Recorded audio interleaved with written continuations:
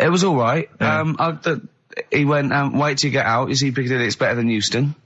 Right. It was. It was nicer. I went outside and there was a ridiculous queue, and sort of one cab. Right. Yeah. So horse-drawn. Yeah. And so I walked, and it was okay. It was only down the road. It was a bit dark. It was wet and raining. Obviously, it's the north. I know, yeah. The hotel was very nice, but no minibar. I've never seen that before. I've travelled all over the world seeing a hotel without a minibar. No, so I don't know what's going on then. I don't know what's going on there. And then I did this corporate gig in Old Trafford. Pitch was up, don't know what they were doing, but, very impressive. Big impressive. I think they're the richest football club, aren't they, Carl? Yeah. You did a gig at where? Old Trafford. It was in a function room. Oh, there, well, I thought it was the stadium. No, I'm not that big yet. No. But I mean, I can't really comment on Manchester. I do know that Liverpool was voted most important music city via poll. True enough. Carl, you're making noises while I'm talking. Yeah, but you do this all the time trying to wind me up. And I'm not saying Manchester's the best place in the world, but what I'm saying is, there's bits of it that I really miss. Yeah. Like last Sunday, right?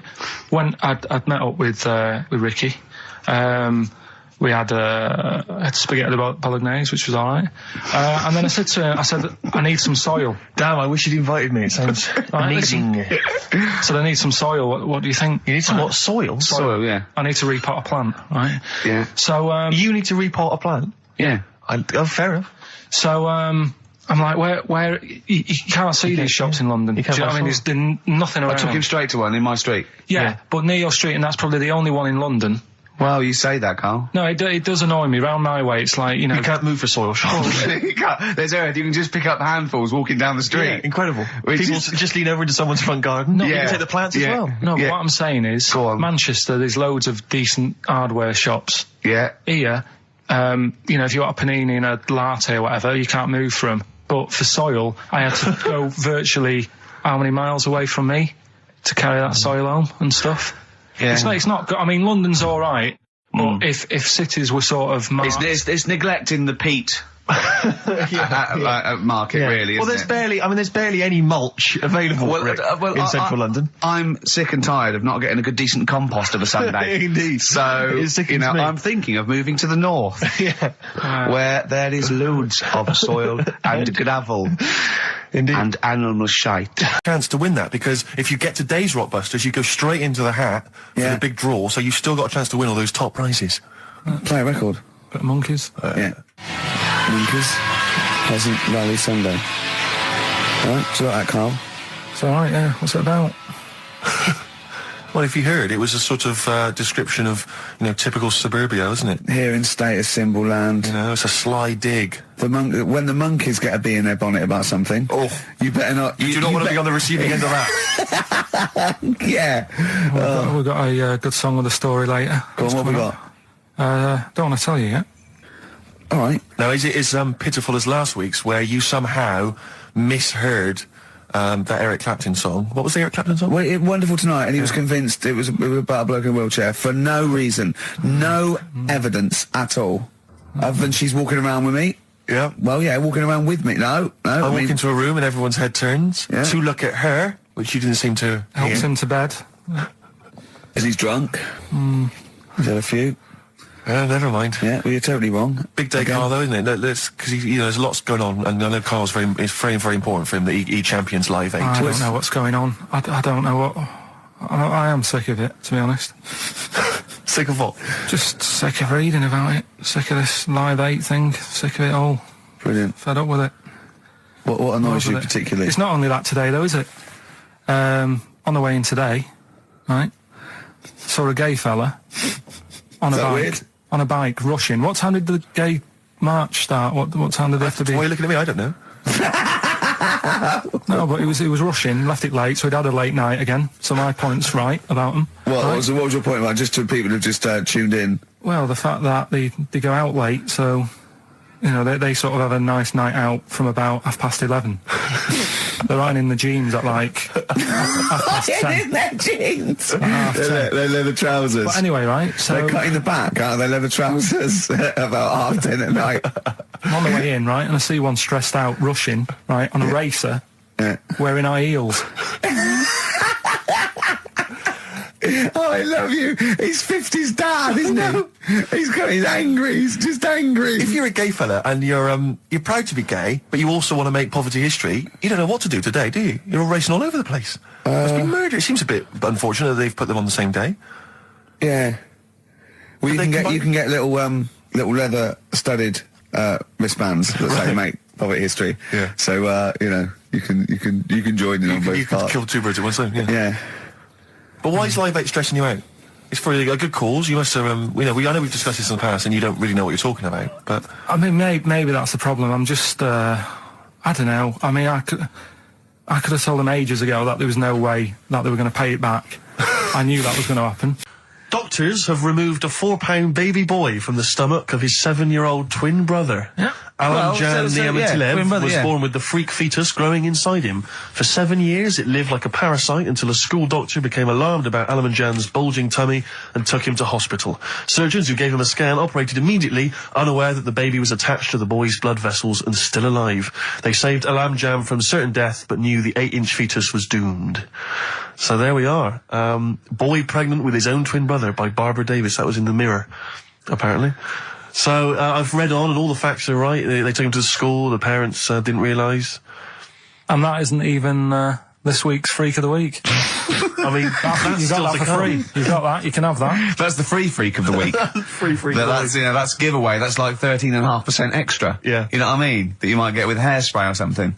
So that, I mean, if that's just the throwaway freak of the week, there are 2 freaks of the weeks there. If those 2 freak, I can't wait to see what the actual freak of the week is that people are paying for. Is it incredible, Carl? I'll tell you what. Something else you can have for free. Go on. Another sort of freaky thing, right? I was watching this program in the week. Right? What? I don't know what it was. But it was about, I just saw this little fella on it, right? What do you mean, little fella? He was doing this history thing, Oh. right? Yeah, I know what you mean. So is this he's found out that a Viking was a bit like him? Yeah, that's it, yeah. He was boneless or something, or he's... Well, that's the weird thing. What do you think of that, Steve? He's what? He's boneless. No, he was called Harry the Boneless or something. Yeah, but you know what you're going to get there, don't you?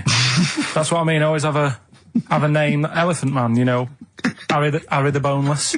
Where is he? You know what I mean? I'm meeting someone, waiter, what's his name? He's called Harry the Boneless. He's over there flapping around. Yeah. Coming to He's over Ramones. there in the bucket, having noodles. That's what I mean. But, do you reckon you could do that? Do you reckon you could have your bones taken out? I love talking to him! He's brilliant, it's like talking to a 5-year-old. I was asking Suzanne when she was watching it, and she was like, ask me later. Yeah, brilliant. She wanted to know about, What you said? You watching this programme about history, right? About Vikings. Something like that. You turned to your girlfriend and said, do you reckon you could have your bones taken out? Yeah. I love that. What do you think? That is why you are my favourite What do you mean you think you can have your bones taken out? Firstly, why would you have your bones taken out? If you've only got a small flat or something, and there isn't much room, Yeah. right? And what I mean is, would all your organs still do the stuff? No, they wouldn't. You'd just be mush. Listen, I'll teach you something now, right? The skeleton, right? Spam. Yeah? Support, movement, anchorage. No, support, protection, anchorage, movement. Spam. That's what the bones do. Yeah? You couldn't stand up. You wouldn't be protected because they protect this rib cage, skull, of course. Anchorage, everything holds onto it. Every muscle is tethered to pull against something, like a crane, a pulley system, so you wouldn't be able to move at all. Do you know what I mean? So you'd be in a bucket. There'd be nothing, you'd die immediately, obviously. No, you can't have your bones taken out, Carl. I mean, why do you need to ask that question? Sorry, but Boneless Bob, or whatever his name was. Harry the Boneless. he presumably didn't have any bones. I mean, that's why he had that name, obviously. No, he did. No, He had- well, he's got the name. Yeah, exactly. Freak of the Week's coming up now. Oh, cheeky freak of the week. Right, well, we've had some interesting things we've been looking at. This week, it's about the strangest couple that ever got married.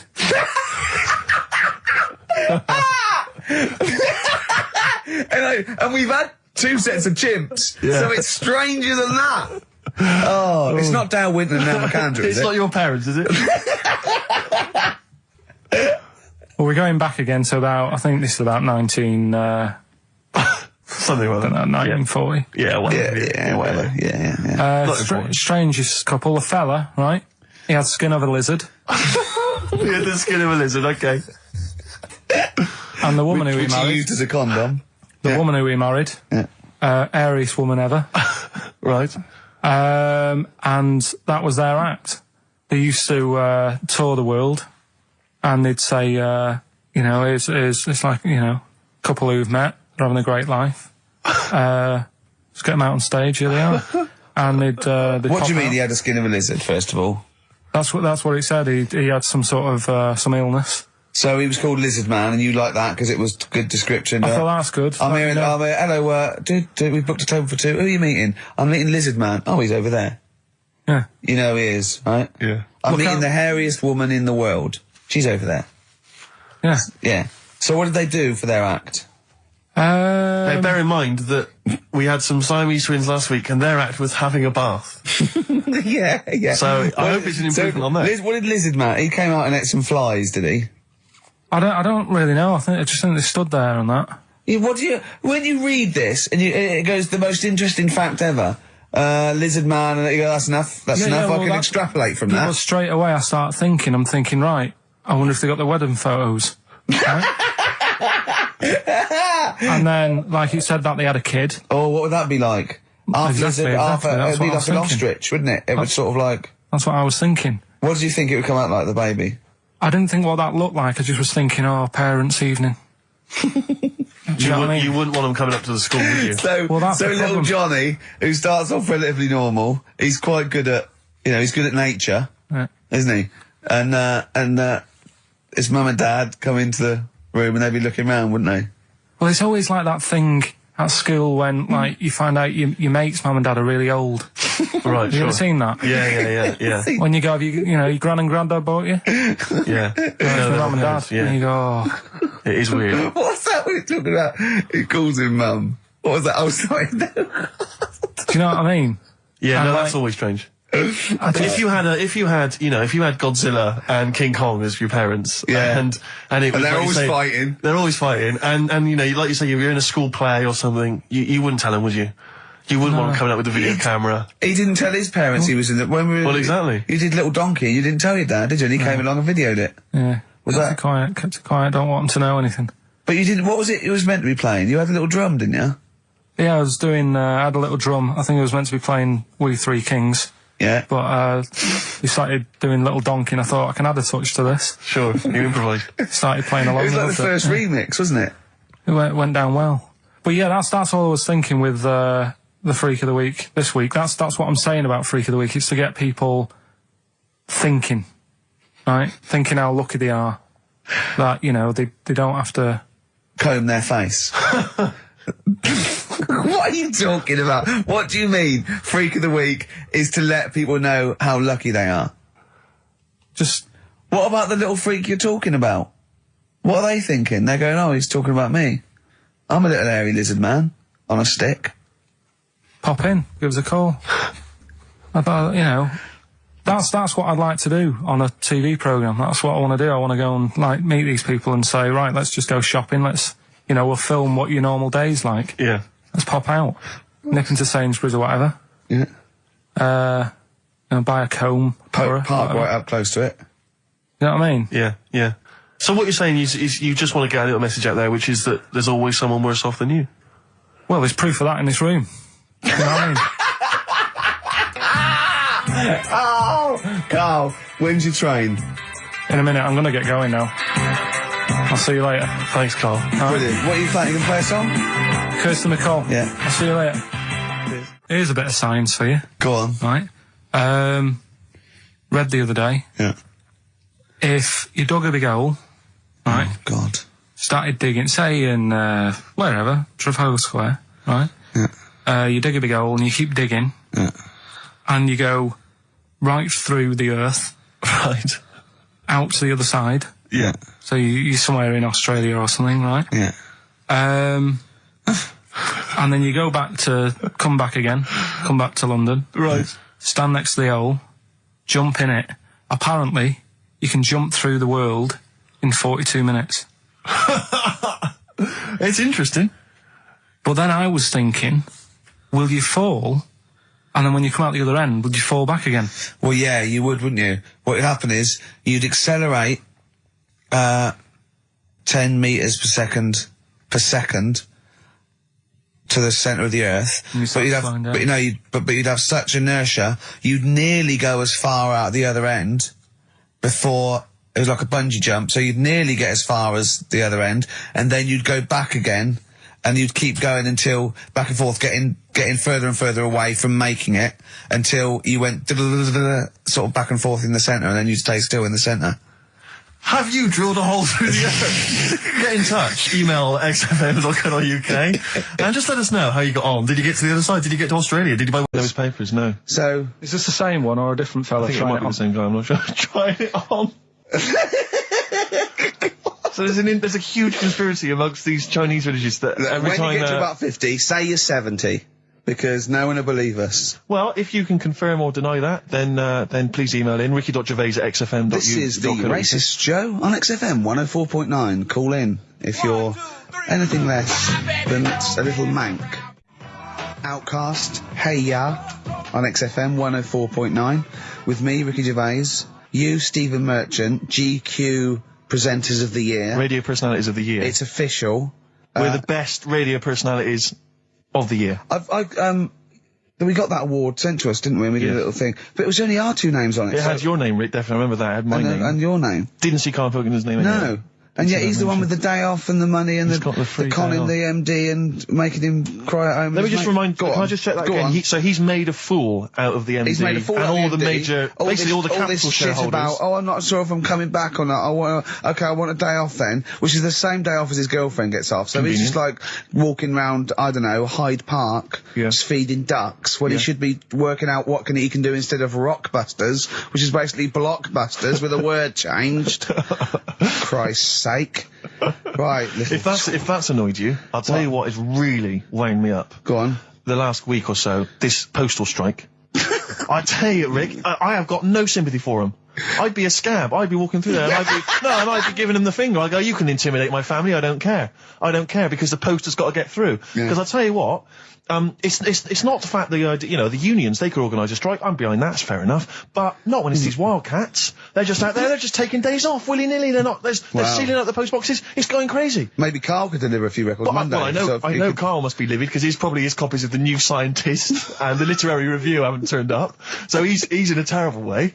And I got important documents that are supposed to be coming today. There's nothing. There's hiding a hair of it. And I was cooking last night, and it got me panicked because I was thinking about if this just is going to spread now amongst other organisations and other groups. And do you know what? Like a cancer. It was partly because I was cooking. Yeah. But do you know, I suddenly become terrified that they might go on strike. Go on. The guys in charge of the potatoes. Oh, anyone involved with potatoes. I had so much mash farmers. Last night. I had so much sausage mash at the second helpings that I had to sit on the edge of a seat so my stomach could hang down. I love spuds. Spuds and bread. I could not do without spuds and bread. I feel like maybe I could make my own bread. Spuds, I wouldn't know where to start with a spud. Yeah. And it's like, they're amazing. You can boil them, you can broil them. Yeah. I don't know what broiling is, but I suspect it's tasty. I don't think it's as good as, obviously the chipped potato is for the working classes. It was always on. The chip fat fryer was always on in my household. The ceiling, the death trap fire, polystyrene ceiling was yellow. Exactly. Come Wednesday in our house. Yeah. And, always had chips. Because all I remember hearing, if I think back to my childhood, all I remember was, gotta stop and get some potatoes, or phone your dad, tell him to get some potatoes. Well, that was your job, wasn't it? Yeah, the potatoes. Yeah. It genuinely, it does concern me because what did you have to do? Did you have to fill a diary out for your teacher? Do you know when you're at school? I don't know if you do the same thing, but you get like a little red book, right? And every night, I think it was a way of the teachers sort of keeping an eye on you. So if you went out robbing, if you wrote it in your diary, they'd go what you're playing at. Sure. Right? So you'd have to write down what you did every night. Yeah. But I didn't get up to that much at that point. Sure. I used to just go on my errands. Yeah. And it was my job to I haven't heard errand since the 70s. Nice to hear that. I went to U-Phase, right, the little local supermarket. Yeah. And I got... what's it called? Euthanasia? What? I did... U-Phase. U-Phase. U-Phase. U-Phase. Yeah. H-U-G-H, Euphase. Oh, Hugh Face is his name, right. Yeah. Yeah. And I just had to get like a bag of potatoes. Of course you did, yeah. And a essential. loaf. Staple. So I used to put that in my diary every day, and it got to a point when like even the teachers were like, just make something up. Yeah. Stop putting the same thing in. Sure, start joyriding or something. Live. I remember when Jane was little, she was at school, I think it was about 10 or something, like, do a project over the week, and they were given a big list, like a list of 100 animals that they had to tick when they saw one that week. And the teacher knew she cheated because she ticked beaver. So she was trying to win and get it, but she knew, unless it was Susie Dibblethwaite's beaver. I know The school Dibblethwaite had one. slut. I don't know, maybe. I don't know. But, yeah, so, it feels like the potato people have got me over a barrel. You know, I mean, they could hike the prices up. I still have to buy the potatoes. I got nothing else. I got to have that. You know, you got your fancy pastas for the upper classes, but for the working classes, it's chips or mash, isn't it? Really? Yeah, no, I wouldn't worry. I don't think people who do potatoes are going to go on strike. I don't think so. Because we just go and pick them ourselves, don't we? Or grow them ourselves. Sure. What would be the most pointless strike? What would be the strike that we went so? Do you know what I mean? I'll tell you one strike that would go so. Those guys who do sketches in Covent Garden. Yeah, take a picture, or they do a caricature of you. The strike, Yeah. Imagine the strike. You go out and you go, well, I want one with a big nose and a big chin. I want them using caricature of me and my sister. yeah. Oh, dear. But I need a sketch, I need a pencil drawing of Leonardo DiCaprio. Looking like a monkey. I mean, how are we going to get this? This is unbelievable. Yeah. I'll tell you also the strikes that have no effect. What? Those people in nightclub toilets who just, you know, are kind of there. They got the Lynx deodorant sprays. Oh, well, no, quite controversial at the moment with the Tweedy case. Oh, the Cheryl Tweedy case. Do you know what I mean? Sure, I got some thoughts on that actually. Like what? Or maybe we play a record. I'll share my thoughts on. Well, Tweedster. Coming up, some Steve Merchant thoughts on the Cheryl Tweedy case. XFM 104.9. Some R.E.M. Rick? What's the frequency, Kenneth? What's the frequency, Kenneth? I'll tell you, it's 104.9 XFM. I'm Ricky Gervais with me, Steve Merchant, and Karl Pilkington. Karl, the user Pilkington. Just takes. Takes. Destroy the man. Over to you, Steve. You should talk like that more. It's cool and sexy. Thank you. I make it clear now, I do not condone in any way, shape or form what Cheryl Tweedy did. But I have to say, they wind me up.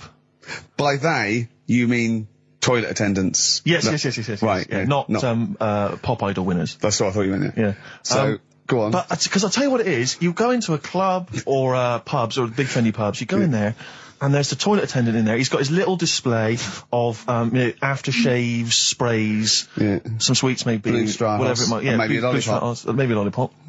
And all right, I don't know if they're. I assume they're not employed by the club. I'm assuming the club's got. We've got the DJ, we've got the bar staff. Wait a minute, we need a guy to irritate them. When the manager walks in, do they hide? Well, this is it. I don't know if it's a guy who's just like. Is it like busking? Yeah, he snuck in. Okay. He came in when it was free during happy hour. He's got a little carrier bag.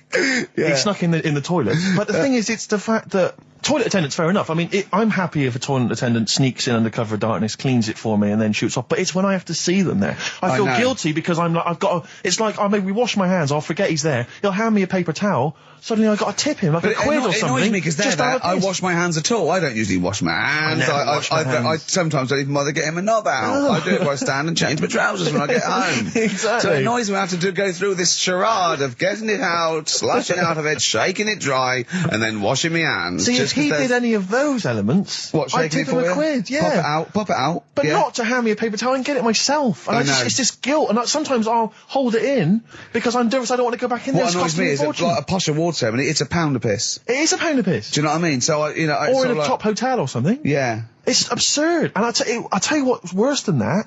I know that he's doing it because he's got to feed his kids. But it's the fact that I've got to look him in the eye. You know, it's like he's humanised. You know, if he was only dehumanised, Rick. Yeah. If I could see him and I didn't think he was a human being, I wouldn't feel guilty. If he could sort of hide under the urinal, perhaps, or if he could hide underneath the sink. Like thing from the Adams, he just puts out, he just pop a hand out, doesn't say anything, just hands you the paper towel. So you don't even see, like, hand go, and then I go, I'd put a pound in, I'd take the thing, put a pound in, nick a lollipop and run away. No aggro. Exactly. It's the fact I got to see them and I feel guilty because, you know, I'm on the radio, I've got a cushy life. I know. Here's a guy who's just trying to make ends meet. It makes me feel bad, it ruins my evening. Yeah. I'm just pleading for them. Can they not do it anymore? Can they maybe get a can they get a job? Illegal mini cabin or something? Please. Born Again, Star Sailor on XFM 104.9. We're back.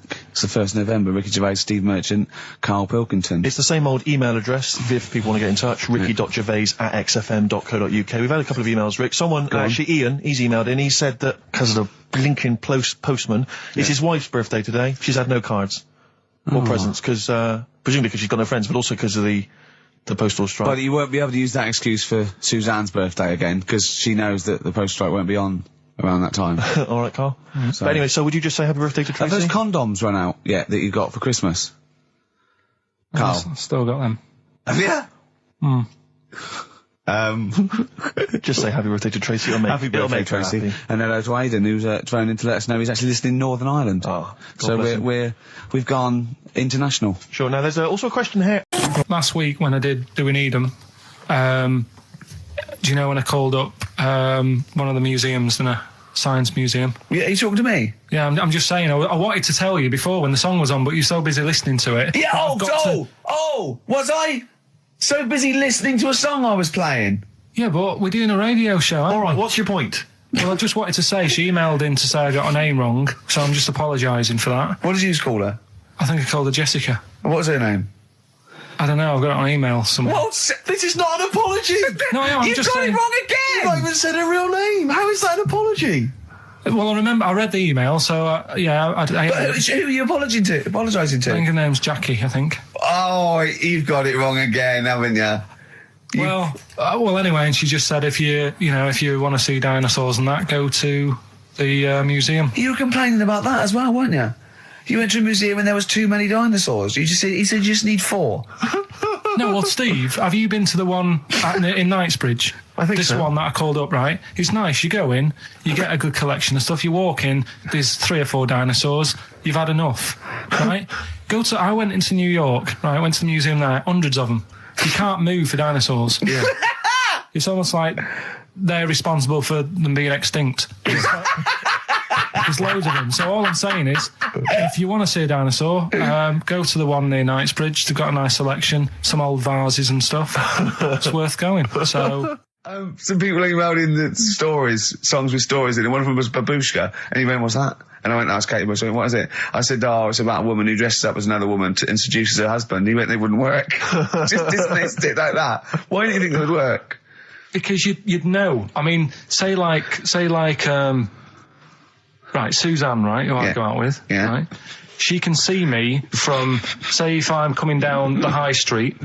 Yeah. She knows it's me by the way I walk. Right. So, just the fact that this woman went and put a wig on, there is no... You haven't even heard the song! I know, but you're saying that she put a disguise on and he's like, oh, I fancy her, and he takes her out, and he doesn't know it's his missus.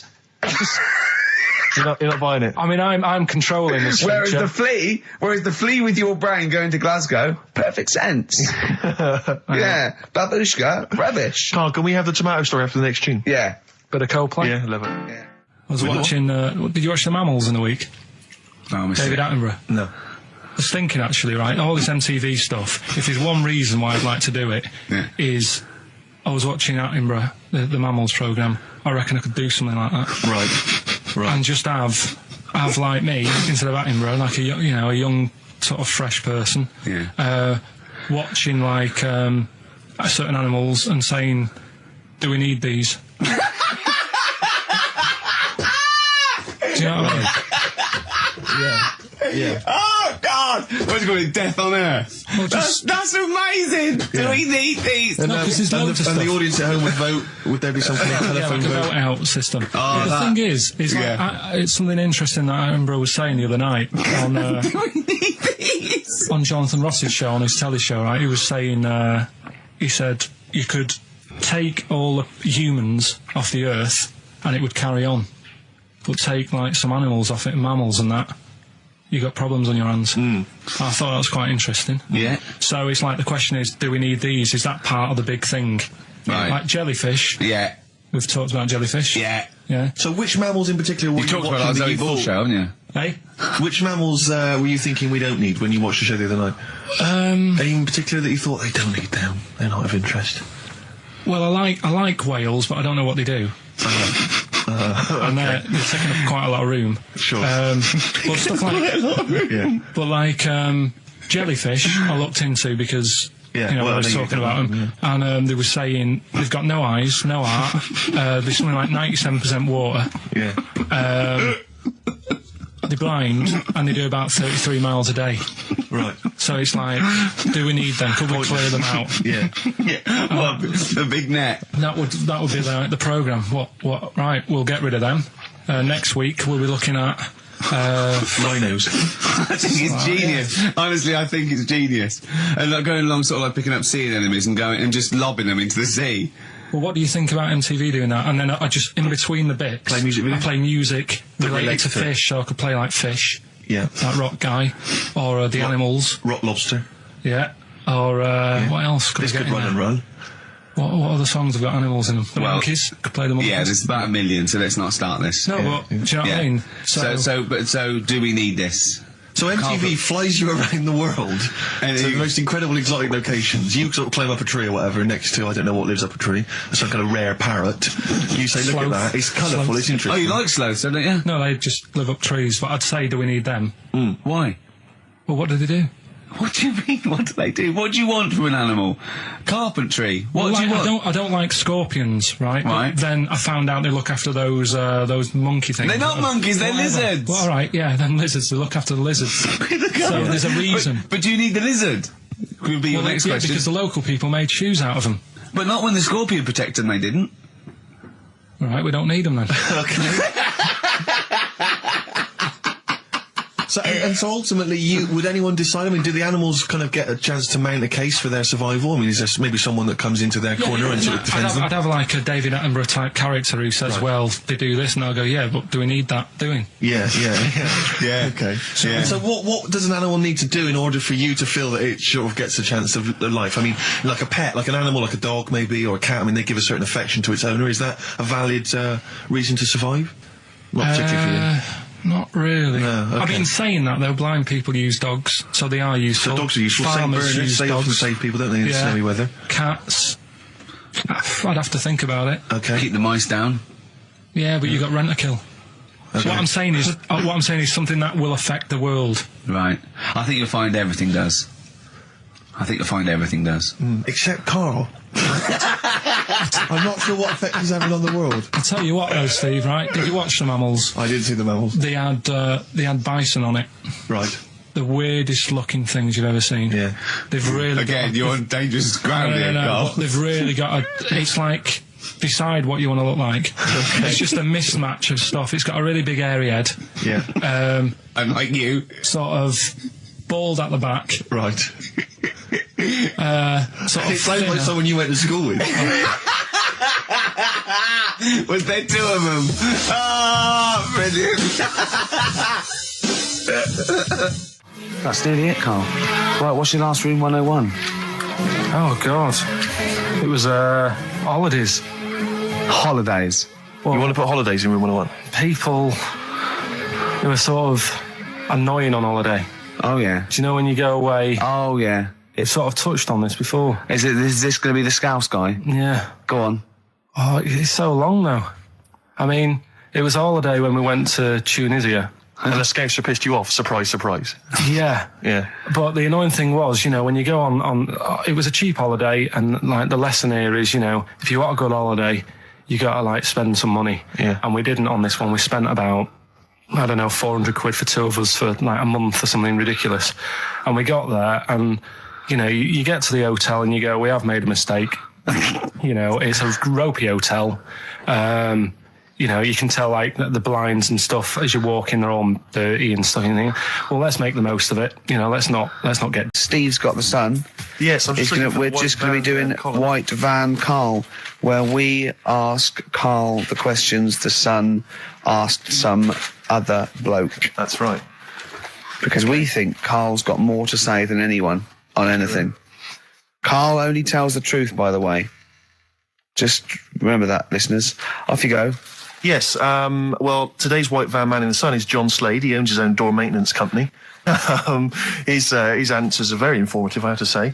But Karl, what do you make of the Channel 4 producer, aged 30, who duped a school into believing he was a teenager for a documentary? Are you familiar with this story? No, go on.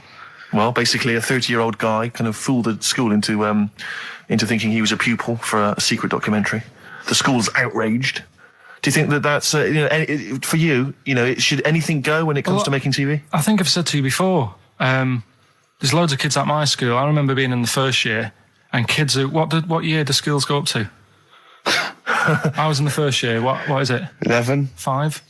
Oh, sorry. First year of infants and juniors. No, secondary school. 11. Right. Year 11. Kids have beards and stuff. No, not year 11.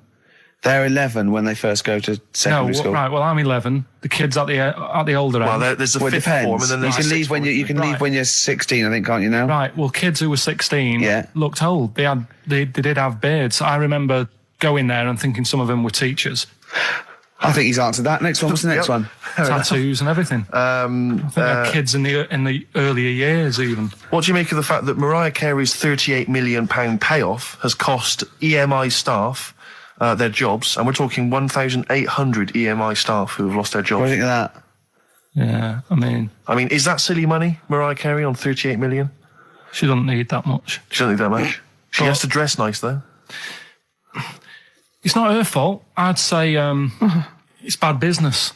Okay. Because EMI, did you say? Yes.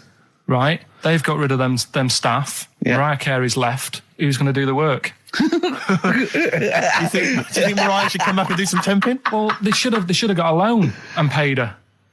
Okay. Do you know what I mean? Vicious circle, that. Right. Have you done a business degree or anything? Have you? Commerce. You did commerce. Where did you do that? What did you do with that? At school, I'd learn how to fill out a cheque, pay a bill, and I think I had a trip round Kellogg's. Did you get an O level or a GCSE? We know he didn't. You know, I did. But was there a commerce exam, or was it just a division of Can't maths? remember. What did he fill out a check? A subset of It maths. was an option. It was like, if you want to do it, you can. What was it? Fill out a check. Pay a bill. Pay a bill. Have a visit round Round Kellogg's. Kellogg's, and I saw my sister's boyfriend there at the time. He sorted me out with some variety packs. Really? What was in them? You know, Rice Krispies and Good stuff. Cocoa Pops. Space Dust or whatever it is. Space Nuts. So, sorry, that wasn't Ken Dodd, though. No. That was someone else, was it? That was an aunt. That wasn't Special K. Oh, dear. What about this then? Home Secretary David Blunkett admits that muggers rule some streets. Weird this, because when I was out with you... I don't believe it's going to be weird, whatever you say, No, Carl. when we were in that pub that night and we got talking about muggers and that, the tip is what I tend to do, because I nearly got mugged once. Act You mental. what? You nearly got mugged once? I nearly got mugged. Yeah. But I tried this technique of acting a bit mental. Right, and how did you act mental? Well, this guy wanted me trainers. And I was in Piccadilly Gardens in Manchester. It was quite late one night. Mm-hmm. And he come up, he said, I want them trainers. I said, you want them? I said, I worked hard for these. He said, how dare you come to me asking? And I got a bit livid. And I think he looked at me like, oh my God, he's got a right one here. And he left me. Were you acting mental, or were you just mental? No, I put it on a bit. Were you not petrified, though? Well, you don't think about it, do you, when you're sort of in the eyes of danger? Well, not you, clearly, you're a brave man. So what did you say? I just went a bit mad. I just kind of, because he said he wanted the trainers and they were dear ones at the time. And I just, no, you're not having these. So I've crafted you. I said, I wanted these trainers. Yeah. And, went on to tell him how I work at printers and I don't enjoy it. And, I put in all these hours and that, and I have to cycle home for about 5 miles. And Did he give you his trainers? Yeah. Did he have a knife or I anything? just left. No, it didn't get that violent. Well, that's very brave of you, Carl. Yeah, it's That's good. good advice, though. Just act mental. See, what's it? Should have tried it the other night. Oh, Liza Minnelli. Yeah. Well, she says, I've worked hard for these diamonds. Yeah. Not easy being the daughter of Judy Garland. You don't know what it's like. You know a lot about paying bills and writing out checks. Yeah. Tell us about Kellogg's.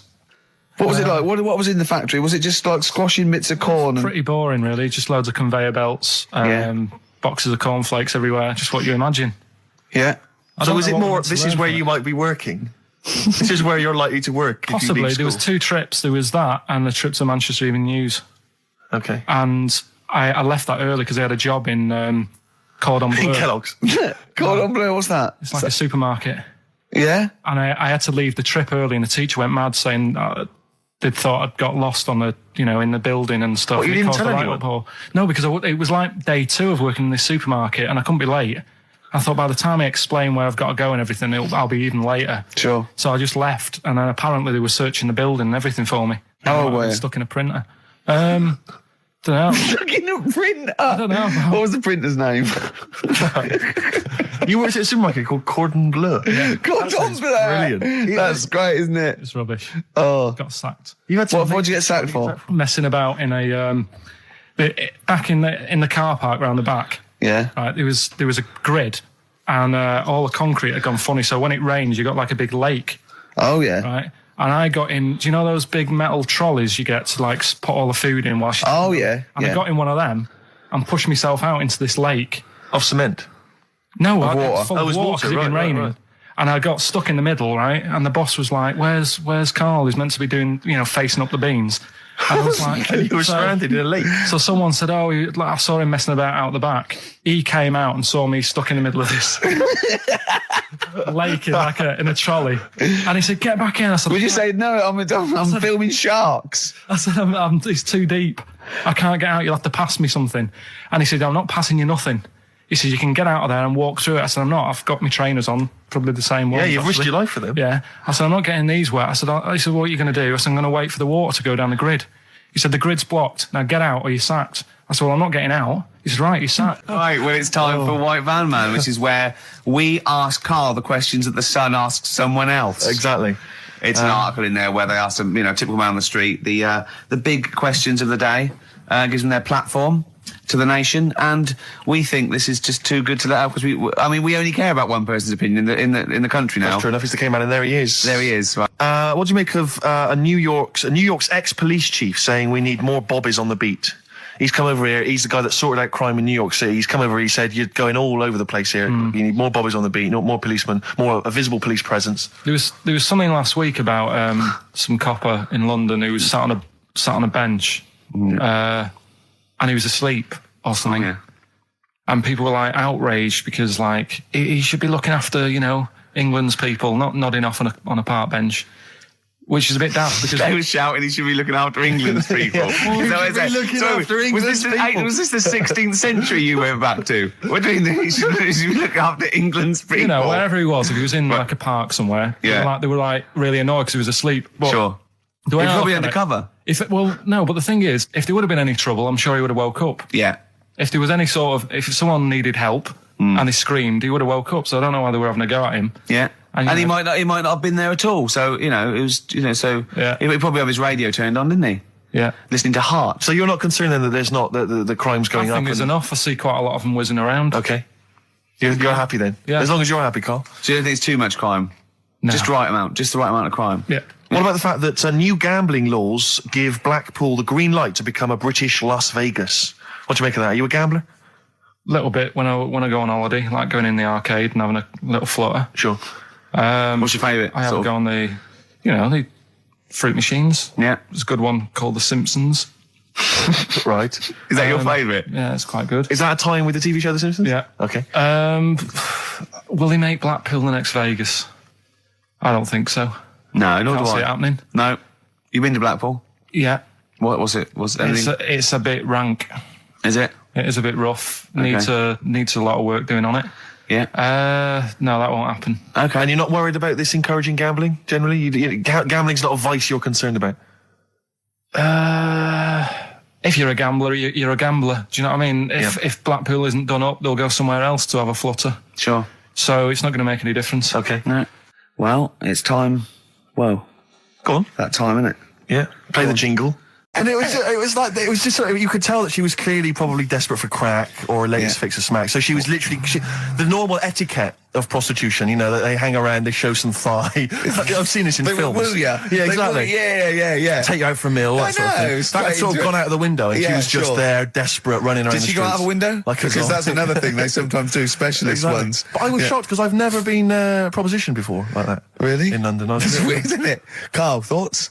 I think you'd be sort of approached a lot because they tend to sort of go for people who look like they haven't got much chance. Sure. And I'm not being mean. No. I've known you a long time. Sorry, I'll let you go back to it. In what way aren't you being mean? By saying that Steve knows is a little bit odd looking. I don't think. Well, no, he does.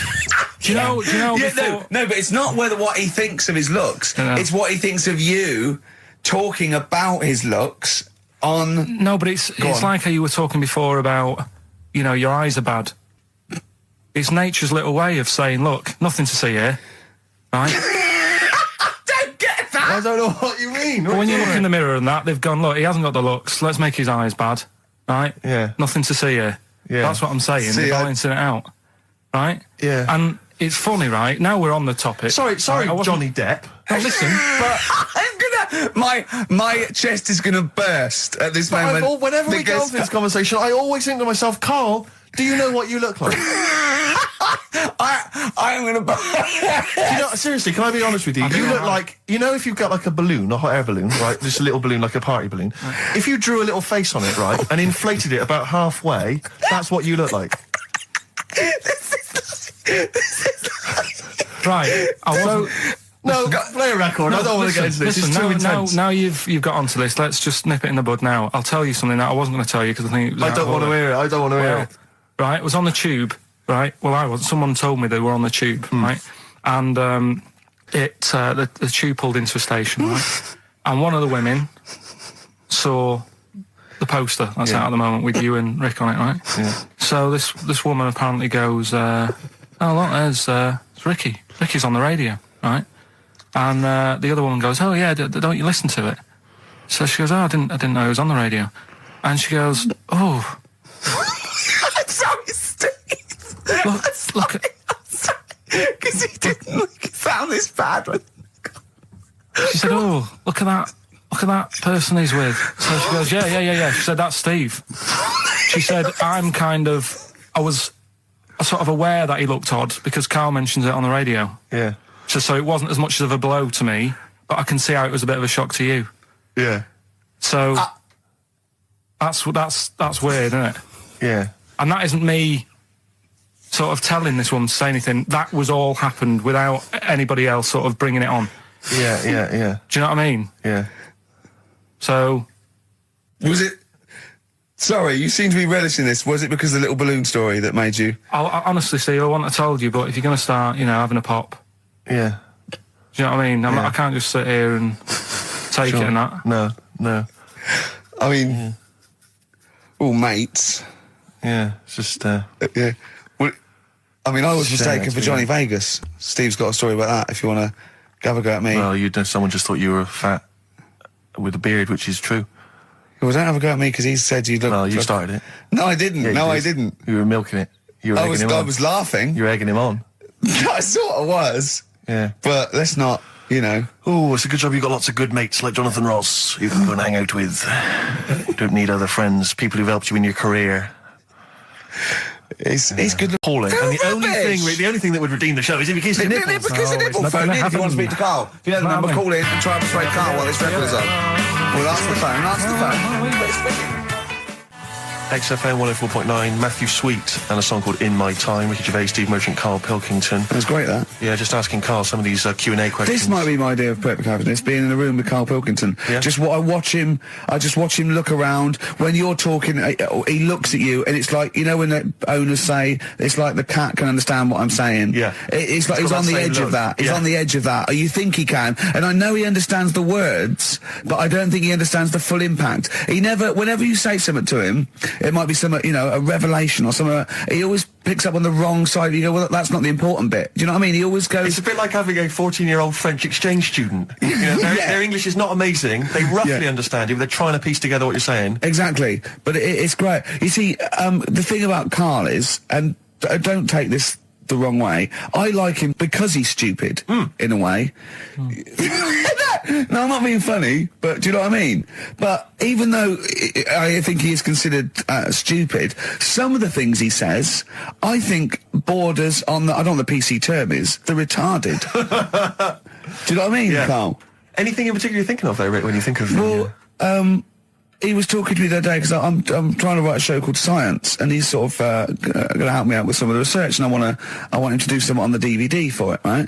And he was talking about it, and he was talking about he says in the future they reckon we'll be able to soon. He said they'll be able to take us into space, and it's going to cost us £150,000. He said, what's the point? There's nothing up there. He said when they went up there, right? He said when Louis Armstrong went. In 1966, right? He said it was nothing there. So there was him, a fella called Buzz. There was one and third bloke that didn't even get out of the spaceship. He said he went all that way. He didn't get out to stretch his legs. How good can it be? Forget it. That's him summing up space exploration. Don't you agree with that? What's the point in going up there? Because you're are we talking about the finger in the arse again here, or space? Oh, what is the point in going? Because you're expanding, you know, human endeavour, aren't you? And the human understanding of the world and the universe. It's like, what else are we going to do as a civilization, as a people, if we're not constantly searching and, you know, and reaching out into the far distance? But there's nothing there. Then. I know some people you grew up with that haven't left their street, but that's not everyone. But what is it? What do you mean there's nothing there? That what has got to be there for it to be a worthwhile? Like, just something. I mean, to be honest, what would you be happy with finding out on the moon? Video? Just something. I don't think they looked hard enough anyway when they got there, because they seemed to get out, have a bit of a dance about, and then they came straight back. And I sort of think, you know, did they look properly? It's not a day trip, is it? But what I mean they is... took that car out there, didn't they, and drove around a bit? Yeah, but only a little bit. What I mean is, say if an alien landed in Africa, there's not much there, so they'd go...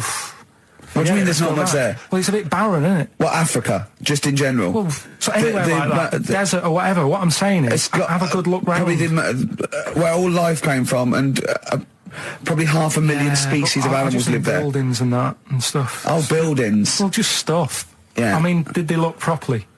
Or did they just land, get out, go, oh, bit dusty, whatever, right, let's go back? I just think it's a bit pointless. Especially when we haven't done everything there is to do here. Go on. Well, I don't know, but I'm sure there is stuff that needs sorting out. Well, I know the place that there's no medical man has been in this room. Yeah. There's definitely an unexplored cavern sitting right in front. All right, Steve. Would you go to the moon if someone said there's a space? He doesn't march at a concert because he's scared his glasses to fall off. Of course he wouldn't go to the moon. They'd spin him round in training, his glasses would come off, and that'll be it. He'd feel sick. My worry is I'm not sure would I be able to wear him under the helmet? Imagine him! Like I went paintballing once, and I had to wear the glasses underneath the mask, and of course it was a bit hot weather, it was awful, it was steamed up in there. It's terrible, I couldn't see anything, I got shot straight away, I was out of the game, it was pointless. You know, it cost me like £8. Yeah. You don't have to be that fit anyway, do you? You're only sort of sat there. Well, not... well, yeah, but what are you talking about? Think of G-force alone and weightlessness. Of course you've got to be... What? Yeah. I think when you said think of G-force, he thought of G4. Follow up with... But there's always something... I mean, when we were out the other night, Steve, right, there's a programme on about a spider that's a foot long and eats chicken. No one's talking about it. What do you mean? What do you mean? No, well, I'm sorry. I had to stand up because I thought I was going to explode. What do you mean there's a spider that's a foot long and eats chicken? There was a programme on about it, how there's this spider in the jungle or something. But I missed it because it was out, but no one's talking about that in the papers. Now, to me, that's a worry. Why? In case it nicks your Sunday roast. What do you mean? Well, no, but if it likes chicken now, Rick, you know, in like 2 years' time, who knows what it might like. I know, it move up the evolutionary ladder, it start liking Karl, then humans. No, I'm not worried about the chicken bit, because I eat chicken, that isn't that shocking, but the fact it's a foot long, and no one's, it's just on a Thursday night, no one's talking about it. What do you expect? No, what do you expect from this? It's got its own PR. What do you want? What do you want this spider bee to be famous? Where is it? Where is it? In the jungle. It's not worrying anyone then, is it? It's not going to move. Well, why? It's not going to. though. What do you mean? What do you mean it's not going to move? Well, how's it going to get here? Is it going to get on a bus? There's waves and that. They come in bananas and all that. So don't worry about it. So I'm not. If you're going to be like that. Anyway, listen, we better line up Babushka. We better play that surely, because I know you need to analyse those lyrics. That's very important to you, I know. We've still got that cork hitting. Cork on their head's going to be great. We're going to put his little head down and really give it a firing. Sponsored by Lindauer Sparkling, really refreshing. First of the game to die, Morrissey, XFM 104.9. I'm Ricky Gervais, with me Steve Merchant and Karl Pilkington. Well, Karl, you failed miserably. The scientists stuck away. Right, one more chance. What's happened in the last couple of weeks? Just one more chance to... What have you seen in the last couple of weeks? Well, like I say, I don't really watch the news and that, so Right. I can't tell them about that. But in a way, I think they're better off not knowing. I think that's the only good thing about being out there, isn't it? Not knowing about the bad stuff going on. Yeah. So I can't help them there. They don't need to look at the weather, do they? No, don't enough. No. But tell you about the Pope and that. Yeah, you've... Pretty extensive. What about the EU Constitution and the no votes? What do you make of that? What are your views? What's the problem there? Oh, this isn't No, but it's better this isn't not knowing. broadcasting, though, is it? This is nothing. Come up with something. Well, the fat baby then, the fat baby that they found that was on the telly. Right. Well, what was that? It's just a little fat baby. That Oh, for I don't know what. It's just a little fat kid and that. what? Tell what? It was What on is? the telly. It was on the telly and But that. what was on the telly? You just said fat baby, fat baby, fat baby, fat baby on telly, fat baby on telly. You're meant to be telling them what's happened in the world. Tell me about the fat baby on telly. It's just they've found some. There's this illness called Momo, right? And they've just got this woman had a kid. It's really sad. It was on Channel 4 and that, right? And kid's born. You sure it wasn't Jimmy Carr? Kid's born and that, right? Momo? It's called Momo. Isn't that yeah. that Black Music Award? No, right, little fat baby and that, and there's only 3 of them in the world. These little fat babies, Right. and So one of them. they're in danger. How fat? Are you not telling? What do you mean? How fat are they? 6 stone. It was only 2.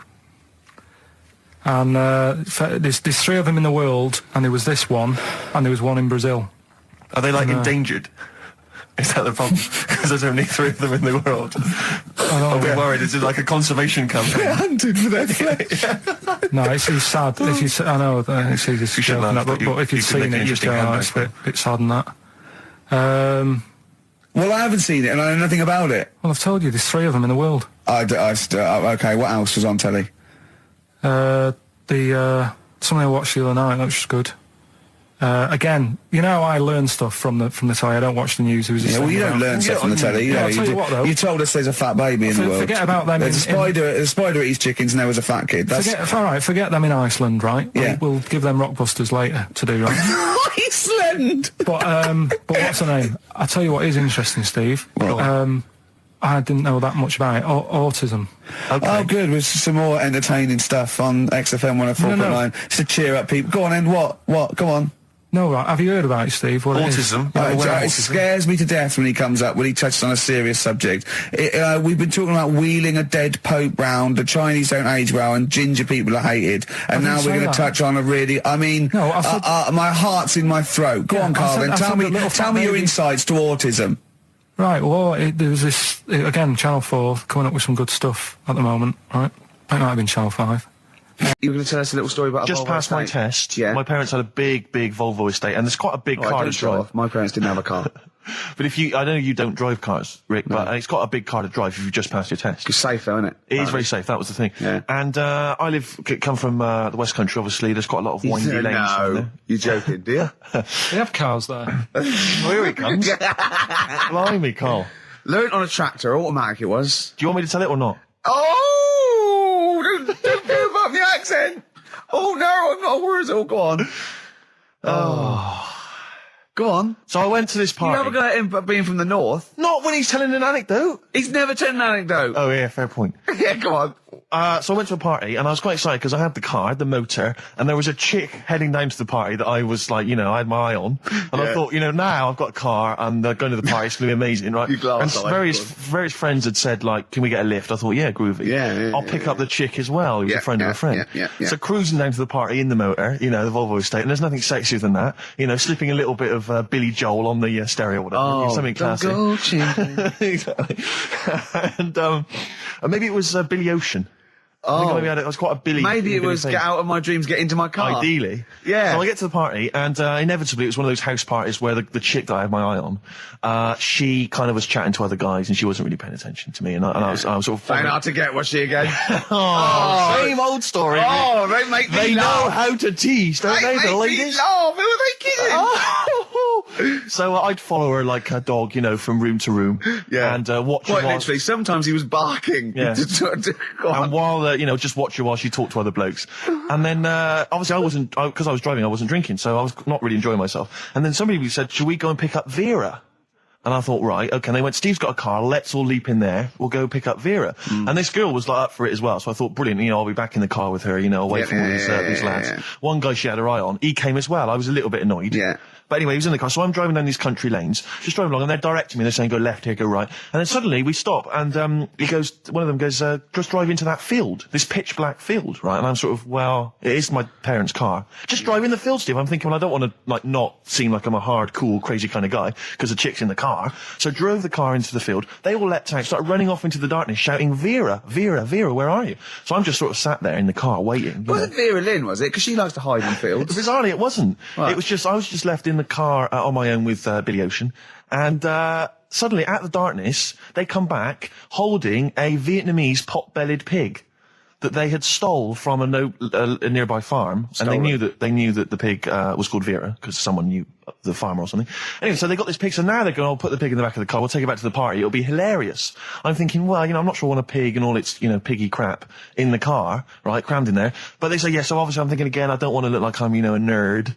You know, I'm terrified of that, Rick, ever happens. Yeah. So, So you go, hey, bring the pig into the car. Exactly. I'm no nerd. Exactly. Yeah, go on. So now we drive off again. I got this pig kind of squeaking in the back of the car, and they say, stop again, let's do some cow tipping. And they do that old thing, you know, about the fact because cows sleep standing up, don't they? So you can push a cow over and stuff. Yeah. So they're having a wild time, hilarious. So this time, now we get to a sort of dead end in the road, and they say, well, turn around, let's go back to the party. And I'm thinking, fine. Try and do a 3-point turn in this very narrow country lane, right?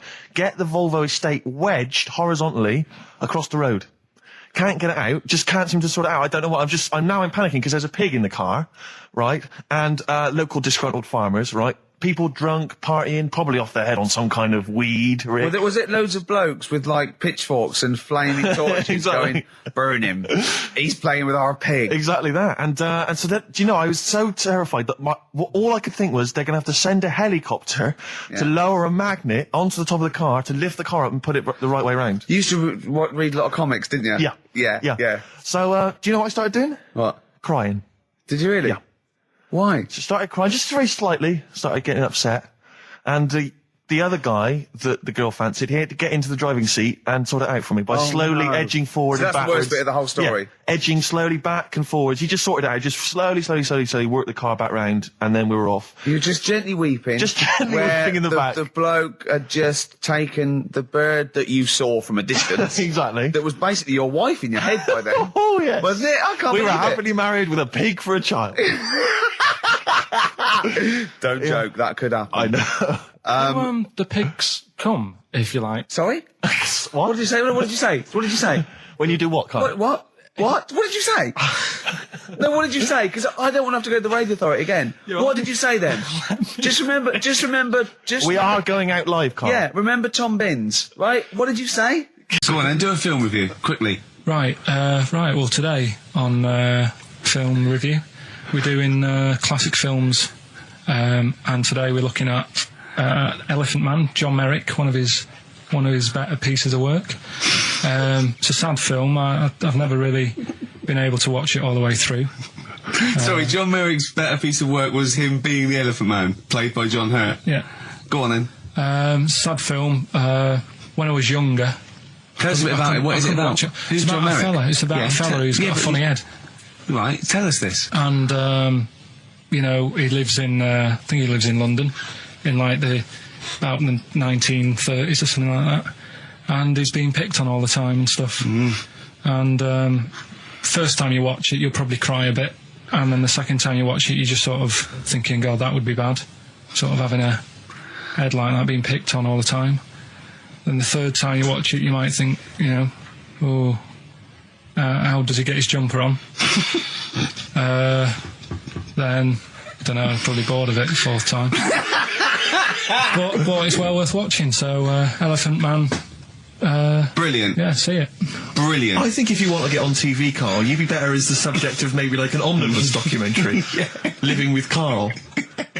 So we'll move on to this next one, right, which is brilliant. Dead short story. So, right, old woman, about 70 years old. She's normally fit and healthy and stuff, nothing wrong with her, she's having a good life. And one day, she goes for a check to the doctors, just to check herself out, because she's getting on a bit. He says, take your clothes off and that. So she does, and checks her out, says, yeah, you're looking good, you're looking good. Turn round. He said, oh, God. He says, you got a tumour on your buttock. Right? So she goes, oh, well, can you do anything to sort it out? So they go, yeah, we could book you in for an operation. It's best if we remove this. Books are in for an operation. Operation day comes, strip her down and that. They're all stood round, the doctors. Start to operate. It only turns out it's a pork chop that she sat on 5 years earlier and it had stuck to her buttock. Right, Carl. I can forward you. Serious. Right, okay, Carl, I'm telling you now, I'm leaving. I'm never doing this show again. No, I'm serious. Honestly. You're talking, I've never had such, what do you mean? You couldn't believe it? No, when I read it, I said, I've got to tell Ricky that. This woman had a pork chop stuck to her arse for 5 years, you mental case. Of course she didn't. I had some exciting news this week, Carl. You'll be pleased to find out. I'm worried that you might get a little bit jealous because it's obviously going to impact on your world quite strongly. Because I know you think you'd like things to be quite, samey. You like the status quo to be maintained. You like the fact that in the past, we've had some crosswords. Because I remember. What did you think of me when I first walked in? When I first came in on the first day of XFM? I don't know why you're making a big deal. Do you want to bring it? I'm just being honest, though. I'm just being honest about a lot of people who see you for the first time sort of go, well, he's a bit weird.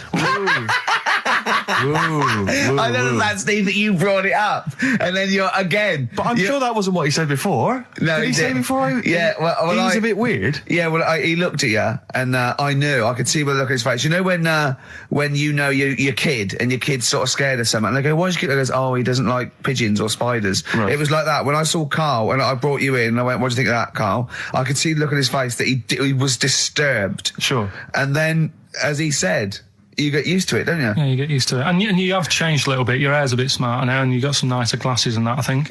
Or I might have just got used to it. Whoa, don't bring it up, Steve. Don't look at me like that. So you say that you think some other people in the office thought the same? Do you know that for sure? Carl. Did you discuss it? Carl. Yeah, I think they do, yeah. Okay, leave it there then. But not just in the office, as you walk through the building.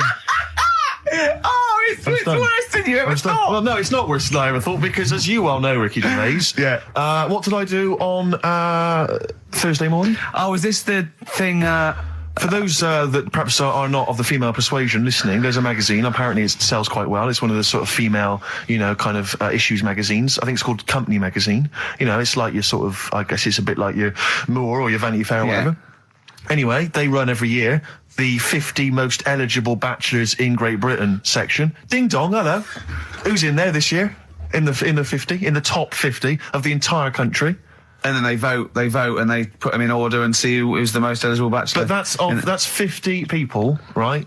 It always annoys me slightly because bachelor, it kind of seems like a more sophisticated word for loser. Yeah, doesn't it? Which always sort of unnerves me slightly. And also they try and do a different 50 every year, so they're getting pretty desperate to get different ones. No, because also a lot of people who are sort of like successful, are married, so there's very little to... No. There's a huge... I don't know if this is international. It could even be international. I'm not sure, actually. So I could be up there with the likes of Justin Timberlake, etc. So Fred Durst, Yeah. That sort of person, you know. So anyway, this is what's exciting, right? Although I'm slightly frustrated because they were telling me that last year, all right, because what happens is the readers of the magazine, they vote for who they think is number one most eligible bachelor, right? Last year, the prize was a 2-week trip in the Bahamas. Okay. This year, I'm rather annoyed because all I'm going to win is a moped. That's the prize this year. That's the prize this year, a moped. Whoa, backtrack. What? Sorry? Last year was a 2-week trip to Bahamas, and this year Just what? a moped. All I'm going to get is a moped. All you're going to win is a moped. Yeah, You got no chance. You've got no chance. Who else is in it? Who else is in it? Well, I mean, I don't know lots of people you'd never heard of. I know Duncan from Blue. Dean, so you're second to him at least already. I imagine you're going to come behind the other 49. Because there are people voting for me. They get to vote for me. Yeah, Steve. They'll see my photo and then they can vote for me. Yeah, according to Heat, I was 22nd most sexy man in the world. I better take that helmet back. I would. It's that thing, though, you see. This happened years ago to me, right? When, you get pally with someone, and then you wind each other up, and then there comes a time when you just go over the line. Yeah. Right? What happened? Well, it was this lad called Anthony, right? Who was my mate. Yeah. And we used to sort of always have a little fight in the toilet and that. Right? Sure. Punch each other. No, I want to wipe it. And the punches, used to get harder. Yeah. And stuff. And then, so he hit me harder. Turned out into a proper fight. Yeah. I chipped his tooth on the sink. Right? Right. This happened at school, and it was time for assembly, and I thought, and he's in the toilet crying. I thought, go to assembly. There's police in there, in the assembly that day, telling people about unnecessary violence. And you thought they were there for you? So I'm like, oh no. Anthony's going to come in a minute, like crying with all blood coming from his mouth. So I'm going to get arrested. Yeah. Did you go running and sleep? That was an example of. Yeah. I mean, it kind of happened because I went out with a girl who he fancied. How old are we now? About 8 or 9. I think that's out of order, going out with a mate's girl. Yeah, but she didn't like him. He had like big ears and that. He had no chance. You're so why such a should dish. No, but do you know what I mean? All right, I haven't got the looks like I used to. Sure, when you were 8. But that's before the stress of, having head squoes and that sort of thing.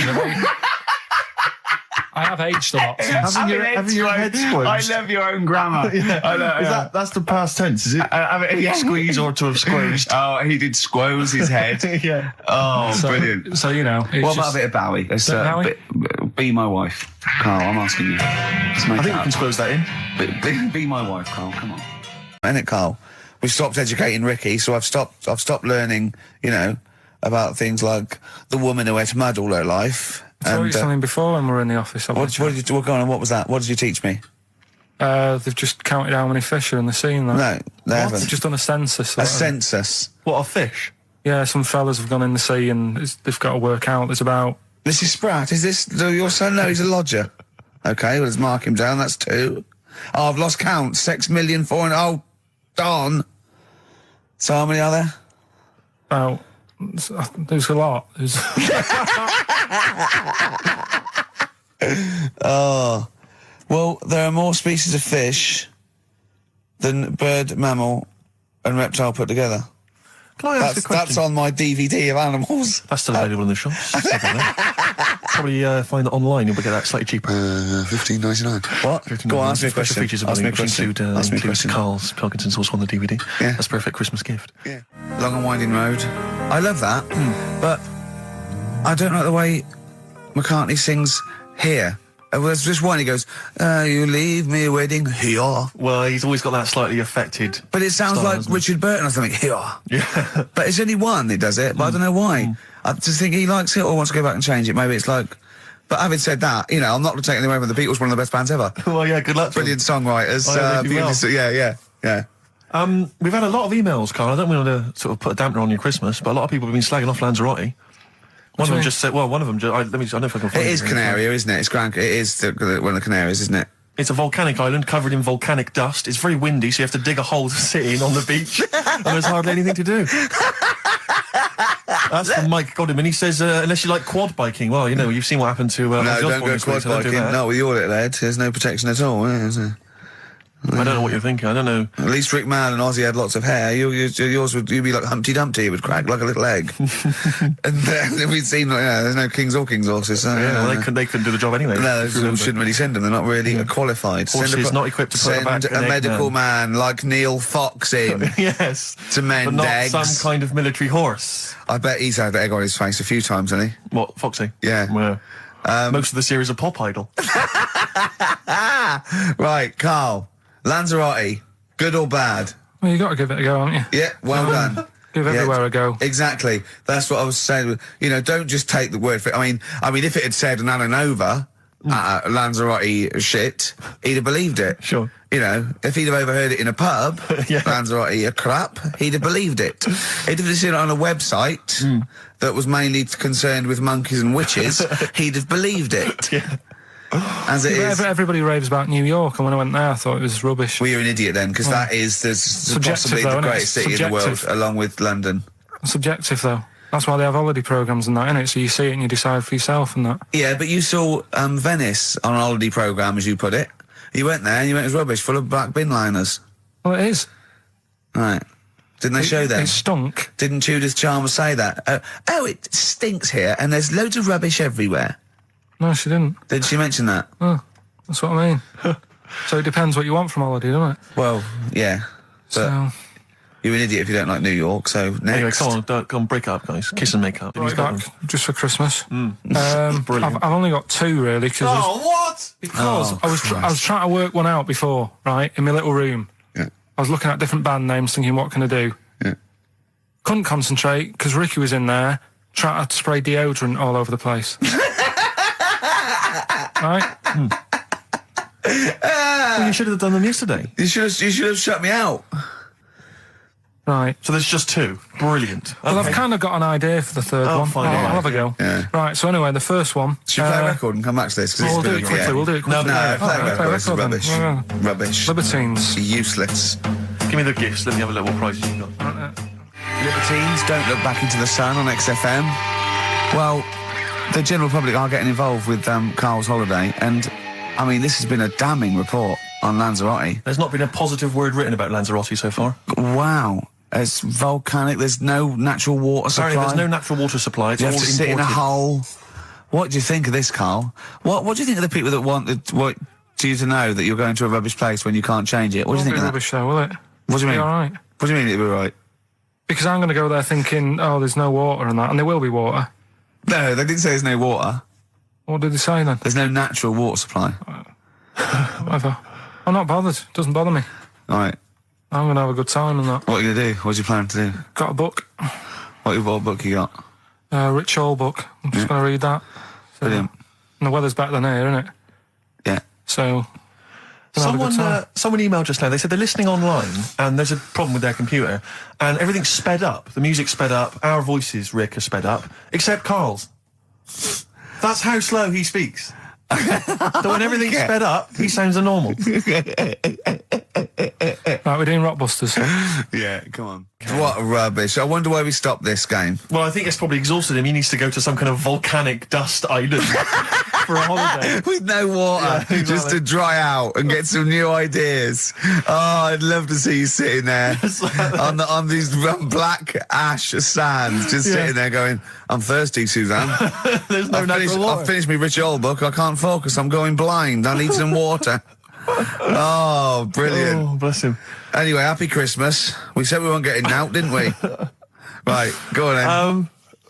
It was the premiere. Did you see the coverage? It was a premiere of Lord of the Rings Part 3. I can't be bothered. I mean, man alive, I'm sick of Lord I of the watched Rings. the first one and I was actually I've never been into all that sort of stuff. Never liked it. Gollum and Dungeons and Dragons and gatekeepers and weird magic and Harry Potter makes I want to punch his face in. I know what you mean. But I mean, it's sort of like, Well, Lord of the Rings, when I was at school, if you were into that sort of thing, you were a nerdlinger. They would beat you up, they'd shout Exactly. heckle abuse, all that sort of thing, you know. I wasn't a fan. I actually don't know anyone who admitted they were into that I know. nonsense. It was shameful. It was embarrassing. Now, the whole world's gone crazy for it. Even the tough guys, the hard nuts, the streetwise kids, they're loving it. Can't wait for the third one. I see people raving about it. It's Jonathan Ross, all these people going, it's the best thing I've ever seen. It's 3 hours and 10 minutes of trolls and goblins and magic spells and large feet and magic rings. I'm loving all that crap. What's wrong with I you know. people? I will smite you with my sword. It's just interminable. The orcs and the Norks.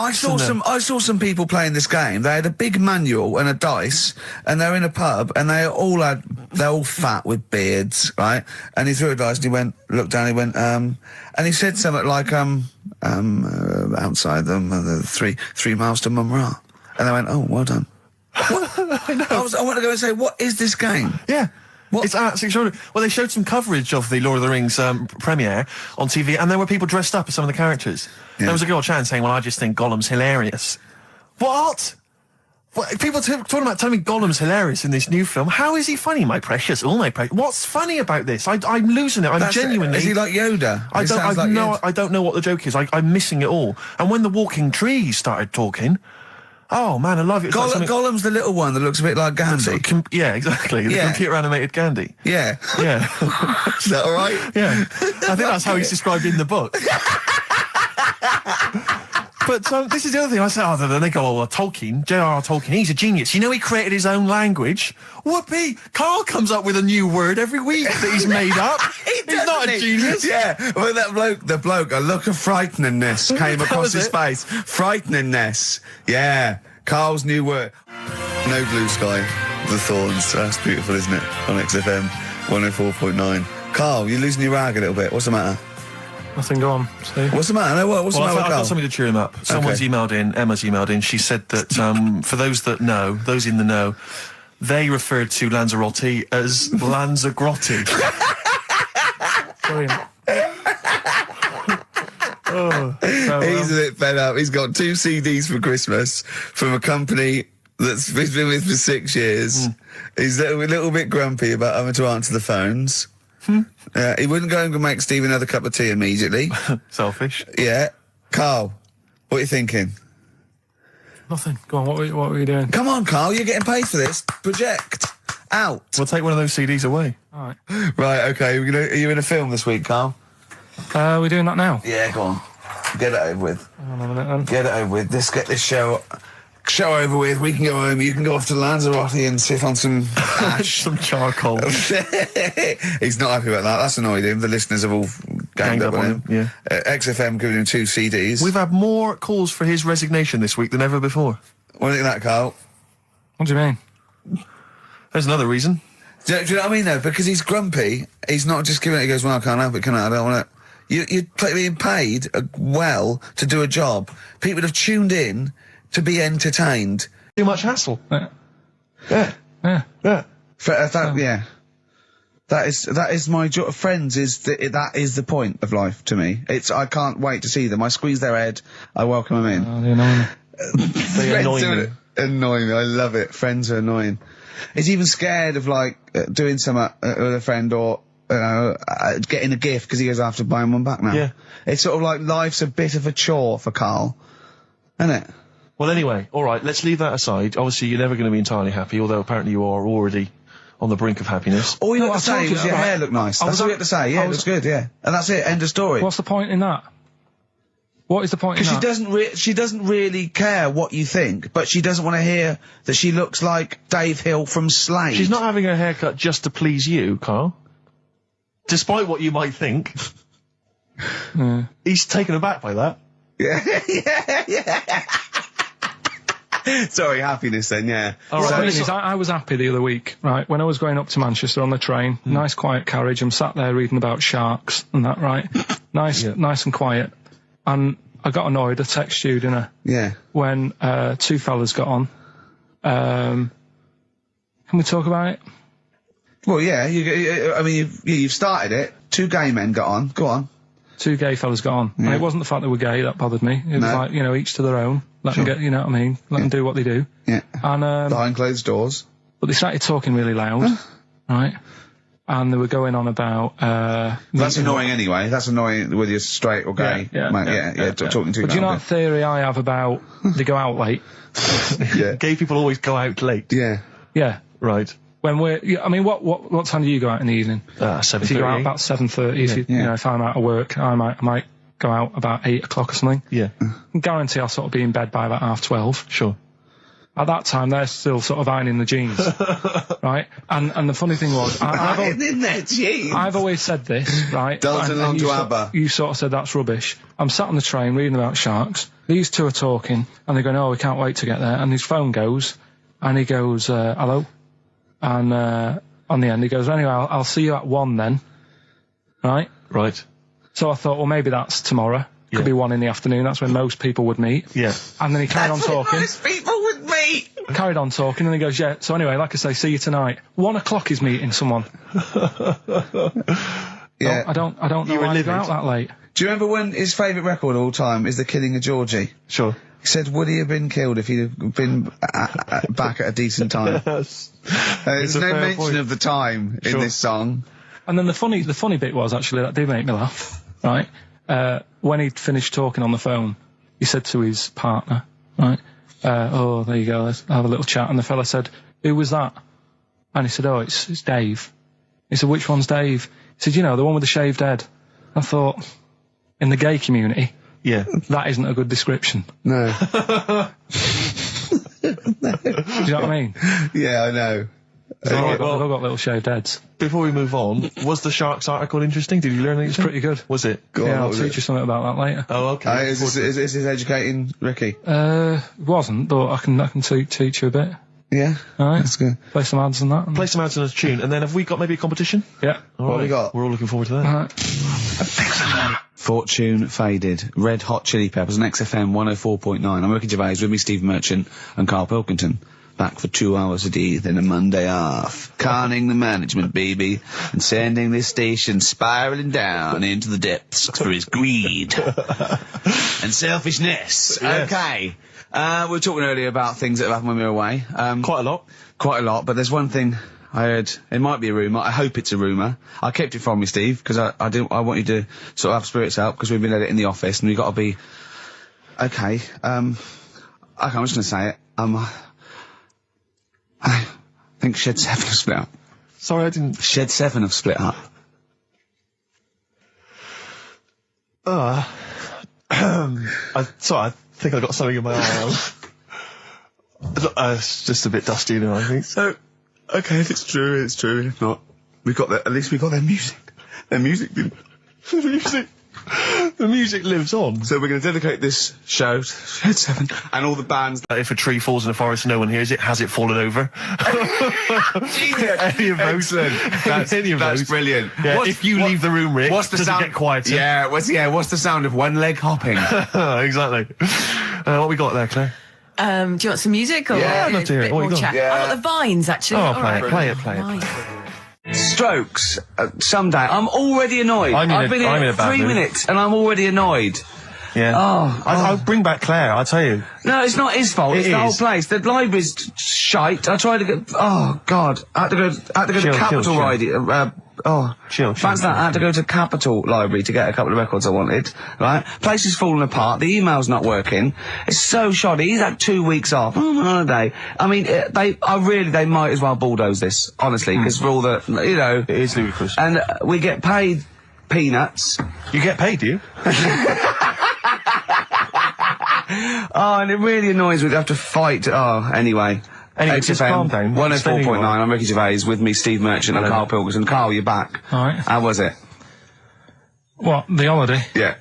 Well, it wasn't all fun, was it? Because my dad was in hospital. Oh, but he wasn't during the holiday. Not during the holiday, though, was he? You came back from holiday and then found that out, didn't you? Yeah, but it happened when I was on holiday. Did you know that, though, when you're on holiday? No, because I didn't take my phone with me.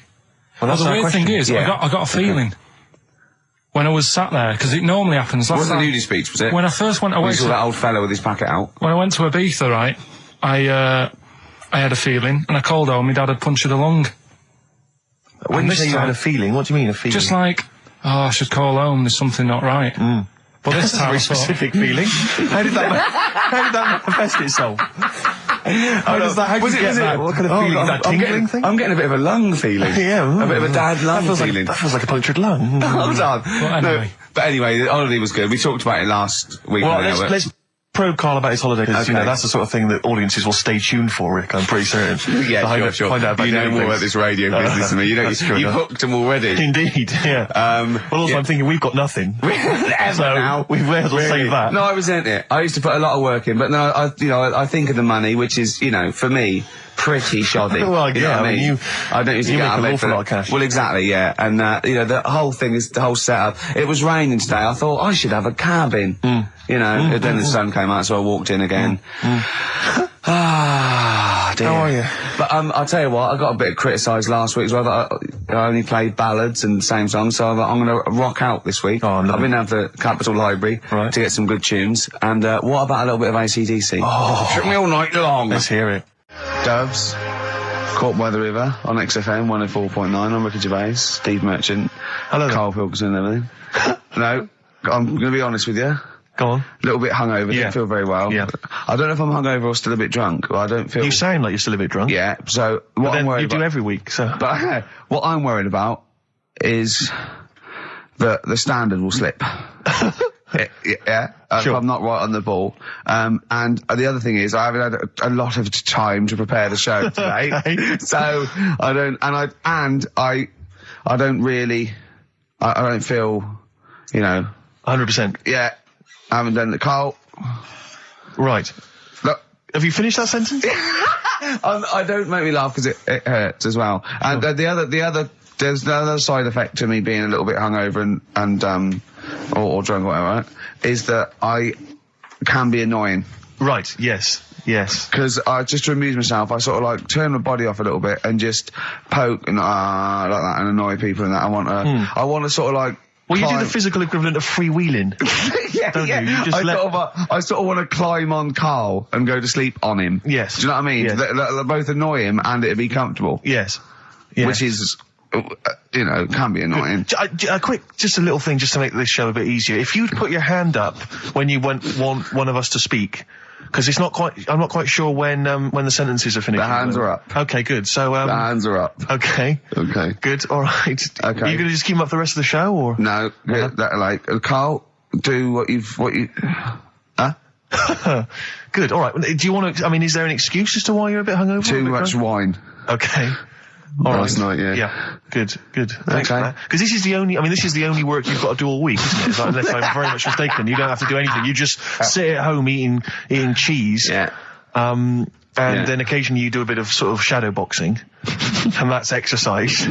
And then you sit and watch TV. Yeah. Is that roughly what you did this week? Yeah. Uh-huh. So this is the only 2 hours you had to do anything for all week. This is you had to prepare for Yeah, this. but who can plan a hangover? Right. You know, you'd think that. Carl, you went to Lanzarote. People said don't go to Lanzarote. They told you it was Lanzarote. They told you, were they right or You wrong? were right, yeah.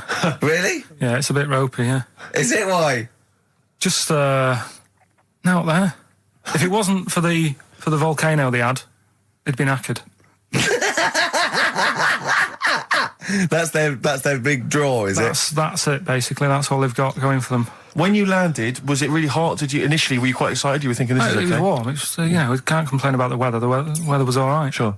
You know what I mean? That's what I went for, but it'd be nice if there just was something else. Yeah. What did you do all day then? Did you read your ritual book? No, I didn't read that. I read that book. Do you know the book that I bought and all the chapters were messed up? Oh, yeah. I bought a better version of that All right. and I read that Excellent. and then, Did it make more sense in order? yeah, a lot easier to follow. Yeah.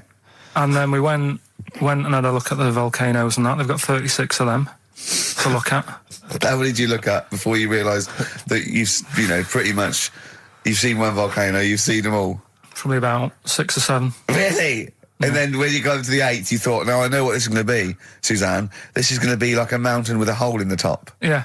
Really? But it happened years ago as well. It's like, just keep a couple, fill the rest in, tidy it up. Fill the rest in! Yeah, no, Well, yeah. getting some builders. No, seriously though. Okay, They're a 4 death million trap. tons of concrete, please. They're an absolute death trap. Yeah, what? Yeah. What do you mean fill them in? Do you know what a volcano is?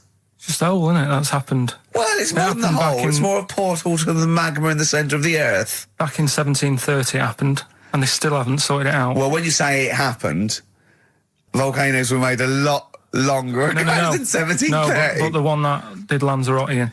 Right. Sort it out. What would you suggest?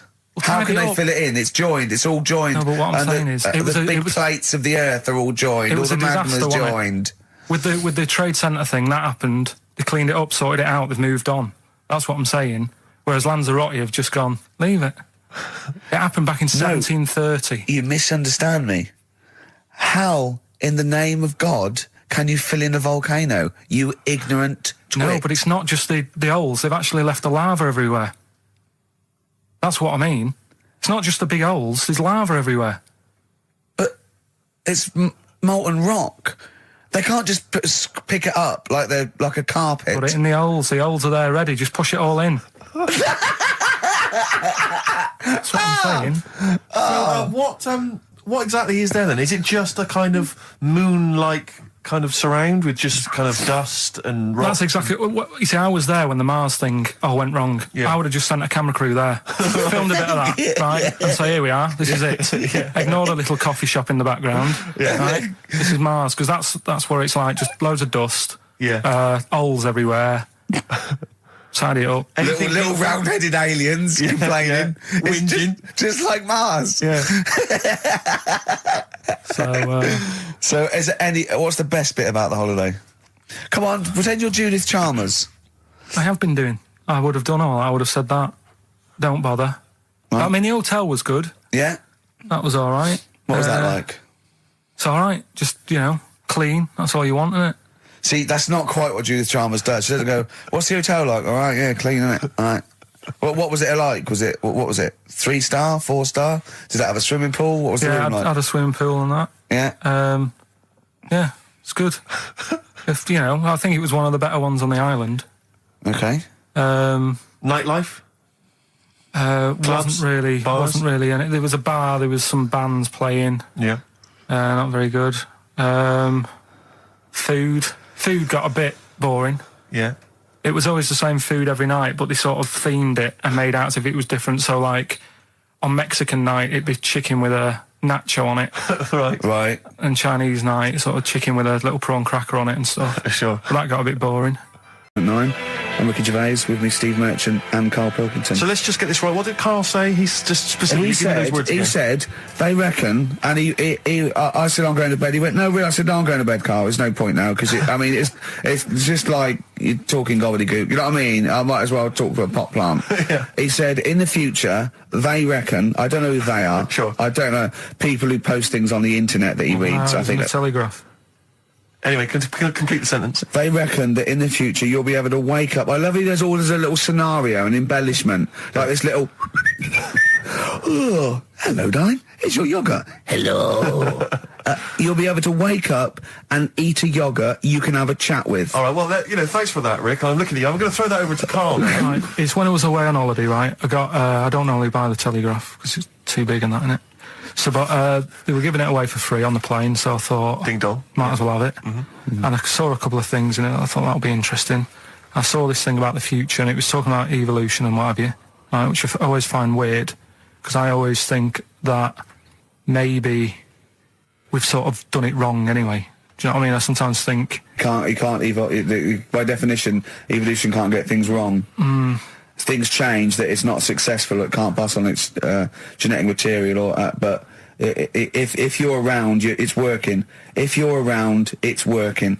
Slugs are as evolved as they need to be. Slugs are as evolved as you and well, me. that's true enough. Yeah, no disrespect, but it works. It works. Sorry, they're but around. anyway, what's your point, Carl? No, I mean, I think we probably would have been better off staying as a fish. Just because there's more water than land, isn't there? Right. And you wouldn't drown. This is why I went to bed. No, I'm thinking of dozing off now. No, but do you know what I mean? From, what was it? It was talk. bacteria, it was fish, mermaid, man, onwards and what have you. So anyway... Oh God! No, there are a agree. few knowledge gaps in your theory of evolution. All right, Mum. You generally got it right, though, so... But I mean, basically, yeah, it went bacteria, fish, mermaid, man. What's next is the big question. So it was telling you all about this and what have you, and saying how, like, we shouldn't have interfered, because maybe if we wouldn't have invented planes and what have you. Maybe we'd be able to fly and what have you if we really needed to and stuff like that. Okay. So we've interfered with evolution, you see. Right. Well, then it was saying, well, what's the future got? Well, yes, in one way we have interfered with evolution. Yeah, the evolution of the human being in society is changing. It's no longer based on the strongest or the fittest, because medical science can keep us alive long enough.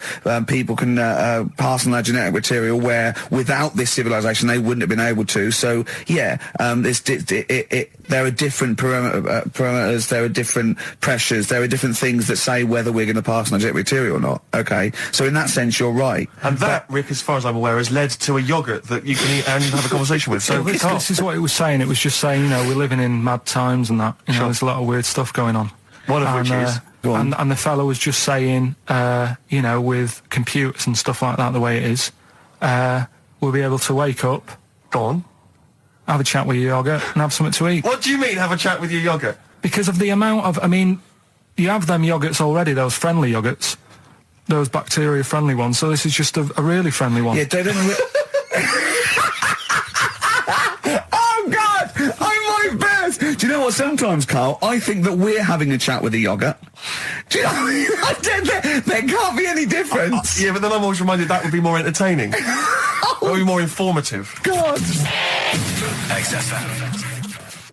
Well, you took too long to answer it. There's a vicar in Australia who started sort of doing his services and all that in nude. Hot, isn't it, out there? Yeah, Where'd but you get this churches aren't. Churches are pretty cold. It was on some website. Of course it was, yep. Just saying about a vicar and that who's there's a lot of nudists and that who want to get married. Do it, you know, don't mess about with the wedding dress and that. Just snip up. Cheaper, isn't it? Well, I suppose it's so... I suppose if you believe in God, you believe that that's the way to be, innit? Because Adam and Eve and that. Yeah, but then in Adam and Eve, the shame made us dress up, didn't it? Yeah. Eating the apple and things. Yeah, but God didn't want that, did he? No, he wanted to see it all. He was loving it. He was having a whale of time getting a life full of all of that, and then the snake said, cover yourself up. Stitched him right up. So if you believe in God, which clearly I don't, do you believe in God, Carl? Don't know, I don't really worry about it. It was ages ago, wasn't it? So, you know, if it's about, whatever. Not that bothered. Adam and Eve is pretty interesting though, isn't it? It's not, well, how is it interesting? He made man out of dust. Then just because he could, he's having a laugh. Then he made her out of one of his ribs. Again, he'd like to vary it a little bit. Then they had two sons, which gave rise to the entire human race. What was going on there then? What would have happened if they didn't get on? That's interesting. Sometimes with pandas, they don't fancy the other one, do they? They go, well, that's my choice, one. You've brought me one panda from Lisbon Zoo, and I've got to shag that. What if I don't fancy it? What if they bring in a right slapper? Do you think what if it's the equivalent of, like, Love Island, Well, I whatever it's imagine called? it was like Celebrity Love Island. Yeah, and they're going, I am not shagging that slapper. Every panda in the world has seen that dirty old mott in magazines. Why am I meant to mate with it? I've got some dignity. Are you talking about Adam there or Panda? Was that... either is fine, I suppose. No, Do you think pandas. that Adam had any say? When God was making Eve, was he saying, can make the boobs a bit bigger, would you? And then... I'm blonde guy, I'm into blondes, really. I mean, I don't know, did he have any input, or was it just... I don't know. Well, I suppose it was one of his ribs. I know, but it's probably restricted. You go, well, I'm working with a rib, Adam. Give me a break. There's only so many things I can do. Well, he was probably in kind of intensive care, wasn't he? With the whole. They go, well, I can't just keep making the boobs and things bigger because their legs will get short. I don't mind short legs. Yeah, make the legs longer. I don't mind no legs. I don't mind no legs. As long as the boobs are sizable. I'll tell you what's weird though, Steve. Right? Everyone's heard of like Adam and Eve. Yeah. What's the surname? Yeah, where'd they get their post from? Unbelievable. Wild Horses by the Rolling Stones on XFM 104.9. Well, I think the listening public would have enjoyed knob news there. Oh. So, I mean, there was a lot of knob news this week. I was surprised. You know, I would have thought it would be hard sometimes to get knob news together, but... I would have thought it would have been part of a bigger news programme, but, I mean, I don't think we'd dedicate a whole sort of, like John Craven's news round. Yeah. a whole 5 minutes to knob-related news. Yeah. There was other news, was there, in the week at all? Carl, it wasn't just all knob-related, you didn't just research. Oh, they're the ones that sort of stand out. There was Christ on a crisp. Right, what's that? That's obviously a crisp that someone vaguely thinks looks a bit like Robert Powell. Yeah. Yeah, what a load of twaddle, yeah. There was a bloke who can blow up balloons using his ears. What do you mean? Look at him. Just, Well, it's all connected, isn't it? That's, you're just redirecting it, aren't you? Pointless, though, isn't it? It is pointless. No, I'm sort of downplaying it like it's no big deal, but it is pretty impressive. It's not. When was the last time you blew up a balloon? Oh, I don't know. That's what I mean. It's not needed. It's not impressive. That's what I mean. That's why. But you could say that about any form of sort of like bizarre entertainment. I don't think you have to hang yourself from hooks, but a lot of people go and see Jim Rose Circus. I mean, I wouldn't. I don't see the. But would you go and see that? What, a man blowing up balloons did? No. If it was a mate of mine, I'd go do that thing you can do. To a group of new friends, I go, all right, then I'd get on with it. You know, to me, it's below an average card trick doing something like that. Apparently, though, he does make balloon animals with his penis, so... Which is pretty good, isn't blown him it? up with his ears. So It's always a snake. It's a little snake. I go, yeah, well done. Back to Put it the away. news. The Kinks, Better Things on XFM 104.9, Steve Merchant, Ricky Gervais, Karl Pilkington. But do you know this, we're talking about the leech thing. Sure. Right. You're saying put them in a blender. I'm not saying that. Well, someone did. Yeah. Why were they doing that in the first place? Do you know what I mean? How did they find out that if you put leeches in a blender? I don't know. They probably Feed kept them to notes. another. I don't know. No. But what made them? Were they just having a laugh? What made them go? Was it a party? It was a couple, Yeah. couple of 40-year-olds. They were at a party. It was a couple of research scientists. They'd been given £1 million, and the boss was coming around to say, "What are you doing?" And they were just making a smoothie, and they went, "Quick, See, Mr. this Yakamoto's come round, throw in some leeches." What are you doing? Just leeching. Just feeding these leeches to some other leeches. All right, well, that looks like science. I'm off. Well, that's what they Here's another £1 million for next year. Bye. Yeah. That's how they work, though, isn't it? A lot Yeah, of these that's scientists. exactly how they No, work. I'm That's just it. saying they're getting away with murder. Go on. Well, just the way they do sort of spend. And loads you of time. can't say anything in front of him because everything's got a point with him. You can't have a conversation with Carl. Talking about jobs and that, though, I was reading the other day about rubbish jobs that people have had and stuff. I've got time when I'm at work, man. I just get on with it. I'm not squiddly diddly. Fingers in pies, different jobs. Go on. Do you know Ivor the Terrible? Ivan.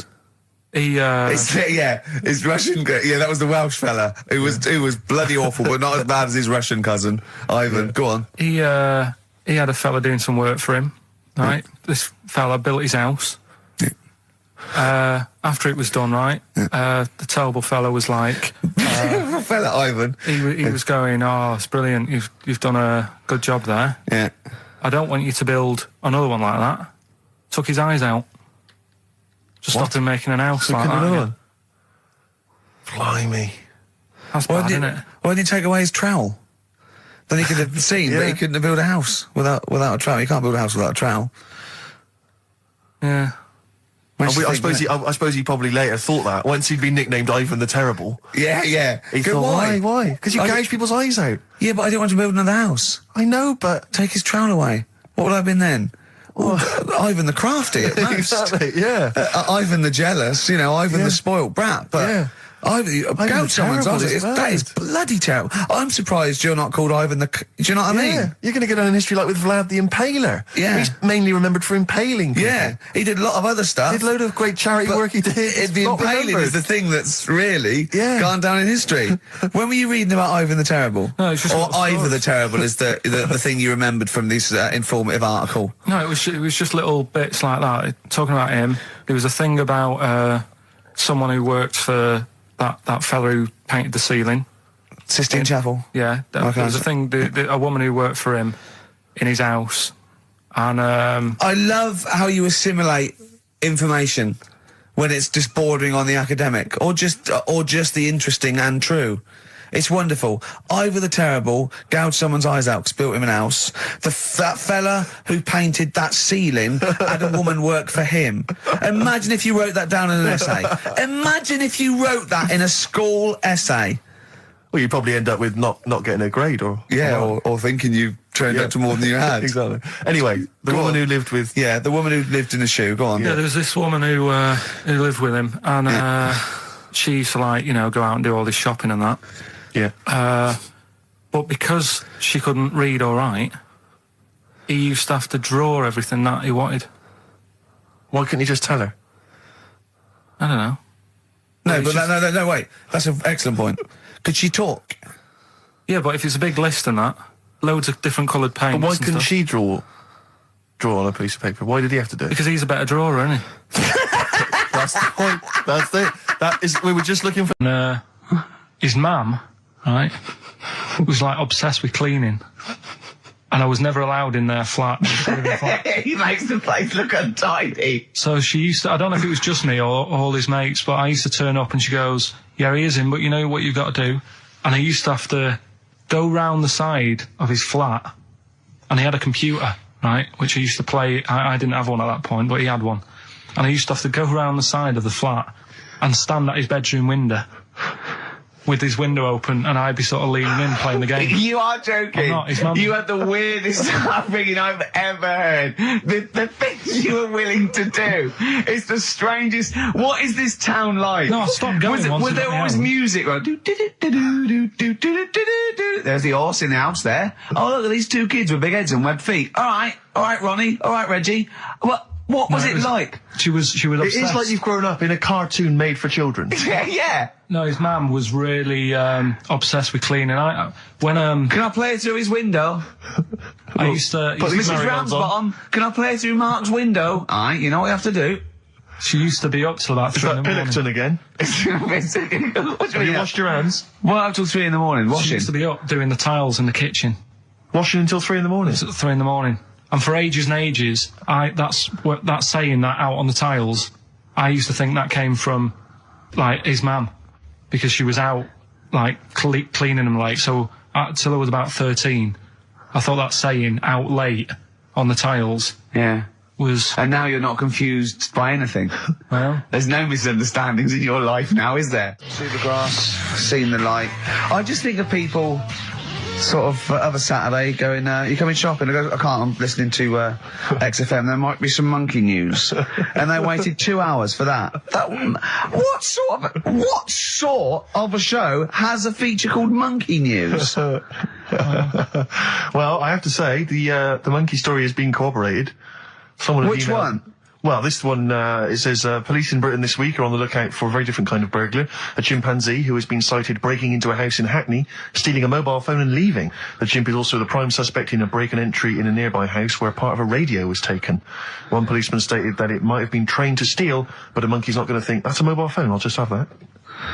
Look at Carl's face. Yeah. Fact. That's fact. WC, featuring Snoop, The Streets on XFM 104.9, Ricky Gervais, Steve Merchant, Karl Pilkington. I think we should kick off with a bit of a competition. I think we should get the listeners involved here. Phone up if you want to play XF Family Fortunes. Now, a lot of people, of course, won't be familiar with this because we played this in the very early days of XFM. Yeah. Do you want to explain the rules, or do you just want people to phone in? It's like Family Fortunes. We need two of you. I asked Do you remember we discussed this before? You can't say that. Yeah. And so get two on the line. You're competing against each other, and so it's fingers on the buzzers. Will you stop chewing, picking your teeth? I mean, even if the listeners can't, it really annoys me. It is a bit like having a chimp in the room. Do you know what I mean, Carl? Right. Have you ever seen him eat hot food? No. Honestly, it is like a chimp. Oh,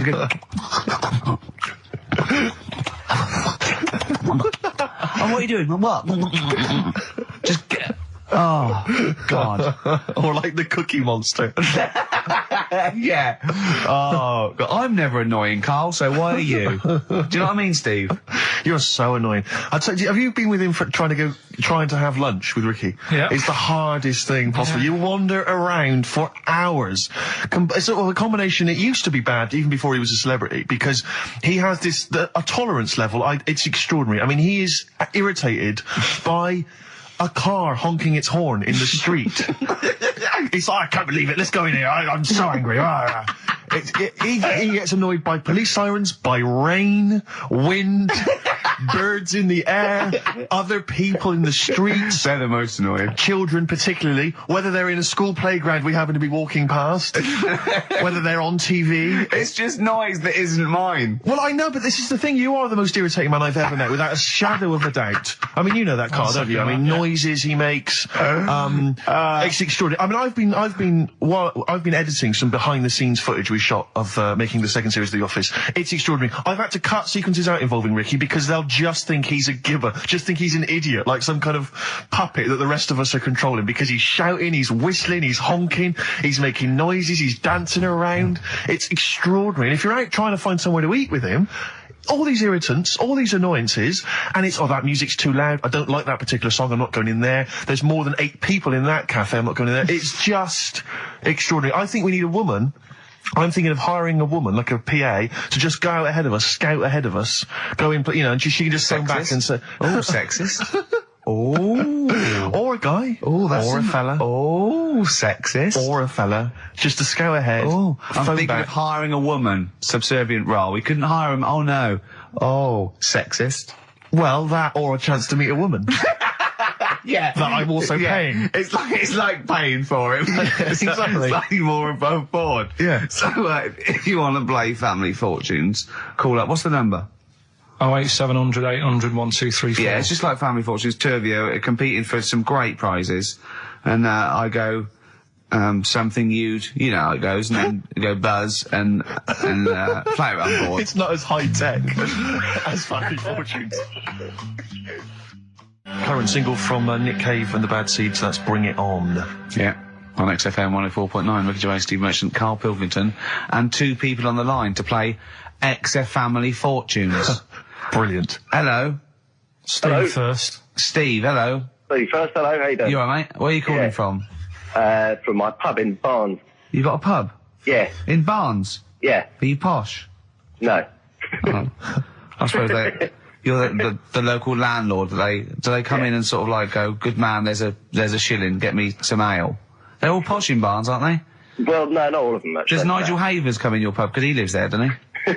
Well, none of them do, actually. I know there's lots of them about, aren't there, in Barnes, but no, not You've in banned them. You've banned them. Who's on the other line? It's, Jennifer. Jennifer, hello. Hello, Where are you calling from? I'm calling from Forest Hill. Forest Hill. That's Yeah. right south, and I don't go out of WC1.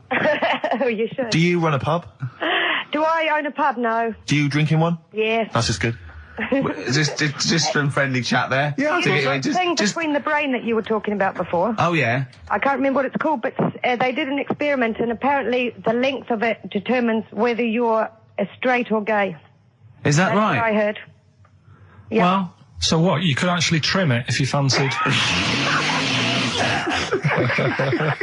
It didn't go that far. Oh, well, Always. you've just interacted with Karl Pilkington. Oh my God. I treasure that. Right, here's the prizes. Okay, now, listen, don't be disappointed, because, as ever, Carl has just gone through some people's drawers here at XFM and found some really quite shoddy prizes.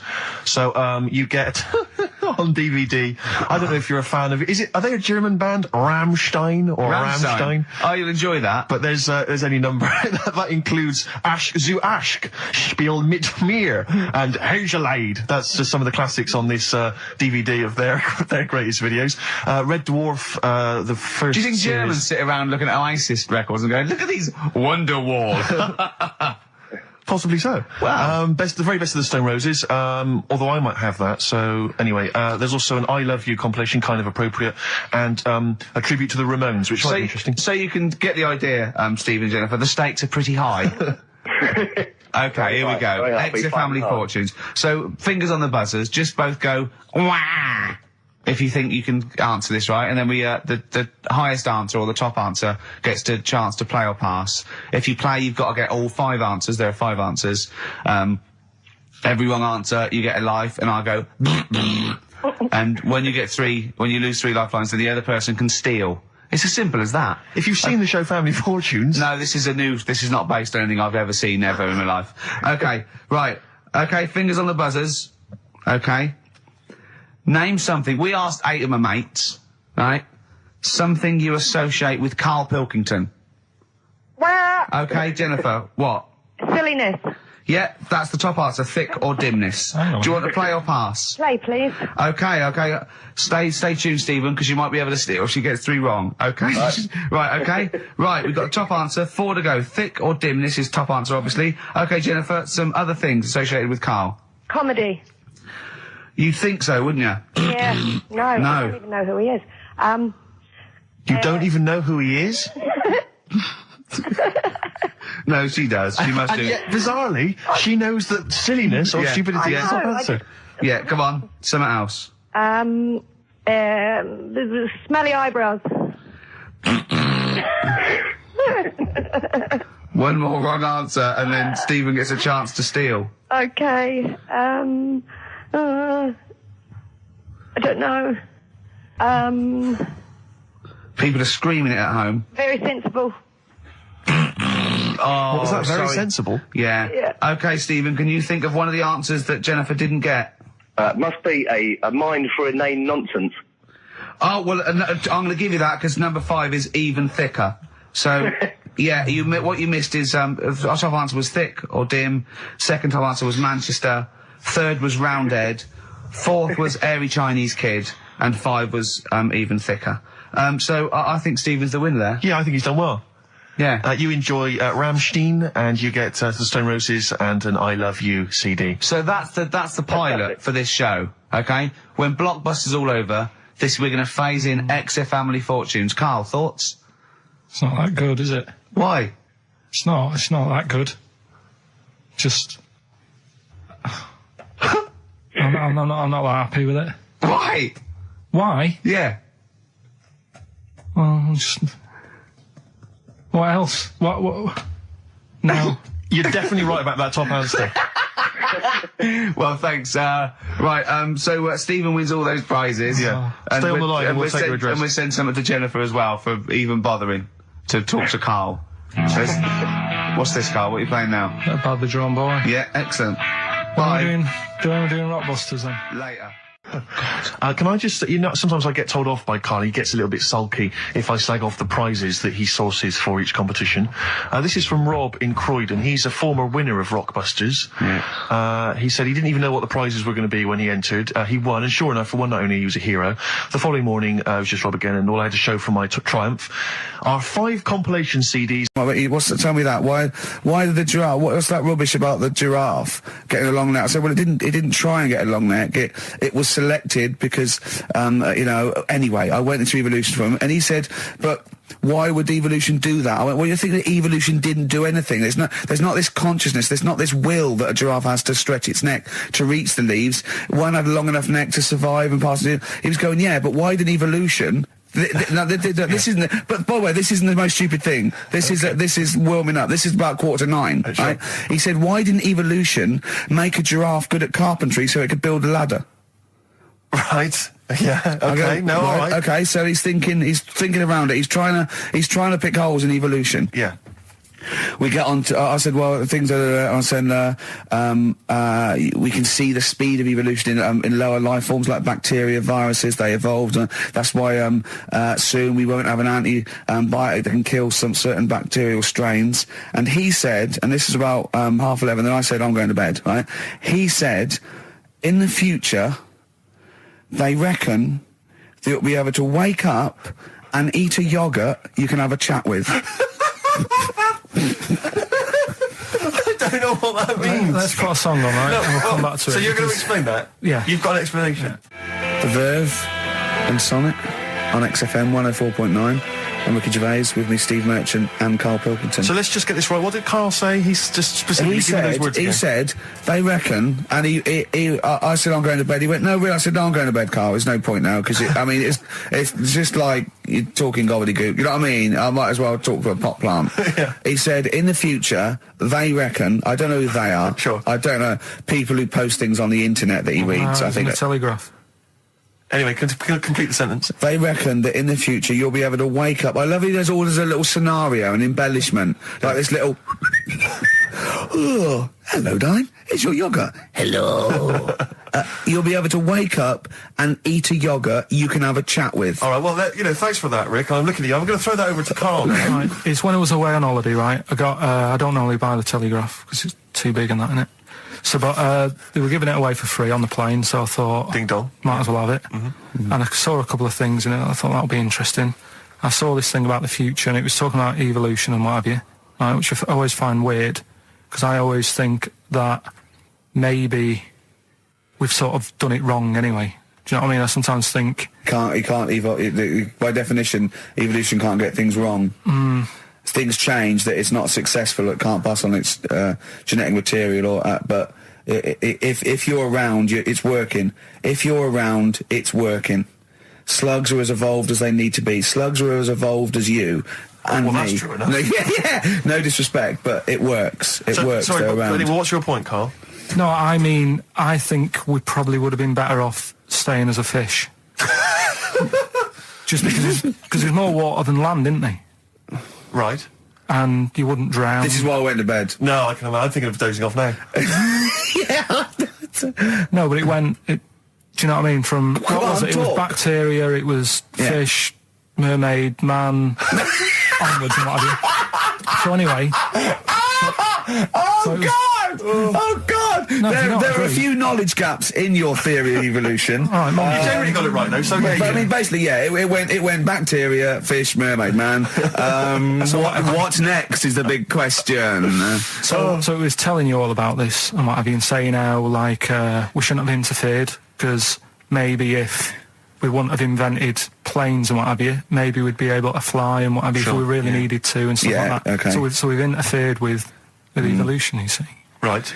Well, then it was saying, well, what's the future got? Well, yes, in one way we have interfered with evolution. Yeah, the evolution of the human being in society is changing. It's no longer based on the strongest or the fittest because medical science can keep us alive long enough.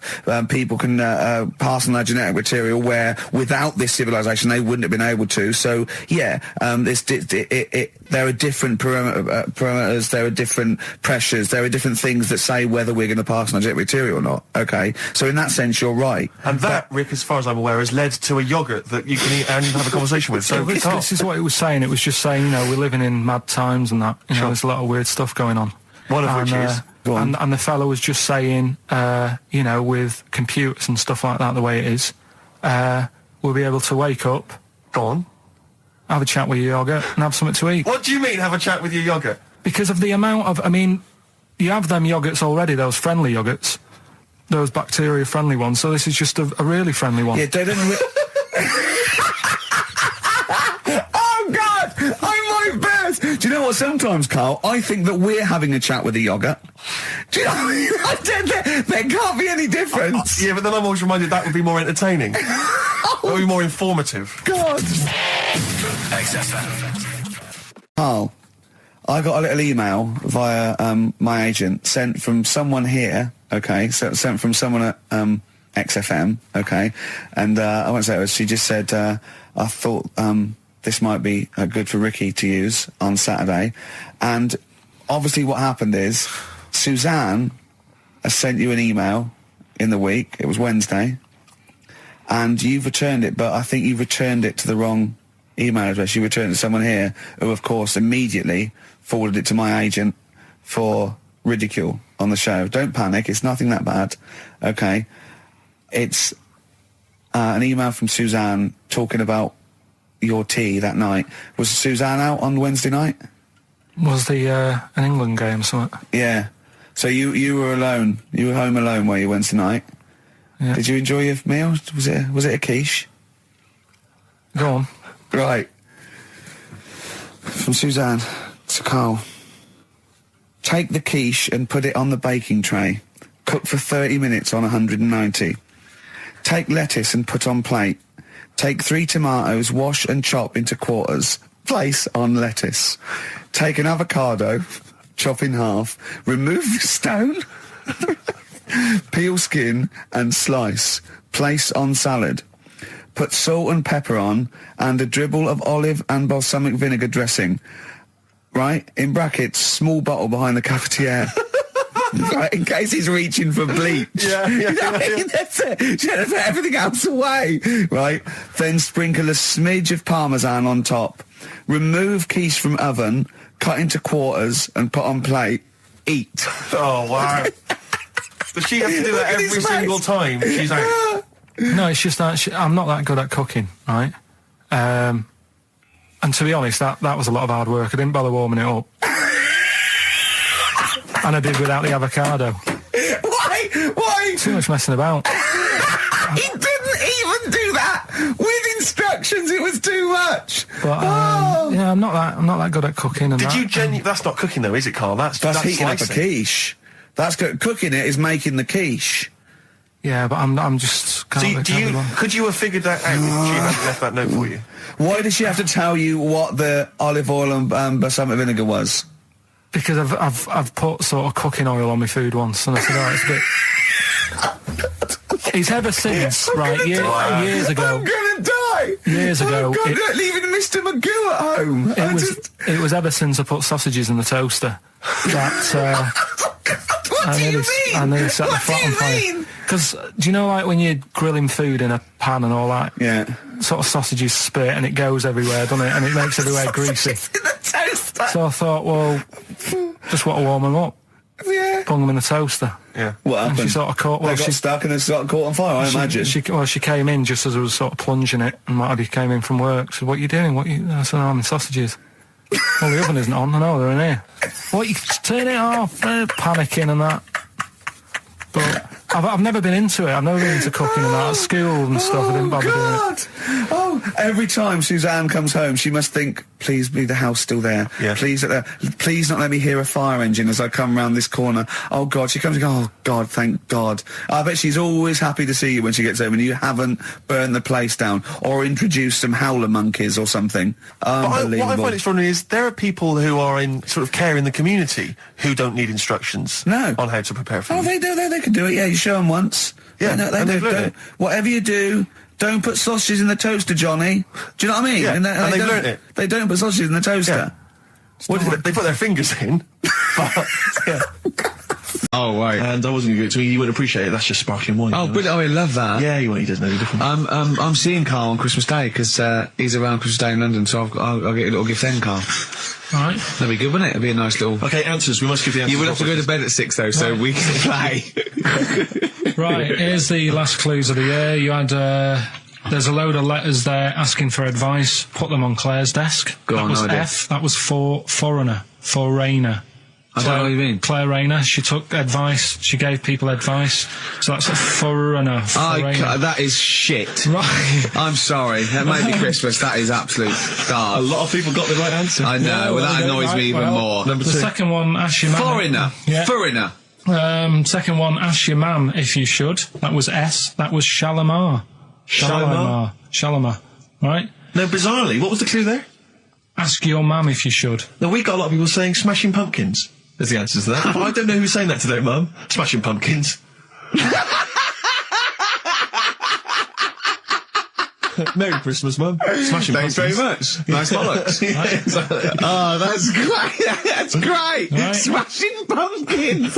Your dad bought them for me for Christmas. Yeah. And the last one, Lovely plums. What, my Victorias? Oh, God. right, we've got to wrap it up. We've got to wrap it up. Come on, then. A couple of people were arguing in the supermarket at the fruit and veg counter. That was B. That was banana drama. They were like having an argument. What do you mean banana drama? What, no, wait. What group is banana drama? What group is banana drama? So- You're a fool. You're a twat. Well, you say that, but you accuse Carl of that. You're also accusing lots of the listeners, including the winner, Nicola Rogers, of London, and she wins those great prizes, and she got them bang on, so... Banana drama. So can we finish there now? Yeah. Yeah, What do you mean? okay. What do you mean? Can we finish there now? Just play the ads and go. What? No, what are you talking about? We're going to play Joey Nicholas Joey and Nicholas. River all day. Play that then. Goodness me, Carl, look at you. We haven't got time. Merry Christmas, Carl. Merry Yeah, Christmas. yeah. Carl. Enjoy the show now. Let's give him a little kiss. Oh, a little kiss. Oh, no, I with can't. tongues, it's Christmas. No, don't. Stop messing about. Get out! The The featured film's not bad, I have to say, actually. You've excelled yourself there. Again, it's just one of those things where I think, what kind of XFM listener would want this particular goodie bag? I know before Christmas, Carl, you explained that the reason we were Carl's giving away... face, he's disgusted, because he just said, I do a lot of work to get these prizes, and I went, no you didn't, I saw you, he went over to a drawer and went, I'll give that one, and that one. That's what work you put in. You nicked some, there's about 12 Jerry Halliwell videos, one of which we're giving away. It's sort of like, you've given it away? Oh no. Yeah, if you'd like Jerry Halliwell's Body Yoga DVD, then, you know, that's one of the treats you can win. But it does, if you notice, if you remember before Christmas, he said that he was giving away a kind of bumper pack of gifts that you might want to wrap up and give to various people. Uncle, one for Uncle, one for Auntie. But obviously Christmas has passed, so I don't know really what your excuse is this time. You eat a lot over Christmas, don't you? Get a bit fat. Fair point. Yeah. So, Jerry Body Yoga is one of them. The recent, on DVD, the recent series of Wheeler's Own Pet. Yeah. Could you give me that reaction again? Well, Rick? no, just give me that reaction again. No, yeah, brilliant. And actually, I have to say, this isn't bad at all. This is the very best of the Stone Roses CD. Well, you can't knock that. You can't knock that. In fact, I'll tell you what, we should play Elephant Stone at some point. Yeah, we'll have that. Go on. Madness. I think this is actually tunes from them and not from the musical, although it is tied into the musical. He went to see that musical. Really? Yeah, on New Year's, you know what it's like on New Year's Day, there's nothing to do. Sure. So you go and see some people doing Madness songs? No, I took Suzanne out for a walk, right? Yeah. Went round Covent Garden. Right. Past the place where it was on. The stage door was open, you snuck in. Well, I said Madness are alright. And because when you think about it, Madness songs are quite sort of musical anyway, aren't they? So you can't... They're quite musical. Do you know what I mean? They sort He of... means they're like a musical, like a musical. Knees Up Mother Brown. I thought it was alright, enjoyed it. Blur the musical would be good, wouldn't it? Blur the musical would be excellent. Yeah, little Cockney So what, you bought tickets there and then and just went in? No. They're not selling, are they? It was fairly quiet, because we only paid the lower price and we got upgraded for free. Nice. So you enjoyed it, did you? I'd loved it. And would anyone like to come on stage with us? Yeah. The little bald fella. Yeah, go on, I'll give it a go. And what home are you from? Where are you? What are you doing tomorrow? Well, I'm going. No, you're coming here tomorrow. Come here tomorrow. Is it not doing well? That's a disappointment. I don't know. I mean, it was New Year's Day, so maybe that's why it was quiet. Okay. Well, if anyone hasn't seen this or didn't receive it for As Christmas, Bono said, all is quiet on New Year's Day, Carl. Yeah. Also, we've got to give away Minority Report by I like that. Steven I enjoyed Spielberg that. with Tom Cruise, which is on VHS. It's a good rip-roaring sort of film. It's not bad. That's probably the best thing we're giving away, but as I say, we can always leave some out if you don't I'm want. arresting you for the future murder of Sarah Marks. Yeah. Brilliant. That's the sort of excitement and drama you'll be getting in it. It's not brand new. Taster there. I got that off Paul Anderson. He said here's something to watch over Christmas. So you've actually watched this already? Yeah. All right. I've rewound it. That's probably added to it, though, isn't it? It's touched by the great man himself, Karl Pilkington. And it's alright, I'd say. It's worth a watch. Can I just ask Carl how he got on over Christmas? Because the last time I spoke to him, you hadn't bought a present for your girlfriend. I have to say, I was on tenterhooks all Christmas. Well, you changed it. After that show, I felt bad, even though I shouldn't have done, because...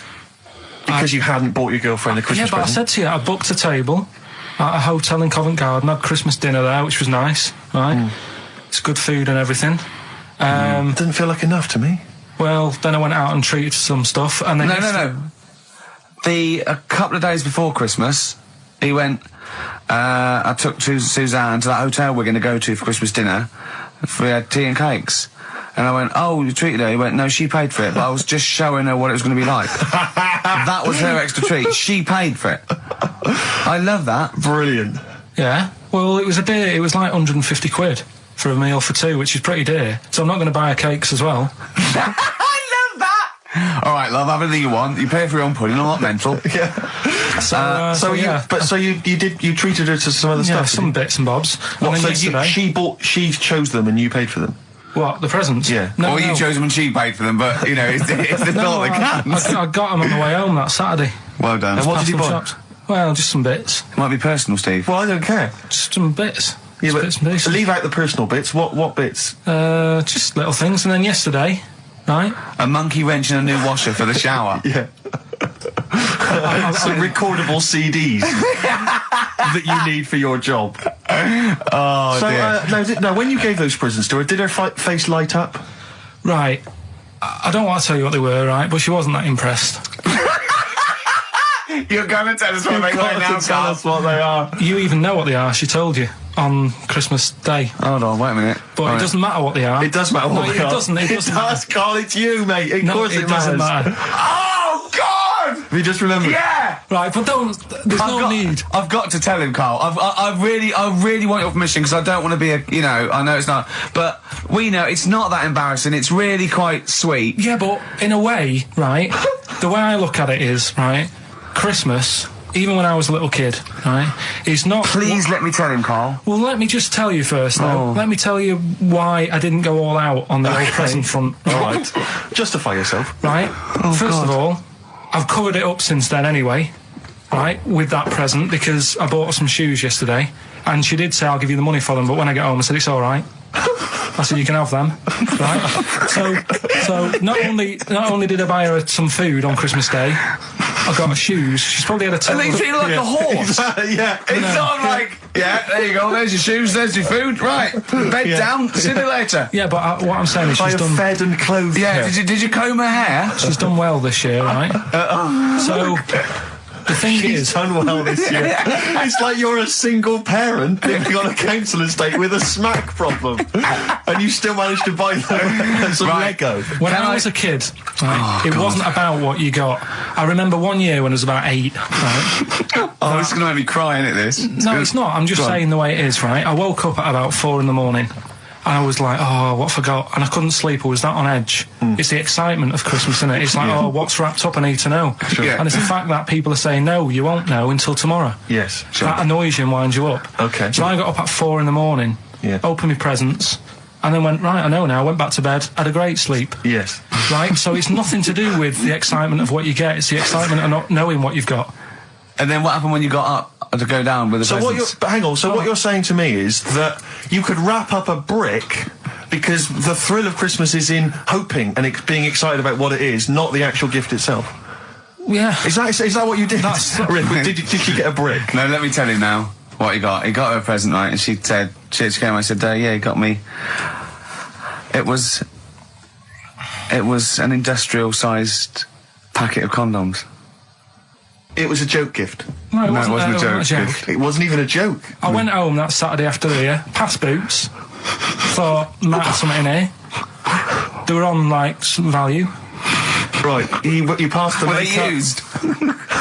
Right, but anyway. The makeup, you passed all the other... Past the feminine makeup, stuff. past the lovely vanity cases. Yeah. The foot spas. Exactly, Yeah, the bathroom Oh, products. hold on. How much are these, love, for 100? Yeah.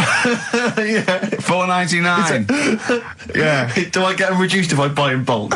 So how many did you buy? What was it? I don't know, probably about 100. Right, okay. And is she allowed to use those with anyone? Did you wrap them? Can she just go out and have a wild Well, time you with don't need them? to, they're already wrapped, aren't they? Oh. And then what did she say when she opened them? No, wait, Carl, what did she say? Right, play a record and we'll come back to this. Oh, you're worse than my father, that's genius. Made famous, of course, by Jimi Hendrix. Yeah. That's All Along the Watchtower, as originally done by Mr. Bob Dylan.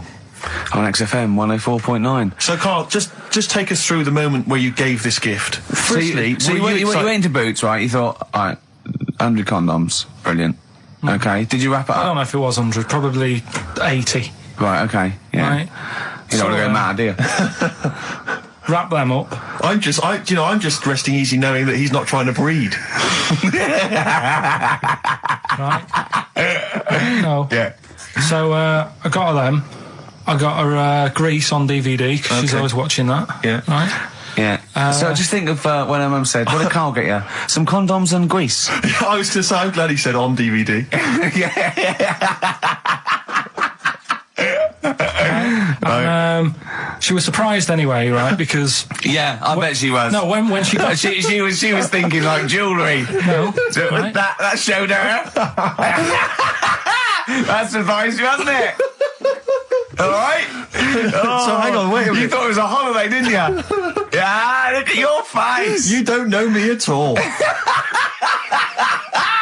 So hang on, so did you give these on Christmas Day? Right, what happened is Have you ever read the, Carl, over to you. This is the time where we play, well, the world famous quiz, isn't it? Rockbusters, isn't it? Yeah, which is Blockbusters, but with music. See you later. Cryptic clues and that. Do you want to say? Not really, Steve, not the- really cryptic, but go on. We've got a number of DVDs to give away, including some teachers' DVDs. We've got a bunch of CDs here, and also Ricky Gervais's live stand-up DVD, Animal, brilliant, which cool. is not good at all. I really would not encourage people to buy that. It is weak observations, poorly performed. I would recommend The Office Series 2 on DVD. Rubbish That's in still that. I'm available. awful in that. You can actually see me forgetting some of my lines. That's true. Go on. Right then, so cryptic clues. Just an example, might be new. I reckon people will be staying in today because it's raining and that, so might not have heard it before. So, like, Or they have and they're not listening. yeah. Well, whatever. Oh, good. You gave up on that, did you? Well, give us an example of the sort of thing. Jesus. All right, maybe don't. Listen, It's gonna take that long. I'm a broadcaster. Yeah, words are my tool. Go on. All right, forget that. Come on, Baldy. Right, three clues then. Here's the first one. It's a band or an artist. Yeah. Right. I'm going to the northeast. What are you going there for? Good point. Good question. Right. Yeah, if it had been why you're going to the northwest, that's a different matter. Go Going on. to the northeast. What are you going there for? Right. S is the initial, so it's a band or an artist who starts with. I'm saying you don't mind the insults freak boy or goggle eye or... Swore off a duck's back, mate. Do you know what I mean? Or a new phrase that's been coined because of Steve's phrase, water off a frog's back. Who's saying that? Just a lot of your, a lot of friends and that. But I mean, My friends. yeah, a lot of the people. Can you name names or? I can't really. Big promises you can't. I can't. I can't wanna really. pass anyone up? I think it's the Kaggle. Looks good. It does look It's good. waterproof, Rick, and it's also stylish. I wear nothing underneath, so it's tight to the skin. It gets sticky in bad weather. Is that why you sort of It's rustle? sexy. But what's all the? Is there abuse? What's this? No, they just say. Because I'm pretty trendy guy, but I, as you say, I cut my own trend. You know, I make my own style. Oh, So just go back to insults briefly. Go on, You know, Goofy. saying.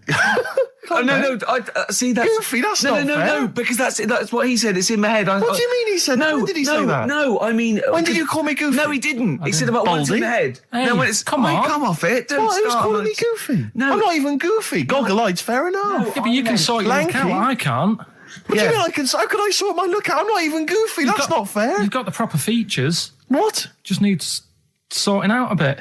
I can't help it if my hair's not good. I noticed the other day when Carl was sitting on your knee having his picture taken. It's a long story, right? He's got a completely spherical head. It's slightly too small. I'm not being funny because I mean, I'm not perfect. But he's got a completely spherical little head. He looks a little bit like a baby hamburger. You know Hamburger off McDonald's? Sure. He looks like a little baby hamburger.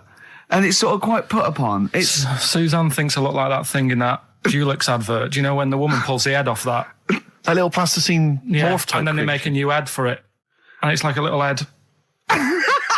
really. And that's your girlfriend saying it. I know. Anyway, listen, let's get back to business here.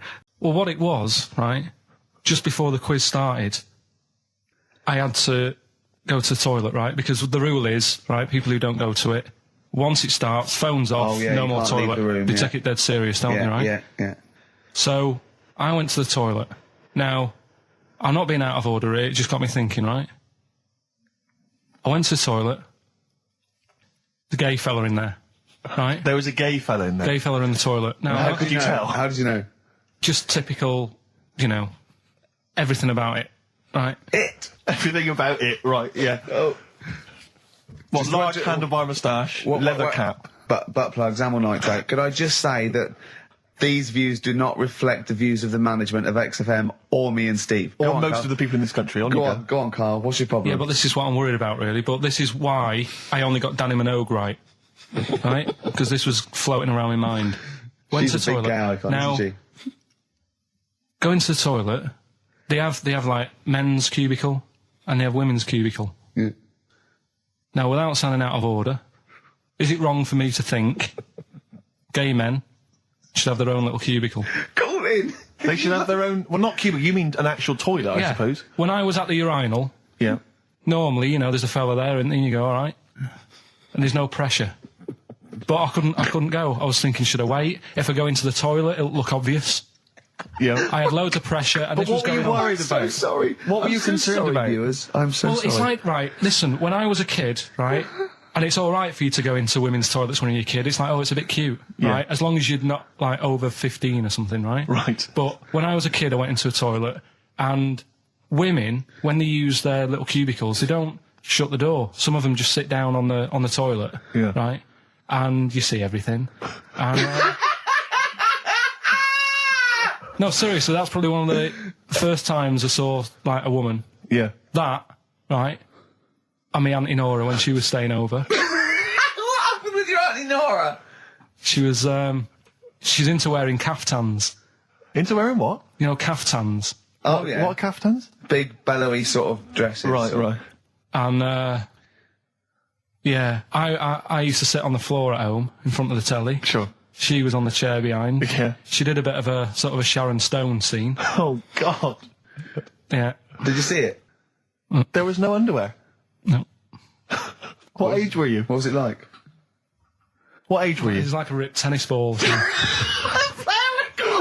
Right, we're off air. Let's play Educating Ricky. Right. Brilliant. Go. Right. So- Ding-a-ling-a-ling-a-ling-a-ling. Educating Ricky. Right, what are we going for then? Hanging the bacon, airy Chinese kid, alien gives man a bird. I think Alien gives man a bit. I'd like to do that. Right, there's this fella, I think it happened in America, and he saw a bright light in the sky. And, Carl, if you're bored. and he stood there. This is a true story, is it? Yeah. He stood there, Yes, of course it isn't, Steve. and he saw this bright light, and it came closer and closer, and it was a UFO, right? Yep. And he looked at it, and it disappeared, right? And he gets back in his car, He looks in the mirror. and he looks in the mirror. Yep. He's only got a beard. He hasn't. You sure it wasn't someone else who got in the car and he was still standing out there? Right? What? And it turned out, Yeah. he got home and said to his wife or his girlfriend, it's a bit weird. So I just got out of the car to look at a bright light, and I got back in the car and I grew a beard, and she said, never mind your beard, where have you been for 3 days? And what had happened is... He passed out because he was pissed. No. The UFO had taken him for 3 days. Yeah. But he'd only thought that he'd only looked at it and it went away. Yeah. But what had happened is, he took him and Yeah. he grew a beard because he hasn't had a shave. Right, okay. I mean, was Will Smith or Tommy Lee Jones anything to do with this at all? Did you see this on a video maybe and thought it was an educational film? No, it's from a book that some kind person sent in to me. Here. Can I just ask again, just again, I'm just throwing this right back at you. Do you think there's any other possible answer here? Right? A man is absent for 3 days from home. He's grown a length beard. of time that it could take to grow a beard, lest we forget. What if he hadn't actually seen a bright light in the sky? What if he was lying? What if he was lying? He'd got knocked unconscious. He'd had a car crash. Just any lying. number of other No, things. just lying. Or he was just lying. Yeah, he'd been on a bender, getting pissed for 3 Yeah, days and that with was his his mates. excuse to his wife. And they went, Dennis, what are you gonna tell your wife? Well, wait a minute. Wait a minute. He's not going to believe I was out with you, lads. Just say you're only away for a minute. No, I wasn't away from it because of the beard. Oh yeah, look, it looks like you've been out for 3 days. Well, we have. That's Exactly. right. Okay, we've got to cover that then. Alien abduction. Great one. Okay, let's try that. Do you see?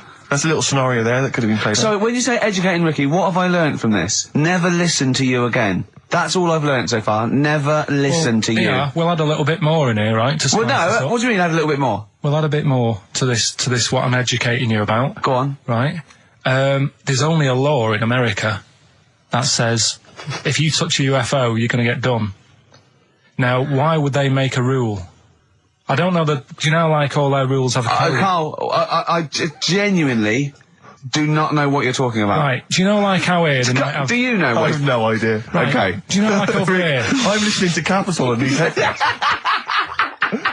got Foxy on for yesterday. Right, let's bin that. No way, it's great. No, I want to hear about Airy Chinese Kid. let's play a tune. And Okay, let's come play a back tune, with come back with Chinese Kid, Wait, definitely. Some doors. Yeah, I Yeah. just thought I'd go back, take it back to the 60s. This is a tune that a friend of mine sent If me. you touch UFO, you get done. Soul Kitchen from the Doors. Shambles today. This. David Bowie, Slow Burn. Yeah. Quite a Eno trilogy Yeah, feel not bad about at it. all, yeah. Lodger Is it and a sort new of tune? low type. Yeah. But yeah. Enjoyable. Now, okay. That's stressful, isn't it? I think we've got things working now. We've had people come in and out. just shaking their head going, shouldn't have bought that desk. But it's all sorted now, I think. And, You notice how it took about 25 minutes for them to come down as well, though? Do you feel like we're maybe quite low in the pecking order in the building? Definitely. You know, it's like Capital First, Capital Gold. They can shoot off to other sort of pirate stations. People's car radios, then they come back here. Oh, dear. Oh, I had a job at Richard Sounds. Light fitting was buzzing. Now, but we've got, thanks for staying, listening. Right, okay, educating Ricky. What have we got? Hairy Chinese kid, go on. Right, yeah. This is the, I didn't want to do this. What do you think you want to do it? Well, I wanted to give you 3, and I gave you one. It was like the alien man gets a beard or whatever. Yeah, which was total rubbish, so this one should be better, maybe. Hairy Chinese kid. Right, well, we've talked about hairy people in the past. True enough. Haven't we? Yeah. You know, the little kids who grew up in woods and hung around with wolves and that. Yeah, again, you're confusing it. Yeah, they're not, there were some people that were born very hirsute. They were not the people who were brought up with wolves. Yeah. You just put that together in your Homer Simpson type mind. Right, well, this is like a sort of close to that sort of story. Yeah. But the weird thing is, right, Chinese people aren't that hairy as a nation. No, seriously, that's a well-known fact. They don't have that much body hair and stuff. Okay. So this little kid who was born over there, he was like covered in stuff. Was he? And it was only his nose that wasn't hairy. The rest of his body was caked in hair, right? And his hair sort of. What sort of hair was it? Was thick, it thick hair? No, what I mean is, was it sort of like a pony's mane? So he just looked like an Ewok.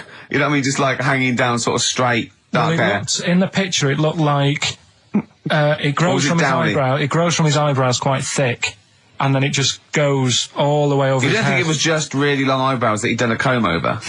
No, it was all over his body. It had a picture of like his back and that. Yeah. And had he styled it? Had he styled it at all? Did he have it in a quiff or? No, it was just hanging all over him. Yeah.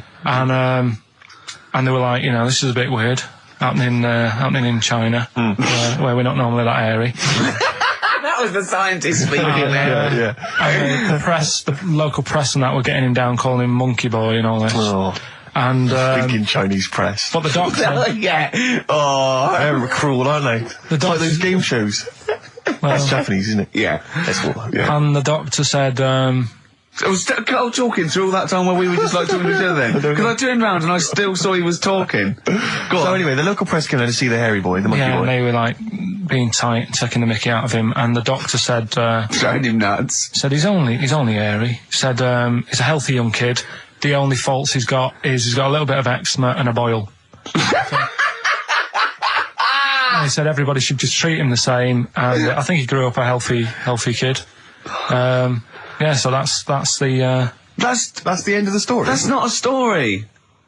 Why? But I've got nothing. I don't know what to say to that. So someone in China was born slightly hairier than the rest, and he was normal apart from eczema and a boil. That to me isn't a story.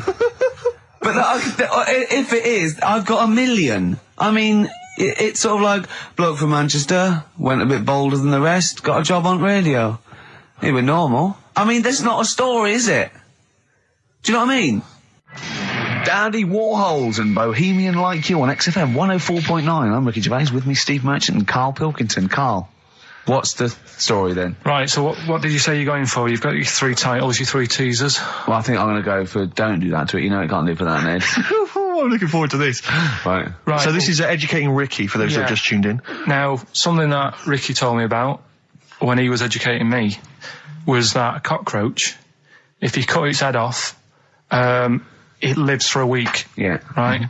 And the only reason it dies is it can't take on water. Sure. It doesn't have a great time in that week, though, does it? I mean, it doesn't get much done, I don't imagine.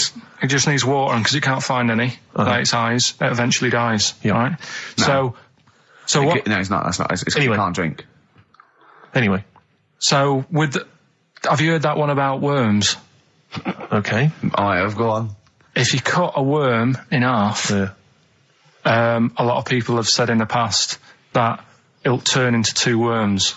Right. But that isn't actually true. Okay. Who said that? No, it used to be like, you know, a Kids at school They said said that. it on, kids at school and stuff. Yeah. So that, a lot of people think that. Don't pick him up on stuff, Steve. It's bad enough. Sure. So, but what they can do, if you get a worm, right, and you find out which end its head's at, Right. if you you've got its head there at the left-hand side, right, and if you sort of cut it in half, Right. but not in half, so there's more of its neck than the tail, if you know what I mean. Yeah. The bit that you've cut off will sort of die, and the rest of the worm will get better. So in a way, you can cut it in half, and it'll survive, but only one half will survive.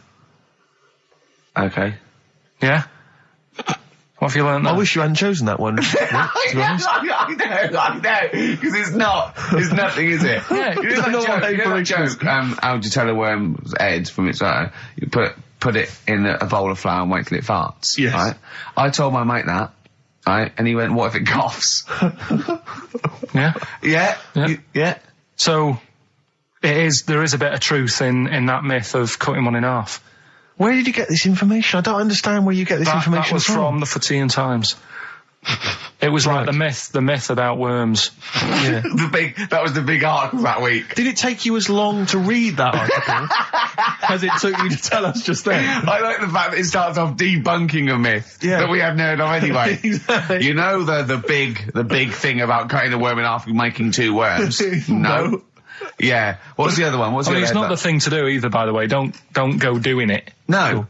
It's not very nice. But, It's cruel. but it can get by And if it's you do. pointless. Yeah. There's no scientific worth Yeah. in that. Well, there you go. Okay then.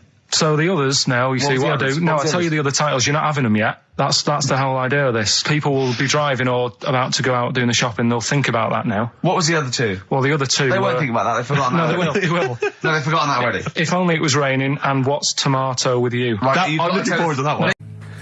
What's the best job you've ever had still, Carl? Talk about occupations. It is still Paper round. Is it still the paper round? Yeah. That's ridiculous. No, it was good though. If you look at it, like, what I liked about it, you're your own boss. No, you're not. You're not your own boss. No, the guy The who runs news the news agents agent. is your boss. All right. But then once you get out and you've got your papers and that, you're on your Do own. what you want can as long think as you about deliver the stuff. papers exactly to the places he said you are in the time he said. Yeah. It's and I do. freedom, isn't it? Any jobs you wouldn't do? Go I just thought of one that you wouldn't do on. with your sort of mild homophobia. Well, I'm not. Proctologist. What's that? Basically sticking your finger at other people's arses. Right, well, no, I wouldn't do that, no. Why have you got to do that? What do you mean, why have you got to do Well, why that? does anyone need that doing? Does they got to look if they've got an arseache or something? Which trainee doctor makes that their speciality? Do you know what I mean? That must be, right, we got a place for proctologists, and it's you, Meadows. You came last. Oh, seriously, what? I'm not the arse doctor, am I? Yeah, you came last. Oh, I'm a bum GP. I can't yeah, believe it. yeah. You got to, I can't believe this. Yeah. That must be it, mustn't it? Well, presumably Or- no one would choose it. No one would purely. If they can have the brain surgery. Well, heart. what if you're brilliant but you're shy? You couldn't look people in the face. Yeah. You could you could do anything you want. No, I just don't want to look at them. I just want to do their asses. Yeah. Really? Just want to do the asses. Yeah. Yeah. Look at Carl's face. You didn't know there was such a thing as an arse doctor, did you? No, not really. Specialised, he does nothing all day but that. Well, he probably has a sandwich about 1 o'clock. Yeah. Washes his hands. What do you mean he does nothing all day but that? You don't say that about a brain surgeon or thoracic surgeon, do you? No, but that all day.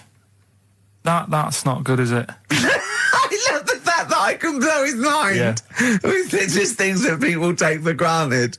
A dentist just looks in mouths all day. Yeah, but that's a bum What? job, that bum job. Just think of that. Oh. So what do you need to know then there? It's a lot to know. You gotta have nice nails. Yeah. No rough edges. Well, you'd be alright, because you got that job handing out biscuits to the old people because you had nice hands, didn't you? So, yeah. And I know a lot about biscuits. I know my biscuits. Do you? Yeah, I know which ones they like and that. Do you? What do they like? What do old people like? Bourbons, rich Do they tea. really? Because that's my least favourite. I would never eat a bourbon. I could be starving and I wouldn't eat a bourbon. If you want to let us know what your favourite biscuit is, why not email in Ricky.Gervais at XFM. But I'll tell you what, with all them eating biscuits, I bet they get arse problems, don't they? So you could double up, couldn't you? You could be handing out biscuits in the morning and checking out. So why would you go and have that done then? What sort of problems then? What do you mean? Loads of problems. Like what? Prostate. And they've got to go there. They have to like have a little, you know. Well, there was that. I told you that story. That bloke. It's not an apocryphal tale because it's about an orderly's report, and this is the bloke that filled out the form of what happened. He went into hospital basically with a sauce bottle up his arse, and on the report, he said obviously, you know, pleasuring himself using a sauce bottle. And on the report, he said that he'd been shopping at Safeways, and he'd come in with his shopping, and he'd forgot his key, so he'd put his bags down on the step, right? And he started climbing up the drain pipe to get in, right? But as he was climbing up, his trousers and pants fell down. He slipped and fell, and the sauce bottle went up his arse. And the orderly said this story would be somewhat believable if Safeway sold their sauce bottles with condoms already attached. That's like a game of Kaplunk. So he I love that he put a condom on it. I wonder if that was so he didn't want to get an infection from it, or he wanted to use it on his chips later. Darkness growing on me. Love that, love the darkness. This is the Best Of Show on XFM 104.9. I'm Ricky Gervais, with me Stephen Merchant. Yes. I hope you're enjoying the Best Of. Depeche Mode there, and I Feel Loved. Who'd have thought Depeche Mode would have been that huge? I think I'm seeing little lads from Basildon with little plinky plonky sound. I thought that'd be it. They'd be like Visage or something. That'd be it. And now they're stadium rock fillers. They're huge. They conquered America. He went through some hard times. He came out the other way, and well done. But see, I think what you just said there is a very good example of why they are and why certain other bands aren't. Because if you think about it, for me, you see, whenever I think of a band name, if I see a new band's come along or whatever, I always use a very simple test, which is, can you imagine that you're the announcer at a huge event? Maybe it's like broadcasting around the world like Live Aid or Nelson something. Mandela Or concert. it's a Nelson Mandela Freedom concert. Yeah. And you can imagine someone He's there. Nelson's there. Yeah, with the there. Spice Girls. Oh, they're all there. But you can imagine someone saying, ladies and gentlemen, please welcome to the stage, Depeche Mode. Yeah. Rolling Stones. The Who. Exactly. But you can't imagine someone saying, ladies and gentlemen, please welcome to the stage, Visage. Ladies and gentlemen, will you please welcome our headline act? Welcome Idlewild! Exactly. Ladies and gentlemen, please welcome to the stage, Ned's Atomic Dustbin. It doesn't... Do you know what I mean? You just know. The Levelers! Some bands aren't going to make it. Ladies and gentlemen, please welcome to the stage, Mega City 4. You know what I mean? It's Just a simple test. We'd like you to do that at if home. you're thinking of starting a band, or you've just named your band, you're just beginning, just phone in, tell us, or email in, tell us what your band name is, and we will use that simple test. And we will do the test. Ladies and gentlemen, will you please welcome to the stage the Franken Walters. Jimmy Eat World. Ladies and gentlemen, please welcome to the stage, Cooper Temple Claws. I don't think it's going to happen for those lads. Here's a good It's one. a simple test anyway, but 100 reasons, please welcome to the stage. 100 reasons. 100 reasons. Did you say Nime at one point? 104.9? Did I? Other than that, it was Again, textbook. Yeah, a desperate attempt to be inarticulate. Sure. But let myself down. With your See, this is the good thing understanding. about the boxing thing, because there's no chance of me, slurring fool the of words. yourself? No. I already slurred my words. Yeah, so no one, any damage will be totally fine. Yeah. Oh, the doctor's dear. rushing in. I think there might be some kind of concussion. Jane just going, no, that's just the way he talks to me. But because I'm thinking maybe, did you start the show with that particular kind of manner? Just because obviously a lot of new listeners, I imagine, thanks to the massive poster campaign, and you obviously want to impress them and charm them. There's a few examples today of irony coming back and biting you. Yeah. That seemed like a funny idea at the time, me posing that. But Jonathan Ross phoned me up when they first went up and he said, I've just seen a big poster of a predatory gay. Yeah, you do look a little bit. Yeah. Hello. And what's your name? Pilkington. Why would you like to sit down here? And then you're in the background. And also, I think the funny thing about having you as a partner, I mean, the only good thing is that you know, you look weird and tall, like too freakishly tall and lanky. Oh, yeah, but in that one, no, because your background and you're smiling, you don't look as weird as you do in real life, or as freakishly tall. So it sort of ruins it a little bit for me. Look at Pilkington. Look. Pilkington, what are you He's doing? not listening. He's just opening a packet. What are they? McVitie's. See, we should mention them. We get some free ones if anyone at McVitie's are listening, because we're not getting the perks of this. Nothing. I'd say I'm not getting anything. I really got in this game for the ladies, for the money, for the voiceover work. Certainly, I'm seeing hide and hair of that. But you're not getting the voiceover work because Jethro's getting all the parts that you might get. Yeah, sure. Yeah. Okay, Rick. Yeah. You were the voice of what? The drink driving campaign? You sound like a man who was run over in a drink drive incident. I mean, dear. it's like you don't drive. Yeah, but I didn't get any money for that, You did I? drink Oh, did I? heavily. I can't remember. It's like, I mean, talk I don't about drive, yeah. the- Well, that's the good, I kettle don't and drive. pot black No, and it said everything. don't drink and drive, so I've chosen just But to at least drink. I can formulate sentences using the English language, and I'm not getting the voiceover work. What's The English language of the 14th century. Well, it's better A English language and English language. Rather than whatever kind of Middle England language you speak, the language of the hobbits. All right, Carl. Alright. See, you're eating a Carl, biscuit. a I can't believe it. Are you bored with this already? Do you know what? MTV called me last week. They called me again yesterday and said, when can they come down to do they're coming down next Saturday, by the way, to do a little screen test for you. They're going to sort of just film you with a little camcorder. You said this. They're going to film you. Are you alright? Do you want to, are you hungry? Do you want to go out and have a meal? I can't believe you're eating while I'm on air. No one can hear that. Do you know who I am? No one can hear that. Explain who I am. Well, that's Ricky Gervais, right? He's made his name on TV. Yeah. Okay, he's done any number of corporate gigs, and they pay silly money. So, Yeah. I mean, this guy's earning, and really earning beyond his talent. All right? So I mean, think this I is, deserve a little bit more than a little mank eating a biscuit while I'm talking. Rick Gervais? Yeah. Have you won a BAFTA? Yeah, too. All right, so Yeah. just a little bit of respect. Yeah. Yeah. Carl, Well, what have you the- won? What have you won? I got a bronze certificate for doing a full week at school. That's great. It was only a bronze. What's that then? 3 out of 5 days. and I got me a little Crusaders badge, if you remember. What's the little what? Crusaders badge? The Crusaders badge for the religious club. So Oh, was that the fella that you went and played You had to go ping and pong convert ball, so Muslim, they wanted to did you? talk to you about God? yeah, Yeah. You got a Crusaders badge, did you?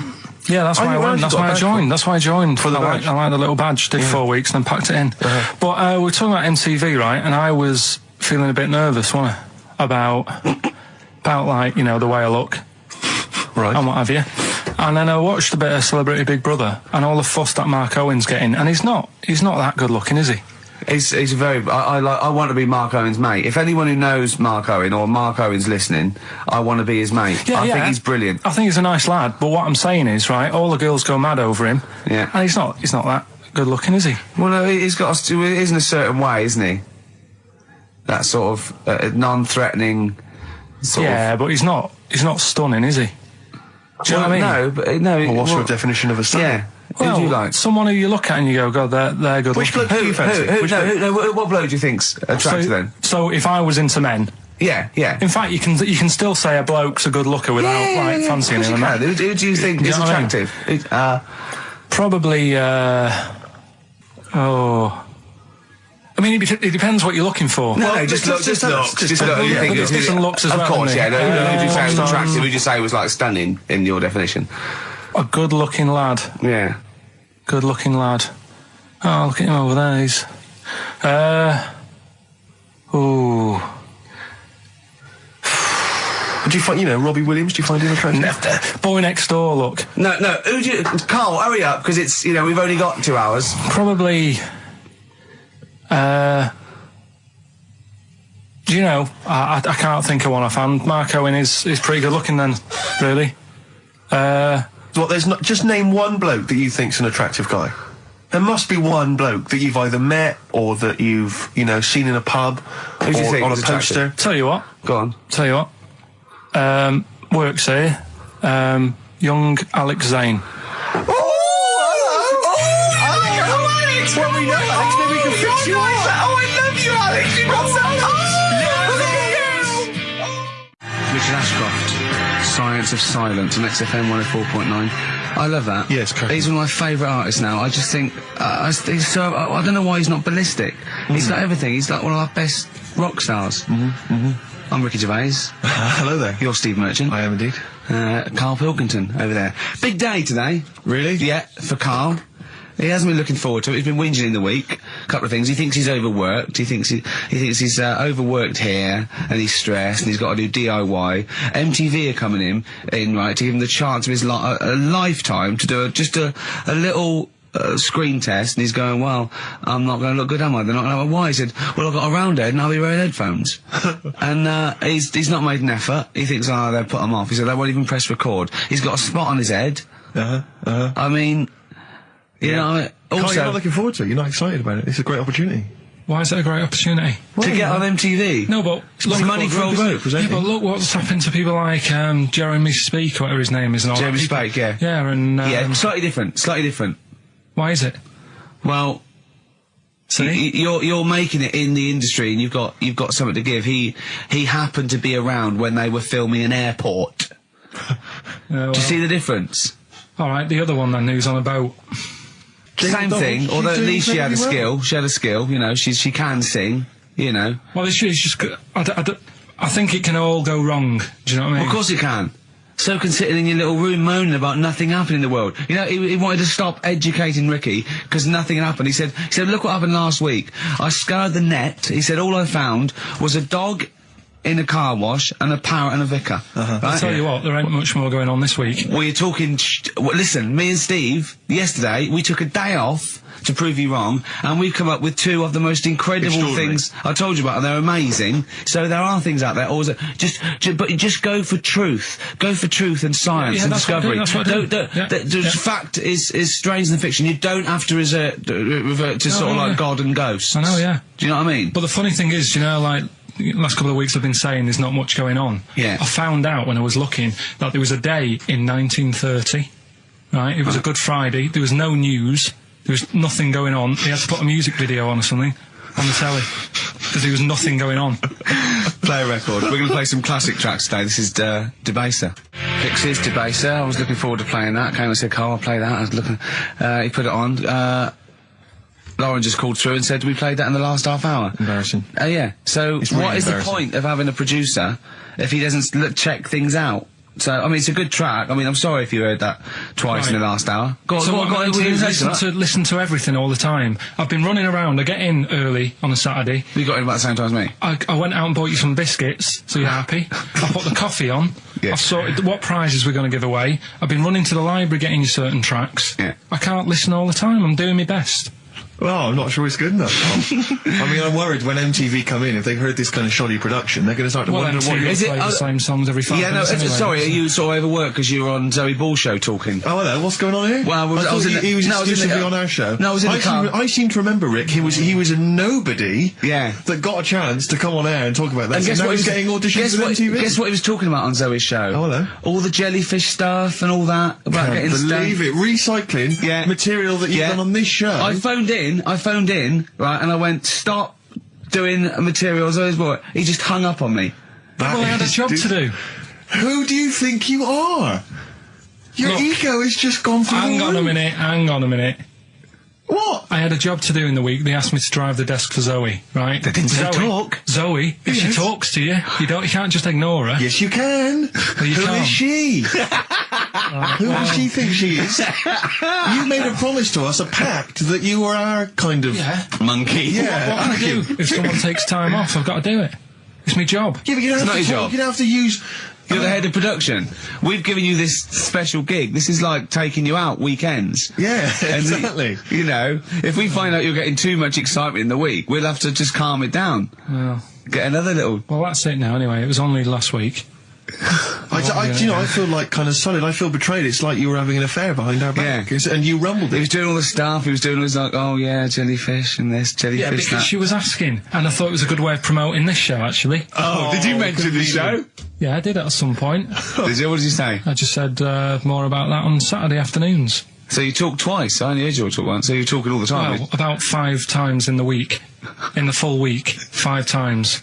Deary Right. me. And one, it was just stuff. You that could they never be did. a monk, could you?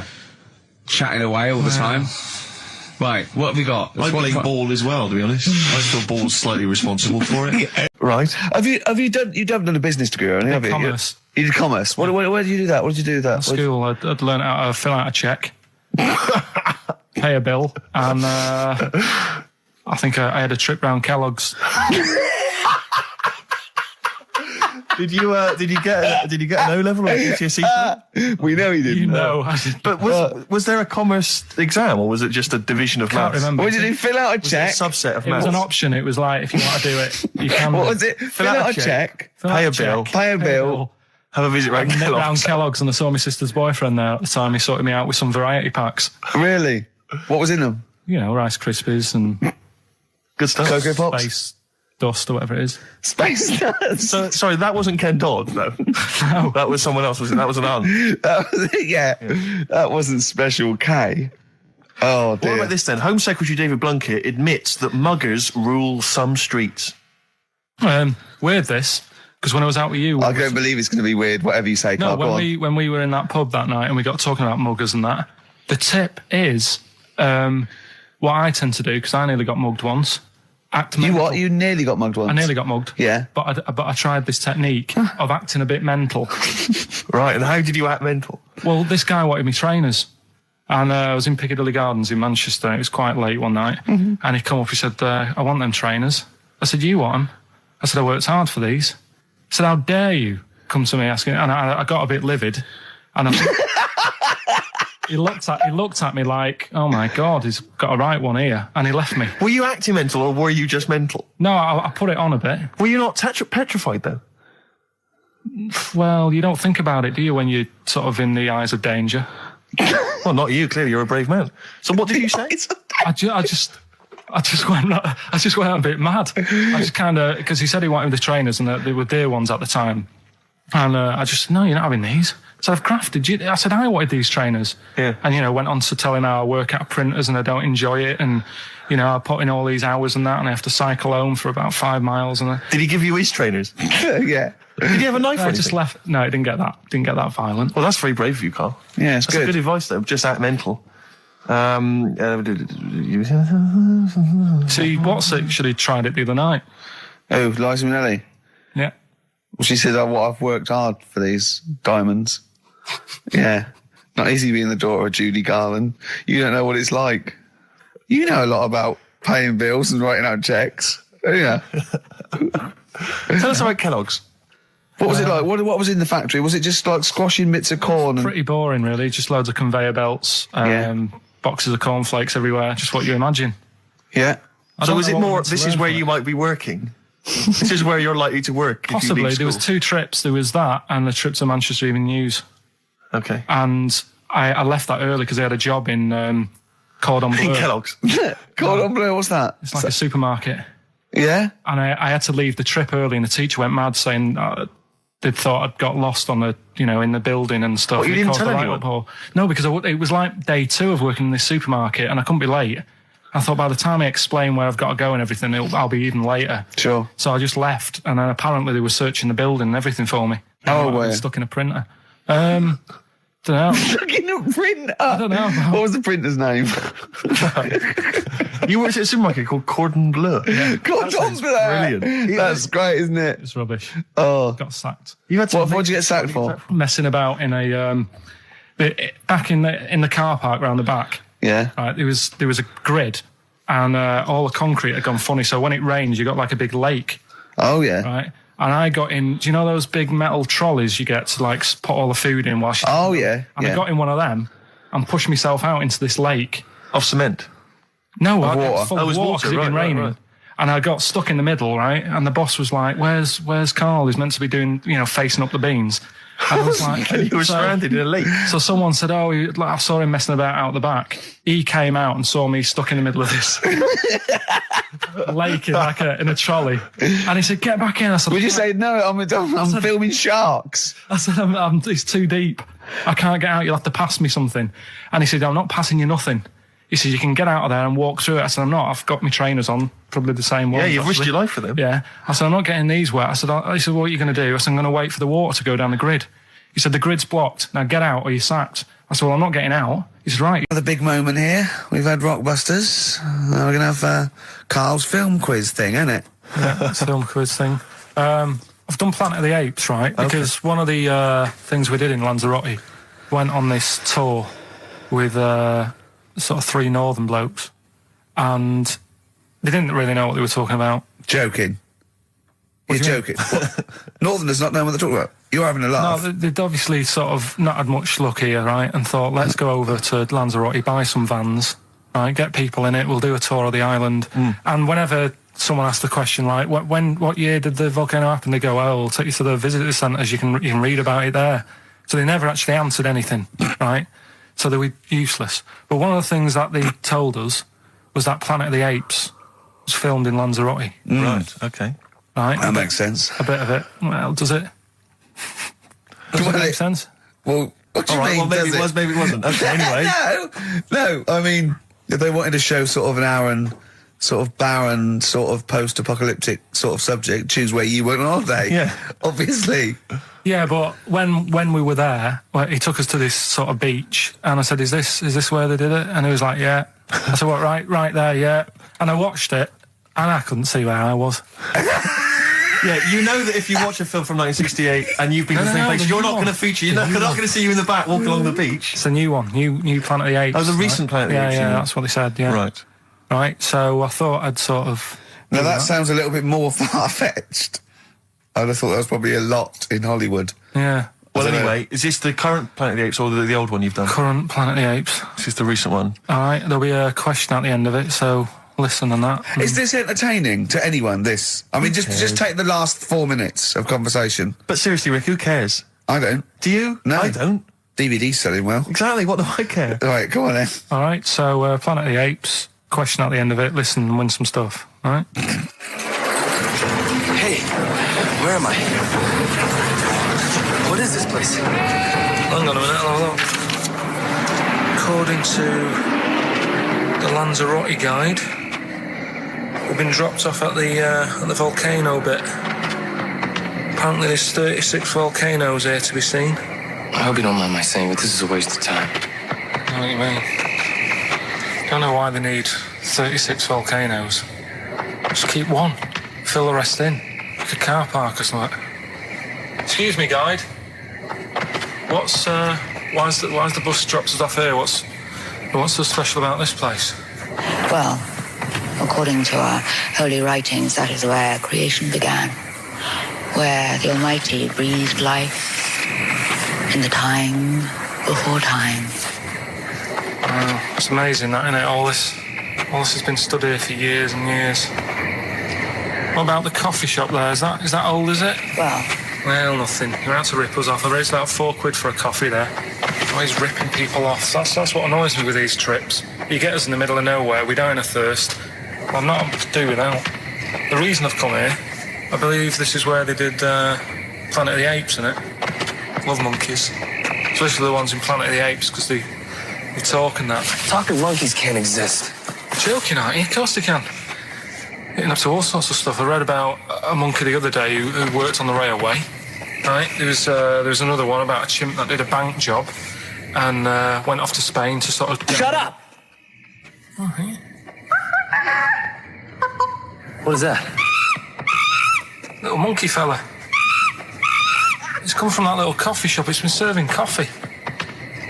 Now that is worth paying £4 for. No, you're teasing him. I'm not teasing it. It's working, isn't it? It's serving the... We want some coffee. Get us some coffee. I've heard about this. You can buy coffee that's been sort of hand-picked by monkeys. It's like Coffee Mate, except it's more sort of coffee primate. Yeah? Hello, little fella. We want coffee. What do you mean, we? You're gonna have a coffee, aren't you? What else are you gonna do? Go and look at another 35 volcanoes? I'm staying here. I'm having a monkey coffee. It's brilliant. You find this amusing? Jesus, it's a talking monkey. All right, mate. Have a couple of coffees. Don't start now. We're off duty. I'm starving. What do you mean you're off duty? Have you been on us later? Just get us a couple of...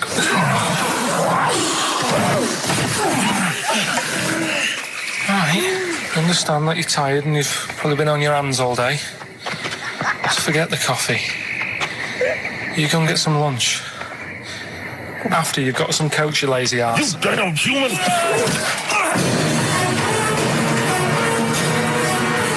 Helpful. Lovely. Excellent. So, what's the question? If you've been listening to the whole show, how many volcanoes do I think's on the island of Lanzarote? Okay. Yeah. I might have it wrong, what I've been saying, but it's roughly around that. Yeah, so what have you been saying? Yeah. Yeah. Brilliant. Ricky.gervais@xfm.co.uk. You're more likely to win the prize if you leave your address on the email. Yeah. Because otherwise we can't really be bothered to phone people or email them back. So, Good point. Put your address on there and you could win some crap. In a jiffy bag. Carl's theme tune there by Placebo. Special Needs on XFM 104.9. Alright. New Year's resolution, Carl? I don't know. I don't do it. Really. Don't So what worry about about something it. like, I don't know, start smoking? Do you know, there must be something. No, it's a waste of time, isn't it? Don't bother with that. Right. You Any- see? Me, no, I've never really made any New Year's resolutions. I just be good to people. Just treat everyone as you want to be treated yourself. Give to charity.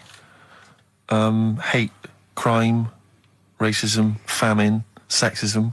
I know you're going to keep to all those, except the gift to charity. That's... Me and Carl find that a little bit hard to believe. Never gonna happen. Well, you've always got to break at least one of your New Year's resolutions. Exactly. Yeah, well, I think I'll be nicer to Carl.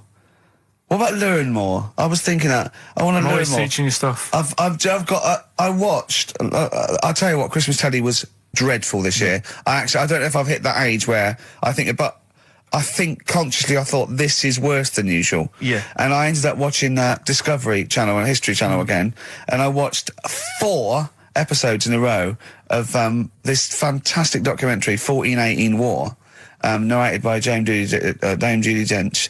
And it's brilliant. I just can't get enough of it. I hated history at school, and now I want to know everything. Yeah. And I think that's mine. Learn all the stuff about stuff. I like learning though. I Yeah. always say that to you. I'm always looking up stuff. When I was on holiday, even though it was sunny outside and they had big holes to look at if I wanted to, I stayed in and watched Discovery there and was watching stuff about scorpions and that. Yeah. What did you learn? Well, nothing, 'cause it was all in Spanish. But I just watched it. What I found out, right? What I found... Scorpions are very good. It's only about poison you get with. What I don't understand is with scorpions, right? They have like this sort of weapons, don't they? They have the poison and stuff, right? Yeah. Which can kill a man. Yeah. But there was a couple of little animals and that were its sort of enemy, Yeah. and it stung them, and it didn't kill them. So what's the point? Well, firstly, not all scorpions kill a man. Some of them, This one did, they said. Yeah, well, they range from like bee stings to so much venom it can take down a horse on things like spiders and snakes and scorpions. So it depends. But a scorpion that will kill a man would kill a rabbit. So I don't know what you're talking No, about. there was a snake that it stuck its thing into, and some sort of beaver, and they were just like running about. There's nothing funny about that, so why are we laughing? Well, the snake wasn't running about, was it? Well, it was slithering about a bit. Yeah. What was the beaver doing when the snake? Just sort of, I think it ate it in the end. What? Ate what? Ate the scorpion. Just wandered off. Well, it wasn't a beaver. There you go, There's you've no learned that. way it was a beaver. All right, an otter. It was This is what you've pieced together from a show in Spanish. well, I'm just saying though, how come it can't kill something that small, yet there's someone on holiday that's no sort of danger to that scorpion. We're not going to harm it, right? And yet it can kill a man. So you Shut say, up, but I Carl. don't believe it. Shut up, mate. Seriously, this is gobbledygook. Taught you something again though. That's what I'm No, saying. what have I'm you always- taught us though? What is that? What is the fact that's come out of that? A scorpion can kill a man, but the beaver was dancing with a snake. Then it Well, ate that- it. you do that That's all the not a time, fact. though. You That's put not a everything fact. down. New Year's Eve I taught him something, right, about dead people. No, you know what the things that taught me. I was saying you're talking shite. He says they found out your soul weighs an ounce. Your soul? Yeah, your soul weighs an ounce. Right, who found this out? I read it. Your arsehole weighs an ounce. Yeah. There's no such thing. A soul weighs an ounce. You're talking drivel. All right. Have you got any monkey news? So what did they do? They weighed someone who was alive, and they will wait for you to die, then weigh you again. There was someone you've lost an ounce. Yeah, it must be your soul shooting off to heaven. It was someone who was really ill, and they said, we can't do anything for you here, but we've got a bit of an idea that we want to do. We've been wanting to do this. Stuck him on some scales. He said, right, you weigh 9 pounds and an ounce or whatever, because he was wasting away. He died, 9 pounds. Right? Fine, well, that's proof if proof be needed. Nearly got to wrap it up. I think we've got to do the Rockbusters winner and give someone those lovely prizes. Monkey news, then we're out of here. We'll maybe come back, maybe do some Christmas specials. I don't want to make any promises. Right then, first one. Chewing breaks. Fishing for a dream. That's what we're fishing for, isn't it? We're fishing for a dream today. What's that mean? Poverty. I don't know what I was talking about. It doesn't matter what you're saying, Rick. No one's listening. No one's listening. Well, we've got to finish anyway. Think about the fact that think how small our percentage of listeners is anyway. Anyway. And then you two are on stage at the moment. This is like broadcasting during Christmas dinner. This is the same. It's just on the hospital radio. Yeah. Yeah, exactly. Where everyone's got an iPod for Christmas. Yeah. On the ward. yeah. Well, we've just got. We're going to go through now till 5:30, and I've got to rush off, I'm afraid, to Live 8. Don't apologise, mate. When people see the glam that you're bringing to that event, they don't even care about the people introducing it. Comedians going, ladies and gentlemen, just get on with it. No, I agree. No, I've got a good joint here. 2 blokes will get on with it. Bring on Madonna. But we're going to give it to them, Carl. We're going to go through to the end. We've done everything we have to do. Monkey news. The final monkey news of the year, possibly. It's been a joy. I'd like to say, on behalf of myself, Steve Merchant, and this little bald mank. It's been a pleasure. Yeah, speak for yourself. Yeah. I feel drained today. Do you? Go on. This is the strangest radio show in the world. Yeah. Isn't it? Yeah. Because we can do that. We can talk about this and go, Phil Drain today. Just like he's not, like no one's listening. Because that's the sort of thing you say socially and no one listens. Like just when you're watching up, I feel drained today. It's rhetorical. Yeah. You're not expecting anyone, not even your loved ones, to go, oh really? They just go, that. But to do it live on air, no one's listening. What I mean is just give us a jingle. But exactly. But the truth is, the contempt we have for our poor listeners is unbelievable. The listeners aren't listening, and we don't want to be here. So it really is one of the most pointless things ever. No, I would have been quite happy to do a full show. But you know what? The flow of it's just. I would love to listen to this back in 10 years. This actual show. Let's keep this forever. Let's keep this show forever. The show we went early. We were bored. It was a day we're trying to save Africa, but we're a little bit annoyed that no one's listening. Yeah. Right. Right. Once and for all, the final monkey news of the year. Oh, go on. What were you going to say? No, I was just going to say, if you're not into the Live 8 and you're gay, you're not listening. Because you're on a walk. Game went on for hours, right? No one's listening. The terrible thing is that not even we're listening to Carl now. I know. Literally no one is listening to Carl. There was a lot of smoking going on. It's going on. A lot of eating and nuts going on. That was a bit weird because they don't normally get through as many, but for this night. So, come on, let's just play Bruce. Goodbye, everybody. See you maybe at Christmas time. Goodbye. Have you ever read the, What changed it? Just calm down a bit. Yeah. So. The chilled out vibes of PIMP probably helped you. Yeah. I think we should just say, give massive props to Adam and Joe, who stood in for us. Oh yeah, stood in for us. Did a great job. Yeah, great, really good. In fact, interestingly, are they going to get their own show here? I think they should. Yeah, they'll probably get something. Well, there you go. Well, it's interesting, as I was listening to them, they had quite a nice selection of features. They had a couple of good competitions and things. Now, I don't know if, having done them for XFM, is it somehow, they may be kind of under some kind of XFM copyright? Which would mean, as we've got no ideas, maybe we could just hijack some of theirs. Maybe you could look into that. Obviously not Monday, you're not here, but... I was with Joe Cornish last night, went to a little, do at, Jonathan's house, and Joe was there, and he walked in, and I was taken aback by how tall he is. Sure. Because I'd forgotten, and he's about 6'4", but he's unlikely to, do you know what I mean by that? It's sort of like some people surprise you. And, he was going, I don't consider, 6'4", big. I said, well, it is pretty big. I said, but I know what you mean. I walk around with Steve Merchant. Yeah. And, he went, how tall, Steve? And I was 6'7". Yep. And Joe went, oh, that's That's nearly a disability, isn't it? Do you know, he's absolutely right as far as I'm concerned. No, do you know, I've genuinely, since school, I used to go to school with a little disabled fella. Lovely guy. No, I swear to God, lovely guy. And I remember he came in when we got in the sixth form, and he'd basically got, I don't know what the ins and outs of it were, but as far as I could tell, he'd got a car for free.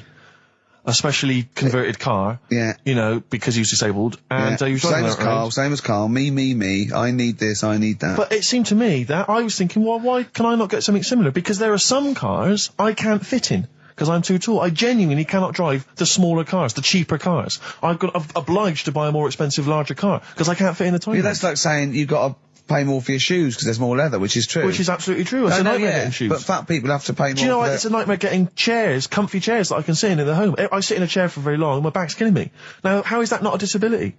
But no, you don't see people like me whinging. But I think tall people, I read an article that taller people on average, get higher wages through an advantage, or just because they're taken more seriously than little dumpy fellas. Sure. Do you know what I mean? But I don't think I genuinely don't think there are many benefits of being really tall. People seem to assume there are, but beyond the fact that I can reach things down from a high shelf, I know. I don't think there's any real perks. I've seen you hit your head a few times. That's a disability. I know, I have seen you hit your head a few times, and I think, oh God, that must have hurt. Obviously I'll make sure you're okay and then laugh. Of course. But I know it must be annoying. Thanks, mate. No, but I mean, there's one pub in Soho that he has to go down backwards. Yeah. He has to lean that, it looks like a limbo dancer. Yeah, they've almost got to lower me in on routes. I always find it amusing. But like, for instance, on an aeroplane, I can't get some of the seats, I can't fit in some of the seats. Not in any way, not the way that I could. Because what are you talking? How is that not a disability? There's some seats that people can't afford because they're poor. It's not a disability. That's irrelevant. Don't go on a plane then, because you're poor. But if you can't afford to go on a plane, you can't afford to go on a plane. You should have studied hard at school. But what annoys me about that is there's a physical disability I was born with. There's a weight allowance, so I might not be allowed loads of bags on, but there might be a big fat pig in the queue who's allowed the same chocolate allowance as me. That's because they've been eating like a bloater. I couldn't stop myself from growing this tall. It wasn't a conscious decision. I didn't think, I'll tell you what, I won't smoke when I'm a teenager. Maybe I'll shoot up. I'll eat healthy. I'll probably add an extra 2 feet. It just kept going. You do eat too healthy. You eat way too many greens. But that's not why I grew to this height. It's a genetic thing, isn't it? Yeah, but if you'd have lived near some sort of pylon or something and just, as I say, smoked from an early age, you wouldn't have been that tall. Don't think when I was a gangly teenager having the piss taken out of me, I wasn't thinking I wish I'd been born near a pylon. Could you? Or Chernobyl. Could your mum or dad, could they have banded you like they did with little, didn't they do that with someone's feet? Well, yeah, concubine, yes. I didn't come out this tall, did I? No, but slip it in the and how would they bandage him? They'd have to bandage him round the feet and round the top of the head. Yeah, I'd be walking around like a mummy. Yeah, or a bonsai boy. But people didn't really realise I was going to be this tall until I was 14 or 15. You know, you don't realise when you're an 8-year-old. How tall were you when you were about like so a typical gangly teenager, 15. How tall were you at 15? I don't know, 6'5" maybe? And I bet you were like a beanpole, weren't you? Well, of course. Yeah. And what sort of glasses did you have? Cool. Now, what did you have? I don't know, a monocle. No, I can't remember. Did you wear a bow tie once? I wore a bow tie? I thought I was trying to preempt the styles that might be coming around. I think I've been watching a lot of George Formby films. And I thought it can only be a matter of time before the bow tie comes in. I thought it might be quite kind of urbane and debonair. Yeah. So what that was Robin Day at the height of his fame? I think he might around this time, yeah. Yeah, I wanted to go for that dandy look. I thought that's what the girls are going for. I know, yeah. The dandy. Oh dear. So I still want to see you with a pipe and trilby. Yeah. I just think you'd look great walking on the street. Yeah. I genuinely, I really, it does frustrate me that I don't get any allowances for being very tall. It doesn't count as a disability. Well, it does count. No, it doesn't. It's not a disability being 6'7". But how can you explain, for instance, travelling on a bus or a coach? There's some seats I can't sit in. The only disadvantage is, people look, I've seen people stare at you, but they stare at me because I've been on the telly. What's that a disability? That people being recognised? Yes, but you could avoid that by not being on the telly. It's your choice. This is my point. It's your choice. Yeah, it's the same as the big fat people. It's their choice. It's a different sort of stare, isn't it? I've been there. Yeah. When, the sort of stare that you get and the sort of stare. Well, obviously sorry, Steve, but I'm gonna, follow up this inquiry. What do you mean, Carl? No, I'm just saying it's more of a stare of fear than, like with you, they go, oh, it's him. Yeah, go on. Whereas with you, it's more like, jeez.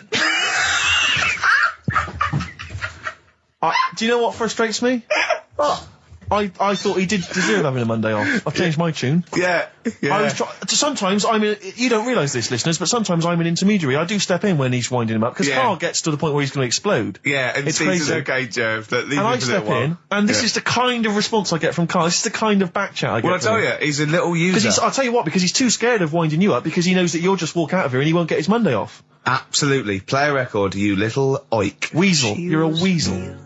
Title track from an album called 1972 by Josh Rouse. Well worth listening to. XFM. Yeah. Ads. Yeah.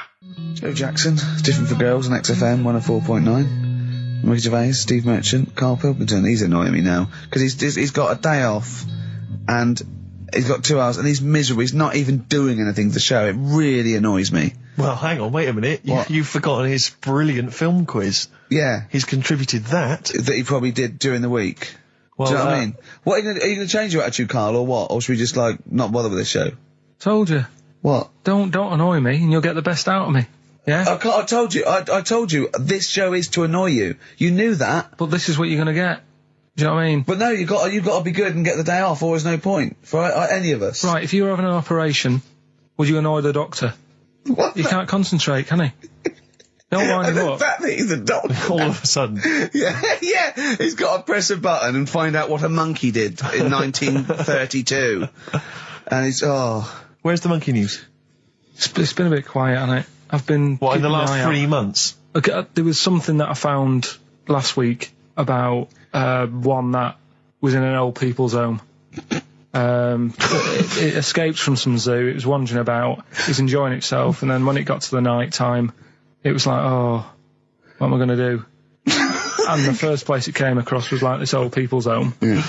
Went in there. I think it was there for about a week and a half without anyone realising. No, it did. No, so the helpers and the nurses and the social workers and the matrons and all that, they thought, well, Mr. Sanders looks a bit hairy.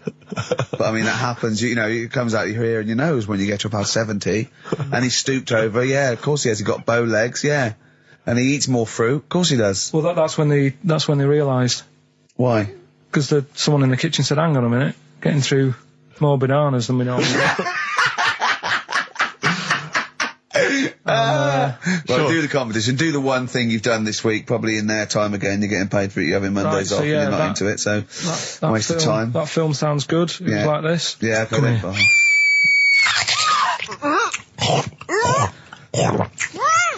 I'm well happy now I've had that. Oh, yeah. Right. So that's a bit of a cryptic clue. Yeah.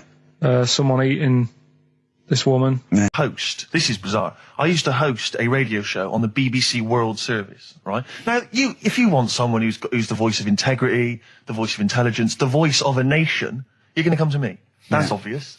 And I was broadcasting, and they've got listeners of something like 50, 60 million people around the world. It's mental, the listenership of the World Service. And I used to host this show with someone It's a big place, Steve. The World? Yeah. You're absolutely right. And anyway, so I had to be into Bush House, where they broadcast from, 10 o'clock every Friday morning, to broadcast around the world to 50 million people, right? And one week, I went to the toilet in my house, right? Everyone had left. I got there a bit late. I got up a bit late. Already against me. The clock was already against me. Had to be there at 10 o'clock, broadcast around the world. And we got 2 toilets in our house, downstairs one, right? And the door had already been a bit dodgy. It was one of those doors where you had to give it a bit of a kick as you went in. It was getting a bit tight. I don't know what, the wood was expanding or something. I'm in there. And same thing again happens. No toilet paper. I think, oh, God, I'm going to have to somehow kind of make it up. Why don't you check first? I normally do, Rick. I normally do. It's just on certain occasions when I'm bleary-eyed or something, I forget, or occasionally I forget. Normally I do check. Right. And you've got to bear in mind that it's not like this is happening every week. This is over the course of many years that these incidents have accumulated. So you've condensed them. For the purposes of this anecdote. Sure. Yeah. Yes.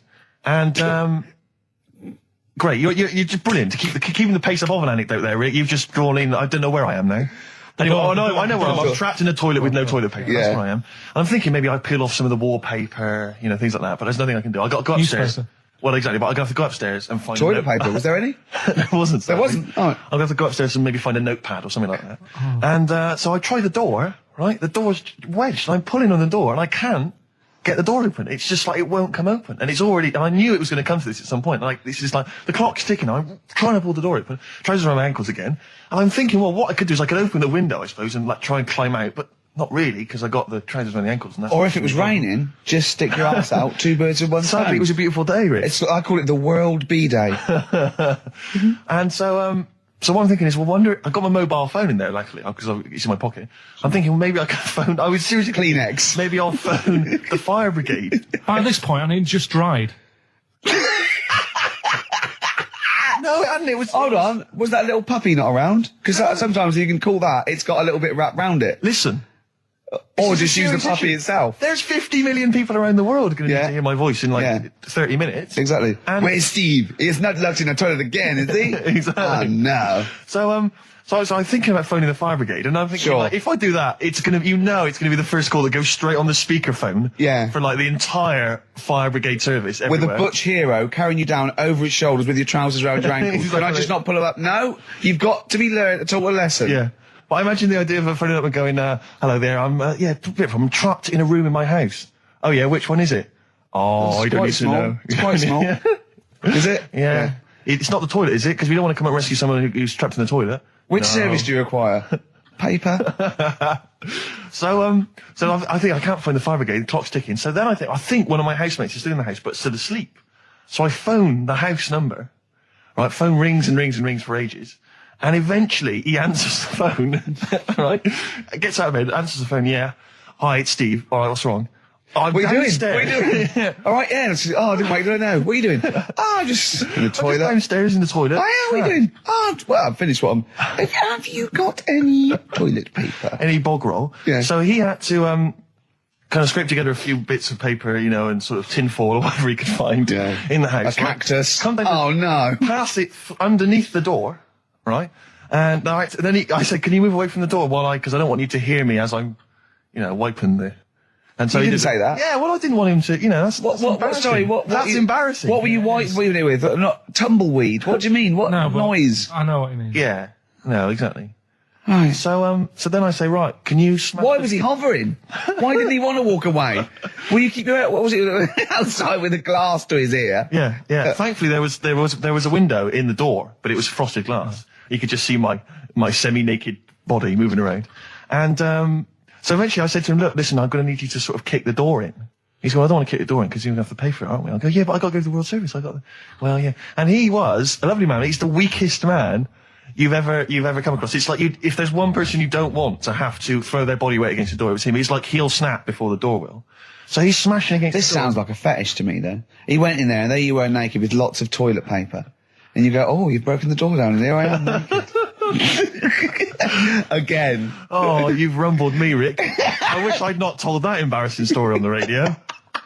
Like it wasn't embarrassing enough, you've just got to make it slightly more seedy. Oh, so did he get it down? He did it, yeah, and I got to the World Service with minutes to spare. Oh. And interestingly, I told that story to 50 million people around the world. You're joking. Yeah. Did they understand? I think so. I mean, is that a bit of a problem when you're on the World Service, like thinking of things that everyone can understand? Yes. Because you can't. It's a bit like when talking to you, Carl. Yeah, exactly, Carl. I think you're on thin ice there, worried about people understanding what you're saying. No, but you can't talk about stuff that's on the telly and that, because some people will say, well, we haven't even got a telly here. Oh, yeah, you're listening to XFM 104.9.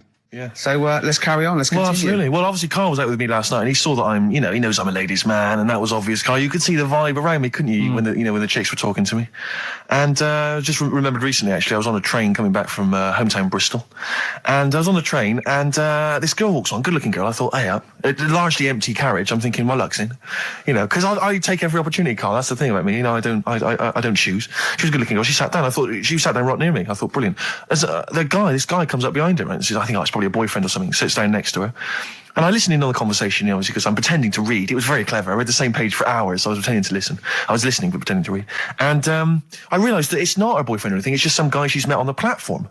And I'm thinking, brilliant. If she's the kind of girl who's just going to start talking to someone, on a platform, on a train, brilliant, I'm going to be in here. Because he was only going one stop. So I'm thinking, what's the worst that can happen? He'll nick off, I'll get chatting to her, and who knows, I could join the Is there a train equivalent? Foot High Club. The Foot High Club, brilliant. And so I'm excited, I'm listening in. And it turns out that they're both kind of graduates who just finished university, or they're coming to their finals or something. And they're chatting away, and he's making a couple of witticisms, and she's kind of tittering at his jokes. I'm thinking, well, I'll tell you this, if she's laughing at this kind of material, I am going to blow her away, with my kind of anecdotes and wry observations, It was weak stuff, I got to be honest. Really? He was coming out with nothing. He was running on empty, as far as I'm concerned. Yeah. And she was loving it. So I'm thinking, brilliant, I'm going to be right in here.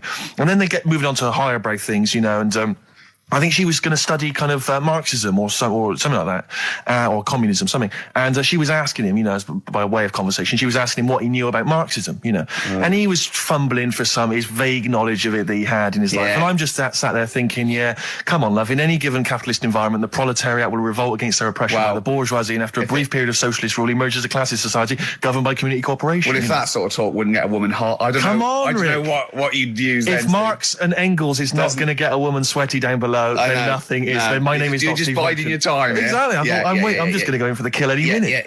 Yeah. So anyway, it comes to his stop. Right, he gets up. I'm thinking this is a piece of cake, and he gets off, and off he goes. He walks off, and I'm thinking brilliant. And I thought, I'll wait till the train's pulled away. I'm not going to leap in straight away. No. And he comes back along the carriage, and I'm thinking, hang on a minute. He goes, listen, do you mind if I give you my email address? Oh. Right, and if you want to get in touch, email me. I'm thinking, come on, you loser, get off now. Save your face, please, before it's too much. And she accepts the email address because she obviously doesn't want to hurt his feelings, whatever. I'm thinking, fair enough. She's a good woman. I'm liking her. I'm loving her. I'm thinking that's my kind of girl. So anyway, he gets off. I'm sat there, the train pulls away. I'm thinking, I'll wait a few minutes, I'll just, give it some time. Her phone rings. It's her friend on the phone. And she starts saying, and I was listening in, and she was going, just met a guy on the train. I'm thinking, that's true enough. She goes, he was a good-looking guy. I thought, you're having a laugh, love. To be honest. Because I was looking at him, and she said to her friend, he looks a bit like tennis player Boris Becker. I thought, you should be so lucky, frankly, because I saw him. He had awful facial hair, if that's what makes him look like Boris Becker. Terrible little goatee beard. It was laughable. I thought, I don't know. And then she goes to thing, and she's like, I met him, we got chatting and stuff, and she was going, it's not often that you meet someone, generally in life, who's, kind of thoughtful and intelligent and funny. I thought to myself, I'm not even going to waste my time with you, love. Frankly, if that's what you thought of him. You just walked away. And I'll be honest with you, I didn't even bother talking to her. No, I didn't even waste my time with her. If she thinks that bloke is not only great looking, but funny and intelligent, and she got on well, and he was polite, and it was a chance meeting, and he thought, and she thought that you were like a freaky looking dork who didn't even have the nerve to speak. If that's what she thinks, then I don't want to know her. I couldn't. You walked away, and good luck to you. And I have my dignity intact. Yes, and she's nothing. Oh look, you're actually a little bit stressed out, aren't you? Because you had to drink last night, didn't you? I had a couple of drinks. Yeah. I was down at Steve's night. He was doing a bit of DJ. Yeah. Went down the store. And that's why you're all grumpy. What? Do you hear what he just said? What? I was DJing last night, obviously that XFM evening. Yeah. Hour and a half. My friend and I split the time on the decks. Yeah. What was the word you just used? He went down a storm. We went down a storm. Right, 3 girls, I was walking to the toilets during my set. 3 girls went, you are a genius. Right? What's his name? Dane Bowers? Why? Zane Lowe? Because you played records in a certain order. Yes. Sorry, Rick, if you can't deal with that. Sorry if you're a little bit jealous, because this time you can't share the award. All right? Dear. But it was my credit this time. You can tell he hasn't been a DJ. Because it's not just about... It's not just about that. The songs you play, it's the way you play them. The way you play them, whether it's 33 or 45, very important. Yeah, leave your hand on them as they're trying to go round. But so 3 girls there, charmed by me, they loved it. Yeah. Zane Lowe, XFM DJ and MTV presenter, probably one of the coolest blokes alive. He came up, gave us massive respect. He said, I'm loving your set. He actually used those words, right? There were people coming up, they couldn't believe their luck. It was roaring. We'd stick on a track, people would cheer as it came on, right? My particular favourite, Carl, I think you'll agree, my particular triumvirate, LL Cool J, Mama Said Knock You Out, leading straight into House of Pain, Jump Around, then straight into that current Elvis track that's been re-released, remixed by Junkie XL. I played the original, which I'd already played on XFM before. I'm already there, cutting edge. Yeah. Right? 3 old tracks, you mean? 3 old tracks. In a row? Yep. And, I think the words that would best sum it up are, I kicked ass. Great. Rick. All right? Well, I'm going to be kicking some ass today. But Rick, I just need to mention something quickly to you. When did I last see you? I saw you yesterday, didn't I? Yeah. Because we went up to Edinburgh yesterday. We were very nicely invited to go and talk at the Edinburgh International Television Festival. It was quite a big deal. We went up there and we were interviewed. And Ricky chose to go on the train because it takes like 4 hours, 4.5 hours or something on the train. But it's quite leisurely. It's quite sort of gentlemanly thing to do. Yeah. I opted to go for the plane option and fly up there. More modern. Exactly. And they bankrolled that. They paid for it all, and that was all very nice. And as I recall, when I last saw you, we got a cab, didn't we? And you asked if you could get the cab to drop you off at the train station. Yeah. And then it took me on to the airport. Yeah. Did I? Now that was before. The last time I saw you was before I got to the airport and missed my flight, wasn't it? Because I had to drop you off in the centre of town. Yeah, no, that was just before I had to pay £165 to upgrade to another ticket. How did you not tell me that in the last hour? £165, Ricky. I had to pay because we dropped you off at the train station. So, I mean, do you want to go halves on that, or how do you want to deal with that? How do you want to sort that whole mess out? Why were you late? Why was I late? Because we dropped you off in the centre of Edinburgh, and do you know how hard it is to get out of Edinburgh in rush hour traffic? But it was only 3 minutes away, so you'd have missed it anyway. No, because if we'd gone the other direction, it would have been 20 minutes. It took me like an hour to get to the airport. And I got there, and the plane had already left, and the cabbie was just laughing. He was saying, we're never going to make it. He goes, you were a religious man, you better start praying. I thought he was being facetious. He was absolutely right. £165. But hold on, why didn't he tell you that when he picked up at 4:15? It makes you wonder. So obviously I'm a little bit annoyed. Because I'm not a man who likes to sort of spend unnecessarily. But wait, this is not my fault, because you were there when we made that decision. I didn't impose this on you. We both decided that might be it. It's both our fault. I mean, it's no one's fault. It's both our fault. That's fair. That's all I wanted to hear. It's both our fault. Therefore, it's both our financial obligation. No. £165, just split that in half. Write a cheque, Rick. Write a cheque. It's fine. I trust you. Phone in. I think everyone. This is You're clearly obvious. irresponsible. No, of course I'm not. If you share a cab and then one person's lucky enough to not be late and one person is unlucky enough, and that's what it is, bad luck. I don't think you share the obligation. It's a moral dilemma, this, isn't it? But it's more than that, though, isn't it? Because let's be honest. Even if you had known that I was going to get there late, you'd have wanted me to hang around just so you weren't left around waiting for a train on the road. No, because I got there. You get bored sitting, don't you? So you'd have wanted me to at least got in that cab. I got there way too early. I actually got there I was there about 30 minutes early. early. You made it fine then. That was exactly. So I mean, I sacrificed me hanging around for half an hour so you could get it at 4:15. And the other thing is this: you were going to get it at 4:15 anyway. Yeah, but I would, if I'd gone the other direction and not dropped you off in the centre, I would have been there in time. Wow, would we? Well, is that true? Wow. Only God knows. Well, and the cabbie. What I mentioned it to. So, I'll tell you what will cheer you up. I'll tell you what's better than 80 quid. I'll tell you what's better than, shall I? Go on. Music. What, are you paying the whole 165? Listen. Yeah. What about, are you a fan of any of the great English operas? Like, the Pirates of Penzance? Yeah. Gilbert and Sullivan. To me, Gilbert and Sullivan were like probably their day equivalent of like Richard Stilgoe getting together with Tony Slattery. And then 100 years later people go, it's brilliant. It is like, they might as well, I don't know, make any episode of Whose Line Is It Anyway? Right, yeah. Into an opera, and in 200 years' time we're going, that's genius. Yeah. Listen to this one, look, this is Party Quirks. Yeah, Amdram Society. We're a step.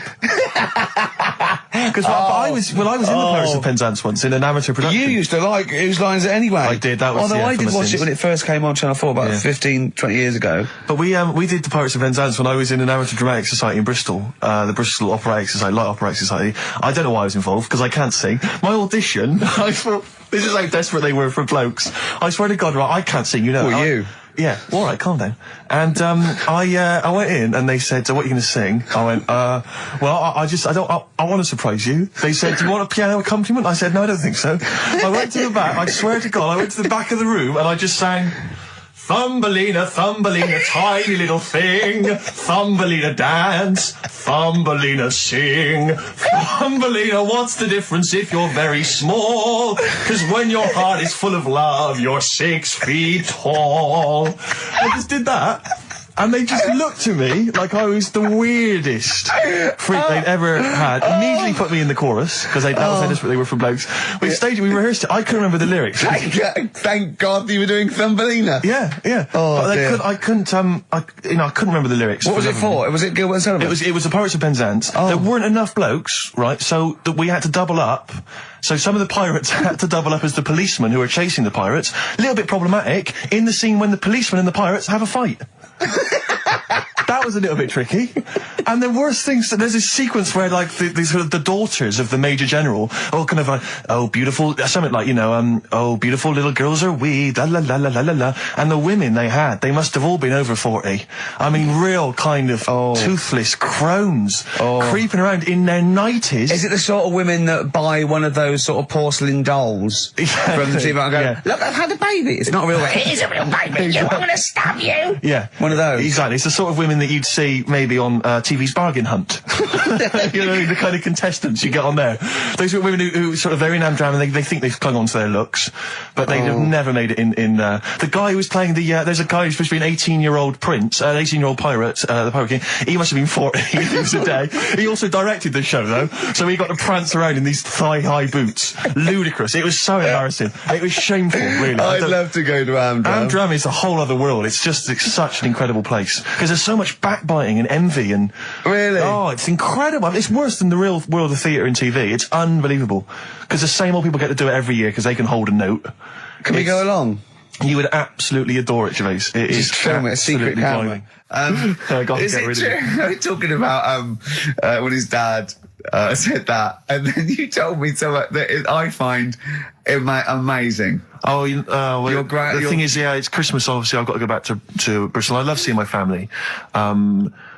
Well, yeah, I do. But it means I'd see my grandparents, who were, brilliant people. I mean, lovely people, but mental. I mean, utterly mental. And they've taken now there must be sort of 80 apiece. And it is quite an old age, but they're fairly good health, relatively speaking. And they just spend their time in bed. I mean, that's all they do, is that's their profession. They've retired to go to bed. And they spend all the time in bed. I tell you what they're like. They're like that old guy. They're like all that old family in Charlie and the Chocolate Factory. Oh, yeah. Remember, none of them had got up for like 25 years. Yeah. And you said that they go to bed and they go to sleep, but then when they wake up, what they do is put an extra pillow so they're slightly more upright, and that's them in the day in bed. That's the daytime thing. But they get up and cook and stuff. What they do is they've got about 6 teeth between them. I mean, my grandmother needs false teeth, but refuses to go and have the old ones extracted and the false teeth fitted. So she's working with about 3 or 4 teeth. Oh. My grandfather had false teeth given to him during the war. Wooden ones? Well, it was plastic teeth on a wooden pallet, right, that sits at the top of the mouth. He's still got the wooden pallet, but most of the teeth have come off. So there's about 4 teeth left, 4 false teeth. He's got a set of false teeth that make him look like he needs false teeth. I mean, that's pretty bizarre. So the problem is that they have to get up. They get up about 7 in the morning to put on, say, some beef or lamb, whichever they're going to cook. They put it on at 6 in the morning, 7 in the morning, so that by the time they eat it at 6 at night, they can use the phrase, this is what a good meal is for my grandparents, if they can use the phrase, oh, that's lovely, you could suck it away. You could suck it away. Who wants that from a roast dinner? You may as well blend it up and serve it as a broth. I don't want that phrase coming from old people without teeth. No, indeed. Because it must remind you of your rent boy days. Exactly. It brings it all flooding back. Oh, God. Flooding's the word. Exactly. Should we play a record before we get really disgusting about your grandparents and blowjob? That was the worst thing we've said the word blowjob far too many times today. And in the same sentence as I can't believe. Anyway. And it's Christmas. Yeah. Oh. Did I ever tell you about the time that my father, when I was young, we went on holiday. My dad he bought a little boat, little sort of wooden boat, make a 3-seater, and he and a friend of his went out with me in the boat. I was maybe 12 or 13. Went out and we sort of so I think we had the little motor, outboard motor, chugging out. We just thought we thought this was real seafaring stuff. Brilliant. We'd lost sight of the beach because we'd gone round a corner of like a mountain, or like a cliff, and so we were just round the corner, and there was this boy just floating in the water, not a boy, but like a boy, and very tricky to explain that on the radio. It's the same word, isn't it? buoy, Buoy. a buoy, and Yeah, a buoy. yeah. And so we float past that and we're just chugging along. The motor conks out. Oh, I can't believe it. We have to row back in. So they're rowing away. I'm just sat there. And we noticed that every time we sort of think we've got past this buoy, it just seems to be back where it started again. And we realised that the tide is taking us, but not taking us out, taking us towards these rocks. And we've got ravaged rocks. And we were a bit pretty scared because I can't swim very well, or I couldn't at the time. I think when my dad had maybe bought, he didn't, I'll be honest with you, I inherited a lot of things from him, one of which was his carefulness with money. just the one life jacket. How deep was the water? Which I seem to remember he tore off my back and put on himself. So the water's pretty down. I'm not saying we would have necessarily died, but it was pretty scary because the boat, we were going to crash into these rocks and stuff. It was getting pretty unnerving. And so they're sort of rowing like mad, trying to we're just not making any progress. And we're beginning to think that this might be the end. And this boat, this kind of ferry boat comes chugging by doing tours. Ching, ching, ching, ching, ching. And it comes by and my dad goes, oh, wow. We were going, brilliant, they can help us. They'll throw us a rope, they'll tow us back in. He was going, you've got to be careful, hang on, because according to the laws of the sea, if he rescues us, Steve, he can claim my boat. The laws of the sea mean he can claim my boat and salvage. I love the idea of that's like a reward. Doing that. But what I like is, his 12-year-old son might die, he's thinking about the boat. I know, but also, the other thing, of course, is that I like the idea of this ferry master going, Yeah. the boat be mine now, or take your son. Yeah. Let me think about it. I need a new bed. That'll be just right. King size. Oh dear, that's lovely.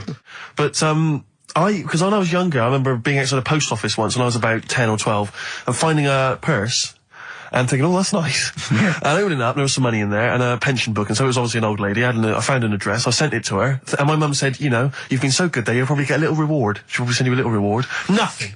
I got maybe a thank you note, but no cash, no moolah, nothing. Really? And I was livid, because I'd been told that I was going to get a reward. I thought I've been a good Samaritan, nothing. So, many moons later, when I was at university, I learnt from that, and this is the most bizarre thing. This explains a lot, doesn't it, Carl? This is like the Mary Celeste. I went to a cash point to I thought, I can't get my card in here. And I realised there was already somebody's card in the machine. They put the code in, but then they just disappeared. They'd been kidnapped or something. So it was just there, waiting, sitting. Said, what do you want to do? And it gave you a number of options. I thought, interesting. Steal or go to heaven? Yeah, exactly. You went, oh dear. Yeah. Well, I pressed balance just to check what their bank balance was. Unbelievable. It was a considerable sum of money. I'm not going to lie to you. It was not typical student debt. It was like, I think they were a foreign student. There was a lot of cash in there. A lot of money. Did you feel a slight bulge in your trousers when you saw the amount of money? I couldn't believe my luck. I thought to myself, now then, I could just take that card out and hand it in, or I could teach them a small lesson. Right. And maybe give myself a reward, because last time I did that, I didn't get a reward. So if I give myself £30, then I'll take the card out. 30? Give myself 30. Yeah. You didn't really? Well, I thought that's a good reward. And I went in, I handed the card in, I took that. Steve, and that's a little reward for me. And I'll tell you this, don't think it's evil, because I went in and I bought everyone a drink.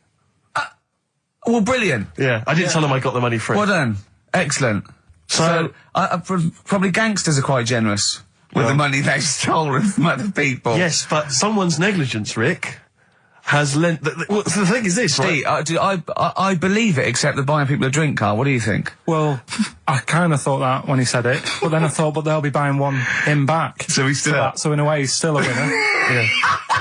Everyone's a winner in that situation, including the student, because frankly, if there had been a less scrupulous person who found it, they'd have probably helped themselves to a considerable sum. I cannot believe he did that. There was thousands and thousands of pounds in there. What if Beadle had jumped out and slapped you with his little claw and said, we've been filming this merchant? Well, so what? How old were you then? I don't know, 19, 20. Would you do it again, or was it just to get the world back for the old lady's purse? Possibly do it again, yeah.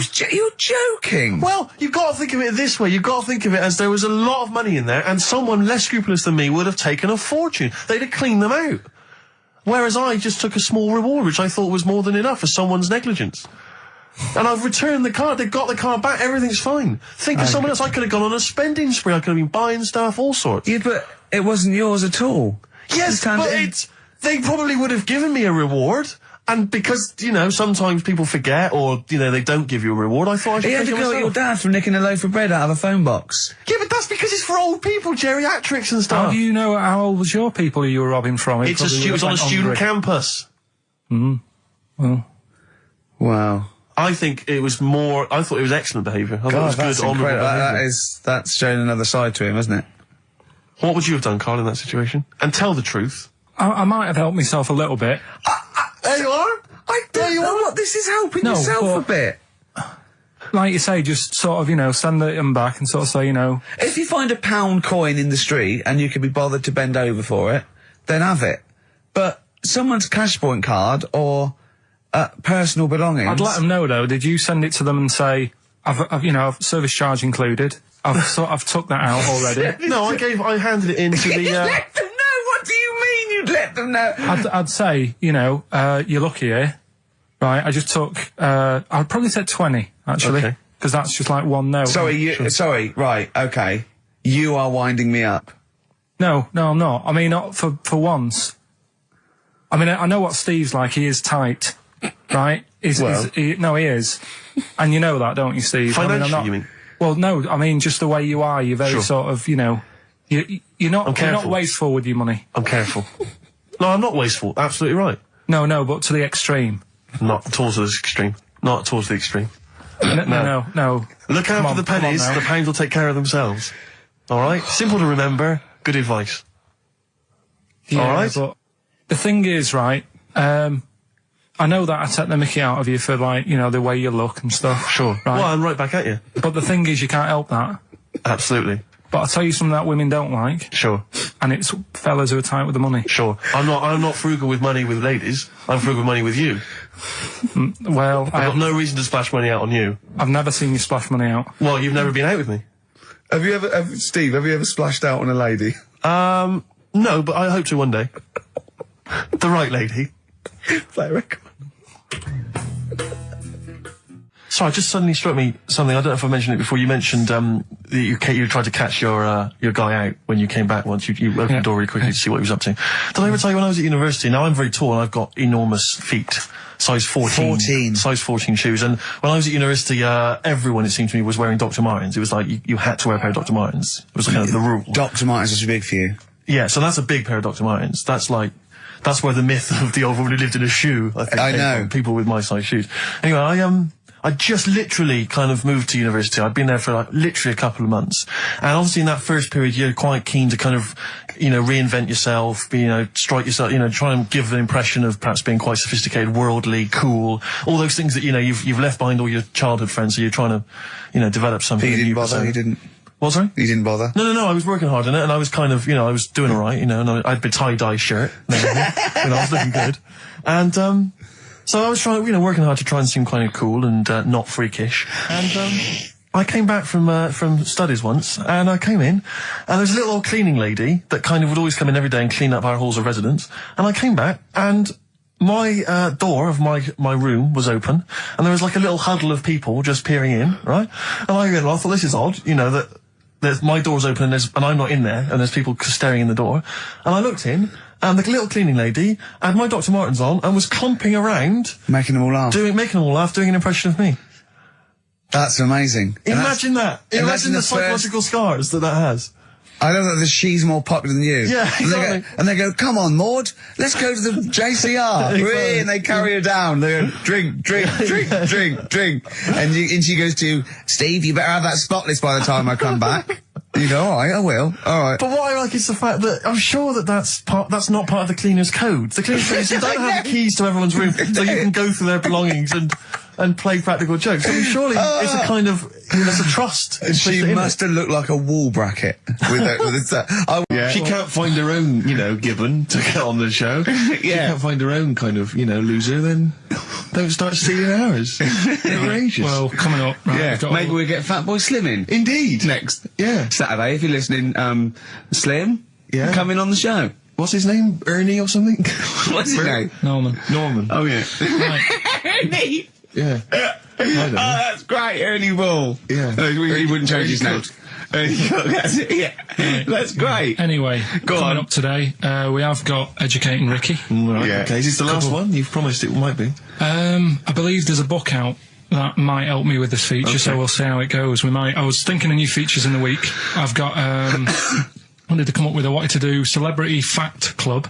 Celebrity Fact Club, alright. I've just got to get some celebrities in first, before we can kick that off, so maybe in the new year. Ball and maybe Cook. Zoe Ball, yeah. Ball and Cook, start off. Maybe, right. And I've also got, Cook and Ball stories. Yeah. That's nice. Good one. Cheers. Thanks, Carl. Yeah. Maybe you could sell that to Zoe's show. And I'm also thinking Through the Ricky Hole. Through the Ricky Hole, okay. What's that? That's, I'm quite... No, you just got the title again, haven't you? Yeah. Okay, play it. So, Rockbuster's coming up as well. Yeah. Right? Yeah. Eminem, Lose Yourself on XFM 104.9 on Ricky Gervais with me, Steve Merchant. Hello there. But not Karl Pilkington. No, Carl, no. He's gone back to Manchester, innit? It's better than London. Yeah. You don't know it. Manchester's better than London. Instead, Claire Sturgis. Claire Sturgis round of applause for Claire, yeah. Thanks. Yeah, the bosses. It's kind of they're in sort of the camouflage gear and is that quite trendy? Is that what the kids are wearing? It's funny. Someone actually mentioned Or that are this you on morning. manoeuvres? Yeah, I am exactly. actually, taking time out this morning from what I normally do. Sure. I missed the second half, talking like that, of Celebrity Boot Camp. I don't know what that Coolio. Is it? The fella from Milli Vanilli. What, the one that's not dead? No, the one that killed himself, Steve. Okay. No, I just want to clarify for people. A lot of people don't realise that one of them is dead. Right.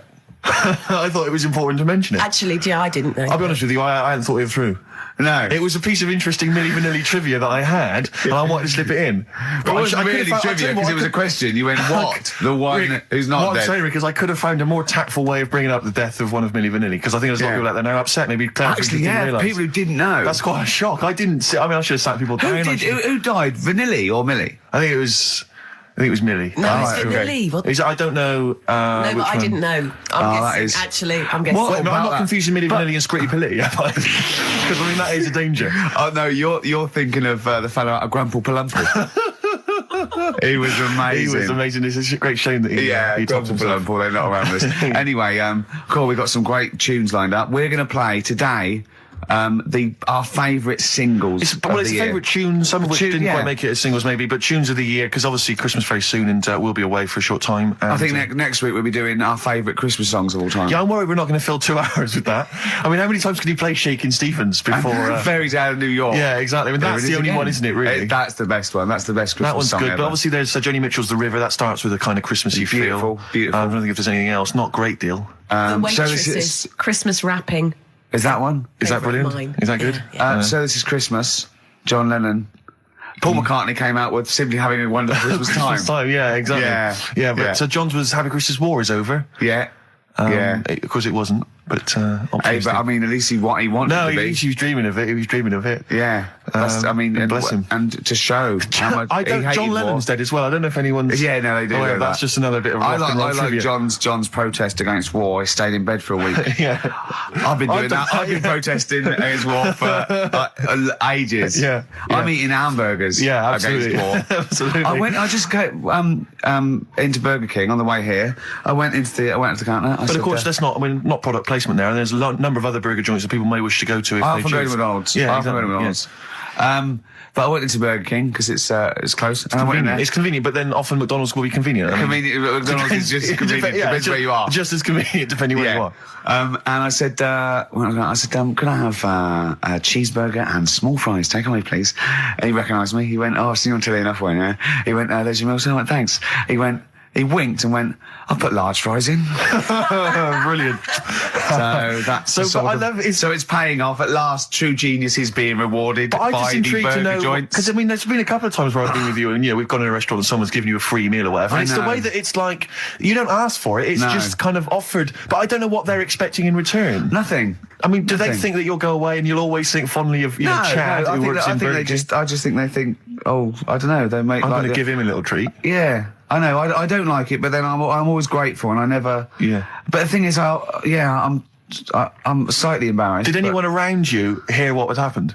No. Because I imagine the resentment, just the whole room No, turning they on didn't. you. I had to go around telling him. Yeah, I went, I said, excuse me, did you hear that? He goes, no. I go, he just gave me the free thing because I'm on the telly. And I went, I don't recognise. I went, you don't recognise me? I'm terrified now that that someone could be listening at Burger King HQ. You know, I'm assuming this is an unorthodox procedure. And that little fella's got fired. Well, we know, they know it's Leicester Square now because I just mentioned it, so they know which Burger King it is. Oh my God. I don't know. What was his name? Ralph Littleton. He had a name badge. Number 342. Well, I just hope Littleton doesn't get in trouble. So, what are we going to play That could be a first? sad Christmas for him. He's probably keeping his whole family afloat. Bit of Springsteen. Well, tunes of the year. I mean, I know people dismiss Springsteen, but as I say, the gig I went to see earlier in the year, I made it. Sturgis couldn't believe we were going to play Springsteen. Brilliant. I just think, you know, leave aside what you think is cool and trendy and the fact that he's older now or whatever else. Really? Just leave all that behind and just listen to the tunes because, you know, he remains a great musician. Lonesome Day? Lonesome Day, it's the current single and it's the first track on the album. And, free chips. Absolutely. That was the record before us, and here we are, pre-recorded, because we did this a few weeks ago, because we're not here at the moment, are we? We're away in that. I'm Ricky Gervais, with me Stephen Merchant. Hello there. And Karl Pilkington. He's not actually with us, he's on he'll be in some of the best of clips. Good story that happened. Basically, I don't know if I told you about it last week when we were having our spaghetti, but No, I think you did. Right, I know what it is. I know what this is. Okay, I've not heard this. Right, there's a little midget. Right, there's a circus. I'm loving it already. Circus going on somewhere. I think it was in America. And is that present day or old times? I'm talking like in the last 3 weeks. Okay. Right, little midget. Circus, really packed out show. People are loving it. Right, Steve, you're asked the same question I did. I know. So there's little midget jumping up and down on a trampoline. That's what circus is. Right. I'd pay good money to see it. So everyone's clapping, and he's getting carried away. Because he can't believe they're loving it. I didn't know they'd like a little person on a trampoline, but they love me.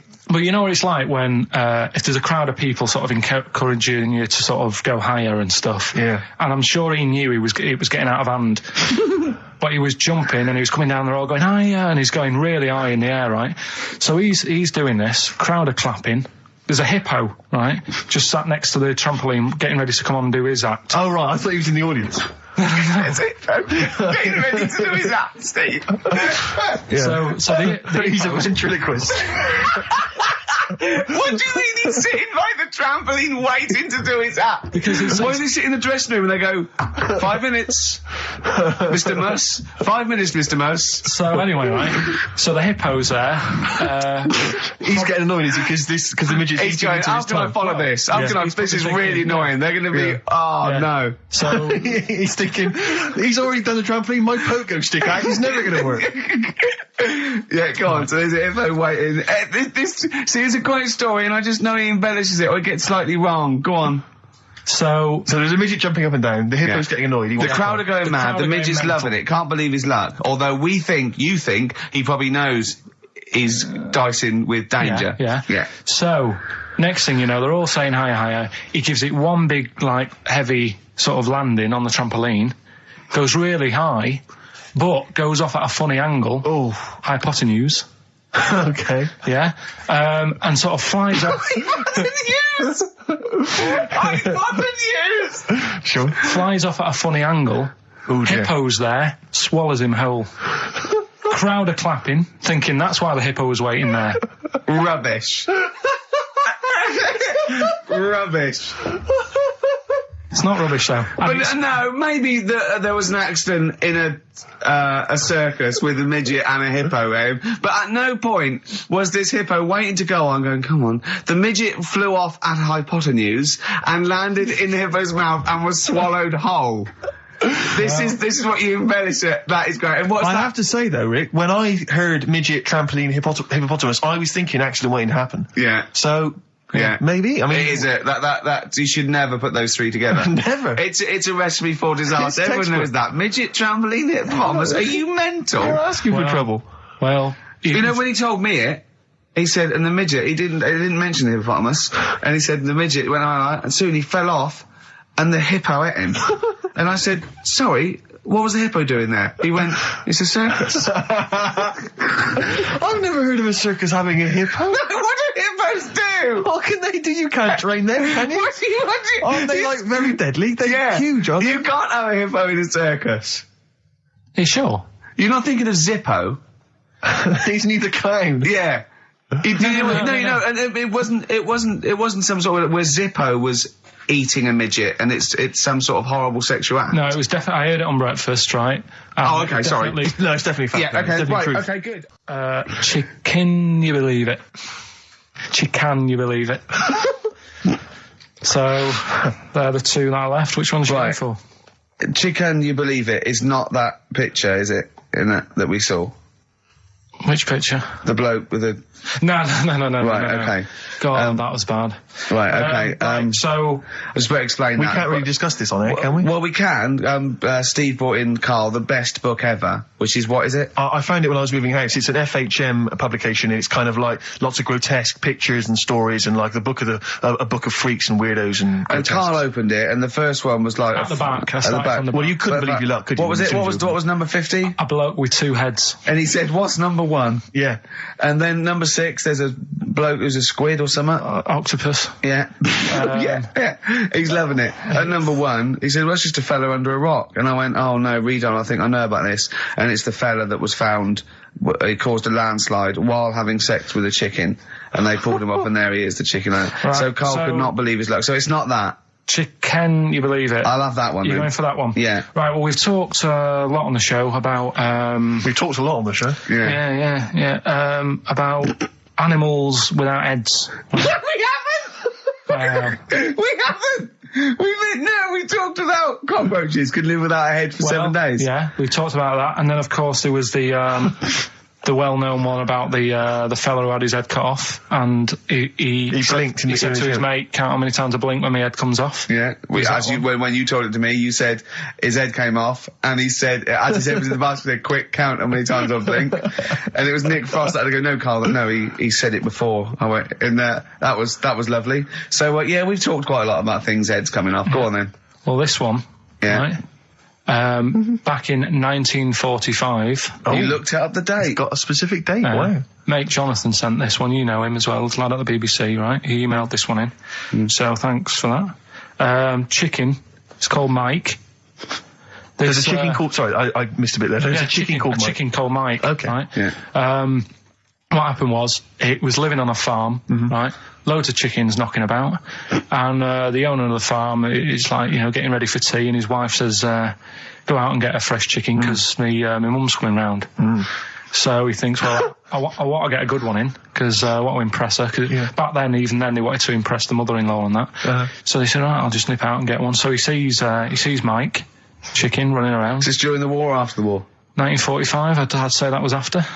No, it ended, It ended in 1945. Yeah, okay. September, go on. Yeah. So, chicken's running about, he thinks that one, that looks alright, I'll have that one. Mikey. So he picks it up, and he cuts his head off. Oh. Puts it on the block, cuts his head off, runs about a bit, like they do. He thinks it'll stop in a minute, keeps running about. And what's going on here? Right? He's now like chasing the chicken without an head. Yeah. He's saying he should die in a minute. Anyway, doesn't die. Chicken's walking around with no head.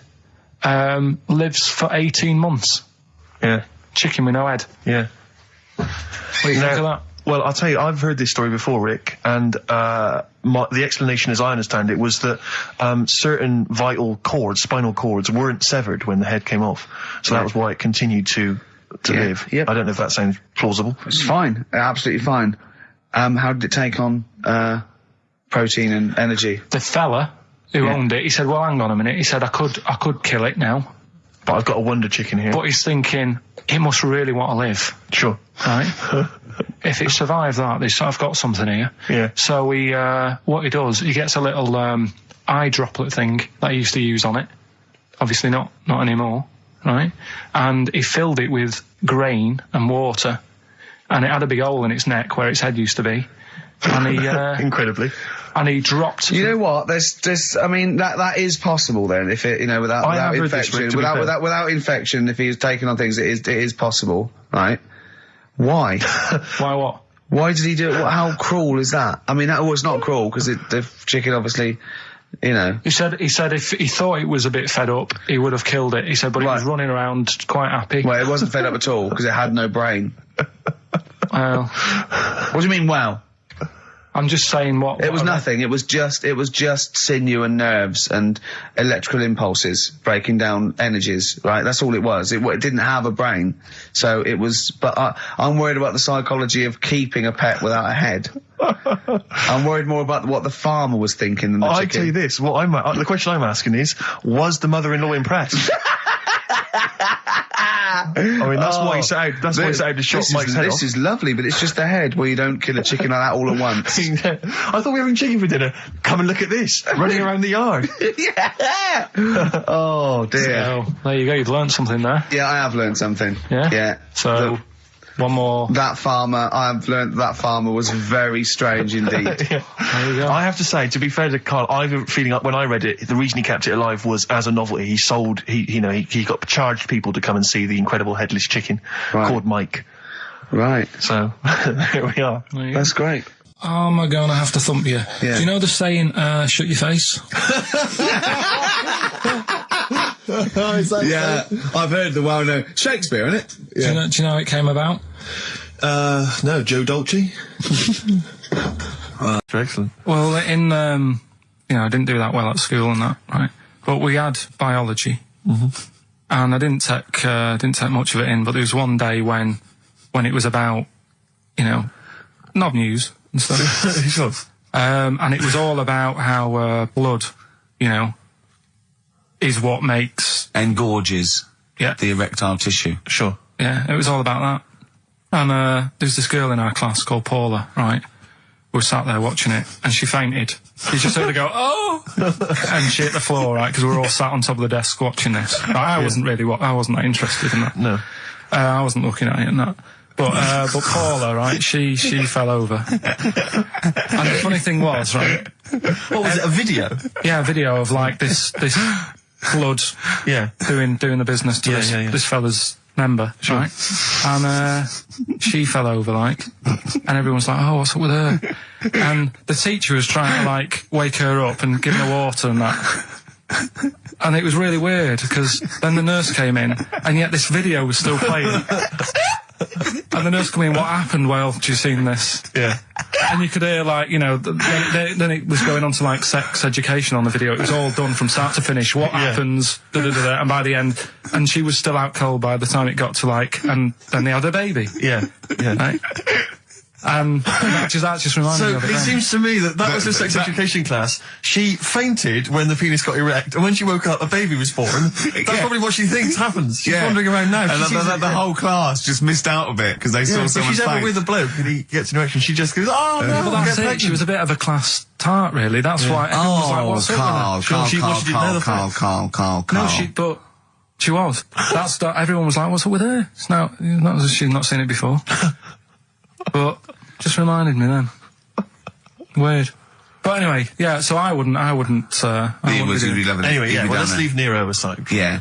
The other thing in this, should we play a record and come back? There's another interesting fact. There is some extraordinary facts in that. Yeah, well, more facts. We're running over. It won't be knob news. There'll be all different types of news. Good show, though? Enjoying the last show? Yeah, it's alright, and, I hope it gets better because, Telegraph are listening today. The Telegraph, the paper? Yeah. Why are they? Why did you say that? Just, Jenny, the PR woman, said to me yesterday, she said, just, do some good topics and that, so you don't have to worry there. What they phoned up to say, hello, it's Telegraph here, we'll be listening tomorrow.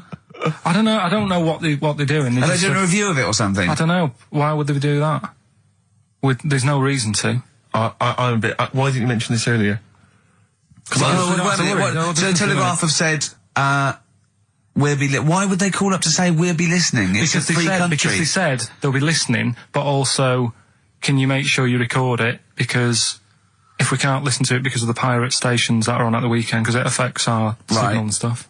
whoever's listening must listen and know there's a problem with pirates. And they said, can you... Well, they're probably just doing a feature about radio shows or something then. They're going to tear us to shreds. They're going to... I mean, listen to... Sorry, seriously, the drivel we've talked today. I mean, what are they going to make of it? That's a broadsheet newspaper. I think I know what Monday's headline's going to be. I don't think it's going to be like, you know, they're going to forget about the power cuts. It's not going to be about, you know, the inquiry or terrorism or anything. It's going to be no more to knob news. Yeah. It's going to... They're going to love it. I mean, seriously, I have a little bit of self-respect. And if I'd known a quality newspaper was going to be listening, I wouldn't have turned up today. Because I mean, I'm an award winner, you know, and I'm a respected television writer. And I've, you know, won awards, sort of classy. Don't worry though. And don't worry. What have we talked about? Knobs. We've had the worst quiz on radio. Yeah. We've had you trying to explain relativity. You didn't even understand what that word meant. You know, you just mentioned there about sort of no knickers and that. Is this going to be your Auntie Nora? No. Right. It's just, you know, like the last flat that I lived in, I always had a good view across the road and I could see, it was the hairy... There was the hairy Chinese not hairy Chinese kid, he was just a Chinese kid, actually. Yeah. Yeah. Running Because back. that's rare, isn't it? Hairy Chinese kids are very rare, isn't it? Yeah. There's only one official sighting, isn't there? In one of those shit little magazines that you buy. Yeah, he was running around in his underpants. You just swore ironically. I mean, I imagine if there's any newspapers listening, you did that. Because he's sort of jokey and... Yeah, go on, let's not swear. And there was the old woman who didn't move, she was just sat there reading a book all the time. Who we think possibly died and no one came round for weeks, I mean. But, and now I've moved, right? And it was quiet for a bit. I always look at what view I'm getting, right? Looked across and it was just sort of empty, sort of flats ready for people to move in and that, right? Anyway, people are in there now, right? And they've put all the furniture in, but I haven't put any curtains up. Oh. Right. So anyway, I'm sort of washing up, just having a look out the window. Yeah. Right. Girl sort of wandering about, you know, knickers on. Right. With no knickers on. You mean naked? No knickers. Well, she had a bra on. Right. Okay. But, she's probably looking for a knickers. So I thought, and I don't know how long I was looking. No. Right. But anyway, she looks across. Oh God. I think she spotted me. Yeah. I think, oh God. I felt really bad. Yeah.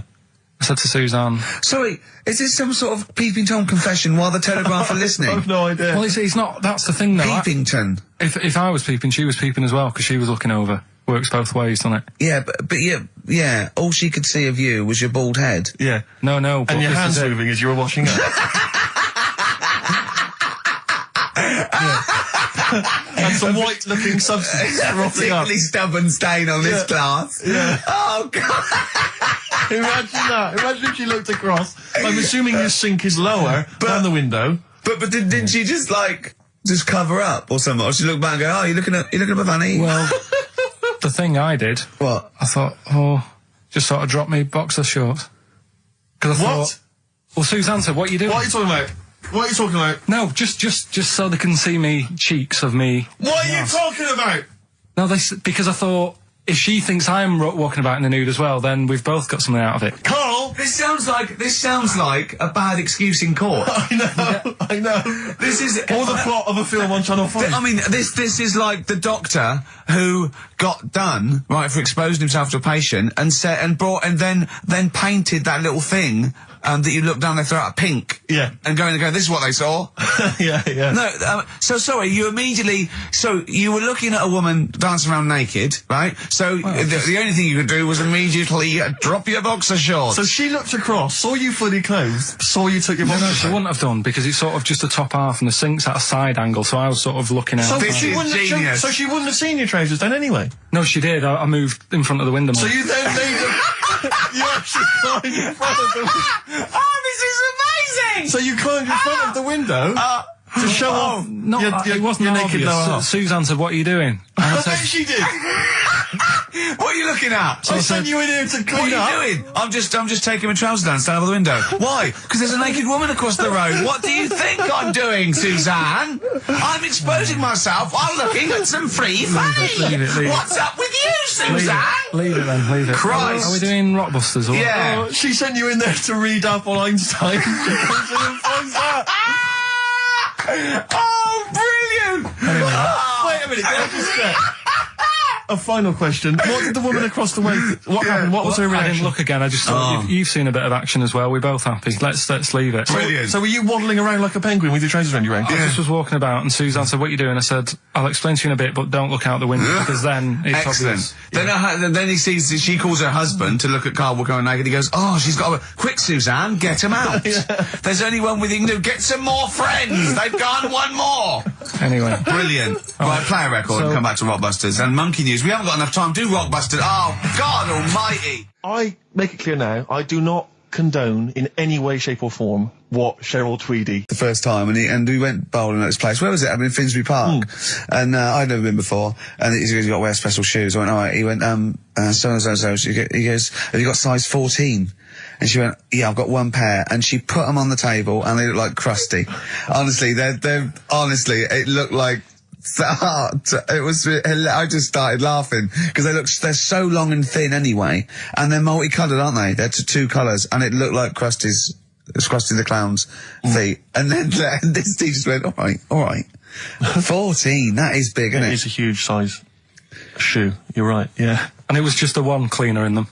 Just the one, sadly. She did have loads of kids eventually and brought them up in there. I wanted to buy a laptop computer, and everyone said, go up Tottenham Court Road, and I was reading like magazines and stuff, they were saying haggle, make sure you haggle, make sure you're planning to haggle, get the best deal you can. And I found a shop which was selling the computer I wanted, and I went in there, and I had this whole plan in my mind of what was going to happen. He was going to say, like, it's worth this. I'm going to go, well, look, I can get it cheaper here. I want to buy it from you. I'm going to haggle, and off I went. So I went in the shop, and I said, yeah, looking for this, interested in this Toshiba. How much is it? He went, oh, it's 1,500 quid. I went, sure. Okay. I said, I'll give you 1,300. He went, it's 1,500. And I said, sure, but I'm willing to give you 1,300. He went, 1,500. And I was done already because he hadn't even begun to haggle. And I was assuming he'd at least go 1,400 and we could start, but nothing. So now I was screwed. My whole plan went out the window. Yeah. What did you do? Just leave? No, I said to him, the thing is I can get this computer cheaper down the road, but, I like what you're providing here. I like your service. I've had good stuff about you. It was amazing. I said, I've heard good stuff about you. And he went, I said, seriously, I can walk down the street, I can buy it there for cheap for like 1,400. And he went, well, see you later then. And I was like, right. So I walked out the place. I said, well, I'm going to have to leave then. And I walked out the place, and of course I wanted to get it from there because it was still the cheapest, so I had to walk back in again. I went, yeah. I've just had some second thoughts. Listen, I'll tell you what, I'll pay the 1,500. Can I get a free carry case? He went, the carry case is free anyway. I said, I'll take it. The carry case is free I got anyway. nothing. No, but how much would you charge for that if it was on sale? Carry case a tenner. Well, let's just say it is a tenner. Give it to me for free. And he went, no, it's a tenner. And you went, well, you said it was free a minute. Yeah. It's just pathetic. That is lovely. It's having to walk out making a big statement and then come back in again. Oh. So it was last week when there was a little bit of confusion over the one for Holly Valance. Right? Of course. I don't think it was confusion. I think it was your error. Yeah. No, it wasn't. And it was Holy Valance, and you meant Pelmet. Then Becky, who called up that time and said, oh, if you're getting mistaken with Pelmet, right, she sent me an email in a week saying, I've done a bit of research. Yeah. It was my fault. I've made an error. Yeah. It is a Valance. Okay. And I know about Valances. As I told you last week, at the very end, my auntie loves them. Yeah. Right? She makes them. She started off just like putting them on top of the sort of window around the curtain. And then she thought, oh, I can do more with this. Yeah. And she had a little coffee table that had magazines underneath. And she said, I'm sick of seeing them magazines when I'm sat down. She sounds like a Pilkington. So I'm sick of seeing them magazines when I sit down. So she put a Valance around the table. She just got Valances around everything now. Yeah. Then, next step, she tapes everything. She never actually watches telly. She tapes it all because she gets sick of listening to the adverts and that. Yeah. So she tapes everything. So she's got loads of videotapes and that. And the video used to get on her nerves. When she was watching a film, she'd see the clock changing. Oh. And it distracted her from the film. So she put a Valance around that. Yeah. That's genius. Yeah. So that is or is it mental? Only Mrs. Einstein can tell. I don't know. She's even made a little Jack Russell look like a hovercraft. Yeah. It's great. So everything's got a Valance. If you go round and you stand still for too long, the chances are she'll put a Valance around your head. Yeah. This is this is Auntie who? Auntie Nora. And this is the one that farted for 5 minutes. Lest our listeners forget. Lest we farted for 5 minutes. Called his mum, saying I'm farting. 2 minutes into the fart. She's at about 2.5 minutes in. Yeah. She said, I'm about 2.5 minutes into Well, the my fart. mum said, how long's it been going on for? She said, well, it was about 2.5 minutes before I called you. Yeah. And then it went on for a further 2.5 minutes or something. And then it stopped. And, She couldn't time it because there was a balance over the clock. Yeah, she Because it used to couldn't annoy time her when it, she was yeah. on the phone and you put her off seeing So the time. she was guessing it was 5 minutes. This was one consistent fart. yeah. I mean, it wasn't making a noise. It was just... Oh, it wasn't making a noise. Just gas. Right, endless gas. So, there you That's go. fantastic. Well, we started off with a new one. A little bit of foo fun. This is a bit easier, but I still think it's a good one. So this is, we should explain what this is if you've just tuned in. It's one of those stupid lateral thinking problems. That Karl himself has created. Yeah, that was his homework. Right, this one.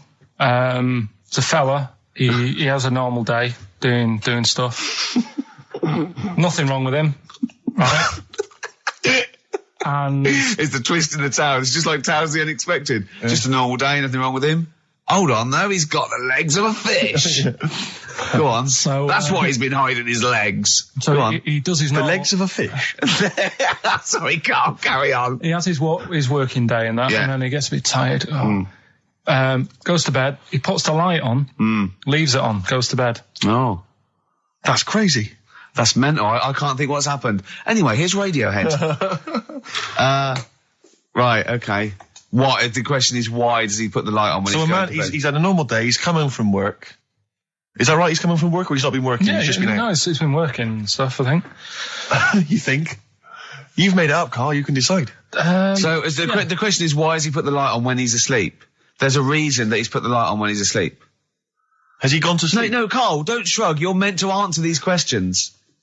He put the light on before he went to bed. Yeah, and the question And you're he's asking gone me to is sleep, why? What's and the he- scenario? And the light's on and Yeah. that, but he's gone to sleep. Yeah. He started reading and then he fell asleep. No. Did he intentionally, for some reason, put the light on? Every night. It's mad. Sounds mad. That's Carl, doesn't it? Every night he does it. Yeah. He puts the light on when So, he goes to Light sleep. on, it goes to bed. Carl, is the point of this, he puts the light on for a very good reason. Not for us, but for some people.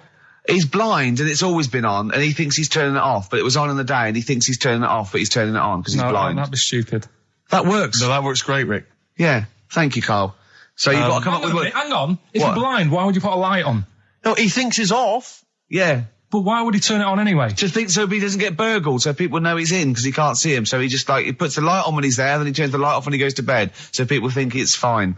But he's got it out of kilter, and actually he's walking around in the dark all day. I don't believe that if you're blind, you turn your light on. I don't think you'd be living on your own, would you? I'm not having that for a Do second. blind people live on their own? For a second. Well, some people do. Lonely blind people live on their own. No, if you got bad eyes. Any of them women?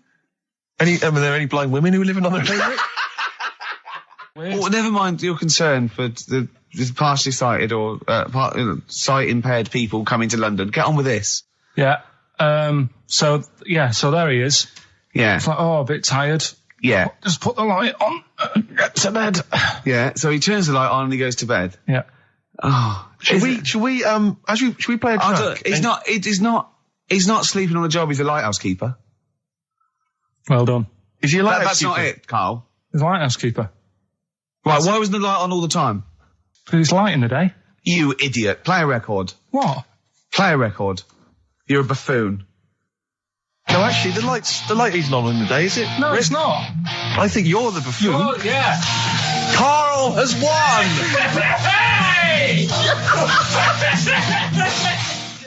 So this week, Sam, and don't say it if you know it, because the idea is that people can go on, right?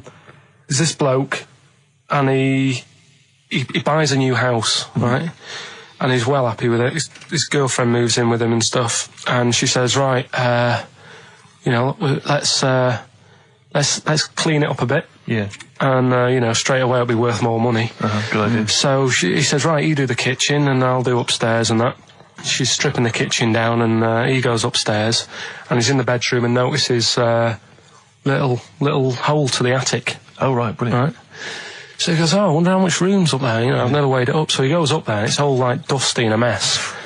And he goes, this could make a good bedroom, this. Yeah. So he starts cleaning it all out, puts all the rubbish, like bins the rubbish straight away, and there's little boxes with bits in that don't belong to him. I wonder what's in here, right? So he opens one of the boxes. It's like a little lamp. Oh, right. He goes, this might be worth a few quid, right? And he rubs it. Magic lamp. And all the room goes all sparkly and stuff. He goes, oh, what's going on? And then this fella appears, right? In a nice sort of, pair of 501s. Right. And he says, what do you want? I know already. So all the first bit is irrelevant. Yeah, but it's about building the story, isn't it? So don't say anything. You think you know it. Steve, do you know it? I don't. So I just quickly recap the end there. I almost missed the end. There you go. He's in the attic, right? His missus is still downstairs. She's not up there. Okay. Right? He's on his own. And he cleans this lamp, right? Yeah. And this fella appears out of all this smoke, and he's wearing a nice pair of 501s, and he's wearing a shirt. And there you go. What's the song? What song are you thinking of? The lines are going mental. Because it's so easy. Let's play a record, Carl. We'll come back and we'll find out if anyone's got that right. That's a great one, Carl. Really. Right. Did you just come up with that? Literally the last 10 minutes. Genius. This is genius. Definitely. I mean, if those calls aren't from major TV companies, I don't know. Dynamite stuff. A lot of them are. What's his name's lawyer? Simon Mayer. Simon Mayer. That's my favourite thing I've done for years. Yeah, not bad, not bad. That's great. Back to form there. So, okay, line. The lines are going mental just because it's easy. Go on then. So I first one to get it. The first one to get it, but... Well, it's not that though, Rick. I mean, Carl has just decided to revise the actual rules of the competition. Yeah. So that, we've decided, is very easy. So that's now a qualifier. And so then they have to answer one live. Exactly. So whoever gets that one right can play for big money. Is it a quick one as well? Because some people will lose the will to live. Just cut to the chase. And because they've got to qualify now, we're throwing an Office DVD that aren't ready yet. You'll sign that, won't you? Yeah. Yeah. No. That increases value by 42 pence. Right, go on. We'll just go live, yeah? Hello, XFM. Yeah, hi, how's it going? Not too bad. Not too bad. Listen, a very, very quick recap, Carl, if you will, please, for the people listening. Very quick. Right. A man ends up in a loft. Man's, after moving into this house and he's in the loft. And he's tidying up. His missus is downstairs doing the kitchen because that needed doing. He's up there. He's cleaning up, emptying the boxes. He finds a little. He rubs a lamp. A fella comes out wearing 501s. What's the song? What's the song, mate? Are you talking to me? Yeah. Sorry. Yeah. Well, look, I'm sitting in this bar, right? I'm not ringing up relating to anything that's going on right now. I'm after one of these armbands to go and meet Bowie on Monday. Can you help me out? What? What? Piss off. You can't say that to our public. Yes, I can. What I can't bear is people begging, Rick, on the radio. You know, I can't bear it. Is that the Australian bloke who's got the Bruce Springsteen tickets? Hello, XFM. Hello. Hello. Are you phoning up for an armband? No. Okay, great. Gene Genie, of course it is. Well done. Well done. Right, what's your name? Everyone else can ring off now because this. Well, she might not take the challenge. What's your name? Hello. What's your name? Christina. Christina. Right, do you want to take on the challenge? Yeah. Yeah? Oh, right. So this is for... She's already won a couple of CDs. This is for the Office DVD. Right. Okay. Signed by Ricky Gervais. Did you witness a murder while you were doing this? Yeah. It was like that sort of slip. It will be coming up shortly. Yeah, this is just us, isn't it? This is just us. We did this... When did we do this, Rick? A couple of weeks back. Hold on, what is it? It's the 27th today. Yeah. I enjoyed Christmas. I loved Christmas. I loved Christmas. I had a great time. What did you get? Loads of presents. So did I. I'm glad they made it to number one. I'm really glad. Stroke, he, she. Yeah. I'm really glad that the pop idols, Cliff Richard, Westlife, made it to number one. Bo Selector. Yeah, just delete that. Yeah. Okay, well, we're going to play some of the best of, some of the greatest moments of the last 3 weeks. Yeah. Ever heard on XFM 104.9. What about this? Do you remember this one? Oh, which one is it? Alright, so, here's the first bit. Right, there was this is what it's like about getting presents and stuff, right? With me mum and dad. Go on. My mate, Colin, right? No, Colin Bailey. Oh, right? yeah. He had a little Sinclair Spectrum, right? Computer, which was like the thing to have at that time, right? Yeah. Used to always go round to his house. The deal was... Not the one you had to play through the window because you weren't allowed to. No, that's another lad. Oh, right? yeah. This is a different lad. And the deal was, he came to our house and my mum gave him a pie. And then I'd go round to his and I'd stay there for a few hours playing, Hungry Horace and stuff like that on it. Right? Now, My mum and dad knew that I really wanted one of these computers, right? So I waited about a year. Came round to Christmas Day. I thought, I reckon might have one. Turned out they bought me the wrong one. They bought me a ZX81 instead of a Spectrum, right? And Christmas Day, I'm there trying to load the games up. It's not working. I'm thinking, what's wrong, right? And the thing with me, when I was a kid, I used to get quite sort of agitated. This is the moment, right? I found out that it needed a RAM pack to make it work, right? Looking in the thing and it's saying, and make sure you put your RAM pack in the back. And I was like, oh, where's the RAM pack? And my dad's going, I don't know, I've got you the main bit. That's it. So I was that wound up, I just was sick, right? Just sick. Oh, I didn't feel sick or anything, I just was like, oh God. Went to the sink, just sick. Because I was that on edge about it. I said, come on, we've got to get one. And my dad's like, Tandy's shut. We're not gonna get anything today. Ruined again, Christmas Day. That was after the year when my train set got blown up by our kid. The following year, no RAM pack. And now you ask me, why don't I get good presents? He's scarred. He just I'm gonna die. Honestly, I'm gonna die. He's just screaming sick. Yeah. There's no RAM pack. What? Did you get to the bottom of it? Why wasn't there a RAM pack? You have to buy them separate. Oh, okay. What do you mean I can't play Frogger? Oh no. So, wasn't there another incident when you threw up? Spontaneously threw up? Oh. Through sheer anxiety? I do get it. It's not so much now because I've relaxed a bit, but as a kid I used to be quite on edge all the time with certain things. Do you think that's what happened to your cat that kept being sick? That it didn't get the food it wanted and it just threw up? Do you remember that? Yeah. God, so they shaved it. No, like, again, I spoke to you in the week, and I had much better things, like when I tell you about Brian Blessed climbing Everest, and for some reason it made him, it played havoc with his belly, and he followed through, and he had to clean up. Shut himself? Yeah, using ice and snow. Why are you telling me that Brian Blessed, in what way is telling me that Brian Blessed shit himself once in any way educational? Because I was saying how he was climbing Everest, right? Right. I'll give it to him, he's an actor and that, but he gave that a go.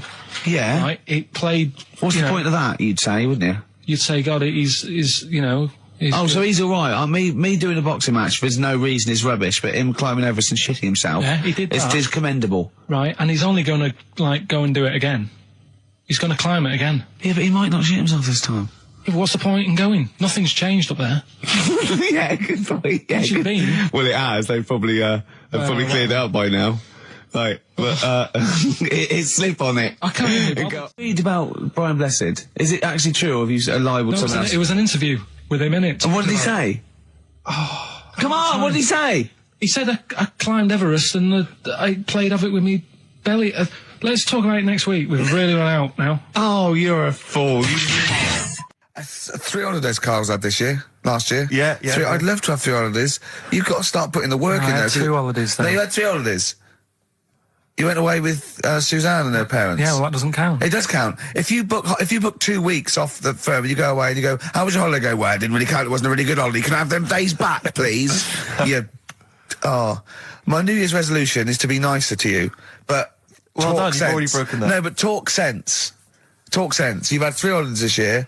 And I'm just saying, you're in your 30s now, and 30s is when you should be really putting the work in. That's true enough. To reap the benefits in your 40s, 50s, 60s, 70s, 80s, 90s, and 100.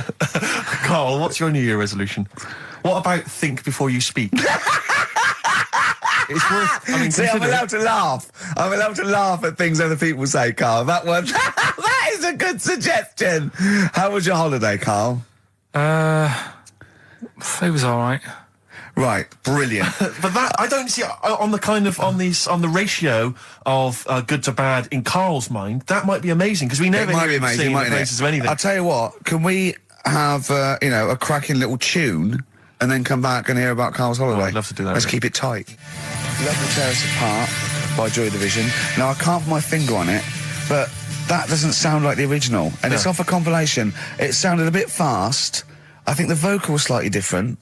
If anyone can, put me out of misery, I think it might be in a session of the time or something. Carl, is it a New Year resolution for you? Another one. Maybe when we ask you to get a song, get the original single version. I could be and wrong, not some but obscure session. Yeah, it does seem different, doesn't it? Very odd. Yeah. Yeah. Maybe we just remember it wrongly. But anyway, that's XFM for you.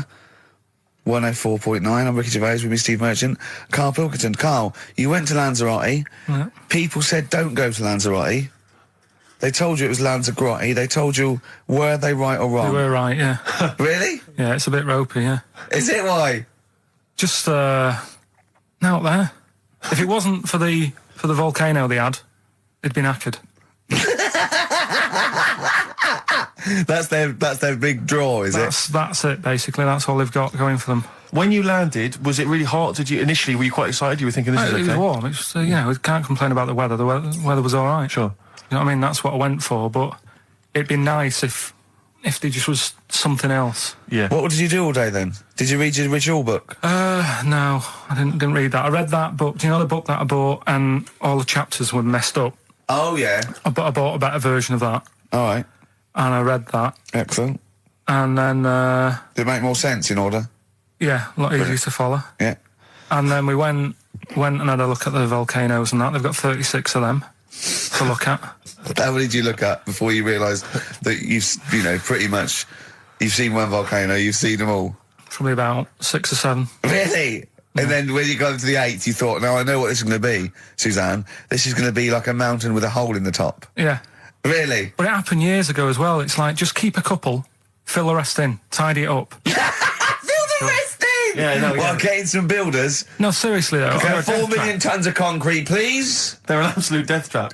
Yeah, what do you mean fill them in? Do you know what a volcano is? It's just a hole, isn't it? That's happened. Well, it's more than a hole. It's more a portal to the magma in the centre of the earth. Back in 1730 it happened, and they still haven't sorted it out. Well, when you say it happened, volcanoes were made a lot longer ago than 1730. No, but the one that did Lanzarote in. Right. Sort it out. What would you suggest?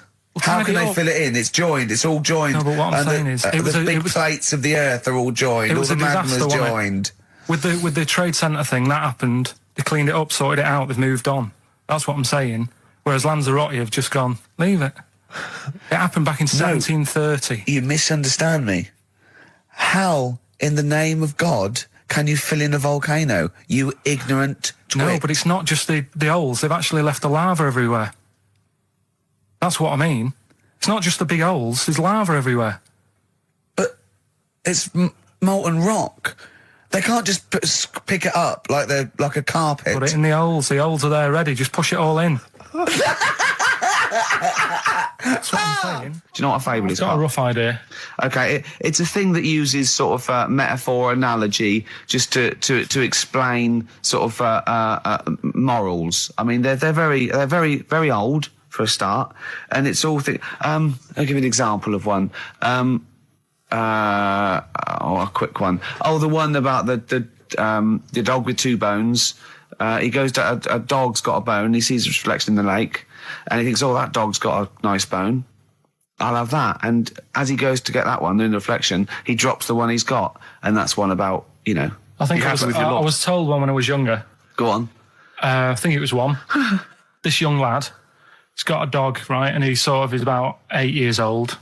And this dog, he's had it since he was about 4, and it's a bit tired now, and he chucks sticks for it, and it doesn't go for it. And he's saying to his mum, "Oh, I want a new dog because this one's useless. It doesn't do what it doesn't have any fun with me." So they say, "Oh no, but Rover's a good little dog. You should look after it." And he's like, "Oh, I don't like it. I want a new one." So they buy him a new puppy, and it's running around, yapping about, and he's loving it, and he's playing around with it in the grass. And then one day he goes to the park and he's messing about and rolling about with it, and he falls into the lake, right? And the little puppy's like yapping at him, and he's going, help me, little dog's yapping. And then the old dog comes and gets his collar, and it pulls him out of the lake, and he goes, "Oh God, why did I forget about you? You're the better dog." And he loved that one again rather than the puppy. I got a feeling that was Lassie. Carl, you're a second-time buyer, aren't you? Yeah. Bought one in Manchester. Lost $7,000 on that one. Well, don't buy in Manchester. No, it's a good flat. It's just it wasn't. I didn't buy it to sort of make money. I thought I was going to be living there like all my life, and then a job came up here, and it was like, oh. You bought your first flat in Manchester. You assumed you would be living there for the rest of your life. Well, I wasn't in a rush. Play a record, you're an idiot. Hang on a minute. So have you got a property portfolio? Have you got the 2 houses now?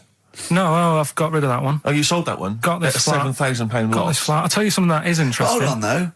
What? £7,000 lost. Yeah. It's a flat in Manchester, but it could only cost about £8,000 anyway. Right, Steve, something they do now, right, they've got to do by law when you're buying, right? I was looking at one in London, right? It's haunted. They've got to tell you now. Right, don't talk shit. I'm telling you Play now. a record. I'm telling you now. Yeah. There's no such thing as ghosts. That is ridiculous if that appears on a legal document. Right, if there's anyone who sells flats and does that for a living. Yeah. Right, email in, because I'm telling you now, that is a fact. She sort of dropped it in. I said, oh, nice feel here. And she said, yeah, well, that'll be the ghost. Just dropped it in, that's all they've got to do. And then I was like, what? And they went, oh, yeah. That's all I've got to do, is it? So that's the legal thing. Did you drop it in? So in court you go, did you drop it in? Yeah, I dropped it in. Play a record, you're an idiot. They're monkeys! Oh, Christ. No, right. Okay. Roy Cole. She's a girl and I'm a man. Good that, innit? On XFM, 104.9, Ricky Gervais, Steve Merchant, Karl Pilkington. As ever, Rick, there's always someone who steps in to defend Karl. Okay, what is the defence? What is the defence? Here's an email from Scott Coomer. He says, Karl is actually right. I've got an A-level in statistics and probability. It doesn't matter how long they have and how many monkeys you have. You cannot guarantee they would type the complete works of Shakespeare. Infinity makes it probably they would get it right, but not definite. Yeah. Well, yeah. Yeah. That's what I was saying. No, you weren't saying, Karl. You don't understand it. Infinity sort of sorts it out. That if they do anything, they nearly do everything, won't they? No, I mean, they'll give it a good shot. No, that's not the point. But the I'd point be is surprised if they did one page right. Right, listen. It's not to do with consciousness. It's not to do with them aiming. They are just bashing away at the keyboard. It's like they're used to show that there isn't consciousness. They chose the chimpanzee because it can type, presumably, hit the keyboard. It's because they hadn't come across you at the time. Yeah. It's to take out thought out of it. It's to take out reason and trying, right? It's just random. They're saying that if you typed enough things, if the computer was left typing everything, if you left it for an infinite amount of time, and they chose Shakespeare because there is meaning behind it, and it's difficult to get it exactly right, to show you that Infinity would come up with it's not just Shakespeare, it's every novel. It's everything. Fairly eloquent there from Gervais. A quick riposte, please, from Karl Pilkington. No, I'm just saying, what I don't understand, if it hasn't read it, then how does it know where it's going? Listen, right, listen, right, can I just explain to people, right? Some people have said, oh, why are you cruel to Karl? He drives me mental with things like that. As I say, this discussion began because we were talking about a quote that Noel Gallagher supposedly gave. Now, I don't want to misquote Gallagher, but the gist of it was that he said, had I written Wonderwall or whatever, instead of the Beatles writing Strawberry Fields or whatever, I'd be the one that was considered the great songwriter and it wouldn't be the Beatles. You know, it's just the fact that they came first that meant that they get all the credit as being the greatest band in the world. I don't know where to start with that statement either. I mean, that's Gallagher's thing, and he's, well, whatever. We know what we think of that. What was your point, Karl? You agreed with him, didn't you? Yeah, I reckon, right? Do you know we've talked about putting a baby in a room before and it'll know what colour it is and stuff? If you got a room that's painted red, right? But forget that, because that's going to confuse Hear him out. Listen to me. Say if they did some new TV show, right? Like, what's that film with Jim Carrey in where The Truman Show. The Truman Show, right? So they make up a little room and some woman has some kids and you say, right, let's put the kids in this room, and they don't know what's going on outside. They don't know anything about, like, EastEnders and that. It's like their little world, right? They don't know anything that's gone on. How could a child survive without EastEnders? Right, listen. So, you sat in the room, right? And then, when they're all asleep... Right, wait for this bit.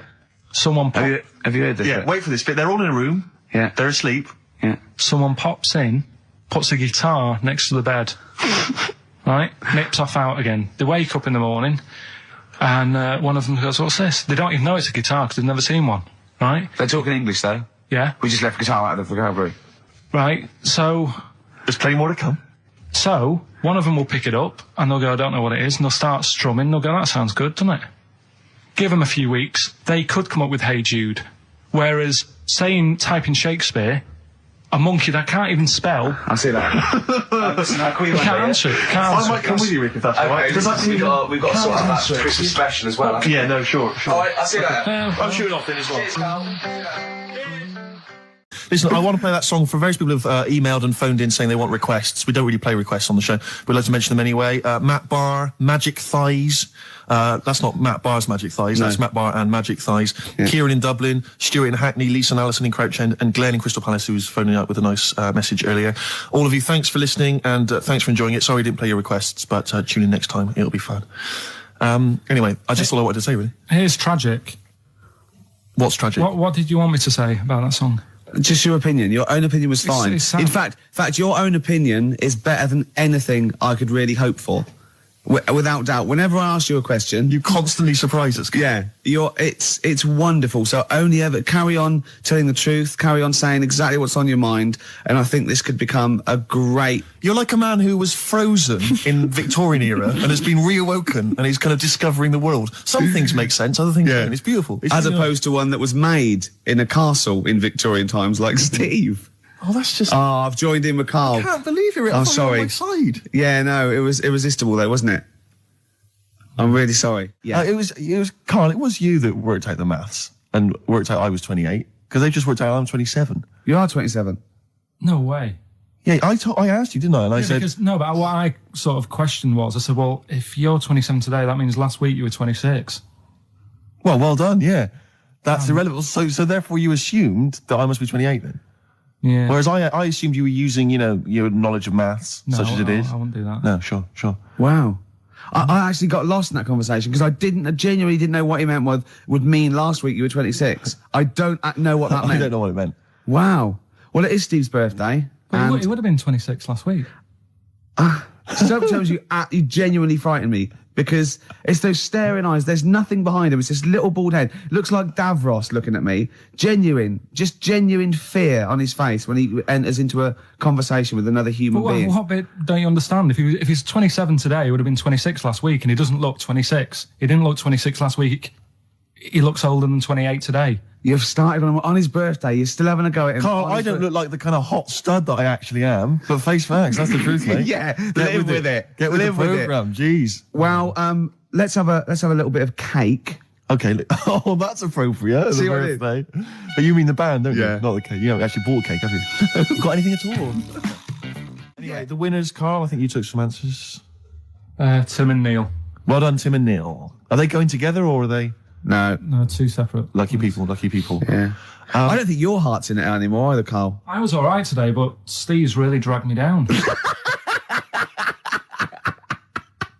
Well, let's... Wait a minute, I just need to know why. No, do you know, people are being miserable around you? Yeah. I was full of beans when I came in. Yeah, but you got to remember last week you were really miserable and that really wound me up. Yeah, because he was having to do stuff. Because, he'd been let down and they were worried about the next show. You were in a terrible mood. Yeah. Look at me like you were. Songs. I wasn't going off and lying on the settee looking ill, talking in that voice. Oh, he's done you again. I said just now, being quite friendly. Yeah, Carl, Steve. Carl, have you ever tried to get into the Monarch for free? Because I'll be honest, mate, it's not going to happen for you. Come out with me, mate, you got a quid off. All right? When you can get in places in Camden for free. Yeah, I'm all right, yeah. Oh, yeah, he's done you. Right, now it's time for Song for the Lovers. Now, this is one of my favourite songs of all time. You'll know this song better done by... That was nearly a sentence. Oh, come on, that was nearly a sentence. What's his name? Glenn Campbell. It's Galveston. Oh, yeah. This is the man who wrote it. This is the original. This is Jimmy Webb. Oh, yeah.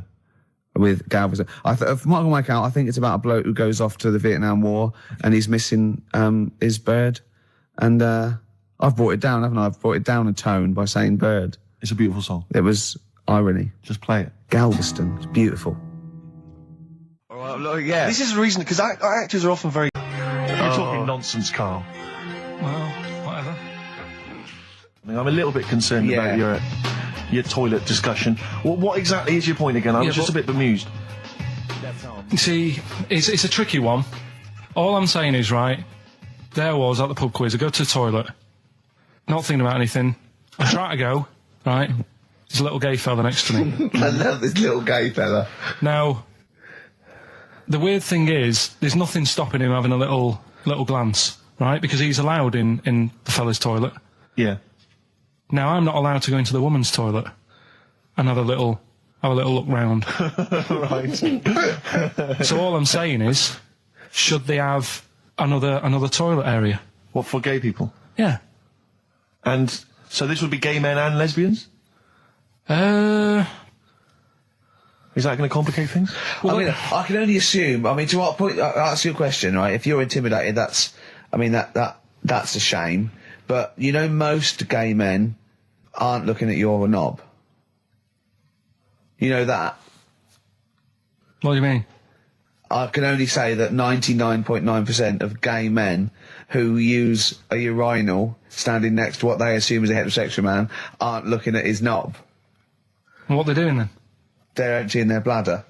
No, but the thing is, I can't talk. You're Carl. saying like, you know, about would you have one toilet for lesbian women and gay fellas, right?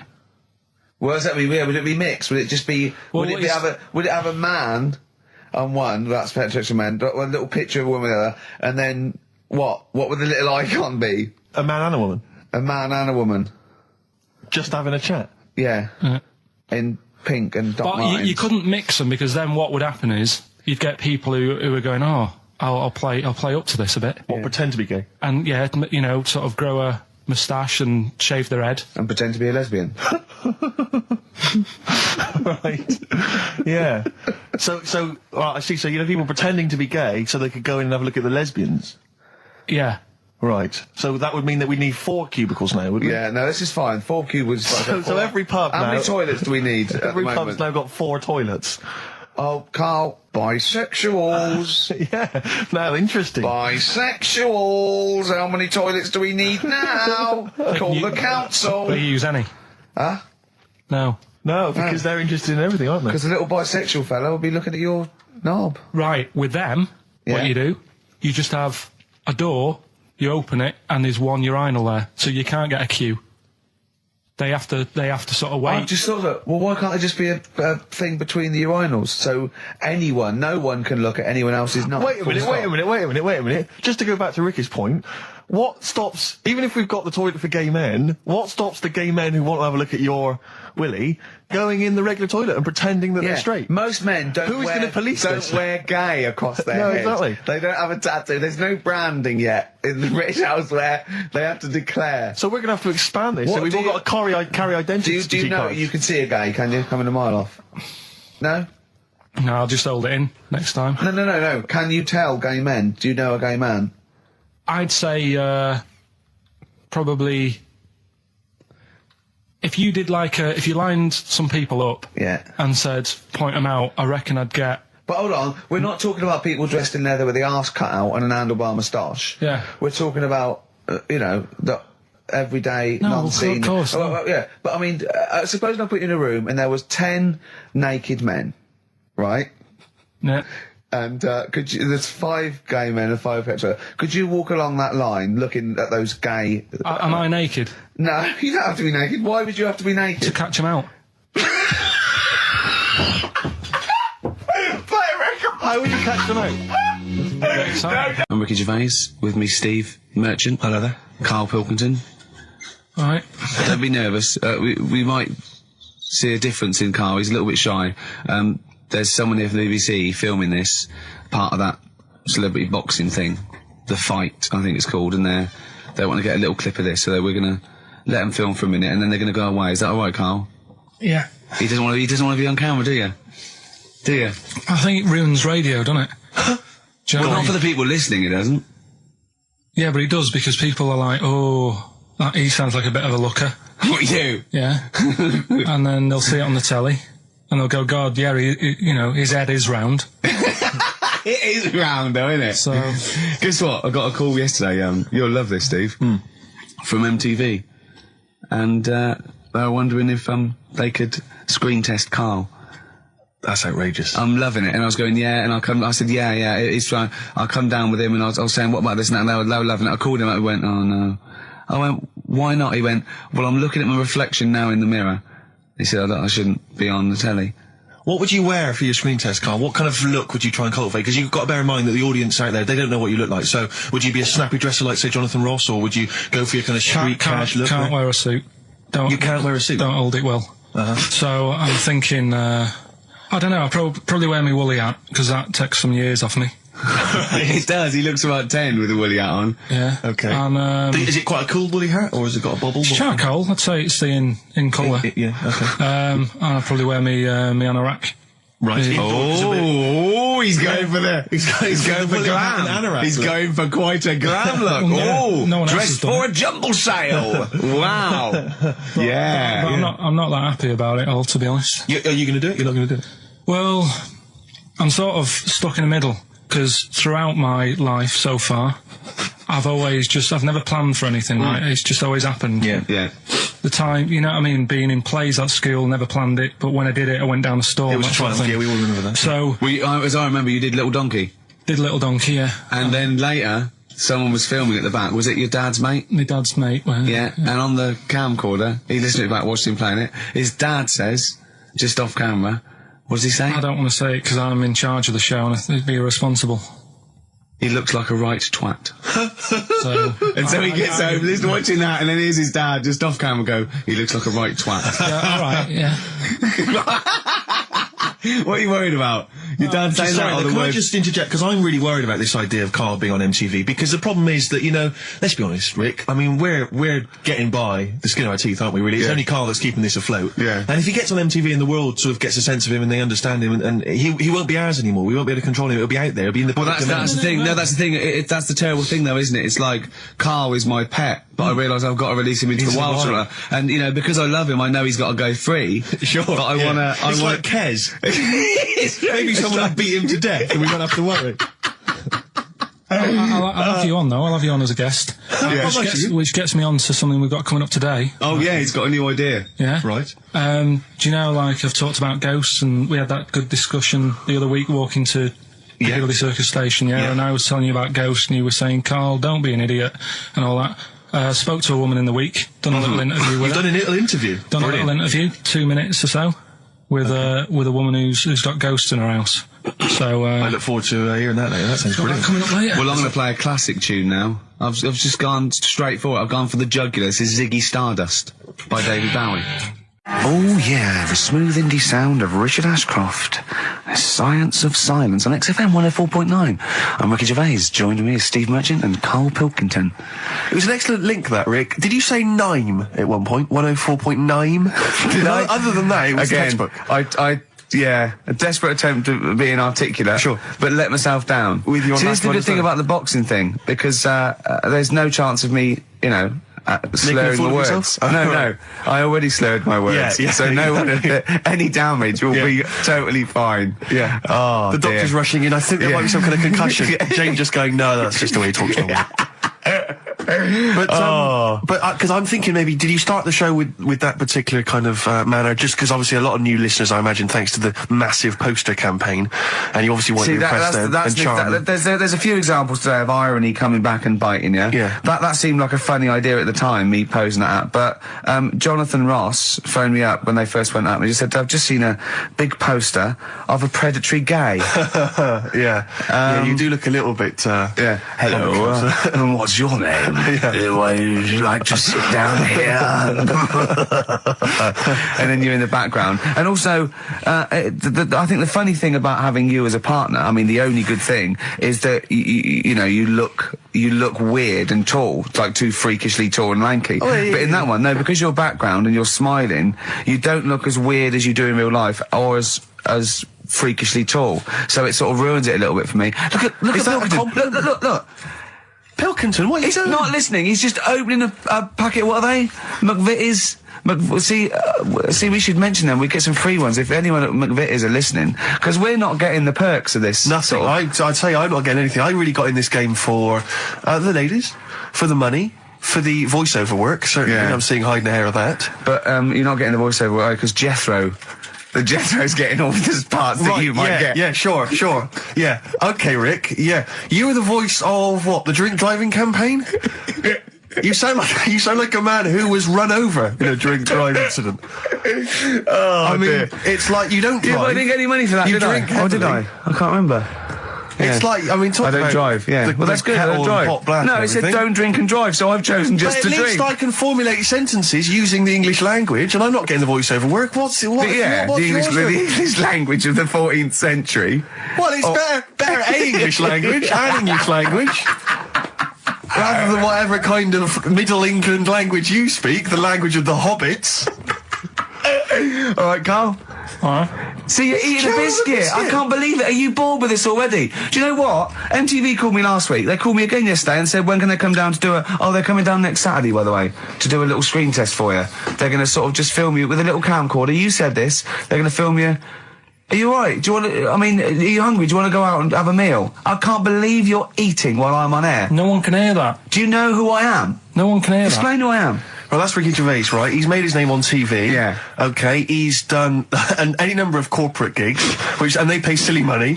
So, I mean, this guy's earning, and really earning beyond his talent. All right? So I think I deserve a little bit more than a little mank eating a biscuit while I'm talking. Rick Gervais? Yeah. Have you won a BAFTA? Yeah, too. All right, so just a little bit of respect. Yeah. Yeah. Carl, well, what have you won? What have you won? I got a bronze certificate for doing a full week at school. That's great. It was only a bronze. What's that then? 3 out of 5 days. And I got me a little Crusaders badge, if you remember. What's the little Crusaders badge? The Crusaders badge for the religious club. So. Oh, was that the fella that you went and played? You had to go ping pong ball. So they wanted to talk to you about God. Yeah. Yeah. You got a Crusaders badge, did you? Yeah, that's why I went. That's why I joined. That's why I joined. For the badge. I like the little badge. Did 4 weeks and then packed it in. But we're talking about MTV, right? And I was feeling a bit nervous, wasn't I? About like, the way I look. Right. And what have you. And then I watched a bit of Celebrity Big Brother and all the fuss that Mark Owen's getting. And he's not that good looking, is he? He's very. I want to be Mark Owen's mate. If anyone who knows Mark Owen or Mark Owen's listening, I want to be his mate. I think he's brilliant. I think he's a nice lad. But what I'm saying is, right, all the girls go mad over him. Yeah. And he's not that good looking, is he? Well, no, he's got. He is in a certain way, isn't he? That sort of non-threatening. But he's not stunning, is he? Do you know what I mean? No, but no. Well, what's your definition of a stunning? Yeah. Well, who do you like? Someone who you look at and you go, God, they're good. Which bloke do you fancy? What bloke do you think's attractive then? So if I was into men. Yeah. In fact, you can still say a bloke's a good looker without fancying him. Who do you think is attractive? Probably. I mean, it depends what you're looking for. No, just look. Just look. Different looks as well. Of course, yeah. Who do you say was attractive? Who do you say was like stunning in your definition? A good-looking lad. Yeah. Good-looking lad. Oh, look at him over there. He's.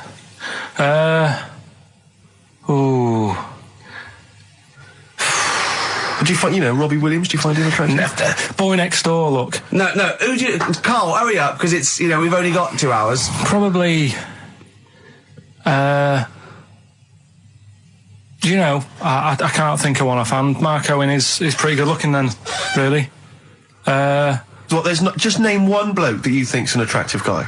There must be one bloke that you've either met or that you've, seen in a pub or on a poster. Tell you what. Go on. Tell you what. Works here. Young Alex Zane. Alex! Well, we know Alex, maybe we can fix you up. Oh, I love you, Alex. You got so much. Richard Ashcroft, Science of Silence on XFM 104.9. I love that. Yes, correct. He's one of my favourite artists now. I just think he's so. I don't know why he's not ballistic. He's got everything. He's like one of our best rock stars. I'm Ricky Gervais. Hello there. You're Steve Merchant. I am indeed. Karl Pilkington over there. Big day today. Really? Yeah, for Karl. He hasn't been looking forward to it. He's been whinging in the week. A couple of things. He thinks he's overworked. He thinks he's overworked here, and he's stressed, and he's got to do DIY. MTV are coming in right, to give him the chance of his a lifetime to do just a little screen test, and he's going, well, I'm not going to look good, am I? They're not going to have a why. He said, well, I've got a round head and I'll be wearing headphones. And he's not made an effort. He thinks, they'll put him off. He said, they won't even press record. He's got a spot on his head. I mean, also, Carl, you're not looking forward to it. You're not excited about it. It's a great opportunity. Why is it a great opportunity? To get on MTV? No, but look, money for old rope, yeah, but look what's happened to people like Jeremy Speak, whatever his name is. And all Jeremy that. Speak, yeah. Yeah, and... yeah, slightly different. Why is it? Well... See? You're making it in the industry, and you've got something to give. He happened to be around when they were filming an airport. Well, do you see the difference? All right, the other one then, who's on a boat. Same thing, although at least she had a skill. She had a skill, you know. She can sing, you know. Well, it's just. I think it can all go wrong. Do you know what I mean? Well, of course it can. So can sitting in your little room moaning about nothing happening in the world. You know, he wanted to stop educating Ricky because nothing happened. He said, look what happened last week. I scoured the net. He said, all I found was a dog in a car wash and a parrot and a vicar. Right? I'll tell you what, there ain't much more going on this week. We're talking... listen, me and Steve, yesterday, we took a day off to prove you wrong, and we've come up with two of the most incredible things I told you about, and they're amazing. So there are things out there, but just go for truth. Go for truth and science and discovery. Fact is stranger than fiction. You don't have to revert to sort of like God and ghosts. I know, yeah. Do you know what I mean? But the funny thing is, you know, like... the last couple of weeks I've been saying there's not much going on. Yeah. I found out when I was looking that there was a day in 1930, right? It was a Good Friday. There was no news. There was nothing going on. They had to put a music video on or something on the telly because there was nothing going on. Play a record. We're going to play some classic tracks today. This is Debaser. Pixies, Debaser. I was looking forward to playing that. Came and said, Carl, I'll play that. I was looking... he put it on. Lauren just called through and said we played that in the last half hour. Embarrassing. Yeah. So what is the point of having a producer if he doesn't check things out? So, I mean, it's a good track. I mean, I'm sorry if you heard that twice in the last hour. Listen to everything all the time. I've been running around. I get in early on a Saturday. You got in about the same time as me? I went out and bought you some biscuits, so you're happy. I put the coffee on. Yeah. I've sorted what prizes we're going to give away. I've been running to the library getting you certain tracks. Yeah. I can't listen all the time. I'm doing my best. Well, I'm not sure it's good enough. I mean, I'm worried when MTV come in, if they've heard this kind of shoddy production, they're going to start to wonder what is it. Play the same songs every 5 minutes. Yeah, no, anyway. sorry, are you sort of overworked? Johnny, I don't think he's mine. So he did all this. I don't even know why I'm telling you about tattoos. No, nor do I, Carl. Hey, to be honest. Donald Blitzen from the About a Boy soundtrack by Badly Drawn Boys. Christmas theme there. You spotted the Christmas theme? Yeah. Carl's not really in a festive mood, but I can't imagine Christmas is your time of year, is it, Carl? Well, I'm not sure any time of the year is, really. I liked it when I was about... I think when I was about 7 I enjoyed it. Was that the one? Was that the year, the big year for you? You get loads of stuff, you don't have to worry about anyone else, but once you've, like, got a job... What did you get when you... When were you doing your paper round? How old were you then? I was about 13, 14. Well, that was then you were a man, weren't you? I had to buy stuff. Oh. But you're still not You're quite a selfish man, aren't you? I didn't realise this. No, it's just that Christmas... And that's coming from him, Carl. My dad always said... Oh, right, steady on. Dad said Christmas morning was for, like, you know, for me. So he used to stay in bed. So he never... That's brilliant. That's a great thing to say, isn't it? Yeah. Christmas morning's for you. Run wild. Do what you want. Just don't bother me. I'm going to Honolulu for 2 weeks. That's great. Dad, it's Christmas. Do I have to do anything? No. So my mum used to get up because she used to like to see my face light up, you know, when I opened the presents. And then, to keep fireworks. And then, then I'd have to go to my bedroom from about 6 o'clock onwards, because, like, my mum and dad were into having big Christmas parties, and I wasn't, like, old enough to go. Right. So they'd say, right, you know, you've had your fun there, you go up to your bedroom, stay in there. Really? Yeah, I remember one year, right, I got a train set, that's what I wanted. Yeah. Right? It's brilliant. Playing with it all day. I thought, I don't mind about the party, I'm happy staying up here, playing with this. Brother comes in. He's had a few, right? He's going, yeah, give us a go on your train. How old is he? He's a bit older than me, so he might have been like, let's see. Well, let him be 18. Yeah, probably about 18, 19, something like that. I had a train set, so, I don't know, about 14. Something like that, yeah. Right? So I'm playing on that, loving it and stuff. And then he comes in and goes, oh, give us a go. He turns the transformer up to like 14. He went really fast for about 5 seconds, broke it, and then he went back downstairs. Wow. So Christmas, I hadn't even got to Sounds like Christmas Day. the Conservative government with British Rail. Satire, that is. Rick, I just thought that there's satire. If there's any satirical shows listening or it doesn't work in any way, because there's the analogy falls down apart from there being a train. Think it through, though. British Rail was trains. Yeah. And the government broke the trains in many ways. They didn't break them, like, not officially breaking them, but they kind of... Yeah, it does work. It's perfect. Oh, I'm very pleased with that. And I can't... And no one's asked him to be on Have I Got News For You. It's weird, isn't it? Because it's strange, that, when you've got a satirical mind that's as quick as that. Yeah. And he's broke your little train set. So what did you do? I just, like, watched telly and had some sausages. I bet you were happy with that, though, weren't you? It's a bit annoying, though, isn't it, when your main present of the year has been broke. And did it ever get it fixed? No, that was it. Put away. I'm intrigued why your parents wouldn't let you come and join in the festive fun. Was it like really debauched down there? Was it like eggnog everywhere? Well, no, but I mean, that's fair enough. 6 is a little bit early, but I just think, you know, if you're your kid, you know, he had his fun, put him to bed at 8, maybe. And you think so on Christmas Day? I thought that was a day for family. Well, not if there's a party going on. Well, don't have the party on to Christmas Day. Well, that's another option. Yeah. Your parents are weird, aren't they? A strange breed. Well, I think that was the year, right? You're talking about buying presents and stuff. I think I did treat my mum to that. I didn't buy my dad anything. I think that was like when I got a bit older, I used to get my dad something because he wasn't that bothered anyway. No. So, got me mum, there was a cheap shop, right? Of course. Thank God for that. Called Snips. Right?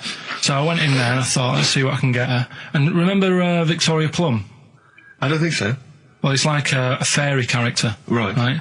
I mean, mum's into gnomes and stuff, right? So I thought, right. She must be pleased with you then. Victoria Plum. I was thinking, is that one of the neighbours? Is it like a brandy liqueur? Do you remember Victoria Plum? Victoria Plum. Victoria Plum, yeah, it's like a little fictional sort of character, right? Okay. So I saw it, I thought, yeah, she'll love that, right? So I did my paper round, saved up for 2 weeks, right? Oh. Got that sorted, went to Snips, bought the Victoria Plum. Next day, I'm in town with her, right? So I think, I know what I'll do.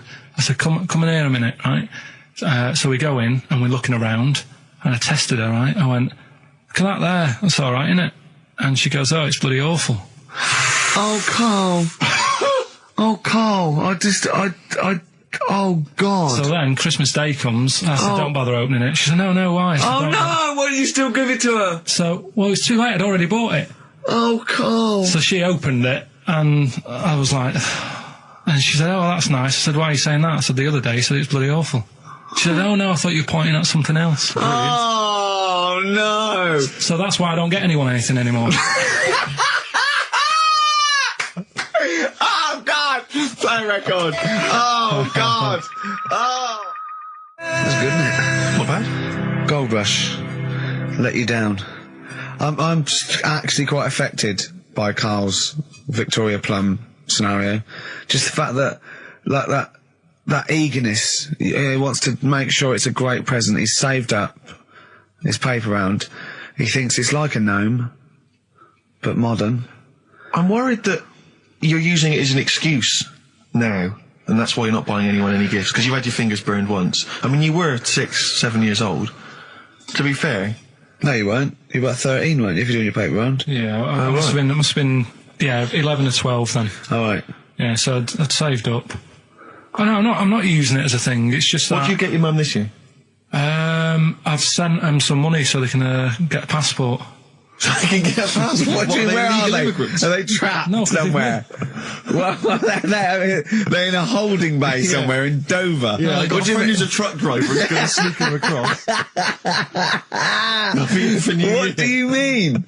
So they can buy a passport. What do they do? Sell it when they're a bit down in their luck?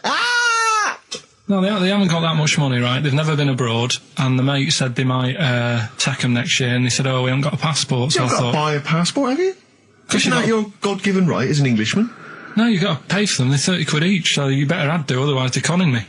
Right. So you sent them 60 quid? You don't get born with a passport, of course you sent them 60 quid in an envelope, have you? Well, check. Right. I love that. He'll be watching telly and France will come on and he'll go, oh, what do you think of that? She goes, it looks bloody awful. Yeah, don't open it. No. Don't open it. Yeah. Don't open it. So you've not paid for a holiday for them? No, I've just sorted out it's the better prize, isn't it? Because they can't go anywhere without it. Well, the passport keeps on giving. Yeah. So 10 years. That is, yeah. So, but no, I never used to. I mean, I can't think of other things. I used to get me dad once I started getting him stuff. It used to be a dressing gown, and then. But as an extra surprise, he used to put like a cigar in the pocket, so he'd think that was it. Yeah. Then he'd put it on and put his hand in the pocket. Right. And then he'd just hit you because he thought you'd nicked it. Oh dear. So you bought him a jacket with a cigar? That's quite thoughtful. Did you sneak a cigar once on Christmas? Yeah. Well, that's when they used to have like the big do's, like I say. You know, they were known for it. Like the whole estate used to know that.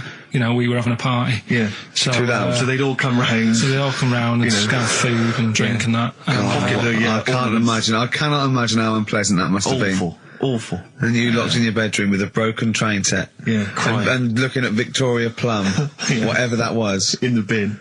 Oh, in the bin, yeah. And hear a mum saying, and he got me this. Isn't this piece shit of rubbish? You could hear him just throwing it against the wall and laughing. And all the neighbours laughing.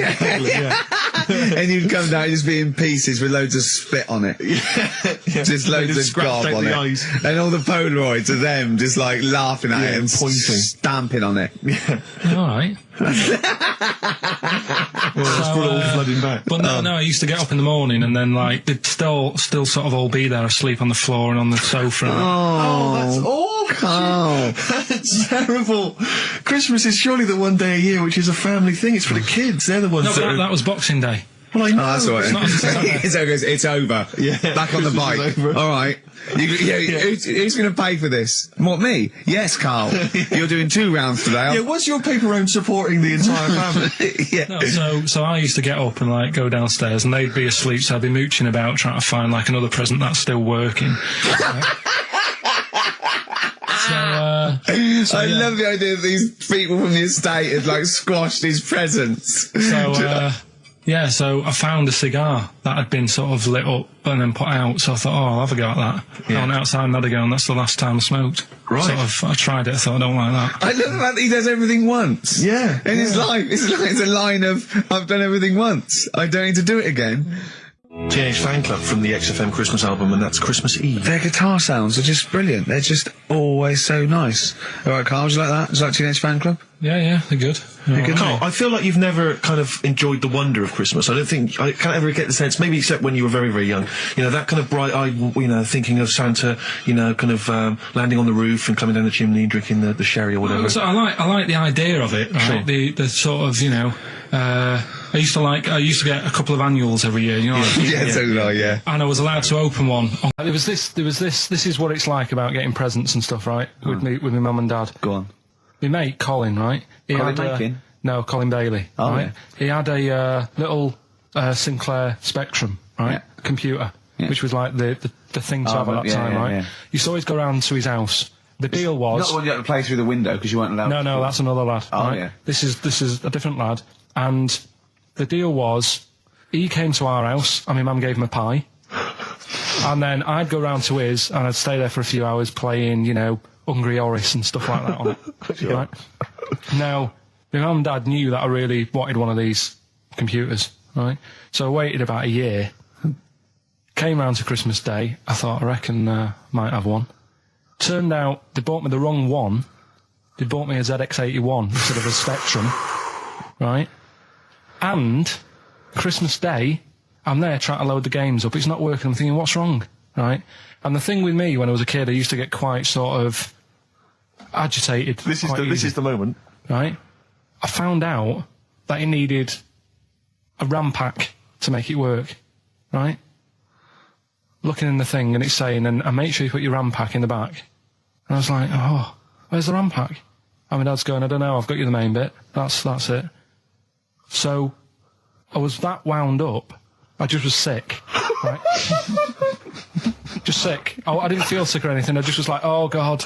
Went to the sink, just sick. Because I was that on edge about it. I said, come on, we've got to get one. And my dad's like, Tandy's shut, we're not gonna get anything today. Ruined again, Christmas Day. That was after the year when my train set got blown up by our kid.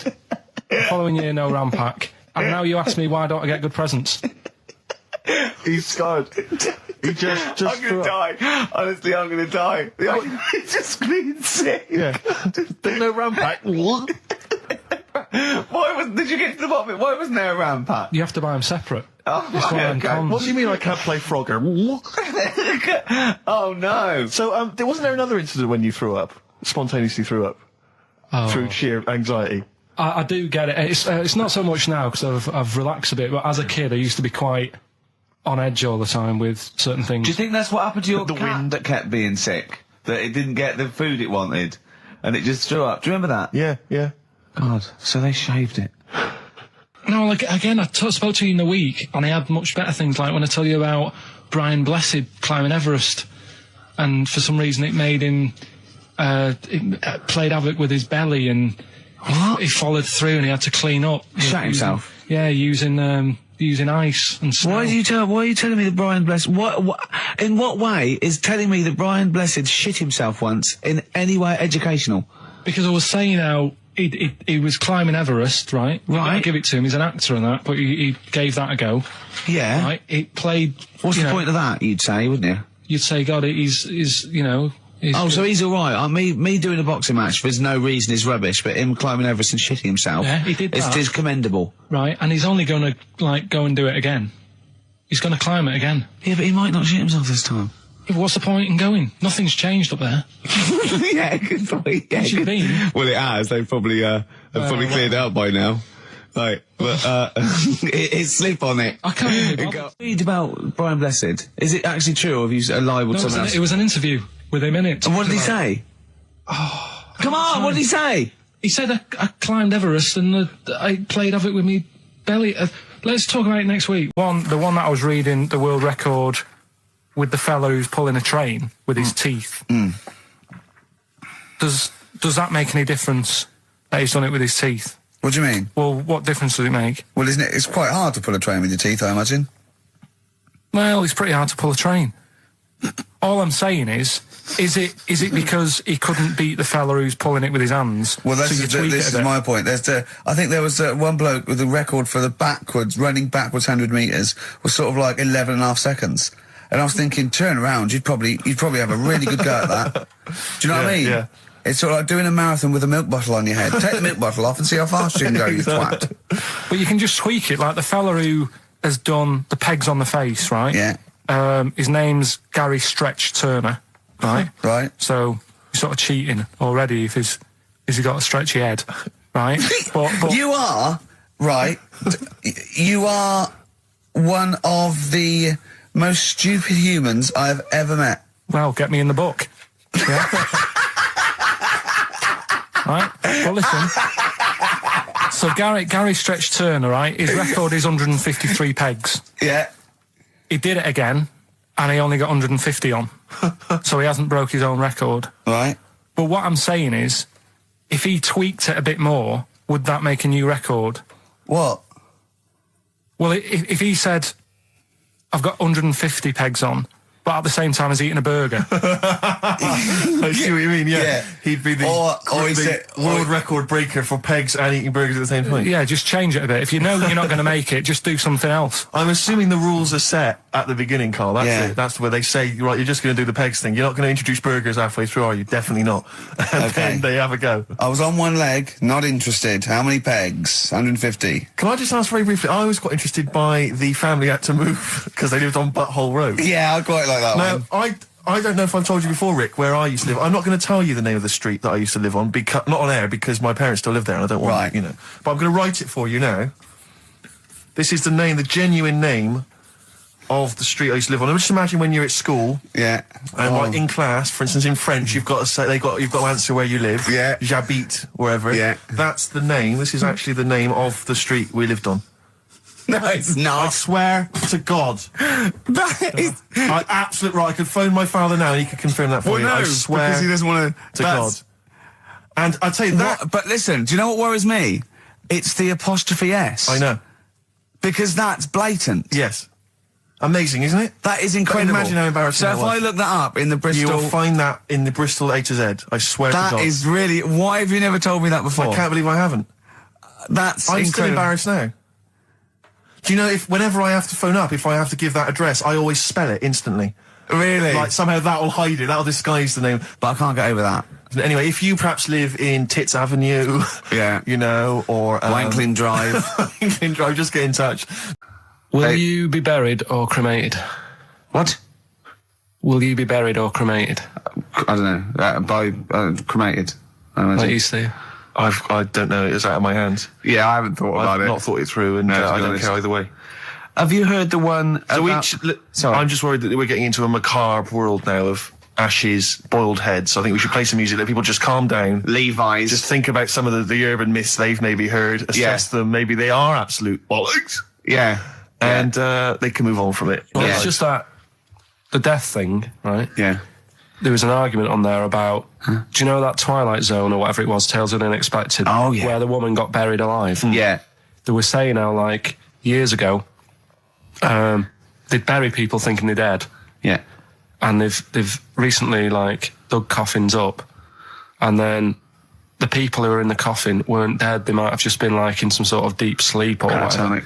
And they've lifted the lid off. Yeah. And there's scratch marks on the thing. Yeah. And that's pretty scary. Makes you think, I mean, I hope they check these days. That's all. Carl, you went to Habitat this week, didn't you? You're not going to believe this, Steve. Go on. He told me Is it this a bargain? morning. No. Do you know I told you about those lads at school with big heads? Sure, yeah, the big head lads, yeah. Right. And the web feet. Yeah, webbed hands. Webbed hands, was it? They weren't there, were they? They weren't there, but do you know, like, Ricky was always saying, oh, they don't exist, they only went to your school, you know, la la la. It was in Habitat, there was only one sat on a sofa. Not one of the lads, but one of the... big-headed lad? A big-headed lad. What? Is that like, when you say a big-headed lad, is he like Frank Sidebottom big head? I mean, is it like... I don't know what it... This is why, you know, it'd be nice to... You think it's maybe a medical... Well, it'd be nice to, if there's a doctor listening. Sure. Right? Yeah. A doctor listening to XFM thinking, I must phone up and fuel Carl's obsession with the deformed. Yeah. No, but it's not really deformed. But it was how big is the head? Probably, you see, it's weird how it's always kids who I see with it, so I'm wondering whether they have a full-size head. Right. And then when they get older, it works out all right. Like jumpers. My mum used to get me jumpers a size too big, so it'd last a year. So, I'm just wondering if it's the same. So how old are these generally? Are they not like adults? They're like kids, Well, when I was at school there, I was probably about 7, and this kid on And do they have to wear Sunday, any kind of apparatus to sort of keep their head from kind of, you know, not tipping them over or sort of staying upright? I mean, well, I'm just worried that the head's kind of too heavy for their body or something in there. No, it's not that big. Right. It's just not right. You kind of go, you sort of do a bit of a double take. Yeah. Like the fringe isn't sort of, you know, just above their eyes. It's quite high up. Sure. That sickens you, obviously. And is it something that repulses you slightly? Do you get No, that'd be cruel. No, sure. But, you know. But it's not cruel to discuss it on the radio. Well, it happens, doesn't it? Sure. You know what I mean? Yeah. So, and I'd just like to know what it is. If it's like a water on the head type thing. Water on the head type thing. Like water on the knee. Yeah. But on the head. on the head. But, if anyone knows what it is. Yeah. People with big heads. Yeah, it'd be... and it's... Yeah, okay. It'd be good. Good information. So, what time are we doing? You sure it wasn't perspective? You sure he wasn't sort of leaning forward and he was really tall? So the top of the head looked quite big, but then it went to a little body, but really his body was a lot further away. No, big head. Yeah. Just a big head. Rest of his body, fine. Face, okay. Everything's normal. You weren't looking at him in a kettle. If you wore a hat, it'd be all right. But what do you mean? If you wore a hat, he'd be all right? You'd probably just think, oh, it's a big hat. Or something. Yeah, well, what sort of hat? So you'd wear like a 10-gallon hat. Yeah, that would go down onto his shoulders with 2 eyes cut in it. Yeah, like something from the Ant Hill mob. Yeah, Michael Bentine's potty time. Yeah. How would a hat help him? Yeah. Are you sure this wasn't a Diddy man? I'm not being mean. I just want to know what it is. No. Okay. Right. But if you are a doctor listening and you want to use your kind of free Saturday. Not the doctor who phoned the bloke in America and said, where do I get blood from? Sure. Not that doctor, because I assume he's been struck off now. Sure. Give us a call and sort out the whole big head conundrum. What's the number?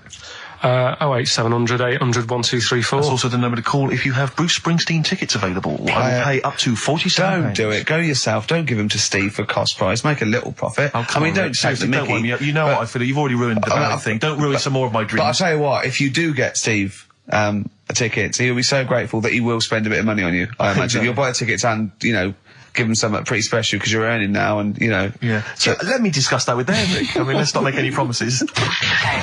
Well, what was that thing you told me the other day as well? I'm talking about it. People have been phoning up about this. I don't think we should talk about conditions of the mind and brain. Well, that woman's put you right. Yeah, shown us it's hydrocephalus. It could be, and all it is that it's totally curable and it's normal life. What they do is it's a baby born with sort of water on the brain, and it comes out. Must hurt a bit in childbirth, and then they just drain it off. It's just full of water. I tell you what. What? It's just reminded me of weird stuff going on in the world. But it wasn't a baby, was it? Maybe it was a baby. Maybe it was a baby, but it had water on everything. Well, listen, right, this was a kid with a big head, as far as I'm concerned. He wasn't a baby. But we know what he's got, everything's sorted. But all the things, right, that are weird in the world, yeah, do you know, you're Carl. always like, you're going on about, there's no ghosts and stuff. Yeah. Right? How do you answer this one? Yeah. Someone here who I work with, right, I'm not going to say the house, it doesn't matter, but they were eating, space cake, right? What do you mean by that, Carl? Explain. What's a space cake? For people who... It's some sort of druggy cake, isn't it? Yeah. Right? A dope brownie or whatever, yeah. Right. So something with cannabis in it, is that what you're saying? I think it's something stronger than that, isn't it? I don't know. But anyway, he was having this space cake, and... You better give me the name now, Carl, because I've got to report him. No, listen. It's only... No. It really doesn't matter. No. Is he Sturgis? Was it Claire Sturgis? Yeah, she wouldn't bother. She's gone on the hardest. She doesn't bother with those. Doesn't do anything to her now. Straight to the vein, yeah. So listen, right? So he's at a party, right, with his mates, and they're listening to the Star Sailor album, right? Right. And he's sat there, and he's had some of this cake, right? And he's listening to the album, and his mate sat across the way talking to someone else, right? That's weird. The album's on, and he thinks to himself, this track's going on a bit. Yeah. And his mate across the way, who's talking to someone else, heard him say it, and he goes, yeah, yeah, isn't it? Yeah. So he goes, oh. Right. And he goes... See, usually at this point, I say, had this bloke taken drugs, but you started the story with this bloke No. had done some drugs. Right, Rick? No, if he was here now, right, he would say, yeah, I know it sounds mental, but it happened. And it wasn't just the one question. It wasn't just like, oh, this track's a bit long, innit? Yeah, it is. He had a whole conversation. With the guy. And sorry, I just want to clarify. You mean he had the whole conversation telepathically? Yeah. Right. He didn't just shout across the room. And they've recently met up and like they've sat there and tried to like work out what happened. And it's never happened. Presumably they don't have to talk at all anymore. Yeah. Why did they meet up? Couldn't they just stay like in their own homes? Just stay at home. Do they have to have that cake before they start having a conversation? Hold on, wait a minute, lads. Why are we using our lips? Yeah. This is using way too many. I'll take them. There you go. My only question with that is, being skeptics like Ricky and I, whenever we hear a story like that about the paranormal, the first thing we always look for is maybe some other explanation. Yeah. Maybe one vague idea. Lying. Could be lying. Chinese whisper. As I think you pointed out, there are drugs. It's often an issue as well. Madness. Fear. Delusion. Sleep. Yeah. You know, there are so many things you go through. I'm going to go with the drugs before your dead grandmother exactly pops into the equation. I'm going to go with the acid. Right, tell the other story that you totally believe this as a true story, don't you? The fella with the being killed. Right, do you know how the other week we were talking about some fella who had his head cut off? It's already good, isn't it? I'm loving it already. No, right, there's a shadow, I think it was in America. Yeah. And it's on a quiet road. I'm guessing somewhere like Boston, that's what you mentioned. Okay. Right? No. Somewhere like Boston, and people at night used to see this shadow moving about, and they'd go, what's that? Right? And it got known, the little local town got known for this shadow, but it didn't cause any problems. What are you talking about? Well, it was just you lost me. What are you talking about? Do you know, like some places get famous, like Scotland's got the Loch Ness monster and that, but it doesn't cause any. Yeah. But it doesn't cause any problems. It doesn't exist. Go on. Right. So there's this shadow walking about on the road. What do you mean? No, what's he again? Rubbish. Right. So he's nonsense. Walking about, where did you read this? Where did you see this? Walking about. This was on the internet, and I'm sure sorry, sorry. Right. I thought it was shite. I didn't know it was on the internet. Right. So this shadow is moving about and independently of an object. Yeah, and the local mayor and that is like, yeah, it's a bit weird, but it's not harming anyone. The mayor involved. Was he elected to that post? Hey, Mayor, we got a problem down here. Seems like a shadow. Well, it's not causing any. No, it's just causing any problems. Yeah, but that's the thing. It was left for years, and then it did start causing problems.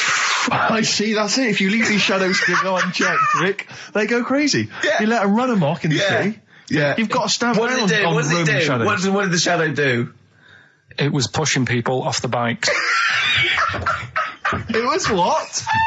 It was pushing people off the bikes. Oh, I'll find out more for that next week. Right, that'll tease them. You're a maniac. We'll do more on that. We haven't had time for educating. Please never have children. Right, listen.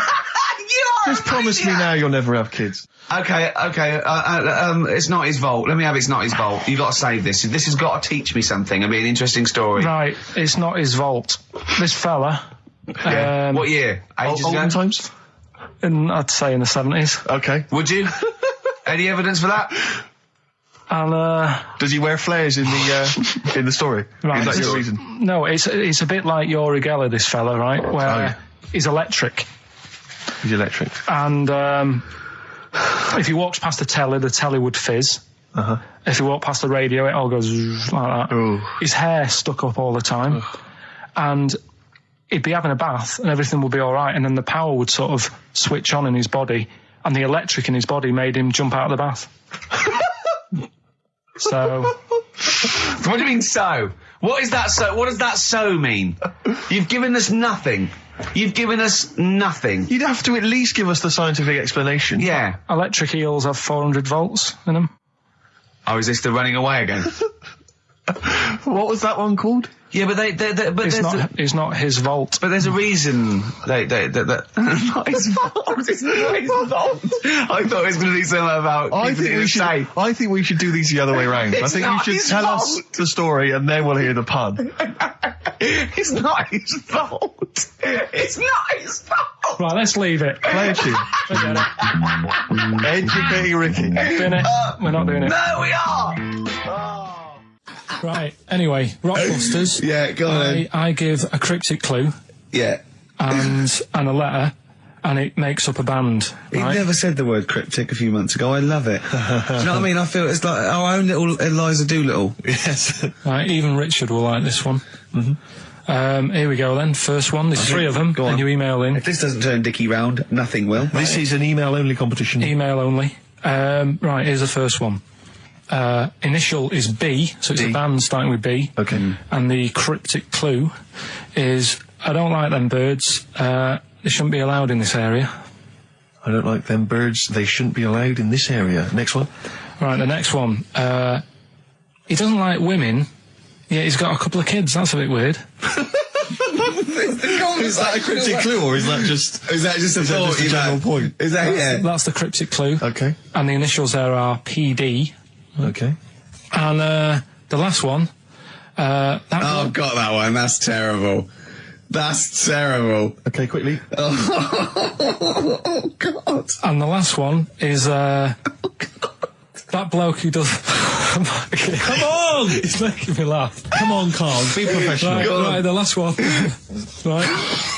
I can't do it. It's making me laugh. Oh, come on. I'll come and read them then. No, hang on, come on, Carl. Right, here we go. They don't do this on Blockbusters on TV, do they? No, come on. That bloke who does sport on telly. He's got a little kid, right? Initials DC. What? Is that I'm the completely clue? confused by that. Was that the clue? Yeah, that bloke who does sport on telly. Yeah. He's got a little kid. Initials DC. Okay, is that a band? Or an artist? It's I'm not cheese. This is a well-known sandwich. Is it? What is it? Is it a band or an artist? So just quickly recap. Okay. It's a Come on, Carl. Right, come on. Quick recap. The first one is B. I don't think them birds should be around in this area. Right, that's B. Right. Second one, he doesn't like women, yet he's got a few kids. It's a bit weird. That's PD. And the final one, that bloke who does sport on the telly, he's got a little kid. Right. DC. All right, and it's ricky.gervais@xfm.co.uk if you want to enter for Hellraiser. Oh, I'll tell you what, continue with a little theme of like some old stuff people haven't heard of. If you're under 30, you probably never heard of this band. It's also a new thing I want to introduce. It's Show Up Camfield. Camfield talks the talk, he doesn't walk the walk, he doesn't play some rock classics on his show because he's scared. I'm going to play the tracks that Camfield's too scared to play. This is Kansas and Carry On Your Wayward Son, alright? Yeah. Right, okay, Educating Ricky, part 2. Right. I'm committed to this treatment.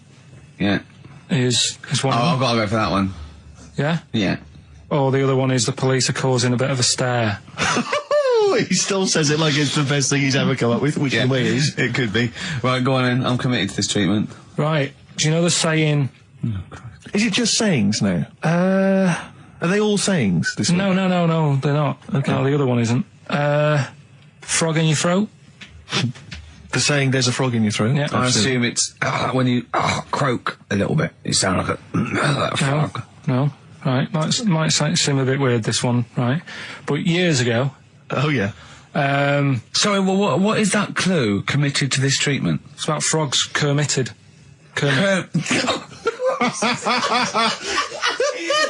Probably works better with a K and an ER written down. Well, also, if you'd pronounced it Kermitted, yeah, but not committed. Committed to this treatment! Right, go on then. That's genius. So, yeah. Well, what? You go to the doctors and you go with throat hurting a bit. Right. And what they did ages ago. Ages ago? What year was this approximately? We are going back quite a bit with this one. Oh, okay, go on. And the doctor would say... did history. Imagine years ago. Go on. And the doctor would say, right, keep your mouth open and you just look at your tonsils. And the jaw would ache a bit because they weren't as quick back then because they didn't have the technology and stuff and they'd have to like stare at it and study it and stuff. And like they get an achy jaw, right? Keeping their mouth open. Yeah, like you get, you get a Mars bar or whatever.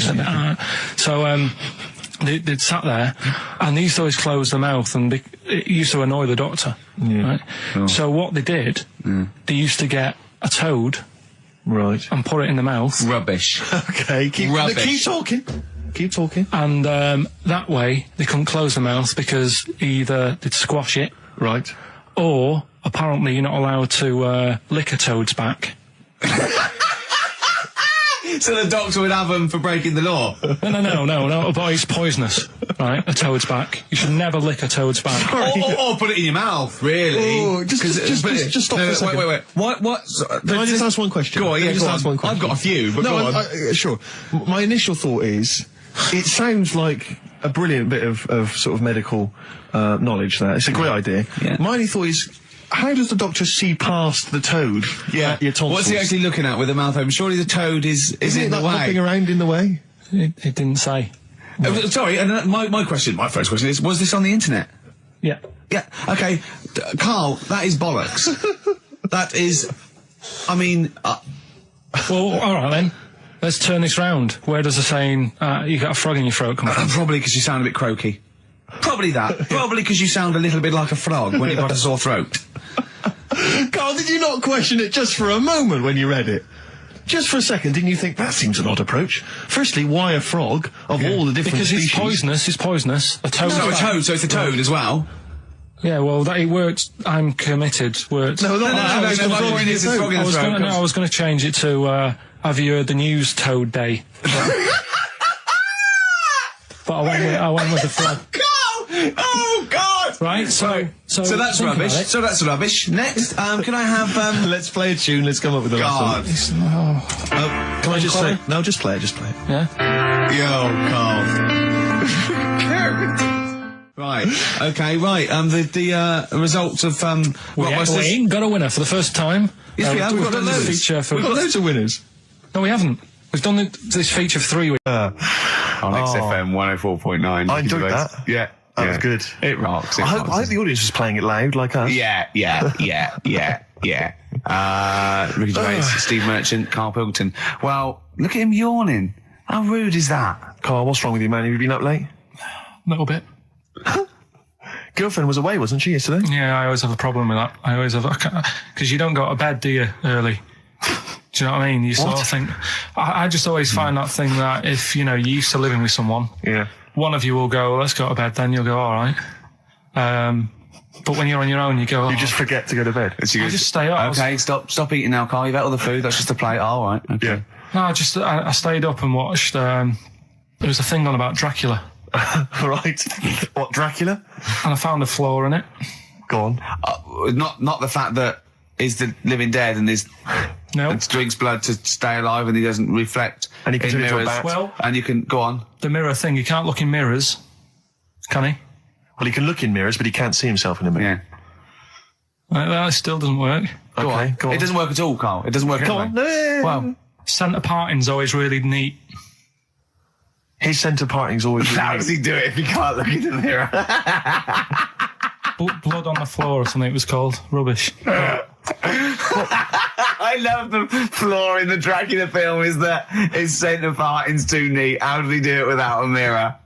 Oh. Was it a documentary about Dracula? No, there was the real Dracula. The real Dracula. Yeah, the real Dracula. The It's true just a stuff. film. It had blood on the floor or something. It was called. Yeah. It's rubbish. We had a little lunch yesterday, didn't we? We did indeed. That was a nightmare. Yeah. I hate going out with you two. I was explaining to Carl, right? I like to excite Carl's imagination, right? And if it involves chimps or monkeys, all the better. Brains he likes, parts of the body, deformity. I know where to, what buttons to push. And I told him about this thing. I don't know if any of you out there know about this, but there's an experiment they did in the 50s, a clinical psychology experiment where there's your two hemispheres of the brain, okay? They're joined by a thing called the corpus callosum, right? Which is just a little flap of skin, like a little scarlet lead that joins your two hemispheres. And what they did, they cut that in half, and they thought it was a cure for schizophrenia, but what it turned out to be, or epilepsy, I think, I can't remember, was that your two sides of your brains didn't function together. You couldn't get information. I was telling Carl all this thing, and one of the things I told him was that they did it on a monkey, and it fought itself over a nut. Like its right arm was connected, by its left lobe of the brain, and it was fighting over itself. And Carl went, instead of thinking this is amazing experiment, he went, would it have been happy if you'd given it two nuts? Yeah, I know. Well, you started off by explaining it, and I remember you mentioned, because I was watching the two of you as you were describing it to me, you said, of course, one side of the brain deals with symbolism, and as you said the word symbolism, I noticed Carl drift away from looking at you, pick up his mobile phone, and start pressing buttons randomly. And I thought it was the word symbolism that got him. And I noticed it took you just a moment longer. And I think the first thing you said was, when did I lose you? Yeah, I knew I'd lost him. It's extraordinary. And he doesn't even try to disguise it. I said nomenclature at one point as well. Right, yeah. And I knew I was dicing with death there. Yeah. But, but I told you tried to look it up, didn't you, on the web? You didn't find anything about it, did you? The spelling of it's, what is it again? What's the word? Corpus callosum. Yeah, so I couldn't do it. Don't bother. Give up. Don't bother. So if anyone knows any interesting facts about that, but yours hasn't been cut in half, has it, Carl? That would, again, might explain something. I'll tell you what we will be talking about later. I don't know if you're sort of aware of them, Steve. Go on. Bonobos. Oh, I don't know much about bonobos. I told him about he was looking for stuff. I said, put in bonobo. He was having no luck with chimp. And they're a form of chimpanzee, but they're even closer to us, evolutionarily speaking. They've got their social groups are more like ours. They're more intelligent, and he was loving it, weren't you? So is it human bonobo Carl? Is that how it works on the evolutionary ladder? Chimp Carl. Yeah. Talking about him. So we're talking about bonobos. You're excited about that? Yeah, That's coming up in Monkey News? No, I think it's a bit of a monkey bonus. Placebo, Bitter End on XFM 104.9. This is pre-recorded. We recorded this a couple of weeks ago, before Christmas. Hope you had a great Christmas.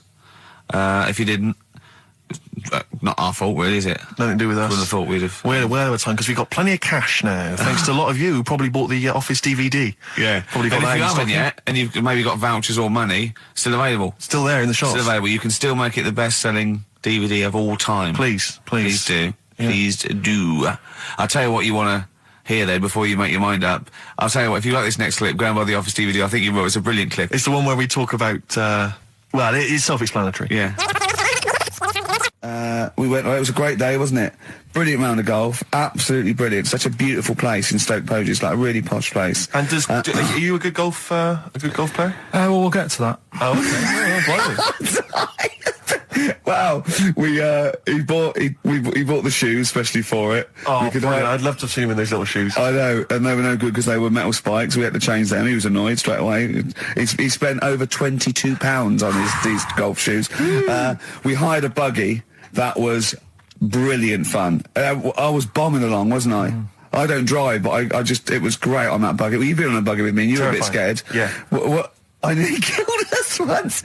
I was just taking banks and things, but you don't see sort of bunkers, and he'd scream and go, stop! And he'd put his foot down the brake, and then I reversed. At one point, he sort of did a handbrake turn next to the lake, and then we had to reverse, right? And you just flick a switch and put your foot down. He did that without looking. I look behind, there's a big oak tree there. He screams, watch the tree, right? He's so... Dukes of Hazzard. And I kept jumping in and leaving him behind because I had to go to my ball. Because anyway, so the first shot, I got on the driver. I honestly did one of the best shots I've ever done. It went straight down. It was great. I thought, phew, got away with that because it's always the first one because it's a clubhouse and you want to look good. Yeah. So. He tees up, and I've been saying, buy some balls. He just got 6 balls. I was going, what if you lose me? I won't lose 6 balls, right? He tees up, right? Whacks it. It goes miles, like right angles, straight into these the woods, right? He turns around, he goes, go and buy some more balls. So I'm laughing because it's like impolite to laugh, but he broke the ice for me, and I was falling around. And then his second shot, I go, you're off for 3 now. If you take another shot, he went, oh, right. So it's his third shot. He puts the ball down. He hits the ground before it and misses the ball altogether. And I was on my back, wasn't I? Unbelievable. Actually rolling about on his back. And we were terrible. I went round 107. He went round in like 119 or something. Sure. It was just rubbish. How long did it take? 5 hours. Of course. And there was no one around, luckily. But it was fantastic. So then we go and have our meal. What annoys me, I said, right, I'll go for a run. He went, I'll have a bath. I said, I'll see you at 7:45. At 7:55, I have to call him. He's not ready, so he's let me down there. I can't stand lateness or laziness. Yeah, and he's let me down. Do you know his excuse? He fell asleep in the bath because there was no light bulb. There's no light bulb in the bathroom. So instantly he fell asleep, and he was late. No, do you know what I mean, though, Steve? If you're sort of, like, nice and warm and what have you. I was tired anyway. I've been stressed out for 4.5 hours, right?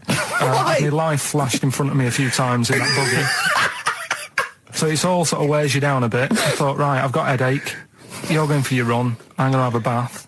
I walk in, put the light on. For some reason, it didn't come on, but I thought, it's all right. I'll just... doesn't matter. You can have a bath in the It's summer, so it's light anyway. Well, there's no windows in the bathroom, so... So you were in the darkness? So I'm in the darkness. I nod off because I'm shattered. He calls up, hassling me. So I said, well, it doesn't normally take that long for me because, I haven't got, like, long hair. I've got a dryer and I can sort of one wipe. Yeah. He's already 10 minutes late, though, when I called. Well, 10 minutes. 10 wow, minutes. This is late, this. Next. Doesn't matter. Dinner wasn't until 7:15, so we had, like, another 20 minutes anyway, so it doesn't really matter. Yeah, but we said 7:45. So he's calling up, hurry up. So I said, yeah, all right. So I get out and dry and like my tackle and what have you. Calls back again 30 seconds later. No, I don't. I don't like that. Not gonna do that, no. Give it a wipe. 30 seconds later, come on. So I end up going downstairs to the meal area, naked, with a wet shirt on and wet socks. I've got headache as it is. Meant to be a relaxing weekend. But anyway, so we have our meal, which is really nice. And then we're sitting in the bar. I'm having a cigar by the fire. Yeah. Like, we're having a rather nice Pinot Grigio. Yeah. He's there going, I've got headache. Is this 1955 that you live in? I know, yeah. It's so right. And we are knackered because he's not used to work. I've seen him moaning, falling asleep. He's not used to it at all. And you've been on your feet for over half an hour. Yeah, right. So we didn't even walk around the golf course. We had a buggy. Yeah. It wasn't even exercise. And now it's Karl's bit. It's the re-education of Karl. He's like Liza Doolittle. And now he's coming to, or Lawnmower Man, if you've seen that film. More like Lawnmower Man, if you've seen the film. You know what I mean. And his homework was to just study quotes, really, on happiness and stuff and general well-being. He's not a big happiness quote fan, are you, Karl? Not really. So what have you done? You've come up with something, haven't you? Right, yeah, I told you, right? Because a lot of these are just things you say every day. They're nothing special. So what I'm doing... Well, you say them every day. Well, the sort of things you come out with and you don't even think about it, do you know what I mean? Yeah. They're on the TV all the time. People on the radio are saying these sort of little quotes. Sure. And what I've done is, remember that programme on Channel 4, Faking It? Yeah. Where they got some, like, posh kid to be on a door and all that. What I've done, I've, Imagine if that was the pitch for the show. Dear Channel 4, just gonna get a posh kid on a door or something? Yeah, Yours sincerely, Carl. come in. Yeah. TV producer. Yeah, go on. So, what I've done, this little book of quotes, happiness quotes, I've picked 2 that are real. Okay. And I've made one up. Right? And we've got to guess. And you've got to guess. Okay, then, go on. Well, I'll tell you what, Rick, why don't we, when we've heard them, we won't confer. No. You'll write down yours, A, B, or C, and I'll write down mine, and we'll see how it Okay, works. Carl, off you go. Right, and just because I'm looking at this book, it doesn't mean I'm actually reading. No, I know. Don't worry, we're clever. No, we know. We can't see. Like, call my bluff. Yeah, go on then. Nothing is worth more than this day. Okay. Yeah. Yeah. All right. Yeah. The way I see it.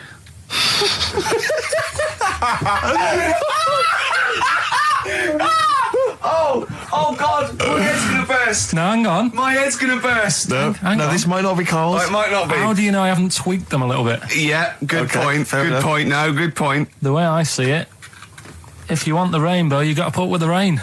Yeah. Okay. All right. All right, yeah. Okay. Hang on. It's not here. Come on. Cat food. Cat food, come on. It stinks a bit, but if you don't put up with the smell, the little kitten will die. Steve, I don't know what to say. I don't know what to say. Imagine this is faking it. Imagine their faces when he says that, and they're going, "Oh my God." Oh. Carl, play a song, mate. We'll have to confer on this one. Right, Blair. Well, that's just amazing, Carl. Just read them again. Two were real, one was fake. Go on in. Right. First one. Nothing is worth more than this day. Excellent. Next one. What does that mean? Well, cherish now, cherish your time. Okay. Because you can't get it back, and you know. That's the way I saw it. That's the sort of thing I think we need now, right? We've covered a lot of stuff. What, education? But teaching, yeah. Well, okay. What do you want to know?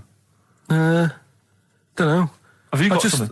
Can you educate us on anything? I've been reading bits. So could we bring back just for one night only, educating Ricky? Oh, I'm excited. Yeah. Do you think it warrants that? I don't know enough about it. You know what I mean? About what? It sounds perfect. Play the jingle. Educating Ricky. He's getting smarter. A couple of things happened in the week that I read about. Okay. Keeping up on what's going on and that. Sure. Yeah. One was about that Galileo fella. Okay. Was it about 1636? Was it? I think it might have been earlier. bad. Go on. Did some stuff with light and that. He did lots of physical experiments, yeah. Is that it then, Carl, is it? He did some stuff with light and that. What did he do with light? What was that? Well, I think he invented the first... Telescope? Telescope. So I think it's a particular lens, though, and he did experiments where he dropped famously two different weighted balls from Pisa, and they hit the ground at the same time, showing that it doesn't matter, the weight doesn't matter, but air resistance does, and stuff like that. I think he probably explained it a bit better than that. Yeah, but I'm talking to Carl. Sure. Did they need to know He's stuff? just thinking about pizza. Yeah. Did they need to know stuff like that back then? What do you mean, did they need to know stuff like that? It's just... There weren't people going around going, I've got to drop these two things off the Leaning Tower of Pizza. I just don't know which one's going to land first. Yeah, I need to know. Why do you need to Bring know me that? Galileo. Yeah. It's for a bet. Yeah. No, but if I was knocking about then, I'd be like, stop messing with that. We need a telly. Or, you know what I mean? I bet he thinks the Flintstones is real. I know. That'd be brilliant. That's what I'd do if I was a caveman. I'd make a telly out of rock. Yeah. And a pelican and a as car a cement that I just mixer. ran along the road with. Yeah, exactly.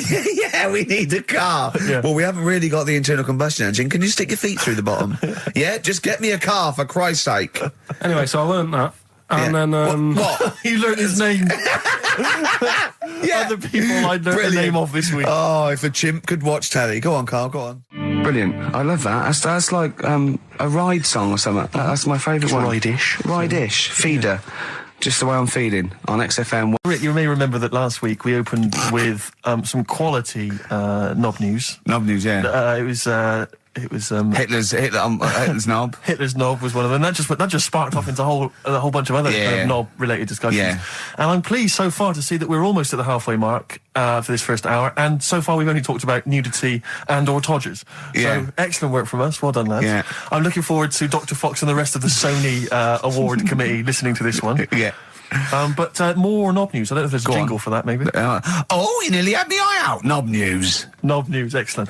This is an extraordinary story. A woman tried to sue her bosses for £210,000 after finding a cooked penis in a canteen stew.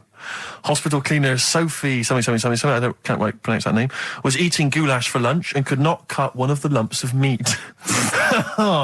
You can see where it's going. I've got so many questions already. I know. She picked it up and tried to chew it, but it was too tough. Then she inspected it with workmates, who all agreed it was a penis. Imagine that discussion. Yeah. Miss McLata said she vomited for the rest of the day, instantly became a vegetarian, and had to have psychiatric help. It's not known whether the organ was from a human. The case continues. Well, it can be found out, so that's one thing. Obviously, the doctors aren't confused. They're not going, I don't know, I've never seen one like it. Yeah. Also, why is she eating goulash? I know. I mean, that is my first question. Why? You got lunch. Oh, what do you want? I don't know, I fancy some goulash. Yeah. Oh, some gooly lash. Gooly lash, Thanks very like much it. indeed. Lancashire cockpot. Oh, is on the menu. Brilliant. Only £5.50. Wangers and mash. I'd love some wangers and mash, please. Coq au vin. Coq au vin. It's already done for There's wangers and mash, coq au vin, Lancashire cockpot. That's just off the top of our brains. Yeah. So if you've got any of your own, keep them to yourself. We're not interested. What do you make of that knob news? And he's in a hospital. Oh, yes, it was. No, a hospital cleaner. You're right. Oh, cleaner. God. I know how your mind's thinking already. There's been a mix-up. That's been a mix-up. What kind of mix-up? I love that. What, some bloke's gone in, some lesbian's gone in, wanted a sex change. She's got a carrot for a cock. Stewing steak. Same way every day on XFM 104.9. I'm Ricky Gervais. With him, Steve Merchant. Sure. Rick, I only had one thing I had to do all week. Okay? What was that? I was so excited about getting up Friday morning, getting Bruce Springsteen tickets. Yeah. The Boss is playing in October. And basically got up too late. Well, not sold out already, you just sold out. It had sold out, but I started calling about 12:30, it sold out. I trawled the net, I trawled all the phone lines. Some of those buys are bulk buys for selling on, aren't they? They're not all individuals. This is the problem. I mean, I don't know how many people they can fit in Wembley Arena, but sold out by 12:30, and that's popular. Wembley Arena? Yeah. It's like 12,000, isn't it? I was so gutted. It was all I had to do. I was so looking forward to it. I phoned up one of those quite dodgy ticket agencies. Do you know how much he was offering to, they're 45 quid to buy. He said the starting price is 225 quid. I mean, that to me is like a ticket tout, like a legal ticket tout. Are they allowed to do that? I don't know. It's crazy. I was so angry. They'd have to say their booking fee was £150. Yeah, exactly. But now I'm like desperate. I don't know what to do. I'm just wondering if I can abuse our position on the radio and just try and scrounge them from anyone who's listening. No, I mean anyone who's listening who's got the power to get them, or... This is begging, isn't it? It's exactly what it is, Rick, yeah. Yeah, I was going to try and dress it up. Yeah. But it's just begging. Ticket touts after you as well, for dissing him. Ricky.Gervais... Don't bring me into it. Shut up. Ricky.Gervais@xfm.co.uk. If there's anything you can do to get me a ticket, I'm willing to pay for it. Up to the price of 45 quid. Yeah, wow. No, second hand. Yeah, 30. Yeah. You don't want to throw your money around, I'll Steve. give 25 quid, come on. Don't you know who I am? Yeah. But that, I mean, do you know what I mean? Because I'm just, I asked Karl if he could sort it out. He's done nothing. He's achieved nothing. I know. So I'm just desperate. I'm in a desperate situation and I don't quite know what to do. I'll tell you this though, Karl. Don't bother doing favours for him because he's not grateful. You give him something and he goes, right, does this mean I have to give you something back? And I go, well, no. He goes, good.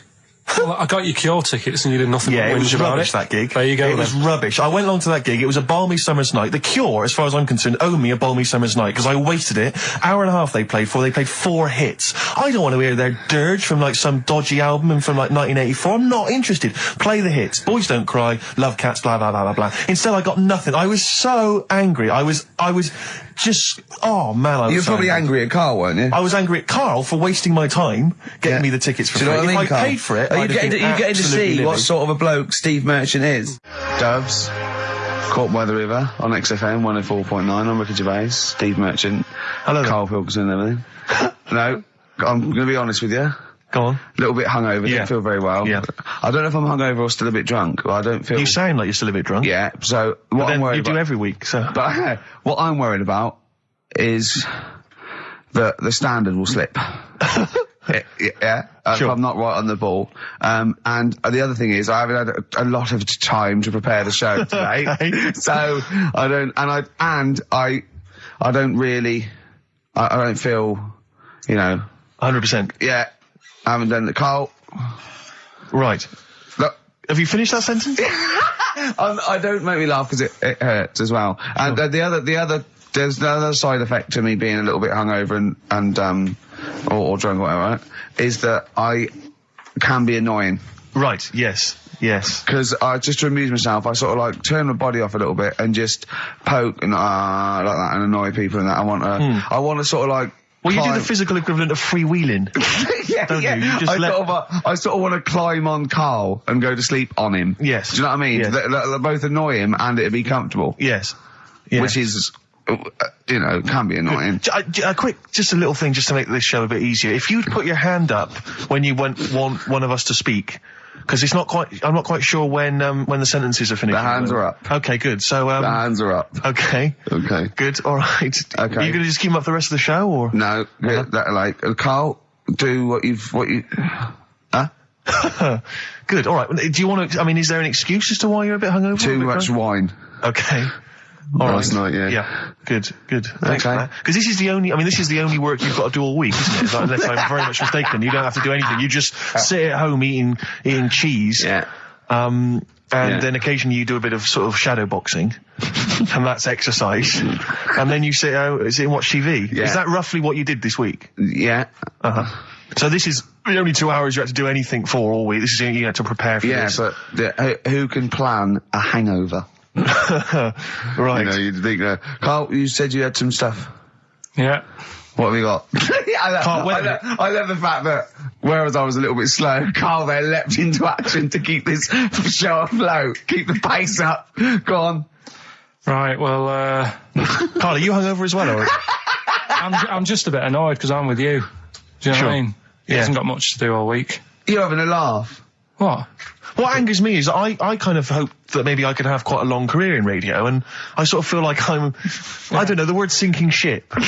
Those words spring to mind. Because it feels like, Karl, you're just a chancer anyway. You weren't even supposed to be on air, and we've made you into something of a household name, and that's cool. Household name. And Ricky's already a celebrity. He's got it stitched up. He's got corporates. He's got, voiceover work. But I've got nothing. I'm running on empty. I'm not, nothing. I've got nothing. I'm sort of dependent a bit on this. Yeah. Financially. And, go on then. What and you two are sort of bringing it down, really. Right. Do you reckon I can get my own show, Karl? Karl. Tell them what I did out there with the bin. No, Karl, tell them how funny I was out there with the bin a minute ago. So anyway, come on, I'm bored of this. I'll tell you what. will we tease them with what we've got coming up next? Yeah, Karl, tease us after the next record. I think we've already got them for 2 hours. Yeah, we've hooked them, Karl. Don't worry, this is textbook radio. What's this? Badly on board. Yeah. Rick, can I just, I don't mean to abuse our position again, but Bruce Springsteen's performing in London tomorrow night, and you remember I made an appeal to try and get a free ticket. Yeah. Well, I don't even mind paying. I tried to pay, but that's good of you. No, I'm a generous kind of guy. And I thought you were mean. No, go on. What are you going to say? You were all I'm saying is, face value. You don't want to be ripped off, do you? No, don't be crazy. Ideally half price. Yeah. And I've been chasing kind of my tail, really. I'm not going at the moment. I'm not going, and I'm desperate to see the man. He's going to do a great concert. It's his only one in London. I can't believe that being on the radio, being on XFM, the listenership's going up apparently. I can't believe I can't get a ticket. I've asked Karl. He's done nothing. No, Karl had a very good point. Nothing. Karl, say what you said when he was whinging in the but first of all, whilst you're moaning, you also asked in the week for a Badly Drawn Boy album. Yeah. You got in today. Yeah. There's one there for you. Well, yeah. But it's yin and yang. And it's Karl. but I do, Karl, what's Steve ever done for you? That's what you got to ask yourself. What has Steve ever done for you? Well, he took me to the BAFTAs. Yeah, but only because no one else would probably want to go with you. I can't believe that. What is I this? do not believe that. Oh, Steve, I'm going to stitch you up now, Carl. And it's in a nice way, and don't worry, it won't be too bad. He won't take too bad. Carl sent me a little text message today. Right. No, Oh, what is this? Right, okay. Okay. You know, I'm in a very frail mood at the moment. No, because you're I'm not like going to this see one. Bruce. This is funny, because me and him have been, like, sending trivia back and forth to each other. Which is another point, right? I sent him... Oh, well, I'll get to that in a minute. I thought he'd really be amazed with, Well, while you're fiddling, if you can make my dream come true, to go and see Bruce Springsteen tomorrow, then give us a call on the usual number. Well, like I said, Steve. What? Right? It wouldn't be right. You just said when the song was on, can't believe it, right? We work at XFM and I can't get tickets for Springsteen, right? Yeah. We work in radio, we should get tickets. Right, now think Which of I'm the willing amount to pay for. Yeah, but think of the... Yeah, but if he's sold out, he's sold out. Yeah. Yeah, right? but that's just something they say. Right, that's just what they say, is it? Right, so everybody on local radio stations say, do you know, I like that Bruce Springsteen, I want a free ticket, right? So another say... I tried to phone, I phoned for an hour and a half, I couldn't get through. Not long enough. I've put the hours in. Not long enough. Not long enough. What are you talking about? I put the hours in. No. Right? So another 400 people turn up at the gig. They cram them all in. There's people being crushed. You know, they've paid the money early. They were up early that day when the phone lines were open, whilst you were probably sleeping and that. So they're dedicated, and they're the ones at the front getting crushed. What? Would your Why mum and are they dad getting be crushed? happy if you were there getting crushed? I don't mind. I'll sit at the side of the stage and watch him. Yeah, but I don't mind. But everyone will say that then. And then before you know it, no one can see anything because you're all on Carl's the right stage. on this one. Right, I'm going to give you this here. I'm handing over my mobile phone to Steve to read you can see it's from Carl at the top, but just read it out as you scroll down. Just read it out loud. Is this a text message from... Yeah, this is a text message to me from Carl. Read it out.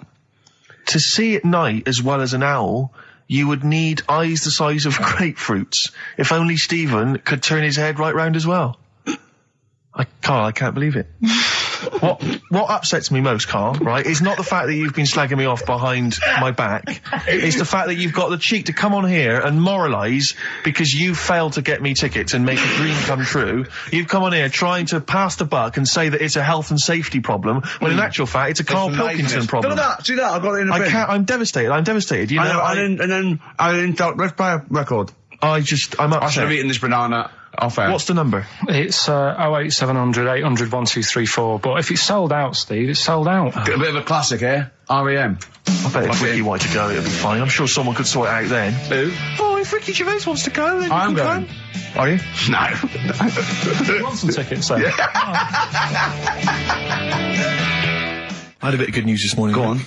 I was on the tube coming down, and I don't want to sound arrogant, I don't want to sound pushy, but I was at Green Park, and I'm fairly certain, Rick, it's not 100% corroborated, I'm fairly certain that a woman pinched my arse. So what do you think of that? Yes. There's a lot of pickpockets around Green Park, so be careful. No, my wallet was still there. Really? But even if it wasn't, that would have been money well spent. But the wallet was still there, so what do you think of them apples? He's not well long. Let's lose that. Let's get rid of that. Let's make it into a girl. Okay. I'm with you so far. Go on then. So, anyway, gets away with it a little bit in the early years. right? Starts going to school, gets away with it a little bit. Sure. Right? But then, do you know when you get to that age and your head goes all funny? Like when you're a teenager and you sort of, I don't know, your skull goes... Mine never did. What are you talking about? No. It's that sort of teenage years when you look a bit odd. Do you know what I mean? You go from being quite a good-looking person and then your body starts growing. At a different rate, so, you never know till 21 whether you're going to be a looker or not, or whether it's just... Yeah. I know, right? go on. Yeah, I'm still waiting. So, your head grew outwards at exactly the same rate, didn't it? That's why it's Your head grew faster than your hair. He's got a lovely head of hair, but just below the skull. Yeah. He's got a little afro in there, but it just couldn't get through the follicles. It couldn't catch up the skull. Expanding. Oh, bless him. Oh, come on, Baldy. But the thing is, right, so you see these pictures of the lad stroke woman who's trying to be a woman at the age of 14, 15. Sure. Yeah. She's got one of them big heads. Right. Like a lad. She starts having a hard time. She doesn't want to play with her mates, with the dolls and all that. She's more into go-karting and that sort of thing. Gets to an older age. Yep. decides to go back. He's now sort of with a woman and having a life of a fella. But did did the doctor keep it for him in case he needed it? No, he's had one put on now. Has he? Where'd he get that from? Dunno, maybe that bondage shop. What do they do when they do that? Do they put on a... What do they do? Maybe someone could call in and tell us. If you're a woman, and you have a... Do you want to speak to someone who's got that information? Yeah, I do want to know. What do if you've got that information, I don't want to talk to them. Do they construct one? Do they construct it? From plasticine? Or do they whack on a dead one? What? What? Whack on a dead one? Yeah. What? What? That's not, it's not, what do you mean? No. When a woman has a knob put on. Yeah. To have a sex change, where do they get it from? Is it constructed? Do they find, like, I don't know. From a donor. A donut? From a donor. Oh, well, yeah. A donor? Donor, yeah.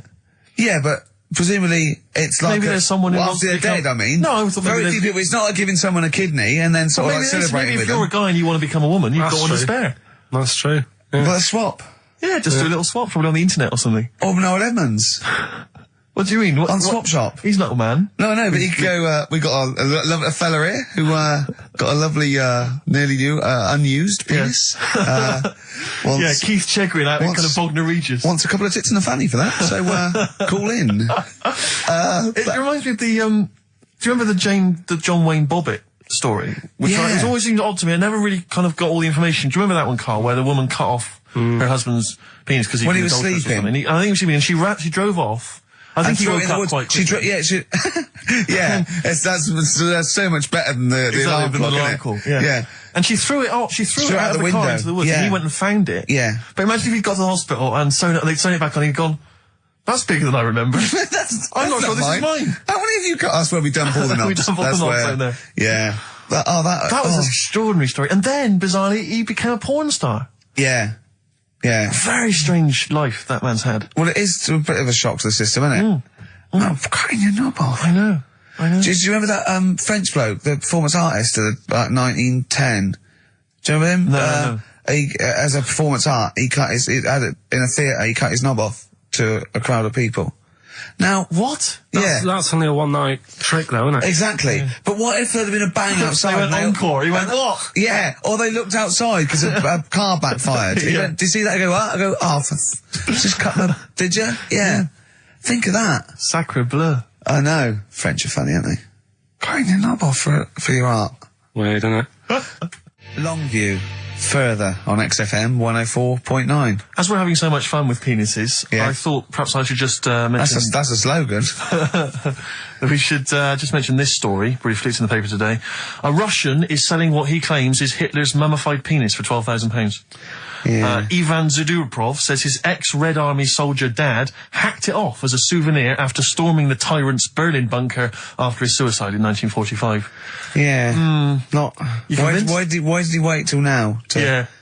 He's found out that, that might get a bit of £12,000. Which doesn't seem a great deal. Doesn't seem a great deal of money, really. Well, it's useless, isn't it? True. You're not going to be able to use it. It's not going to be able to, it's not going to be a donor. Imagine that if you walked round. Yeah, you'll never making love to a girl. You'll never believe who this is. Yeah. You never believe who's doing you, love. Exactly. This is going to freak you out. This is, just relax. Okay, sit down now. Was that all right? It was brilliant. It was brilliant, yeah? So you enjoyed it? Yeah. Right. Are you a fan of the Third Reich? Exactly. Well, no, awful racist. Okay, let's go a different tack. You did like the sex. I love the sex. Okay, then. Yeah, it's not going to be Hitler's knob, is it? But, I like the idea that, I mean, you're in the Red Army. Yeah. You've just stormed Berlin. Yeah. 1945. You crash into the bunker. You've gone through terrible. How you've lost 20 million comrades. Unbelievable. Oppression everywhere. It's been going on for years. You're in there, you see the man. Here he is, he's dead. He's dead, the figurehead and leader of one of the most despicable, You turn to your friends, there's a tear in your eye. Yeah. And your immediate thought is, I ought to chop off his todger. Yeah. Well, no, I said Bagsy. I said Bagsy is Winkle. I said Bagsy is Winkle outside. Whoever it was. I didn't know it was going to be Hitler. Brilliant. It's just, I can't, it just doesn't make sense. It's ludicrous. And I don't know how is he expecting to prove this? Because I want some proof. Well, I think that's why he said that. He probably started off with, I've got Hitler's face. And they went, brilliant. Oh, let's have a look at it. What do you mean let's have a look? Well, just check his Hitler's face. Obviously, I know what he looks like. Oh yeah, no, it's not. Yeah, you know what? No, it's not his face. What wouldn't you know what it looked like? Well, I mean, no one's ever seen his genitals. That's what I've got. Yeah. I've got his. It's got a little swastika on it. Is that proof, is it? Yeah, Have you got his ball? Well, no, the Albert Hall's got one, his mother's got the other, so I don't know. See, the Albert Hall, I would have thought, would probably be paying that £12,000, because apparently they've already got his ball. Yeah, they got one of his balls. They got one of his balls in the Albert Hall, his mother's got the other. Yeah. But if they got the Todger if they can track down the one his mother's got, they would have a complete set of Hitler's. I'm just hoping it doesn't fall into the hands of some kind of crazed genetic scientist. What, I could clone it from his knob? Clone Hitler. Back to, I don't even want to think about the future if that's the sort of way we're going. Exactly. If that's the sort of way we're going, Carl, I'd rather not know about it. What do you make of it, Carl? Weird, isn't it? It is weird. I mean, I don't want to go on for this too long. We've probably got about a minute left for the first half hour, and I reckon should can this sort of... What, 30 minutes of genital talk? Just quickly, on a Saturday afternoon? There's one in a museum. I think it's like that London museum. What? One what? Well, do you know like how people are buying weird stuff and that to put in museums? Yeah. There's this device that, I mean, think about it, years and years ago they used to torture people, didn't they? Yeah. Really badly. And the device that there's no real good torture, but go on, I see your point. Yeah, but this device, right, think about it, you've done something really bad years ago. Yeah. Right, and you're thinking, oh, what are they going to do? Do you know what I mean? Could do anything here, it could be the end for me. The device they've got is this thing that you put on your bits, as a fella, and it's sort of metal, so it means you can't sort of, you know, get excited. It puts a stop to you, sort of... That wasn't a torture device. I think it was a Victorian thing to stop adolescent boys wanking. They used to have things like wrist things as well with like spikes on them. It's not a torture device. Isn't that? Well, not really. Imagine that being captured by no, right. You're never going to get hard on again. All right. Not really a torture device, is it? And there wasn't that many nice looking women wandering about anyway about them, was there? You didn't get excited about stuff. What are you talking about? Well, they filthy, they stunk and everything back then. Right, we've covered that. Can I just ask Carl how he got on over Christmas? Because the last time I spoke to him, you hadn't bought a present for your girlfriend. I had to say I was on tenterhooks all Christmas. Well, you changed it. After that show, I felt bad, even though I shouldn't have done, because... Because you hadn't bought your girlfriend a Christmas present? Yeah, but I said to you, I booked a table at a hotel in Covent Garden, had Christmas dinner there, which was nice, right? It's good food and everything. Didn't feel like enough to me. Well, then I went out and treated some stuff, and then... No. A couple of days before Christmas, he went, I took Suzanne to that hotel we're going to go to for Christmas dinner. We had tea and cakes. And I went, oh, you treated her? He went, no, she paid for it, but I was just showing her what it was going to be like. That was her extra treat. She paid for it. I love that. Brilliant. Yeah. Well, it was it was like 150 quid for a meal for two, which is pretty dear. So I'm not going to buy her cakes as well. I love that! All right, love, have anything you want. You pay for your own pudding, I'm not mental. Yeah. So you treated her to some other stuff? Yeah, some bits and bobs. What, so she chose them and you paid for them? What, the presents? Yeah. No, you chose them and she paid for them, but, you know, it's the thought that counts. I got them on the way home that Saturday. Well done. And what did you buy? Shops. Well, just some bits. Might be personal, Steve. Well, I don't care. Just some bits. Yeah, but bits and pieces. Leave out the personal bits. What bits? Just little things. And then yesterday, right? A monkey wrench and a new washer for the shower. Yeah. Some recordable CDs that you need for your job. Oh, dear. Now, when you gave those presents to her, did her face light up? Right. I don't want to tell you what they were, right? But she wasn't that impressed.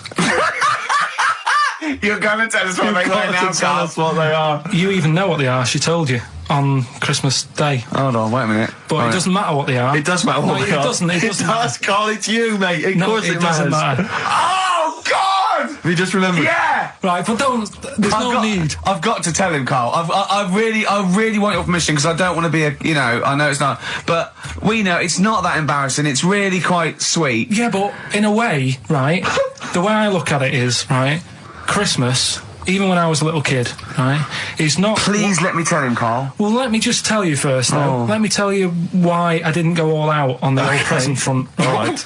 Justify yourself. Right? First of all, I've covered it up since then anyway, right, with that present, because I bought some shoes yesterday, and she did say I'll give you the money for them, but when I get home I said it's all right. I said, you can have them, right? So not only did I buy her some food on Christmas Day, I got her shoes. She's probably had a total... And they feel like a horse. Yeah. It's not like, yeah, there you go, there's your shoes, there's your food, right. Bed down, see you later. Yeah, but what I'm saying is she's done... fed and clothed. Yeah, did you comb her hair? She's done well this year, right? So... The thing is, done well this year. It's like you're a single parent living on a council estate with a smack problem, and you still managed to buy them some Lego. When I was a kid, it wasn't about what you got. I remember one year when I was about 8. Right? Oh, this is going to make me cry, isn't it? This? No, it's not. I'm just saying the way it is. Right? I woke up at about 4 in the morning. And I was like, oh, what I forgot? And I couldn't sleep. I was that on edge. It's the excitement of Christmas, isn't it? It's like, oh, what's wrapped up? I need to know. Sure. And it's the fact that people are saying, no, you won't know until tomorrow. Yes. Sure. That annoys you and winds you up. Okay. So I got up at 4 in the morning, opened my presents, and then went, right, I know now, went back to bed, had a great sleep. Yes. Right? So it's nothing to do with the excitement of what you get. It's the excitement of not knowing what you've got. And then what happened when you got up to go down with the presents? Hang on, so what you're saying to me is that you could wrap up a brick because the thrill of Christmas is in hoping and being excited about what it is, not the actual gift itself. Yeah. Is that what you did? Did she get a brick? No, let me tell you now what he got. He got her a present, right, and she said, she came and I said, yeah, he got me. It was an industrial-sized packet of condoms. It was a joke gift. No, it wasn't a joke gift. It wasn't even a joke. I went home that Saturday after here, past Boots, thought, might have something in here. They were on, like, some value. Right, you passed the makeup. Were makeup. they used? Right, but anyway. The makeup, you passed all the other... Past the makeup, stuff. past the lovely vanity cases. Yeah, the foot spas. Exactly. Yeah. Oh, hold on. How much are these, love, for 100? Yeah. $4.99. Yeah. Do I get them reduced if I buy in bulk? So how many did you buy? What was it? I don't know, probably about 100. Right, okay. And is she allowed to use those with anyone? Did you wrap them? Can she just go out and have a wild time? Well, you don't need to wrap, they're already wrapped, aren't they? Oh. And then what did she say when she opened them? No, wait, Carl, what did she say? Right, play a record and we'll come back to this. Oh, you're worse than my father, that's genius. Made famous, of course, by Jimi Hendrix. Yeah. That's All Along the Watchtower, as originally done by Mr. Bob Dylan. On XFM 104.9. So, Carl, just take us through the moment where you gave this gift. Firstly, you went into Boots, right? You thought, all right, 100 condoms, brilliant. Okay, did you wrap it up? I don't know if it was 100, probably 80. Right, okay, yeah. Right. You don't want to go mad, do you? Wrap them up. I'm just resting easy knowing that he's not trying to breed. Right. No. Yeah. So, I got her them. I got her Grease on DVD, because she's always watching that. Yeah. Right? Yeah. So just think of when her mum said, what did Carl get you? Some condoms and grease. I was going to say, I'm glad he said on DVD. And, she was surprised anyway, right? Because I bet she was. No, when she got she was thinking like jewellery. No, right? that showed her. That surprised you, hasn't it? All right. So hang on, wait a minute. You thought it was a holiday, didn't you? Yeah. Look at your face. You don't know me at all. So hang on. So did you give these on Christmas Day? Right. What happened is she got in from work that Saturday, right? And I said, look under the tree. Knackered. Right? At least it's Christmas. Yeah. At least I'm going to get a little bit. I said, look, you got some stuff under the tree, right? So did you give her a sugar lump? Right, she was really chuffed with that. But she said she was a bit puzzled because I didn't know we had any wrapping paper, right? So I ended up using wallpaper. You didn't take it off the wall though. You had No, it was some left over, right? So she said, why have you used wallpaper? I said, well, I didn't have any paper and you were getting in a bit and I wanted you to have a surprise. So she said, can I have a feel of them? I said, no. Presents. She thought, right, I've got the right thing. Yeah. Right. And then Christmas Day, I said, no, don't get carried away. It's nothing really good. You know, we said we weren't going to buy each other much. So there you go, open them. Yeah, go on. And can I just ask, had you received your present from her yet? Yeah. So what had you received? What did he have? Had some shoes. Nice. Right. getaway game for PlayStation. Nice. I'm just tightening up the value of those. Go on, yeah. And just also think about how much fun and pleasure you get from them. Yeah. Although, of course, condoms, I can see the the appeal. Well, okay. So I think also add to that bit 150 quid for a meal. If you're going to start totting up, 150 quid for a meal. I bought some shoes, 72 quid. Yeah, that was after the event, though. Doesn't matter. All right, so you received these, dare I say it, thoughtful and nice gifts. You handed over the box of condoms. They were wrapped up. She unwrapped them. Yeah. Go on, take us through it. Walk us through it. Well, it's not something you play with on Christmas morning. Oh God! Oh, right. But when she opened what did she say? What did she say? Well, I wrapped them twice as well, so she thought it was something really good. Extra protection, right? And so she thought it was something really good. And then the disappointment would be doubled. Yeah, go on, yeah. And then she just opened it and went, "Oh yeah, so what's on the telly?" And that was that. Ungrateful. What an ungrateful woman that is. Well, fancy not wanting. I told her a box of economy condoms from Boots. I said to her about the thing about, it's all about the surprise and that, innit? Yeah. You explained that to her? Yeah. What, after she'd unwrapped it? Yeah. Thoughtful. And she was alright about it. Yeah. She understood. Rick, I suggested to him that he buy his girlfriend a gift. I'm worried I've done more damage to the relationship by suggesting that than if he had just forgotten. Next time you've got to go shopping for her yourself, Steve. I think I might do. You've better go shopping for her yourself. I'm glad it's all over, though. It's mental. Yeah. It annoys me. The whole thing annoys me. And she knows that as well. Yeah. She should know. What, she still insists on having Christmas once a year? Well. Wow. I'm No, but anyway, what did you get? I can't think what you bring to the relationship, Carl. I don't know what it is she's getting from you in this relationship. It's like she's doing all the work. Well, yeah. 80 times. Oh God, I love it. You're brilliant. I know what she's getting. He's the. What? No, he's not thoughtful. No, but he's thoughtful. He's the best he can do with the brain he's got. Do you know what I mean? Right. He's doing his best. He's absolutely doing his best. There's no. He's working at the limits of his powers. Do you know what I mean? Though he's done as well as he can with what he was given. Sure. Yeah, and that's admirable. Yeah. It's like, I think he's done better than you'd expect. I bet his teachers didn't even think he'd get this far. Do you know what I mean? What, find a girl? No, well, yeah, a job, a girl. Yeah. Do you know what I mean? Clothe himself. He's done really well. What do you think, Carl? You think you've done well? I think I've done alright compared to some of my mates. What are they doing now? Probably not that much. Do you know what I mean? Mrs. Matthews said I wouldn't be an high flyer. I think I'm doing alright. Yeah. Do you know what I mean? I have a holiday every year. Got somewhere to live and that. Yeah. Got a new flat, haven't you? Yeah, so where are they then, the condoms? Did she show them to her family and friends? No. Take them into work? Look what Carl got. I'm surprised she told Ricky, actually. I was a bit disappointed in that. Yeah. Because I didn't go shouting around. Well, she was so excited, Carl, clearly. She was just so pleased and proud. Yeah. All right, play a record, we'll come back to it. No, that's it now.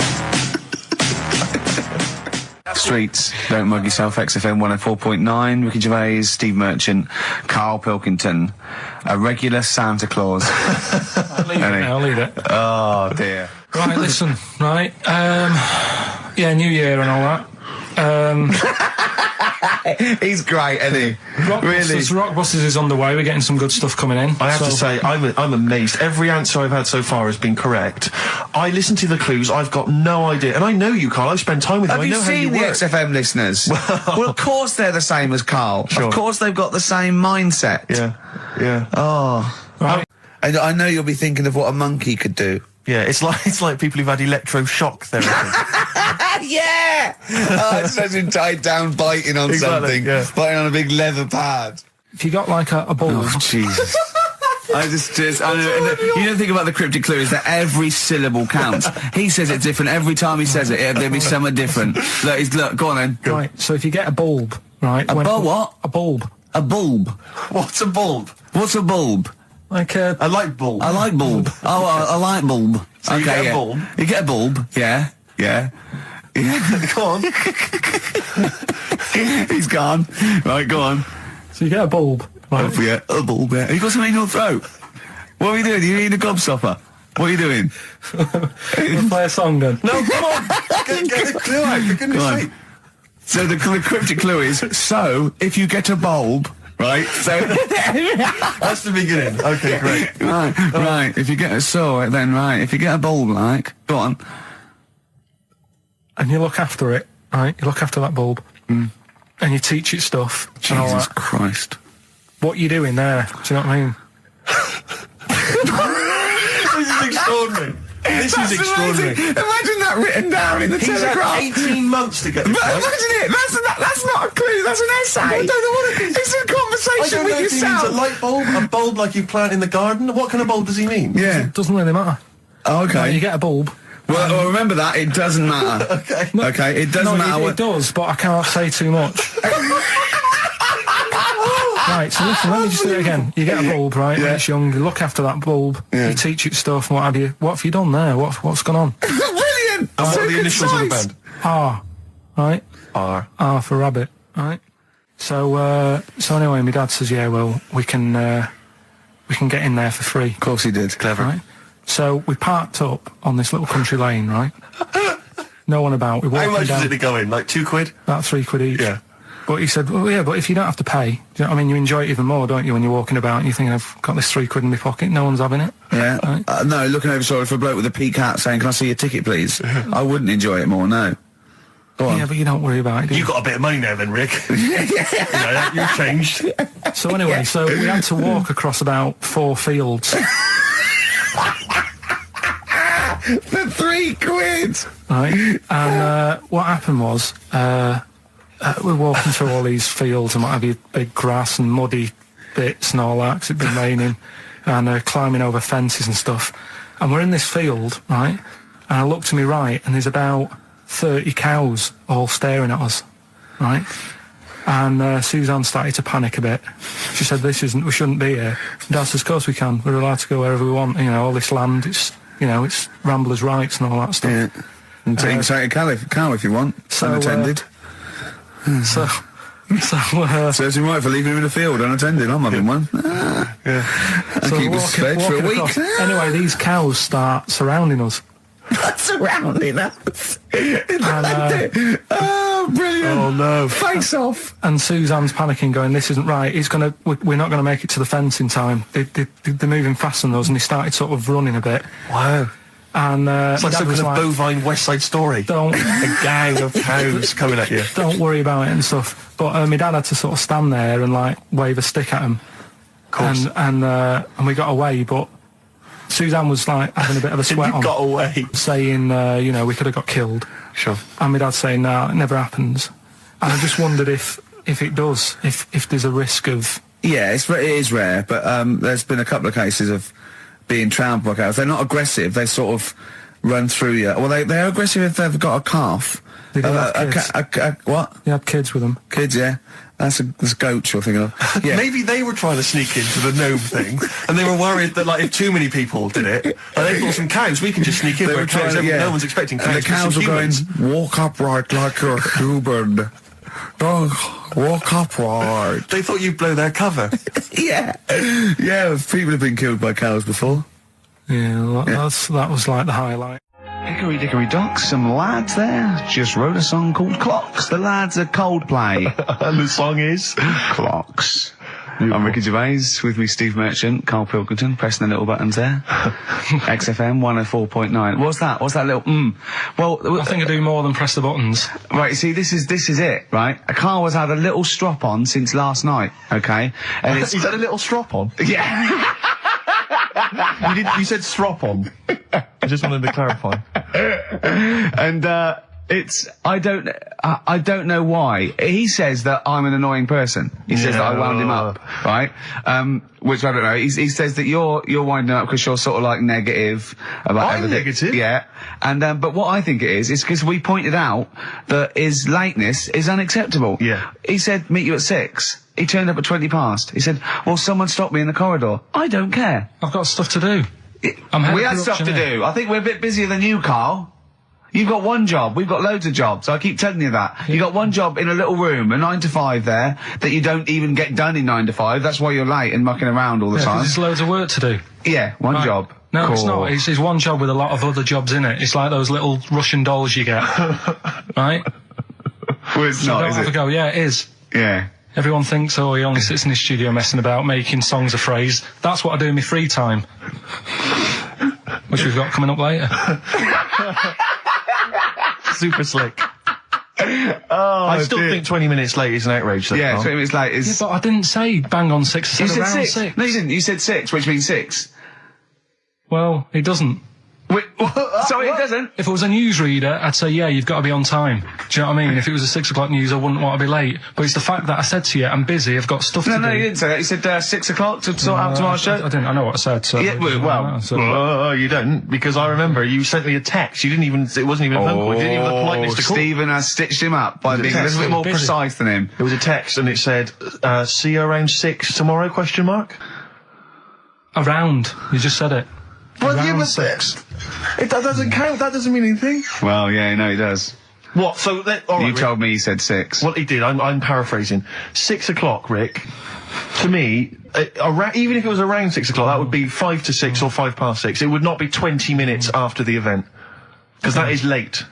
Well, you can't even. You've got nothing. You see, you haven't even got an excuse. Yeah, but then I turned up, right, and I said, right, well, let's not argue about this. Let's come up with some good new features, because we've been in Cheap as Chimps. That's gone today. Good news. He never liked Cheap as Chimps, Carl, did he? Right, he never liked it. Do you know what? Do you know who's took it further? Donald McIntyre. What? He's doing a programme, Cheap as Chimps. No, he's not doing the channel. Well, we'll see. Again, I'll prove you right. Again. He's not doing a programme, Cheap as Chimps, is he? He's not. What do you mean? He's doing. I saw a trail on Channel 5, and it was saying, you know, is it 5 or is it about 20 past 5? He's doing this. He's done that. You know, now see him on Channel 5 because he's moved to Channel 5. Right. He's saying first big problem, chimps. You know, they're deer and that. And no, they're not deer. He's getting confused. No, 50 odd grand for a chimp, and it's saying, you know, he'll look into how much you can get a gorilla for. What are in the name of God are you talking about? We'll talk about that later. But I don't know what.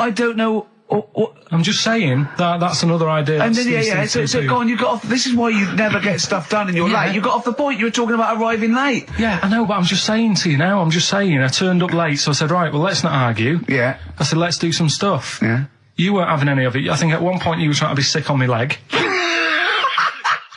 I do remember that. Yeah. Why? Just for fun? Yeah. All right. That's when I started getting annoyed. He was very annoyed last night. No, yeah, okay. Yeah, I can see where that could be annoying, but you just got to think, hey, look, say what? It's, you know. Well. I think you rub each other up the wrong way. Yeah. No, that's the problem. Well, no more Cheap as Chimps today. Right. Nothing to replace it because we didn't have a chat. Songs of phrase, we're doing that. You can win some stuff. Yeah, we've got the film that we haven't done for the last 2 weeks. The final film, we won't be doing that. Let him down. There's 2 weeks. So you're 2 weeks late on that. Can I just ask, guys, is there going to be some great music? Yeah. Well, what about something from the Only Ones? Yeah. Another Planet. Brilliant. Another Girl, Another Planet by The Only Ones on XFM 104.9. I'm Ricky Gervais with me, Stephen Merchant and Karl Pilkington. Karl, cheer up. Come on. There's a war on. Chill out. Yeah. I have to say, you have become increasingly annoying recently, Rick. Really? Chiefly, I tell you what it is. I think it's the hot weather. Can I just remind you when we were in the office recently? We've got a little office that we write in, we work in, and many moons ago we were doing some work. This was when we were writing the first series of the office, and I was typing away. I was just typing something up we'd written, and I read it back to Ricky, just check he was happy with everything. I was reading it back, and as part of the thing, there was a knock in the script. It said, knock, and so I was acting out for him, and I knocked like this, and I realised he wasn't listening. He was in fact asleep underneath his desk, and I knocked like that as part of reading the stage directions. I knocked. He thought someone was coming in. He leapt up, plunked his head, zipped up, thought someone. I said, Rick, it's not. I'm just acting it out for you. He just wasn't paying attention. He wasn't listening. And can I just draw in? So recently we're in another office. We're typing away. I look round. He's got his shirt off. It was hot. He's taking his shirt off, right? So he sat there, 41-year-old man, or whatever you are, 40-year-old man there with his shirt out, beautiful. I mean, I've seen most parts of your body now at one point or another. I think from the early days when we used to work at XFM, you started showing me bits of your anatomy, which is something he does to people he likes, friends of his. I'm sure you've seen most of it, Carl. No. And so, it's not a relationship. He was sat there, and there was a knock at the door because we'd asked someone who worked in the building to bring us something, and so I had to delay it by sort of not opening the door so he could get his shirt back on. Yeah. So he was running around trying to get his shirt back on. So what would they have thought? What would they have thought? They'd have walked in, he'd have just been sat there, stripped to the waist. Didn't they sort of think, hang on, what's going on? Look through the keyhole. No. Well, no. It was ludicrous, because as they came in, he was flustered and he kind of was just leaning against the window, just looking like... I often stand here with my shirt back to front. I was getting like Bernard Manning. You see Bernard Manning, whenever he goes into the house, he has to go upstairs to take his trousers off. I'd love that. The fact that in your house, you've just got your pants and your vest on. That's what you want to do. Yeah, but it's all the time. It's not just, I mean, you haven't done that with me, taking your clothes off and that yet. But, like, last night we were sat in the pub and I was saying, right, you know, let's not even worry about new features then. Let's get the current ones, you know, going. Like what? Good. Like... the one that was trying to work out, the cheeky freak of the week. Think of that! Yeah, but Think of that, though, as a normal conversation. Yeah, I'd looked online, right? I didn't find that much. I found... actually, I'll tell you what I found later. Brilliant. We're looking for them, right? And then at one point, I think you said to me, go and, you know, what about the Guinness Book of Records? Yeah, you know, they'll have, like, the best freak in the world or whatever. Yeah, ever. So I said, yeah, bring one in. Now, you've got one at home. Yeah, I got a couple. But you couldn't be bothered carrying that in today, so I had to go out of the pub that I was at. Yeah. Nip into Borders. Yeah. Buy a Guinness Book of Records. Yeah. Out of my own money, $18.99. Yeah. Bring it back, and then you said, I don't know if I want to do this feature. So it cost me 20 quid for that. I had to buy a video for Silence of the Lambs film clip. I'm actually out of pocket at the end of this. But do you want to work with me is the thing. If you want to work with... people would pay that sort of money to work with me, Carl. You're a lucky bloke. Think how many people think, Carl, he gets to drink and sit. Yeah. Well, you making a cup of tea and I surprised, didn't I? Little surprises. You know, last night, do you know when I left the pub in a bit of a mood because I was just fed up with not getting anything done? Yeah. Walking down the road, I was thinking, how can I get out of this? How can I stop having to work with them? I'm thinking, I wonder if I leave, I wonder if they'll be funny and they'll go, and then my boss will be giving me stick. I'm thinking, how much notice have I got to give out? And all this is going through my mind. I'm walking home and I got in, said to Suzanne, I'm sick of it. She's going, you need to do it when I get a new kitchen. And I was like, yeah, but how big does the kitchen need to be? I was saying, do we need a big kitchen? Can we get a small one? Have we got enough for a small kitchen? Do we need so many cupboards? Can we just have wood instead of steel? All this, trying to get out of doing this. Yeah. It's always just, I always feel like, you know, because I like to think that I'm not perhaps as bad as him. Yeah, no. You annoy me in different ways. Like what? How does he annoy you? Well, stuff that, you know, I come up with ideas, say Cheap as Chimps. Yeah. Rockbusters springs to mind. Yeah. 15 Taiwan. 15 Taiwan. Let's just remind people what 15 Taiwan was. It was a little feature that I wanted to give a run, you know, give it a little run, see if people like it. The premise being? No, there's no premise, it's just a title. No, we were going to get 15 sort of ornaments, you'd explain them, and then people would call up and say, that one's from Taiwan. See, Carl, you just explained why I didn't think that was a good idea. Yeah, by explaining the good... No, so, you know the funny thing is, Steve, right, I was walking down Regent Street on Monday, walked past one of these big stores, right, and they've got all famous quotes on the windows, right, and one of them was something like, an absurd idea is often a great idea. Yeah. Do you know who said that? Go on. Einstein. Yes. Which made me wonder, if you were his mate, would he ever have done E=MC²? Or would you have said, don't bother with that, it's not going to work? Because that's all you seem to do, everything I come up with, you put down. Yeah. Well, that's one thing, he's negative, right, I don't know why he is. What else? He messes me about, I get him concert tickets for stuff, and you say, I didn't bother going. Yeah, that is annoying. You come in, you know, 5 minutes to go with tracks that need editing. Yeah. The little bag, that was free. Yeah. Here's your point again, I was just a bit bemused. You see, it's a tricky one. All I'm saying is, right, there I was at the pub quiz, I go to the toilet, not thinking about anything, I try to go, right, there's a little gay fella next to me. I love this little gay fella. Now, the weird thing is, there's nothing stopping him having a little glance, right, because he's allowed in the fella's toilet. Yeah. Now, I'm not allowed to go into the woman's toilet and have a little have a little look round. Right. So all I'm saying is, should they have another toilet area? What, for gay people? Yeah. And so this would be gay men and lesbians? Is that going to complicate things? Well, I mean, I can only assume. I mean, to what point? I'll ask you a question, right? If you're intimidated, that's a shame. But you know, most gay men aren't looking at your knob. You know that. What do you mean?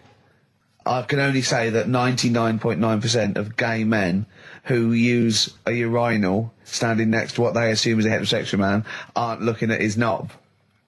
And what they're doing then? They're emptying their bladder. No, but the thing is, I can't talk. You're saying like, you know, about would you have one toilet for lesbian women and gay fellas, right? What does that mean? Would it be mixed? Would it just be? Well, would it have a man on one? That's heterosexual man. One little picture of a woman on the other, and then what? What would the little icon be? A man and a woman. A man and a woman. Just having a chat. Yeah. In pink and dot lines. But you couldn't mix them, because then what would happen is you'd get people who are going, oh, I'll play up to this a bit. What, pretend to be gay? And yeah, you know, sort of grow a moustache and shave their head. And pretend to be a lesbian. Right. Yeah. So, I see, so you know people pretending to be gay so they could go in and have a look at the lesbians? Yeah.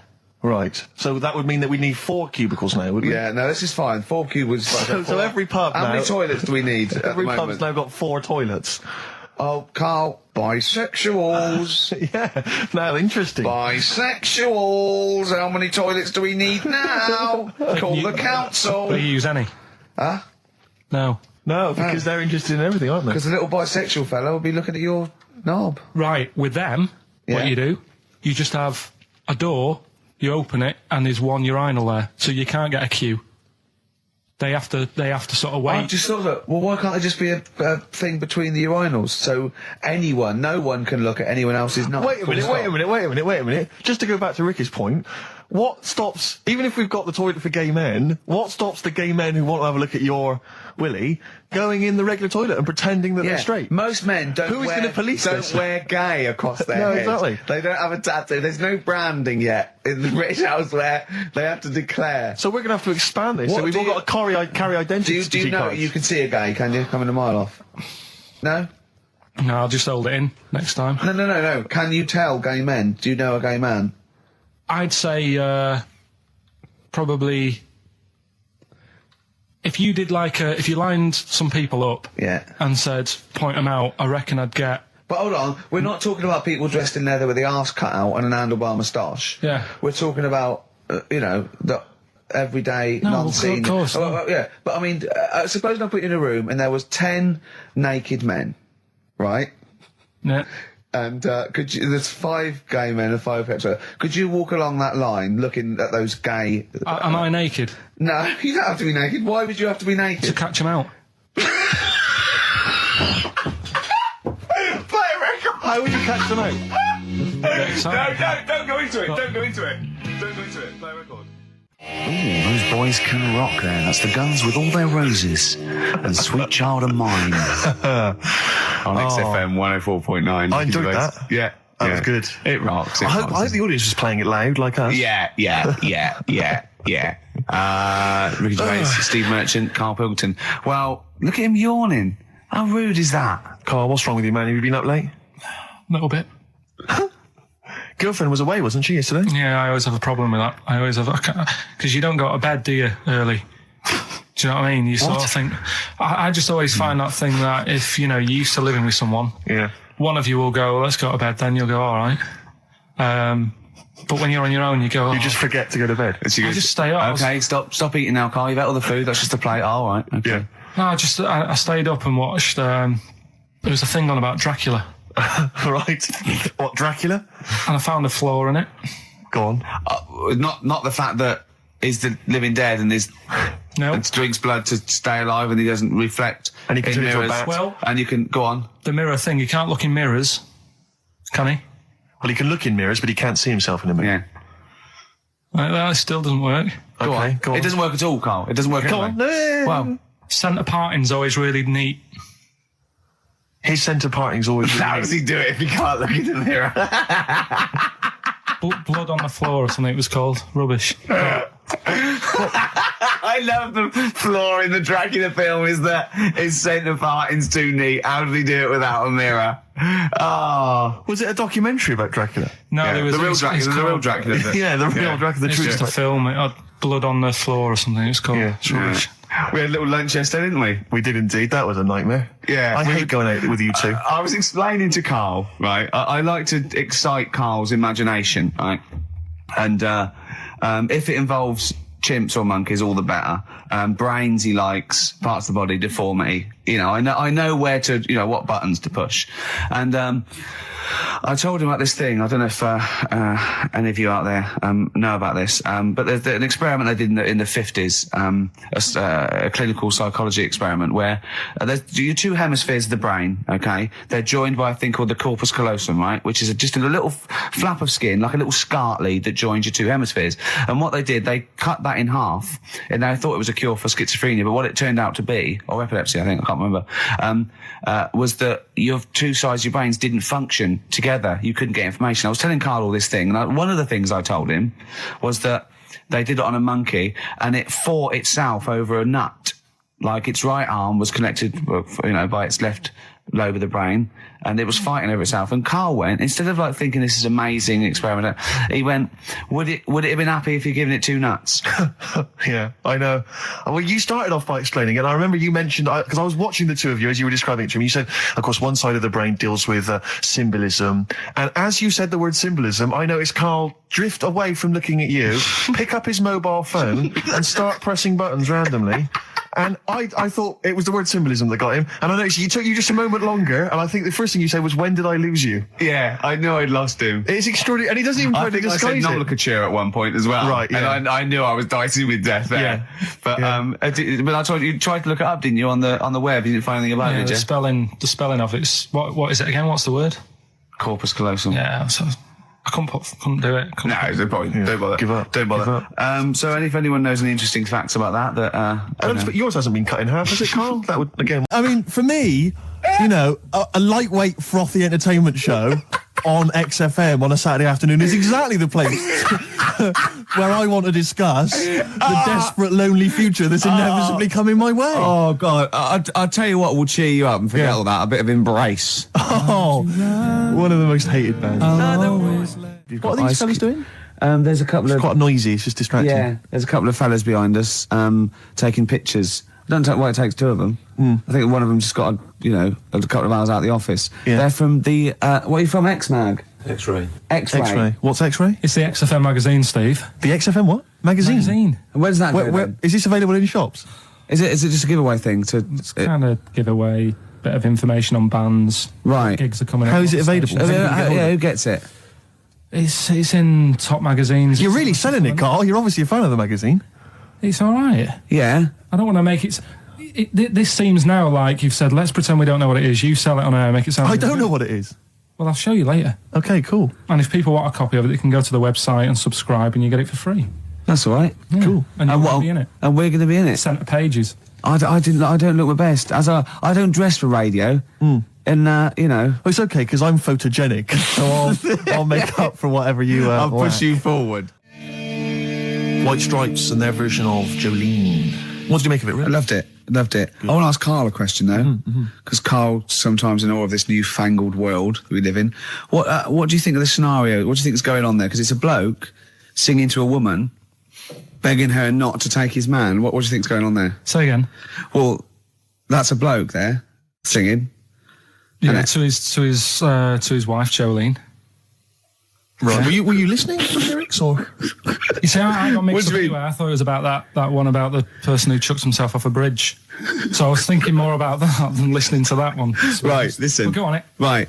Jolene, I'm begging of you, please don't take my man. You flaming locks of auburn hair, even though you can, don't. He's all I've got. You're a beautiful woman. Don't take my man, because I can't compete with you, right?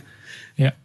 What do you think's going on there, though? Because, it's Dolly Parton singing it. We know what's going on. They're fighting over the same man, aren't we? Yeah. What do you think's going on when a bloke's singing it to Jolene? What do you think of the scenario there? That's one of them names, isn't it? That could be a bloke's name. It's like Leslie. Oh, Christ. Okay, sorry, it was a... I wish you'd not asked him that question. It's so exhausting. I love him. Do ants sleep, Carl? Which bird's got a cock?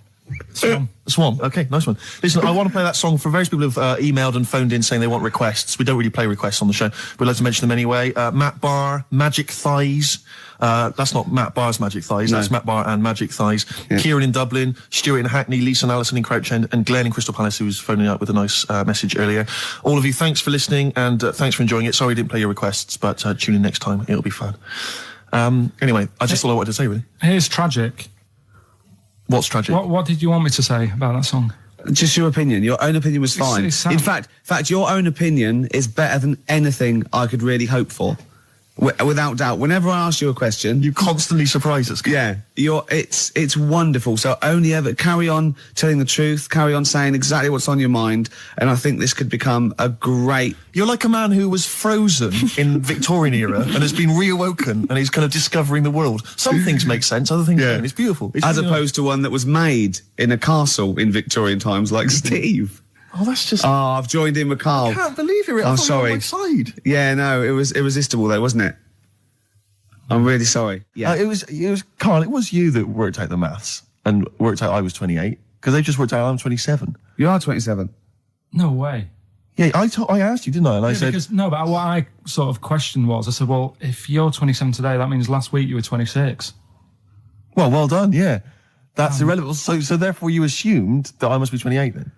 Yeah. Whereas I assumed you were using, your knowledge of maths, such as it is. I wouldn't do that. No, sure. Wow. I actually got lost in that conversation because I genuinely didn't know what he meant would mean last week you were 26. I don't know what that meant. I don't know what it meant. Wow.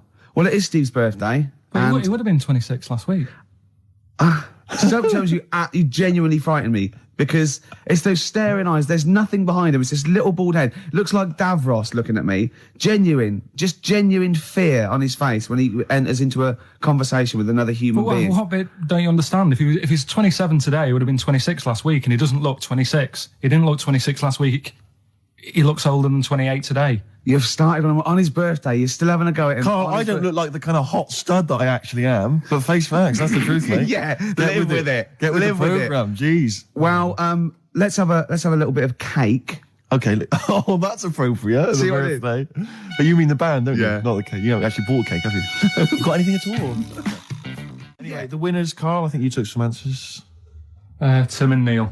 Well done, Tim and Neil. Are they going together or are they... No, two separate. Lucky people. Yeah. I don't think your heart's in it anymore either, Carl. I was all right today, but Steve's really dragged me down.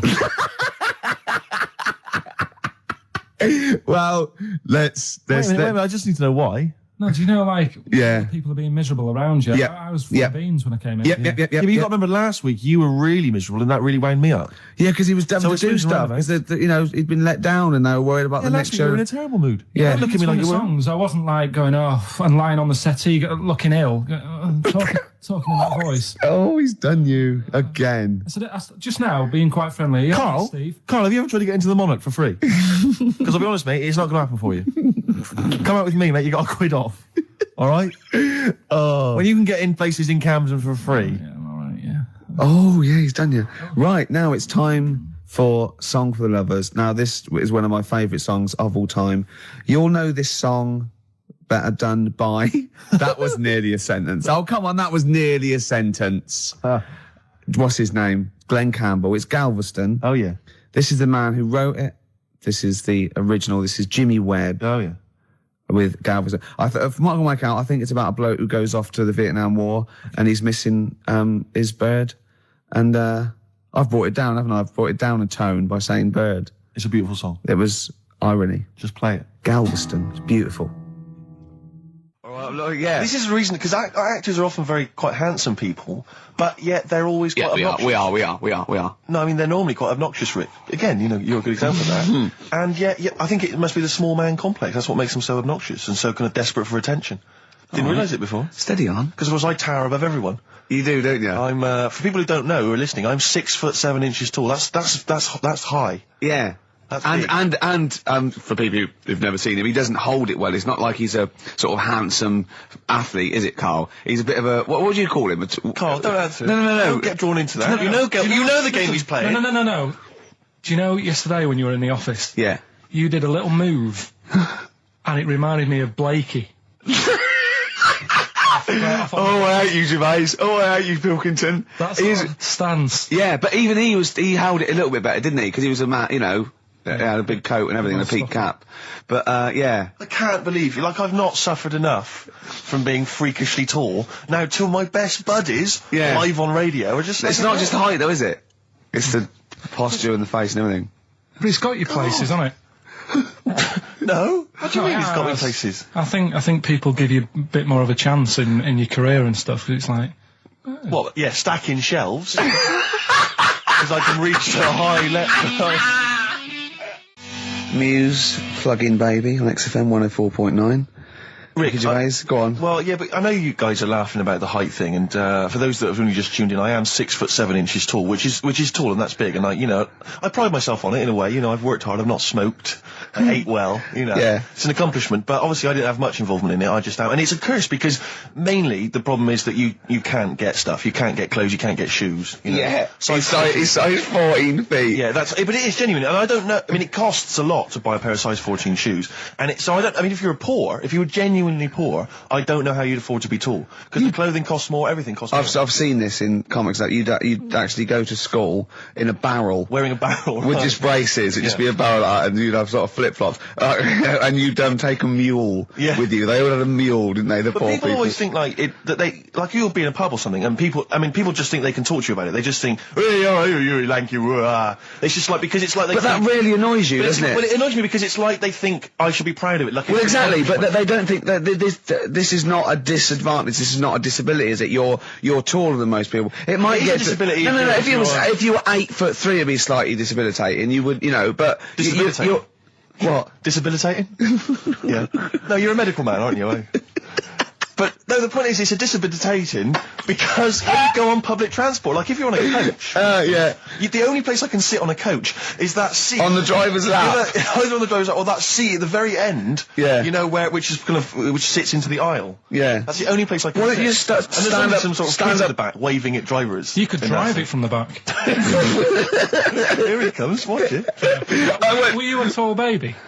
Oh, Mr. and Mrs. Merchant, you've given birth to a basketball player. Look at his dribble already. Were you a tall baby? Babies aren't tall. No, at what point did you suddenly, like, Jesus, nothing fits me? Well, it didn't happen overnight, Carl. Let's do a little graph. How tall were you at 5? Oh, I don't know. 3 foot. 3 foot. How tall were you at 12? 6 foot. 6. What are you really? I don't know, do I? How do I remember? I don't remember this. Well, when did teachers start calling you freak boy and lanky? They didn't. It wasn't so much. It was no. You went to a funny school. I went bowling with him once. So I'd never been bowling before, and he'd been once before. And he went, let's go to this bowl. We went to a bowling alley, right? And you have to wear these special shoes. Now they're sort of like pointed things anyway, and they're multicoloured, sort of red and green. They look pretty weird. And the woman said to me, oh, what size? I said, oh, 8. She went, yeah. So what size are you? He went, 14. She went, 14. He went, you probably haven't got them. She goes, yeah, I think we have got one pair. And she put them on the table, and it was like Krusty the Clown. And I just started laughing. They looked so long, and he had to run round this bowling alley in these freaky clown shoes. But they don't look freaky clown like when I'm wearing them, because the rest of me is in proportion to it. It looked like a little wall bracket. One of the worst things that happened to me was when I was, I don't know, when I was about 16 or something, we went to, there's a fire alarm going off. There's a fire alarm going off. And the fire light's going off. Yeah. Should we not just maybe play a record and go and check that out? Wrap it up if you want. No, not wrap it up. Play a record, I'm gonna go. No, it's gone off, Rick, it's gone off. Oh! Well, we might have burnt down! Yeah, I think we'd know about it. The flames licking around our ankles would be a clue. God. I'm gonna go and investigate. You shouldn't ignore a fire alarm, did you? Blimey. We're entertaining the nation. Oh, look at him, he's scared of fire! What do you mean?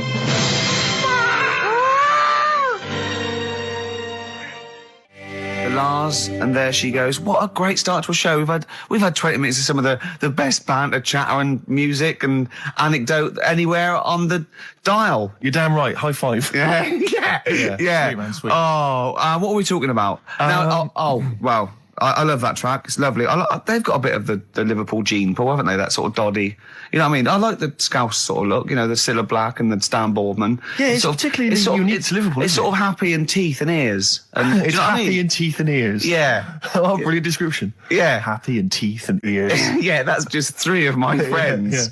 Yeah. Now, we've got a great track lined up, haven't we, Carl, that I've bought in? So I'm going to go off. Now, I'm not ashamed. As you know, me and Steve aren't worried about being part of a trend or you know, being trendy or jumping on about it. Steve particularly doesn't worry about, like, looking good or, No, I'm saying, as a compliment, he doesn't worry about walking along like that or, you know... Well, I'm looking good. No. But I'm saying you don't mind the insults freak boy or goggle eye or... Swore off a duck's back, mate. Do you know what I mean? Or a new phrase that's been coined because of Steve's face, walk off a frog's back. Who's saying that? Just a lot of you, a lot of friends and that. But I mean... my friends? Yeah, a lot of the people you... And, is that present day or old times? I'm talking like in the last 3 weeks. Okay. Right? Little midget, circus, really packed out show. People are loving it. Steve, you asked the same question I did, I know. So there's a little midget jumping up and down on a trampoline. What circus is this? Right. I pay good money to see it. So everyone's clapping and he's getting carried away. Because he can't believe they're loving it. I didn't know they'd like a little person on a trampoline, but they love me. But you know what it's like when, if there's a crowd of people sort of encouraging you to sort of go higher and stuff. Yeah. And I'm sure he knew it was getting out of hand. But he was jumping and he was coming down the road going higher and he's going really high in the air, right? So he's doing this, crowd are clapping. There's a hippo, right, just sat next to the trampoline getting ready to come on and do his act. Oh, right, I thought he was in the audience. Getting ready to do his act, Steve. Yeah. So he's a ventriloquist. What do you mean he's sitting by the trampoline waiting to do his act? Because why does he sit in the dressing room and they go, 5 minutes, Mr. Muss, 5 minutes, Mr. Muss. So anyway, right, so the hippo's there. He's getting annoyed, is he? Because the midget's he's going, how can I follow this? This is really annoying. They're going to be, no. So he's thinking, he's already done the trampoline, my pogo stick act is never going to work. Yeah, go on. So there's a hippo waiting. See, it's a great story, and I just know he embellishes it or it gets slightly wrong. Go on.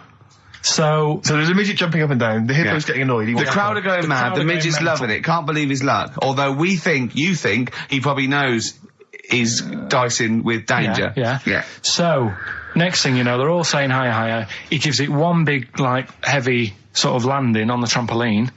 Goes really high, but goes off at a funny angle. Oh, hypotenuse. Okay. Yeah. And sort of flies up. Hypotenuse! Sure. Flies off at a funny angle. Ooh, Hippo's there, swallows him whole. Crowd are clapping, thinking that's why the hippo was waiting there. Rubbish. Rubbish. Alright, that's Aqualung. Good time's gonna come, innit? Right, Carl, come on in, educating Ricky. So, don't let the cat out of the bag, that's where that comes from. Comes from a crafty butcher. Right, go on then. So the next little headline is, Wash Up With You. Wash Up With You, go on. You wanna know about that? Yes. It's a survey that they did this week. They? Yeah, some university did some survey. Brilliant. Did a world test on washing up. Yeah. And each country were given 140 pots to clean. Brits were the quickest. Yeah. Turkey were the slowest at washing up. The Turks. It's not because the little fellas that work in the kitchens with no... Is it? They can't reach. Spain were the cleanest, and the Germans were pretty good as well. So... I don't know where to start with this. Honestly, Steve, I don't know where to start with that. Look at his face. It was really light, right? We've had the parrot, right? These are things that I found. Found the parrot, right? I've told you about the dog in the car wash. Right, you didn't tell me about that. You said there's a car wash for a dog. That's all you told me. Yeah, but the parrot, you said there's a parrot. What? It's a problem at funerals. Yeah. That's nothing. Do you understand? And They used to eat cats. What else have we got? Travis on XFM 104.9 on Ricky Gervais with me, Steve Merchant and Karl Pilkington. We're doing Educating Ricky. Right, final one. Come on, Karl. Right, what was it? It was, why don't they just get a diary or some paper or something to write on? Yeah. Because snappy. I couldn't think of a heading for it. It's basically, Go on. people who have tattoos, I've never understood it, right? That they have something put on their arm. Right, sorry. Have we started the educate? Is this part of it? Are you educating me? This is something that will be useful in my life that I didn't know about. Yeah. Go on then. No, it's just that they've got a machine out, right, that does tattoos. Tattoos. You come up with a design you want, and you sort of this machine scans it, and you put your arm in this thing, and you press print or whatever, and then it does the tattoo on your hand. Or on your what, like arm. loads of little needles that follow a pattern?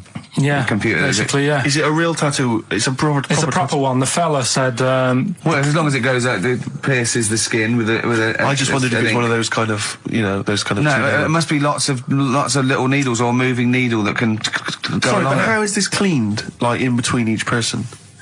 Dunno, probably... I don't know. Well, no, as long as it's only that... If it's one needle, it's just the head, isn't it? If it's one needle that moves, does it like like loads of little... What are we gaining from a machine doing it? Just because you know they're going to sort of mess it up. But hold on, how do you keep your arm still? Because your skin moves slightly. It's the machine sort of strapped to your arm. Right, and so it's spread. the fella said that the tricky thing was in all this, it was the fact that nobody would let him test it out on anyone else, so he had to do it himself. But did it work? Because the thing is with a tattoo artist, they yeah. can see when your skin's moved and they can see what they've done and they keep wiping it and looking, whereas a machine's just got to trust itself. Yeah. So I think one needle could go wrong. If it was a lot of needles that it just came down, like, 1,000 needles that was an imprint. Yeah. But obviously I'm asking someone who hasn't delved any further than there's a machine that can give you a tattoo. That's all you've got at the moment, isn't it? Well, yeah, basically. That's all you've got? I mean, that's what I've got, because I'm not a fan of tattoos. I don't... But where did you read this again? This was... Internet? This was on the internet, yeah, it was, yeah. Okay. And I just don't understand why people do it. That's what got me attention. Because me... Sorry, what have I learned from this? That if you wanted to get one, you can get one done by a machine now. Well, you'd think it beat Bughead, wouldn't you? What? Well, you'd think it beat Bughead, wouldn't you? You'd think it beat... No, you'd think it be... Yeah. You'd think it'd be Buggered, wouldn't you? Bughead. Bughead. This can't be... If this is anything with a bug living without a head, I'm not interested. Because we've done it. All you've done is fun. Let's just do what a cat out. So it is that. Do I do that one first? Which one are we doing? No, do the Bughead one. Right, well, the Bughead one. Well, we've talked a lot about animals and that, haven't we, without heads. Surprisingly, we have. I think a disproportionate amount on it. If you're a new listener, this is the first time you've listened, you'd be surprised. Yeah, we've done all that. We've covered worms. The way if you cut their head off, it grows back. If you don't cut too high above its neck. We've covered the chicken, the fella who blinked. Yeah, I can't go into it again. Right, let's not go into it again. We've had the chicken with no head that lived for 8 months. Yeah. And we've had cockroaches living for a week without an egg. Right, okay. Well, it's a bit more on the cockroach front, really. Right. They've found, right, that if you get a cockroach and you cut its head off, right, and then you find a cockroach that's still got its head, but it hasn't got any legs. Right. Right, it's not over for both of them, right? Because what you can do, you get the one that's got the legs, right, with no head, sort of running around. Get the one with the head, sit it on top of it, right. Get a little tube, okay, so that the fluids. So is this auntie's go out of the room? Finish. This is like Blue Peter. Let him finish. You could get this for Christmas. Right, you get a little tube. You sit that on top, so the bodily fluids are still running between the two. Right. The head of the one on the top will control the feet of the one on the bottom. Okay. What about that? Good. And will it continue to live? Yeah. Okay, you don't know that for sure, do you? That was just a question out of the blue he wasn't expecting. Well, what do you think of that? Good, yeah, it's great. Yeah, just a primitive nervous system that can, yeah. Did you expect us to be more impressed and excited by that? Did you fall off your chair when you read that? Did you literally topple off? Snowbird from Mark Ikes was part of his covers album. He's so happy that the XFM listeners understand his stupid clues, and he knows it annoys me. We've got some right answers. We'll be giving out the Blockbusters. answers just quickly, just in case someone sort of missed one of them. I'll just quickly do them, yeah? Yeah, go on. First one, there's a load of letters. There's a load of letters there asking for advice. Put them on Claire's desk. Oh, a Merry Christmas. Ask your mum if you should. Oh, a Merry Christmas. And a couple of people were arguing in the supermarket. It was at the fruit Christmas, and that's veg why. counter. And that's B. Okay, we'll give those answers out shortly. Yeah. Right, here's the last clues of the year. You had, there's a load of letters there asking for advice. Put them on Claire's desk. Go that on, was no idea. F. That was for foreigner. For Rayner. I don't know what you mean. Claire Rayner. She took advice. She gave people advice. So that's a foreigner. That is shit. Right. I'm sorry. That may be Christmas. That is absolute A garbage. lot of people got the right answer. I know. Yeah, well, that they got it annoys right, me even well. more. Well, listen, still to come, right? We've got the monkeys thing.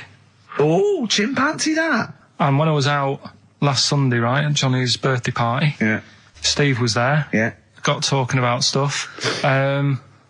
And a debate that we didn't really finish cropped up. It blew your mind, didn't it? Amazing. Oh, I know about this. Steve told me. This is the infinite amount of monkeys. Or a monkey with a typewriter and an infinite amount of time would eventually come up with the works of Shakespeare. Yeah. There was no debate. It's a philosophical, mathematical problem. There's no debate. It's true. It wouldn't happen. No, listen, Carl, listen. Infinity sorts it all out for you, right? An infinite amount of monkeys at a typewriter, right? They do everything. They type everything. Infinity just sorts it all out for you. There's no getting to it and they're going, oh, well, let's have a look what they've done. This one's come close. Did Romeo and Juliet? It would do it all. It would type everything ever possible, conceivable. Yeah, but it's a mathematical. Well, infinity we've heard your side of the argument, Rick. And I'll be honest with you, it's a persuasive one. But let's hear Carl, because he heard about this in a pub last week. Yeah, so what's he's your got some problem? strong What's your ideas problem with himself. it? What's your problem with it?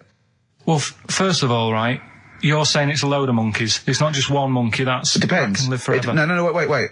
It's either a chimpanzee with a typewriter with an infinite amount of time. He would eventually, by definition, mathematically, type everything ever possible. Okay, or it's an infinite amount of chimps with typewriters, and one of them will type it first time. But already, that's not right. You either need to have What do one you mean? monkey. What? You mean Let's hear his employment point. laws? He What do you mean can't- it's not right? Let's hear him out, please. If it's one monkey Yeah. with a typewriter that's got loads of ink in it and that, right? At least it knows what it's done in the past. It's not. Keep going. Cry. If you've got a load of monkeys, it's like if you have too many. What's that saying about too many chefs? Too many chimps spoil the soup.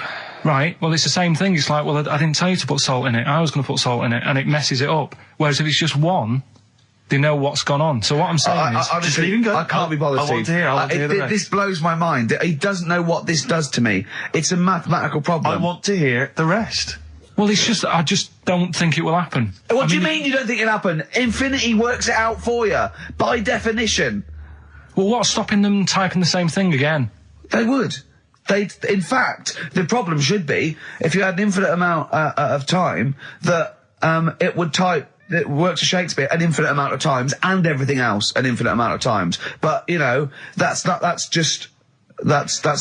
But not Shakespeare. Oh, shut up, you idiot!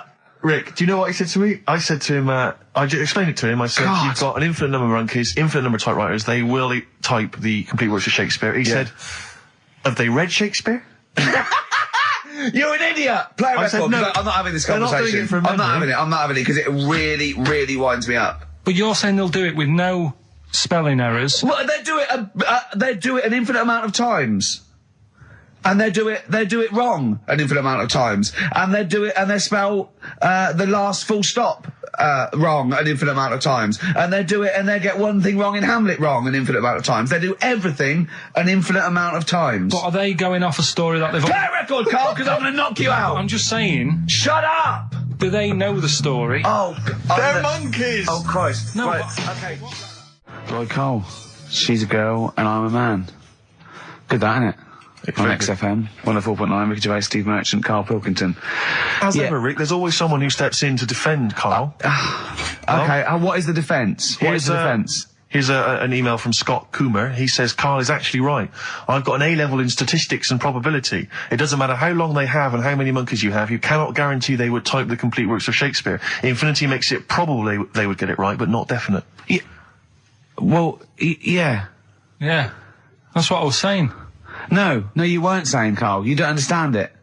Infinity sort of sorts it out. That if they do anything, they'll nearly do everything, won't they? No, I mean, they'll give it a good shot. No, that's not the point. But the I'd point be is surprised if they did one page right. Right, listen.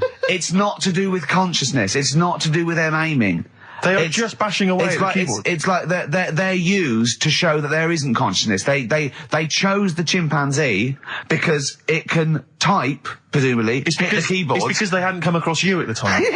Yeah. It's to take out thought out of it. It's to take out reason and trying, right? It's just random. They're saying that if you typed enough things, if the computer was left typing everything, if you left it for an infinite amount of time, and they chose Shakespeare because there is meaning behind it, and it's difficult to get it exactly right, to show you that Infinity would come up with it's not just Shakespeare, it's every novel. It's everything. Fairly eloquent there from Gervais. A quick riposte, please, from Karl Pilkington. No, I'm just saying, what I don't understand, if it hasn't read it, then how does it know where it's going? Listen, right, okay, listen, right, Can I just explain to people, right? Some people have said, why are you cruel to Karl? He drives me mental with things like that. As I say, this discussion began because we were talking about a quote that Noel Gallagher supposedly gave. Now, I don't want to misquote Gallagher, but the gist of it was that he said, had I written Wonderwall or whatever, instead of the Beatles writing Strawberry Fields or whatever, I'd be the one that was considered the great songwriter and it wouldn't be the Beatles. You know, it's just the fact that they came first that meant that they get all the credit as being the greatest band. I don't know where to start with that statement either. I mean, that's Gallagher's thing, and he's, you know, well, whatever. We know what we think of that. What was your point, Karl? You agreed with him, didn't you? Yeah, I reckon. Right? Do you know we've talked about putting a baby in a room before and it'll know what colour it is and stuff? If you've got a room that's painted red, right? But forget that, because that's going to confuse Hear him out. Listen to me. Say if they did some new TV show, right? Like, what's that film with Jim Carrey in where The Truman Show. The Truman Show, right? So they make up a little room, and some woman has some kids, and you say, right, let's put the kids in this room, and they don't know what's going on outside. They don't know anything about, like, EastEnders and that. It's like their little world, right? They don't know anything that's gone on. How could a child survive without EastEnders? Right, listen. So, you sat in the room, right? And then, when they're all asleep... Right, wait for this bit. Someone Have you heard this bit? Wait for this bit. They're all in a room. Yeah. They're asleep. Yeah. Someone pops in, puts a guitar next to the bed. Right? Nips off out again. They wake up in the morning... And one of them goes, what's this? They don't even know it's a guitar because they've never seen one, right? They're talking English, though. Yeah. We just left guitar out of the vocabulary. Right, so... There's plenty more to come. So, one of them will pick it up, and they'll go, I don't know what it is, and they'll start strumming, they'll go, that sounds good, doesn't it? Give them a few weeks, they could come up with Hey Jude. Whereas, typing Shakespeare... A monkey that can't even spell. I see that.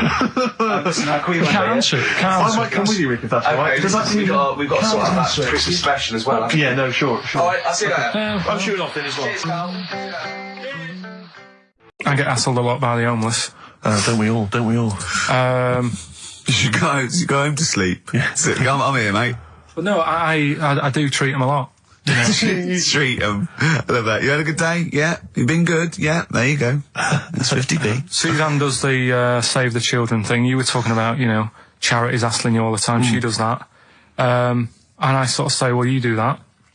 I'll look after you. You'll take care of the homeless. I'll take care of the odd tramp around where I live. And how do you treat them?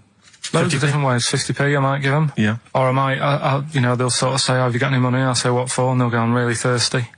So I'll go, well, hang on a minute, and I nip and get them a little Diet Coke. Sure, Diet Coke? Yeah, they want to watch their weight. Yeah. They're going full fat. Oh, what an insult. Yeah, exactly. To a man like me. Yeah. Yeah. I'd rather treat them than... Because a lot of people spend money on, you know, problems abroad and stuff. Right. Oh, I just think, you know... Yeah, famine I'm relief. just saying. Oh, God. Like what? What do you mean? Like famine relief? Well, you do get sick of it, don't you? You know what I mean? It's not... You get sick of No, it. I'm just saying. Wait. Go No, on. I'm just... I know, just let whatever you do now, Steve, don't interrupt, because I'm scared, but I just think it's worth it. There's so many issues. There's freedom of speech, there's we're not responsible, there's he'll get away with it because he's a buffoon, and it is entertaining. Exactly. So, go on. all I'm saying is you're saying, you know, who do I give me money to? Is it, you know, little, you know, sick kids or whatever, or is it old people or whatever? HMV. That's where he gives his money to. Particularly, they get a lot of it, yeah. Yeah. And for me, I just get sick of, you know, problems abroad. It's like, what do you do? What do you do with famine and that? What are you meant to do? How can you solve it? It's gone on for years. Yeah. And it just keeps going. We keep giving them money, they keep spending it. And you're not getting any return for your cash. Well, it's just how many times, you know, they've got to learn. What do you mean they've got to learn? What, you're going to teach them a lesson? What do you mean they've got to learn? What do you mean? Well, what are they doing with it? Yeah, they must have like better interest accounts or something where, you know, look after, put the money in the right things. Sorry, do you think that Bob Geldof sort of writes him a cheque? He goes over and he's in the helicopter and there's millions of them, and they go, it's Geldof from Boomtown Rats. Brilliant. They go, if there's one man that can help us. Yeah, I hope he doesn't sing. He's not going to sing. He's got some money for us. And he comes down and he goes, do you want a cheque or do you take Switch? They go, we don't take Switch. He goes, there's a cheque. They get things doing like... that again though, isn't he, as well? I mean, like, you know, he used to work here, Bob. He's a lovely fella and that. But, yeah, he's a lovely man. But how many times can you save the world? You know, he's over there again helping out, and it's like, well, you know, what do you do? Are you saying don't bother because it keeps happening? Not for well, I'm not saying that. You know what I mean? I'm not daft. So that's what you're thinking. And Carl, you are daft. Yeah, exactly. I don't know what the answer is. Do you know what I mean? So you're just saying wash your hands of the whole affair, leave them to it? Yeah. Sure. Are you really just saying it's nature, it's tough luck, just don't interfere? Like a wildlife programme. Is that what you're saying? Don't interfere. Are you basically just saying it's not my concern? This has got a bit heavy. Can we do Cheeky Freak of the Week? Let's play a record.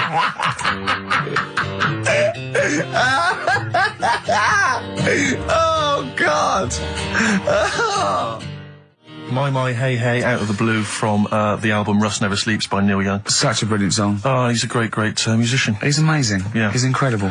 I think we're playing Neil Young track a week. Okay. From now until Christmas. Brilliant, okay. Alright? Excellent. On XFM 104.9, I'm Ricky Gervais with Steve Merchant and Karl Pilkington. We were talking about the homeless. I saw a homeless guy in the week as I was walking down Finchley Road, and he was peering in the window of one of the Dixons or something like that, just checking out the details on one of those cable TV packages.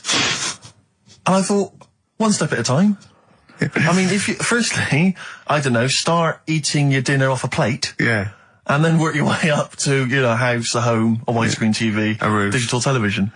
But it's odd. Well, that might answer one of the questions, because I keep getting recognised by homeless people, and I never know what to say. I go, oh, I think, well, either they're not really homeless, and they've got sort of digs or something, and they watch television, or the scariest one is that they've become homeless in the last few months since the office. I think, oh God, that's really scary. Or they are watching it in Dixon's. They're going, the office is on tonight. Yeah. What are you doing? Going down to Dixon's. Or they think you're one of them. Or that, well, I am. Because I mean, the way you dress. Well, no, some that are probably not quite, got their faculties, so maybe a little bit worse for wear, think they recognise me. And they whole scenarios where they're going, remember we were chatting, I was going, yeah, how are you? And it's just they recognise someone. Right, yeah. But that's a bit weird. But I mean, I think that's the worst thing. On a serious note, it is outside health. Well, we're talking about charity, and I don't know, I sort of, got these stand orders where I've been sort of caught in the street. But the ones that I'd choose, I'd always think, charity is what touches you. You can't change the world, but you can change your bit. So cancer, obviously, because I'm mum, so I give to cancer. And I think outside health, the next one must be being homeless, because there's nothing you can do. It's got everything. You're scared, bewildered, you're cold. It's just everything. Even if you're healthy and homeless, eventually you're not going to be. Well, I do feel bad because, you know, I always feel that I want to give to the health charities, like cancer, for instance, because there's that fear that I might get it. Well, yeah, it's not just that. It's just like, yeah, if you're not healthy, that's the first thing, isn't it? If your life's being threatened, there's nothing else you can really worry about. Yeah. But I don't know if that makes it wrong though. That I'm it's like I'm investing in a possible future. Yeah. Well, not really, because it's the same for everyone, isn't it? But you know. Yeah. I saw a homeless guy as well, looking through the bins, but he wasn't pulling out food and scraps, he was pulling out newspapers. Just having a read. Yeah. I always find that odd. I see that a lot, homeless guys. I don't know if they're just checking out the TV listings. When he finally gets his When's The Office cable. on? Yeah. Yeah, The Office, they've moved it. They've moved it to Choice and UK Gold. I don't blame him, because, I mean, there is some cracking stuff on cable TV. There's great stuff. I was flipping through the other day, and on digital TV, you can see what other shows are on while you're watching something. I was flipping through, and there was one, and it was called, now, when are you ever in the mood to watch a TV show called I Survived a 200-pound tumour? When was that on? Because it seems to me that if you've got a 200-pound tumour, you probably want to watch something else that'll take your mind off it, Big Brother or whatever. I'm not £200. Well, I can't imagine what this is. A £200 tumour? It must have been an error. £200 tumour? It must have been a £200 tuna. It was probably someone fell in the water. Yeah. And it came I survived a £200 tuna. Yeah, and it was just a spelling mistake. Sure. A £200 tumour? That's like, isn't that like kind of having That's Mr. another T person. That is another person. person. Maybe, oh my God, maybe it was all his life they told him it was a Siamese twin. But someone had just painted a little face on it when he was at school. Just drawn a little face exactly, on it. Yeah, and they go, it's not your twin brother. He goes, isn't it? Goes, no, it's a tumour. We better take it off. It's £200. £200? That can't be right. You sure it wasn't £20? I'm assuming that's what it probably would have been. But it was certainly £200 on the digital thing. Maybe that's a mistake. That's great, isn't it? They're trying to make it more interesting. Yeah. It's someone at Carl got there. £20 tumour. Let's make it 200. At least they're what? Exactly. That's what I'd be like, though. I wouldn't want to go to the doctors. You know what I'm like? Do homeless people ever think, you know, I think I'll have an early one tonight? Right, that's what got me thinking. It's a bit weird, the whole lifestyle of it, the fact that he had an early night. So, the fact, what, if it's a bit weird that he's sleeping not in a home, but on the street? No, it's just that if I was homeless, I'd probably stay up quite late, because it's not nice. Do you know what I mean? What are you talking about? Just being homeless isn't a good thing, is it? No. People forget how bad it is. Yeah. Right? But surely sleeping gets you out of reality. They sleep because they're tired. They can't sleep very well, so they need all the sleep they can get. Yeah, but sleeping's nice if you've got a nice big bed. What, you think that they can go, I'll stay up, I'll go to bed at 2, I'll go straight to sleep and I'll pop up at 8 when the alarm clock goes off? Well, it's just what I was thinking, right? So I was thinking how bad it is, and it's, you know, especially this time of the year, you know. Yeah, it's terrible. It's the really worst thing. And to sort of give it some publicity and get a bit of help behind it, get celebrities, someone like Phil Mitchell, maybe, off EastEnders, who's a big fella, he can look after himself, put him in a shop doorway, have some cameras set far away in a building or something, they can film him, and it's up to him how he raises money for food to eat. He could sign autographs. Well, they wouldn't know him though, would they? Because you never look at a homeless person. You get, what's her name? Gail Porter. Yeah. Gabby Roslin. Right, yeah. Narinda from Big Brother. Yeah. Who else would do it? I got a game show idea. Les Dennis, I reckon. I got a game show idea called On the Game. And what happens is, you get Narinda from Big Brother. You know, I've never been into getting presents and that. I had the problem at that Christmas one, that time with the Victoria Plum. Yeah, we'd hate that. We'd hate to bring that back. We've done that. Because you talked about the because it's kind of to do with your dad, isn't it? He's a very bad gift buyer. Was that the problem? Well, yeah, my dad just wouldn't bother. It was my mum who sort of made an effort, and she sort of worked out half of what I wanted, then she left it to me dad to get it off someone, see if he could get one cheap or whatever. I love the fact that usually people talk about, like, drinking heavily or violent abuse, right? Yeah. But here's what he's been left with and scarred with from parents is bad gift buying. Yeah, and that's the Victoria Plum incident. In the greater scheme of things in the world, that's not a bad thing to have, is it? Right, there was this, this is what it's like about getting presents and stuff, right? With my mum and dad. Go on. My mate, Colin, right? Colin Mackin? No, Colin Bailey. Oh, right? yeah. He had a little Sinclair Spectrum, right? Computer, which was like the thing to have at that time, right? Yeah. You used to always go round to his house. The deal was... Not the one you had to play through the window because you weren't allowed No, that's another lad. Oh, right? yeah. This is a different lad. And the deal was, he came to our house, and my mum gave him a pie. And then I'd go round to his, and I'd stay there for a few hours playing, you know, Hungry Horace and stuff like that on it. Right? Now, my mum and dad knew that I really wanted one of these computers, right? So I waited about a year. Came round to Christmas Day. I thought, I reckon might have one. Turned out they bought me the wrong one. They bought me a ZX81 instead of a Spectrum, right? And Christmas Day, I'm there trying to load the games up. It's not working. I'm thinking, what's wrong, right? And the thing with me when I was a kid, I used to get quite sort of agitated. This is the moment, right? I found out that it needed a RAM pack to make it work, right?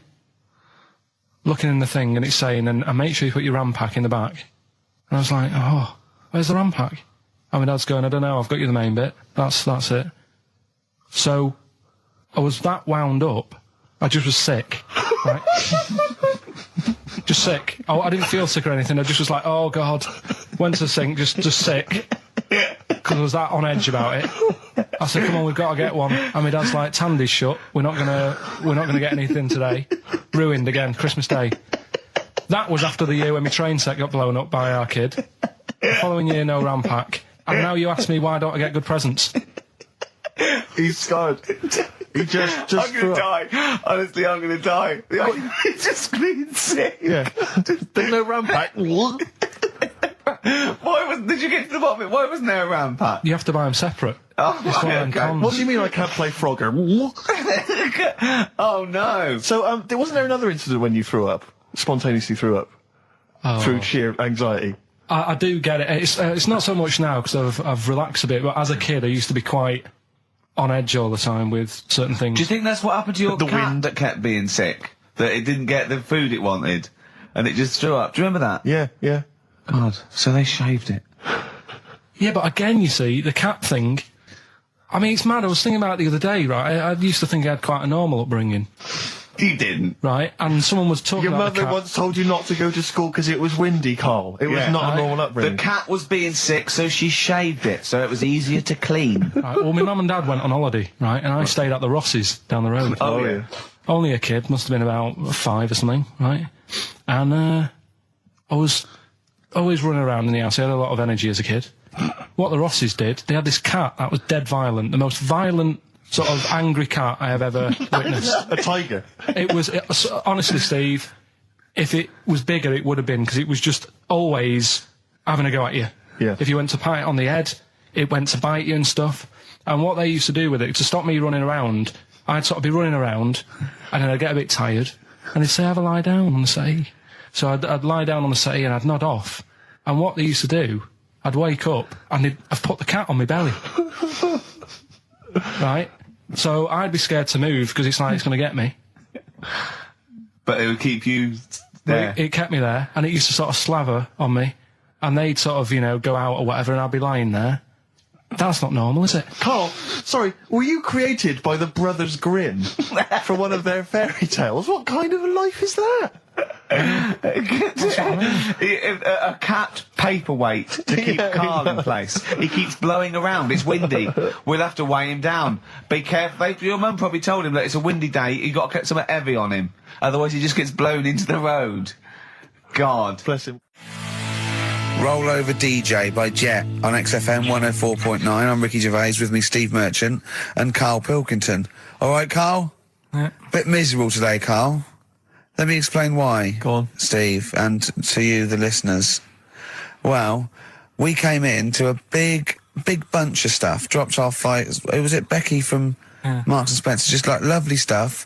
Food, presents for the cat, books, just, you know, to Ricky and Steve who do the show, right? Ricky Gervais and Steve Merchant. GQ presenters of the year. Creators of The Office, right? Award-winning. Carl's looking over, I go, well, maybe, it's not for you, no. And then he told me why he's grumpy anyway. Go on. Do you know what XFM are giving everyone? How long have you been here? About 6 years. What are you getting for Christmas from XFM? 2 CDs. Is that of your choice, or do they choose them? There's a picture of a beautiful barometer being held by a beautiful lady. Lovely. Who's definitely his daughter. Yes. Definitely Come on, Kathy. All that. Dad, no. Come on. Undo your top a little bit. Dad, definitely made to do that. Yeah. Oh. That slight look of I hope no one I know sees. Just check out Barometer World. Barometer World. Yeah, that's available. If you want to check that out, www.barometerworld.com. That's now, all the, barometers, do they work? They're to do with checking, is it the air pressure? Well, everything. But I think that's what it's based on, isn't it? Sort of low and high pressure, so it's gonna rain, it's not gonna rain. Yeah. Or gonna be windy, but I wonder how accurate they are. I think in the days before satellite sort of weather surveillance systems, probably essential. Yeah. Nowadays. As essential as hanging some seaweed out by the back door? Probably. I think it's probably similar. I think it's the same one as holding a needle and thread over a pregnant woman. If it goes clockwise, it'd be a boy. Yeah. Yeah. The thing about a barometer is how far into the future can it predict? Exactly. How do you know? If it's a case of you may as well stick your head out the window to see if it's raining. Exactly. This barometer goes, oh, it's gonna be windy and rainy. When? The barometer goes soonish. Yeah. So I can't say, but it will, well, within the 7 days. I don't want to be specific because you'll have me.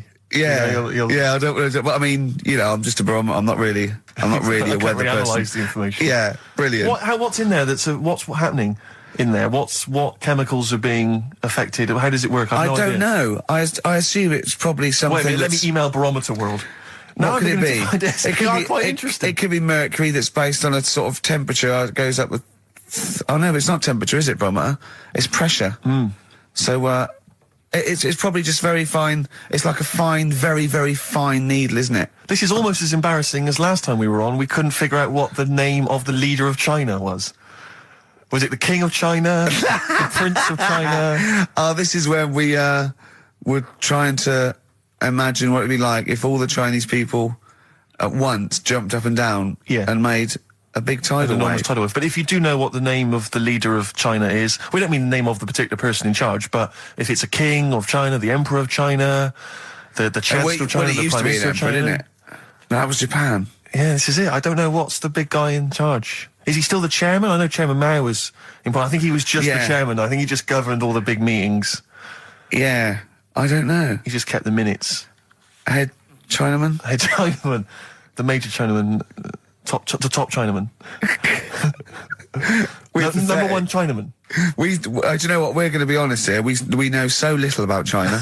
It's true. We know so little about China. Yeah. It's embarrassing. But if you've got any interesting facts about China, then email in ricky.gervais@xfm.co.uk. Also, I imagine the email address to use if you're going to take part in this week's Rockbusters. I did read an interesting fact. I'm researching. I'm doing a show called Politics, and I was researching. And there's a thing about sweatshops. Yeah, no, sweatshops. Like Nike. There's these facts, right?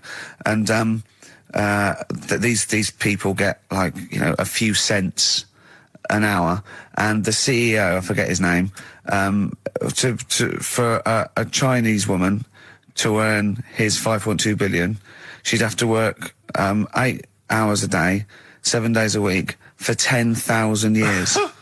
But Steve, they don't. They don't. They don't. They obviously don't want to. Exactly. They don't want to. They don't want to. Lazy, Rick. Blur. Out of time on XFM. Well, we're not out of time. We've still got an hour left, boys. Hey! Luckily. Brilliant. A lot of emails, obviously, about the Chinese. People as fascinated as we are. I don't want to discuss it, interminably, Rick, because there's so much to say, and we've said most of it in the past. Yeah. Get a couple of emails. In fact, I think, Karl, you told us this information. Remind me of it again. If all the Chinese people in the world were in a line on that, because there's loads of them, you'd never get to the end of it. Right. No, it's not that. If all the Chinese people formed a line and started walking out of China, you'd never get to the end of it. That's what I just said. No, it's because, though, they'd be having babies. You know what I mean? Still, it'd be adding to it all the time, wouldn't you? But would they be walking and shagging and having babies as they're walking out? Yeah, that is. I'd love to see someone organise that. Maybe the Record Breakers team. I tell you what, I'd love to see Ross McWhirter or Norris, who is it? Who's the one that's alive? I forget, Norris, I think. Norris, right? I'd love to see him to coordinate that Yeah. 1.2 billion little Chinese fellas. Boy, girl, boy, girl, boy, girl. And where are they walking out of China? Which exit are they taking? They're taking the... Through Tibet? Or? I think it's the... I think it's the... Gate 9 Slip Road, the M43, Right. to St. Petersburg, Right. And they go, and walking, and shagging. Yeah, exactly. Yeah. Because some presumably are dying as they're leaving. No, but they live to 120. That's true. So they claim.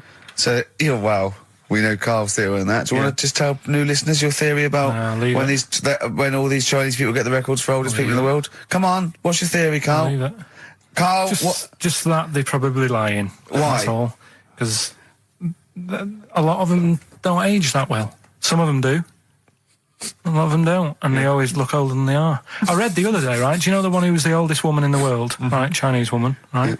The way she did it, it was... She didn't die. That was her secret. Yeah. What she did, she got up every day and didn't die. No, she was like awake and that, and then she'd have 2 days just sleeping. Right. So she wasn't really that old. What do you mean? Well, she'd only sort of lived half of her life in a way. Well, we all live 2/3 of our life, don't we? No, but she was like awake and that, and then she'd go, I'll go to bed, and then that'd be it for 2 days. Carl, you're a second-time buyer, aren't you? Yeah. Bought one in Manchester. Lost $7,000 on that one. Well, don't buy in Manchester. No, it's a good flat. It's just it wasn't. I didn't buy it to sort of make money. I thought I was going to be living there like all my life, and then a job came up here, and it was like, oh.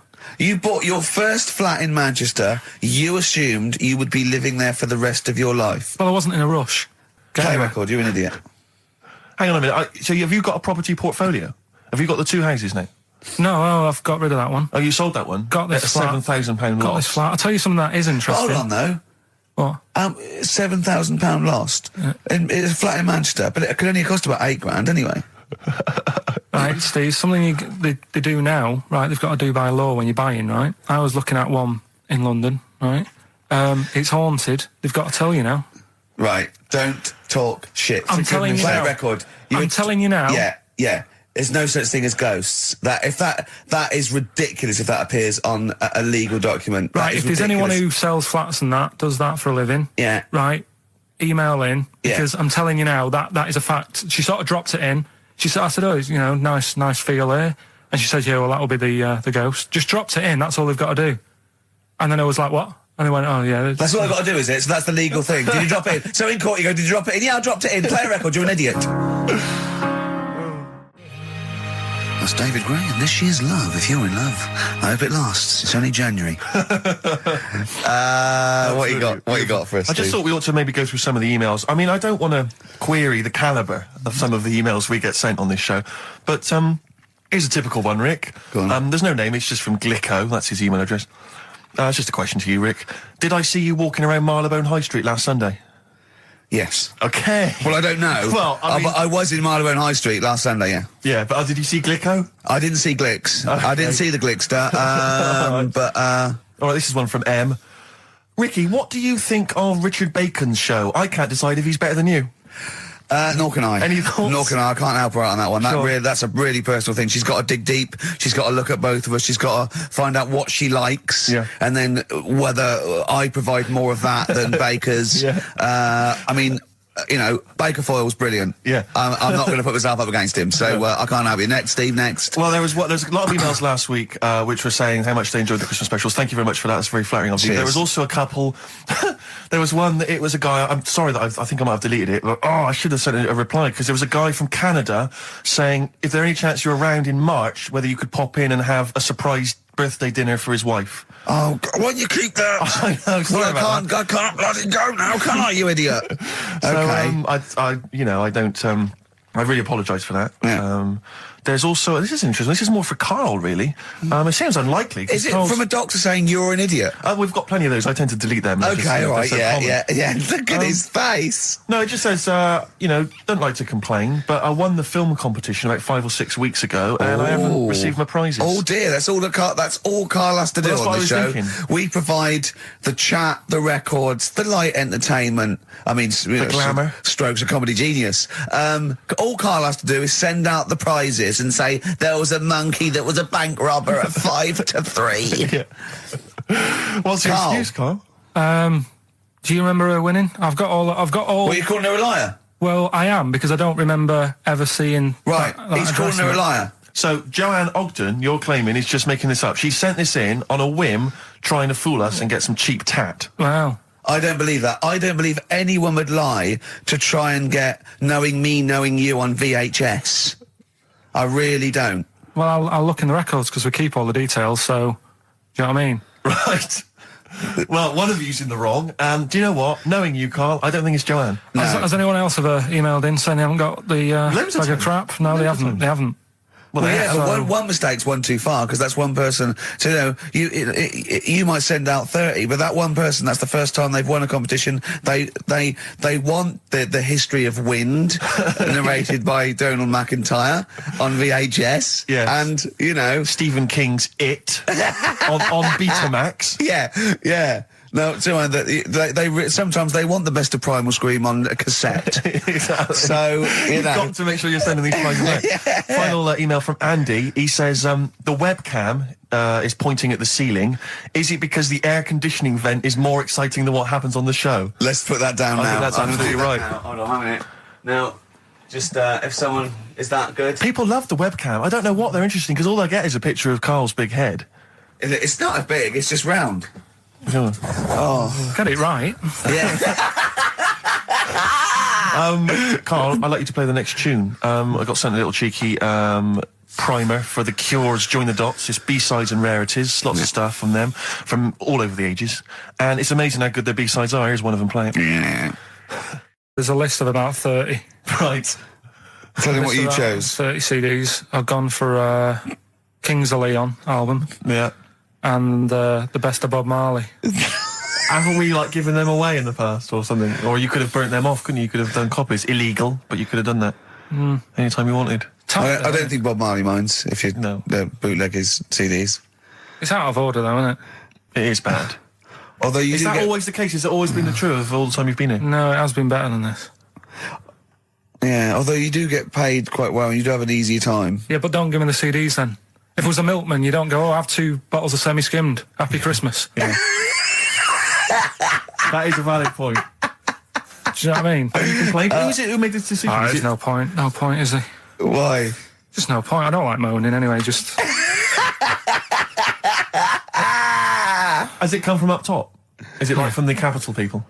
Just everyone. That's what everyone gets. Yeah. Yeah, but will Christian get 2 CDs for getting up at 4:30 every day for about 5 years? And keeping this station afloat. Probably. Yeah. So that's why I'm a bit fed up. What do you listen to first, Marley or Leon? Well, you have a bit of Marley. I'll tell you what Marley's good for as well. You're going to have a little beach holiday, aren't you, over Christmas, going to Lanzarote? Listening to that on the beach, you'll realise how wise XFM are in the long run. You go, well, look, they could have given me 400 quid, right? Well, I'd have spent that. But this is, the legend lives on. It keeps on giving. So you're probably, you know what I mean? Think how much what you got to think of is how much all his great songs took, not only from the depth of his soul and, all his sort of angst and knowledge and love, and then all the studio time, the marketing, and they're just giving you one. They go, don't worry about that, Carl, just have it. And you go, what? All the time we spent it with Bob Marley and everything. Have it, Carl, have it, Carl. And notice. Yeah, have that. Thanks, well done. Carry on. We're still going to pay you for the work. Yeah. That's just something on top. Here's a little piece of Bob, free. Yeah, so don't moan, it's extra. So, they didn't have to give you it at all. Play a record, you ungrateful little swine. Some people, like the homeless, aren't getting anything this Christmas. This is my favourite Elvis Costello track of all time. It's Alison. This wasn't on the list. Right. Elvis Costello, Alison on XFM 104.9. So, that's it. Well, maybe, I'll tell you what, a good idea, Carl, just beg. Just ask for other things. What do you want? What do you want for Christmas? You must have a big fan base out there willing to make you things. Maybe like a little, I don't know, gloves, pair of gloves. Just like little woolly hat. If you want to send a necklace in for Suzanne, that'd be handy. Oh, yeah. That's what she wants. Is Suzanne listening today? No, she's out. Right, okay, this is the dilemma. me and Steve yesterday were trying to convince Karl that it would be a good idea to buy Suzanne a Christmas present. Okay?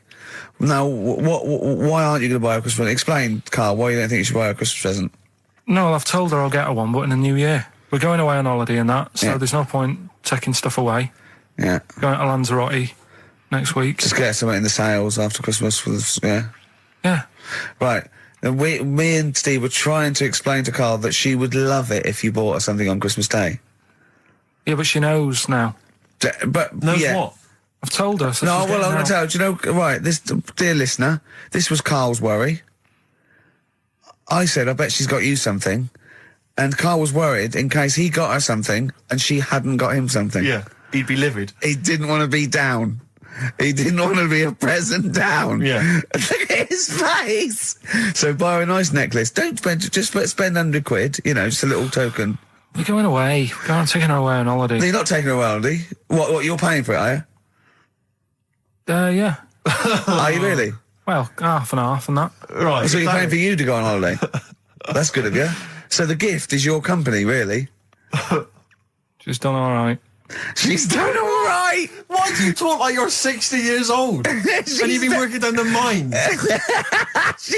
I don't know, she's done all right. Do you go over to her and say, Suzanne, you're bloody lucky? I mean... You've fallen on your feet. Look who you've got. What? I'm not sure she has done all right. I don't want to be critical, but... Oh, dear. So what are you going to get in the sales? What are you going to get her? Yeah, it depends. I'm thinking... I mean, I'll give her the choice. You can have Kingsley and old Bob Marley. Right, I'll let her decide there. Oh, dear. I can't wait to see you. Where are you going, Lanzarote? Yeah. Where's that? Don't know, Suzanne sorted it out. I said, Lanzarote, I said, is that Africa or is it Spain or Portugal? Just thought you don't know. What do you mean don't know? I goes, well, what's the currency? Don't know. I said, Suzanne booked this one, did she? Yeah. I thought, where is it? Is Lanzarote African or foreign? Somewhere foreign. I was looking last night, and doesn't look that good.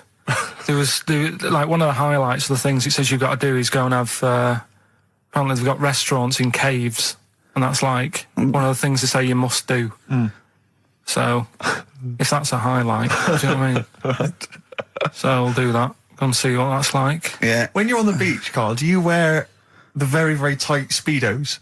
No. Do you walk around with them? Sort of longish shorts, t-shirt on, probably with a sort of a light shirt on top of that. Right, sure. So quite wrapped up then. Covered up. Do you wear a hat? Because obviously the bald head, there's risk of sunburn. No, I just put a bit of lotion on it. Lotion on there. Yeah.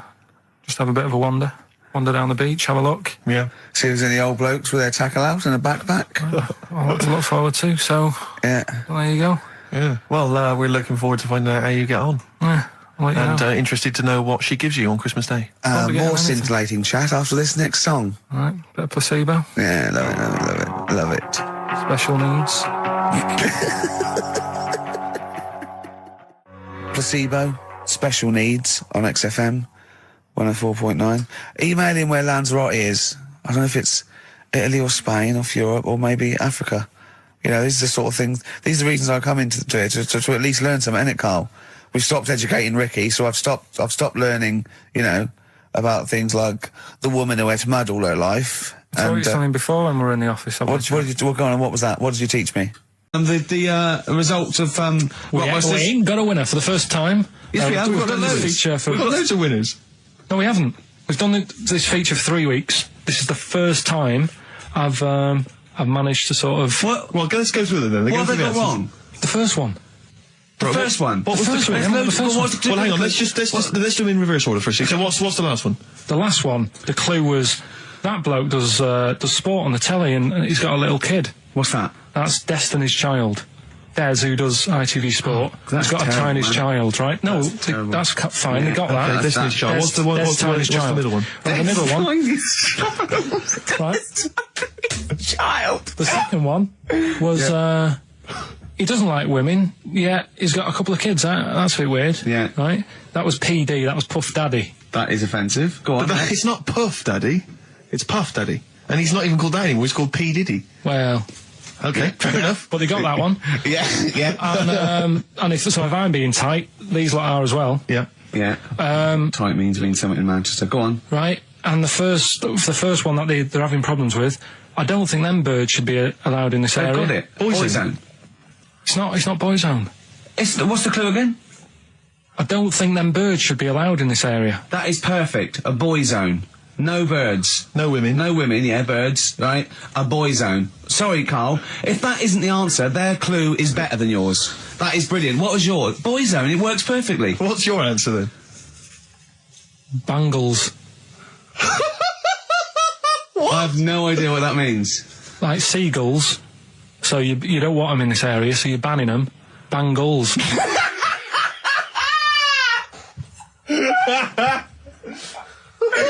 Oh! Well, give it to Boyzone, because Boyzone's better. Don't use birds being allowed in this area, it's a Boyzone. I think we should have a rollover. Can't beat them. Can't beat them. You have to use his logic, surely. But theirs works. You can't do what am I thinking. No, that's not what I'm thinking. It perfectly. It works perfectly. I think you've got to give it to the ones that got the Boyzone. Well, how about, right, because they didn't actually get into my head. And my way of thinking, heaven right? forbid. How about we just keep back the David Attenborough, and they can have, I'll chuck in the Hellraiser, right? Okay. And Blondie album and the Madness one. Yeah, okay, pick a winner at random. Pick a winner, Steve. I'm going to give it to Paul Sloman, who got those answers, and he also says, P.S. Carl, you're a moron. So, I'm giving that to Paul, and good luck to him.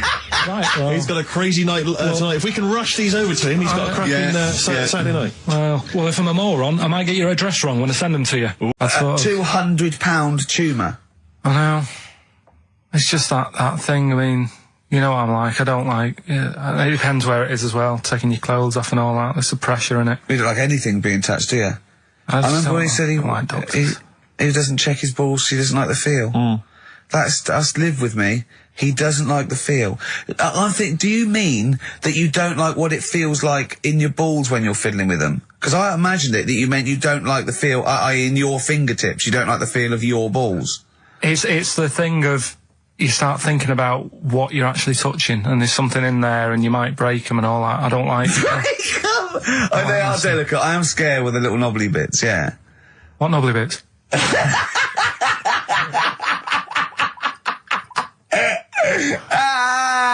I'll tell you what, it's that thought at the doctor's. It's that thing of, it's not taking your clothes off in front of him, right? It's the way you've got to take your clothes off, but he asks you to go behind that curtain to do it first. Yeah. So there's more pressure because then you come walking out with nothing on. Yeah. So it's like, why have you asked me to go behind there? Yeah. Rather than if I just sat there having a chat and he's going, so how have you been? It's like, all right, and just taking the pants off. And then exactly. Yeah. It's the pressure. Don't take your clothes off, and you came out and he lit a candle, and there was some soft music on. The lights were down. Nice. Yeah. Or he said, if you'll make you feel more relaxed, I'll take my clothes off. Yeah, exactly. Yeah. But I'll do it in the form of a striptease. Now, Carl, I'm going to ask you the question, knowing the answer. What do you think of maybe a gay doctor just checking his testicles out? He's a professional. He just happens to be gay. That would never happen, would it? What are you talking about? Why not? Oh, speaking of go on, doctors. No, gay people are not. Do you know when we discussed gay-only toilets? Yeah. Mm-hmm. It's only it looks like it's coming into action. No, it doesn't. Right. No way. It was mentioned again. Where? On your head.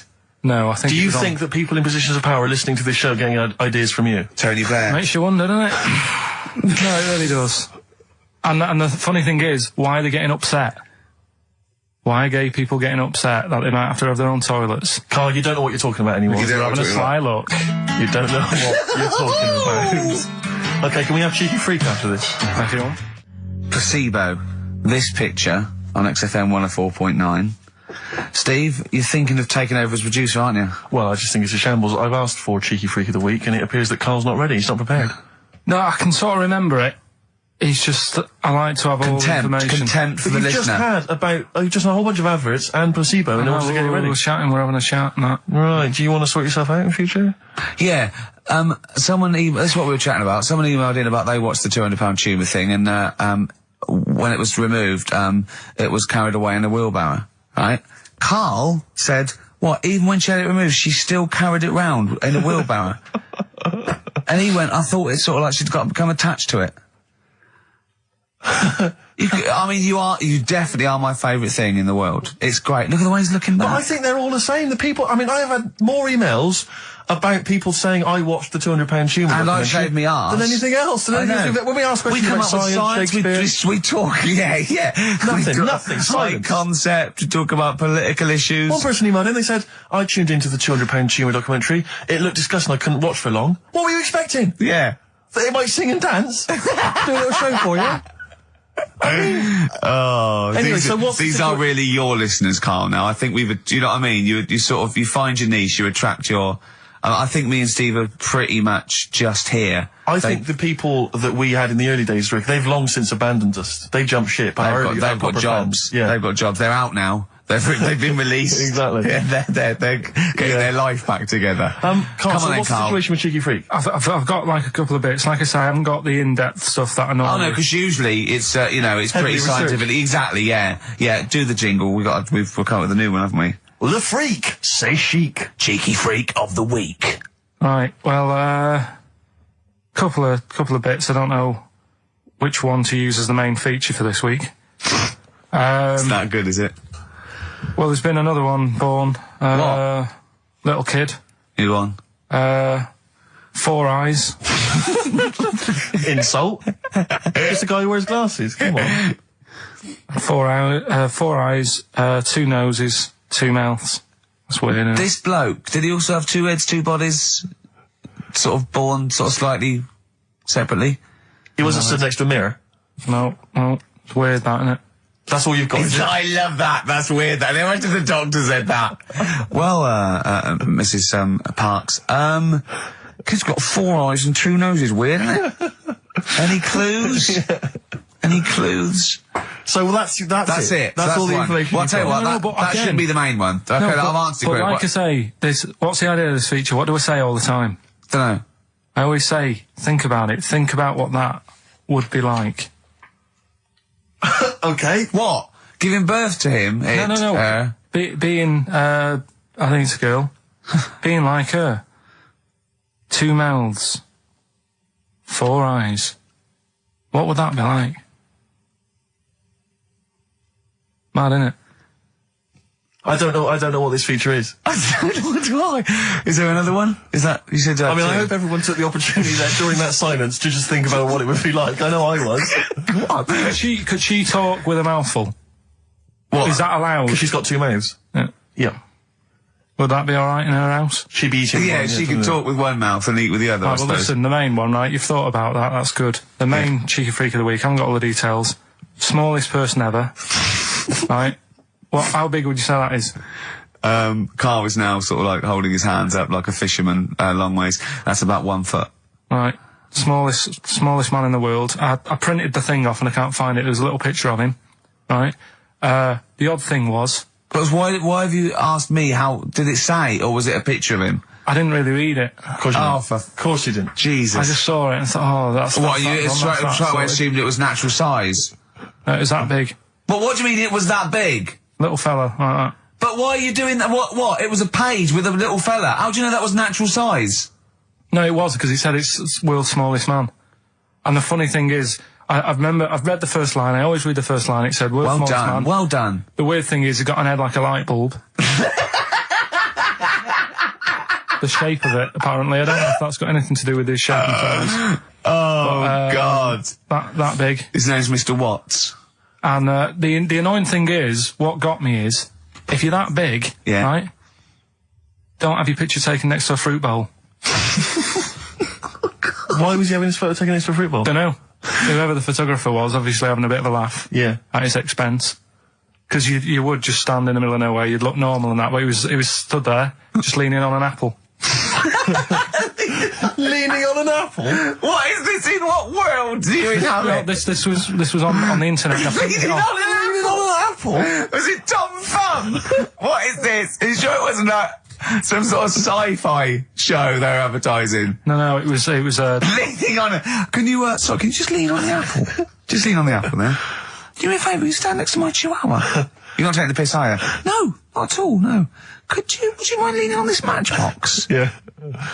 Leaning on an apple. And that's what, so just said, he's the world's smallest man leaning on an apple. Smallest man, said about his head being like a light bulb, I don't know what that meant. And I just thought, right, that'll do, that's that sorted, Cheeky Freak of the Week done. I think that was on like Monday, right? I found that, I thought that's done. Printed it off, forgot to get it off the photocopier.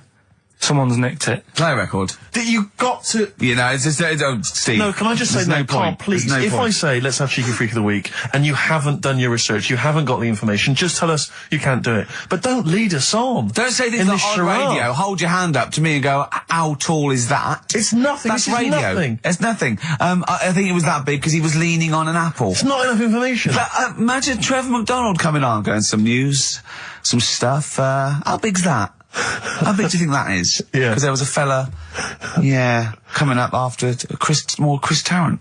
Play a record. I'm angry. I'm actually angry. And if Monkey News is in any way similar, you've really pulled your finger up with that, have you? Mm-hmm. Good. Let's have Rockbusters answers next. Supersonic. Oasis on XFM 104.9. Right. Getting through it. It's the Rockbusters. Right. It's the Rockbusters results, really, because this is a very important result. It's whether they stay in the Premiership or are relegated. This is the playoffs for Karl. Okay? You need 3 points. You need 3 points to stay up, Karl. Go on.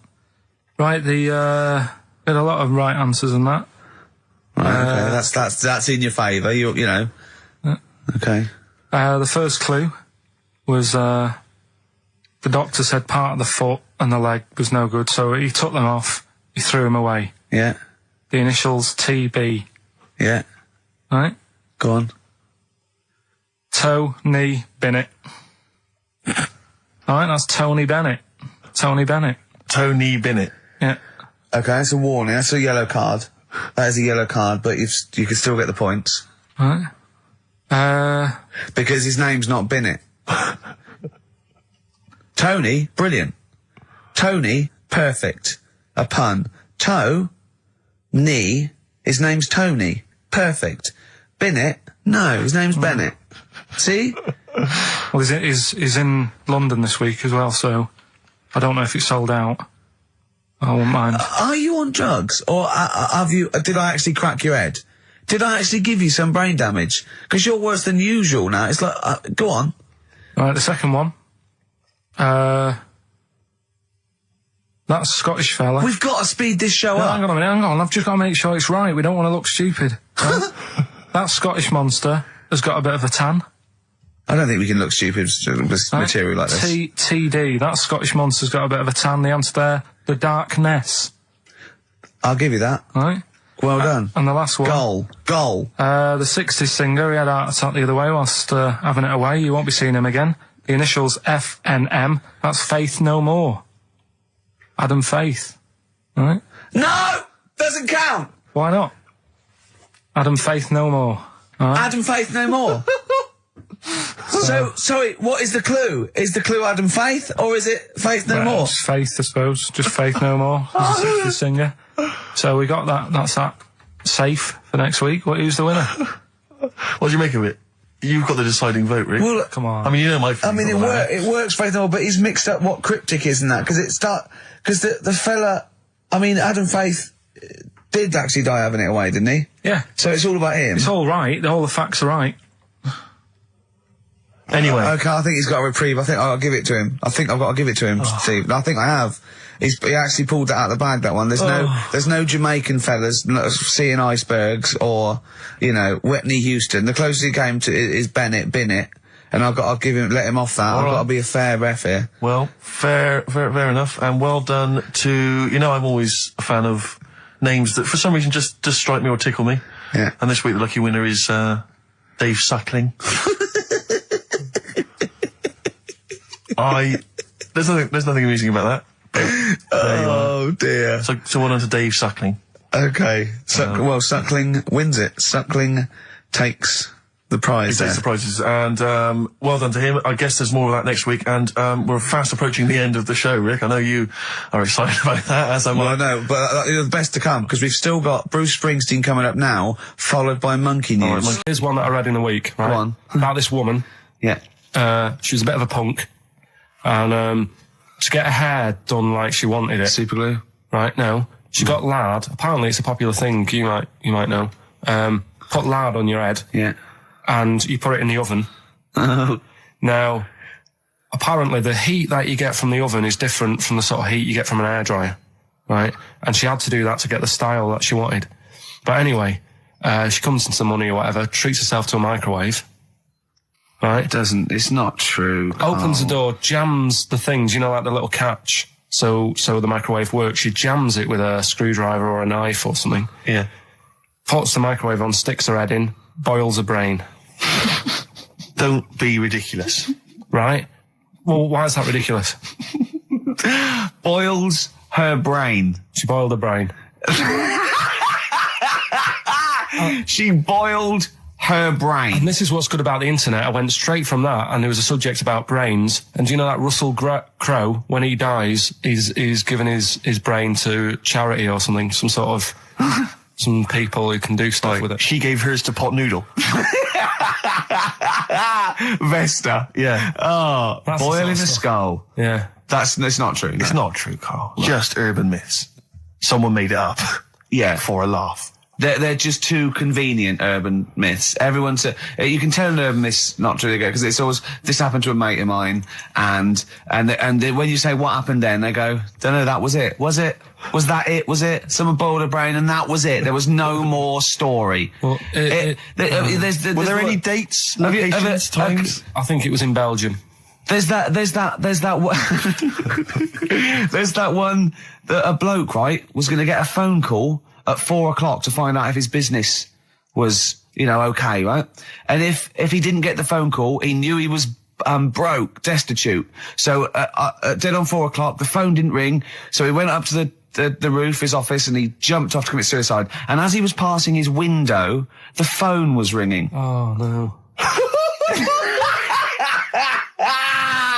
Carl, it didn't happen. Didn't happen. Think it through. Think it through. Who told that story? Who told that story? As he hit the pavement at 120 miles an hour. He's the only person who could have known that series of incidents. Also, why didn't he wait? Dead. As his life's at stake, why didn't he wait till 5:00? I said I'm going to give it 5 minutes just in case. In case the lines are busy. Yeah. And what sort of bloke goes out? I'll call you at 4. Okay, if your business. Well, call me anyway. No. If I don't call exactly 4, then you commit suicide. Commit suicide. I would, because if I don't call at 4, that's the end of it. Well, call me anyway. No, that's not the way I work. Why can't he just call me and tell me the other way? Well, I'm telling you how I do it. If you're bust, I don't call. Can't you just call to verify in case someone goes, well, what if it's engaged? It won't be engaged. Just commit suicide at 4, please. It didn't happen, Carl. The other one, right? A bloke, right? He's on a train station, and I'll tell you how I heard it. He's waiting for a cruise station, whatever, and he shits himself.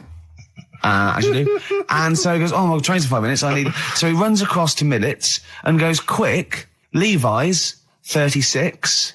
The bloke just puts it in a bag. He runs onto the train.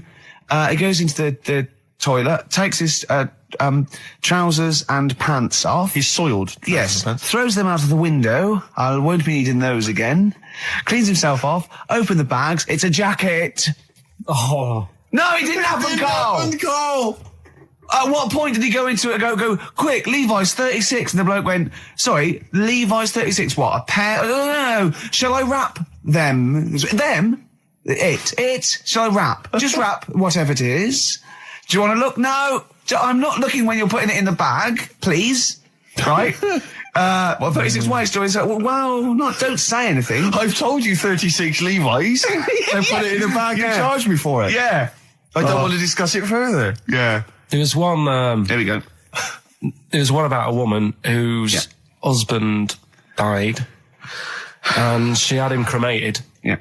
And made like a little egg timer out of him. Right. And she said, I did that so it can still help around the kitchen. Well, that might be true. That might be a joke. That's quite sweet. That might be true. It's a true story. Again, it was all. No, not again, because the ones I just told weren't. Nor is the boiling the brains in a bag curry microwave head story true.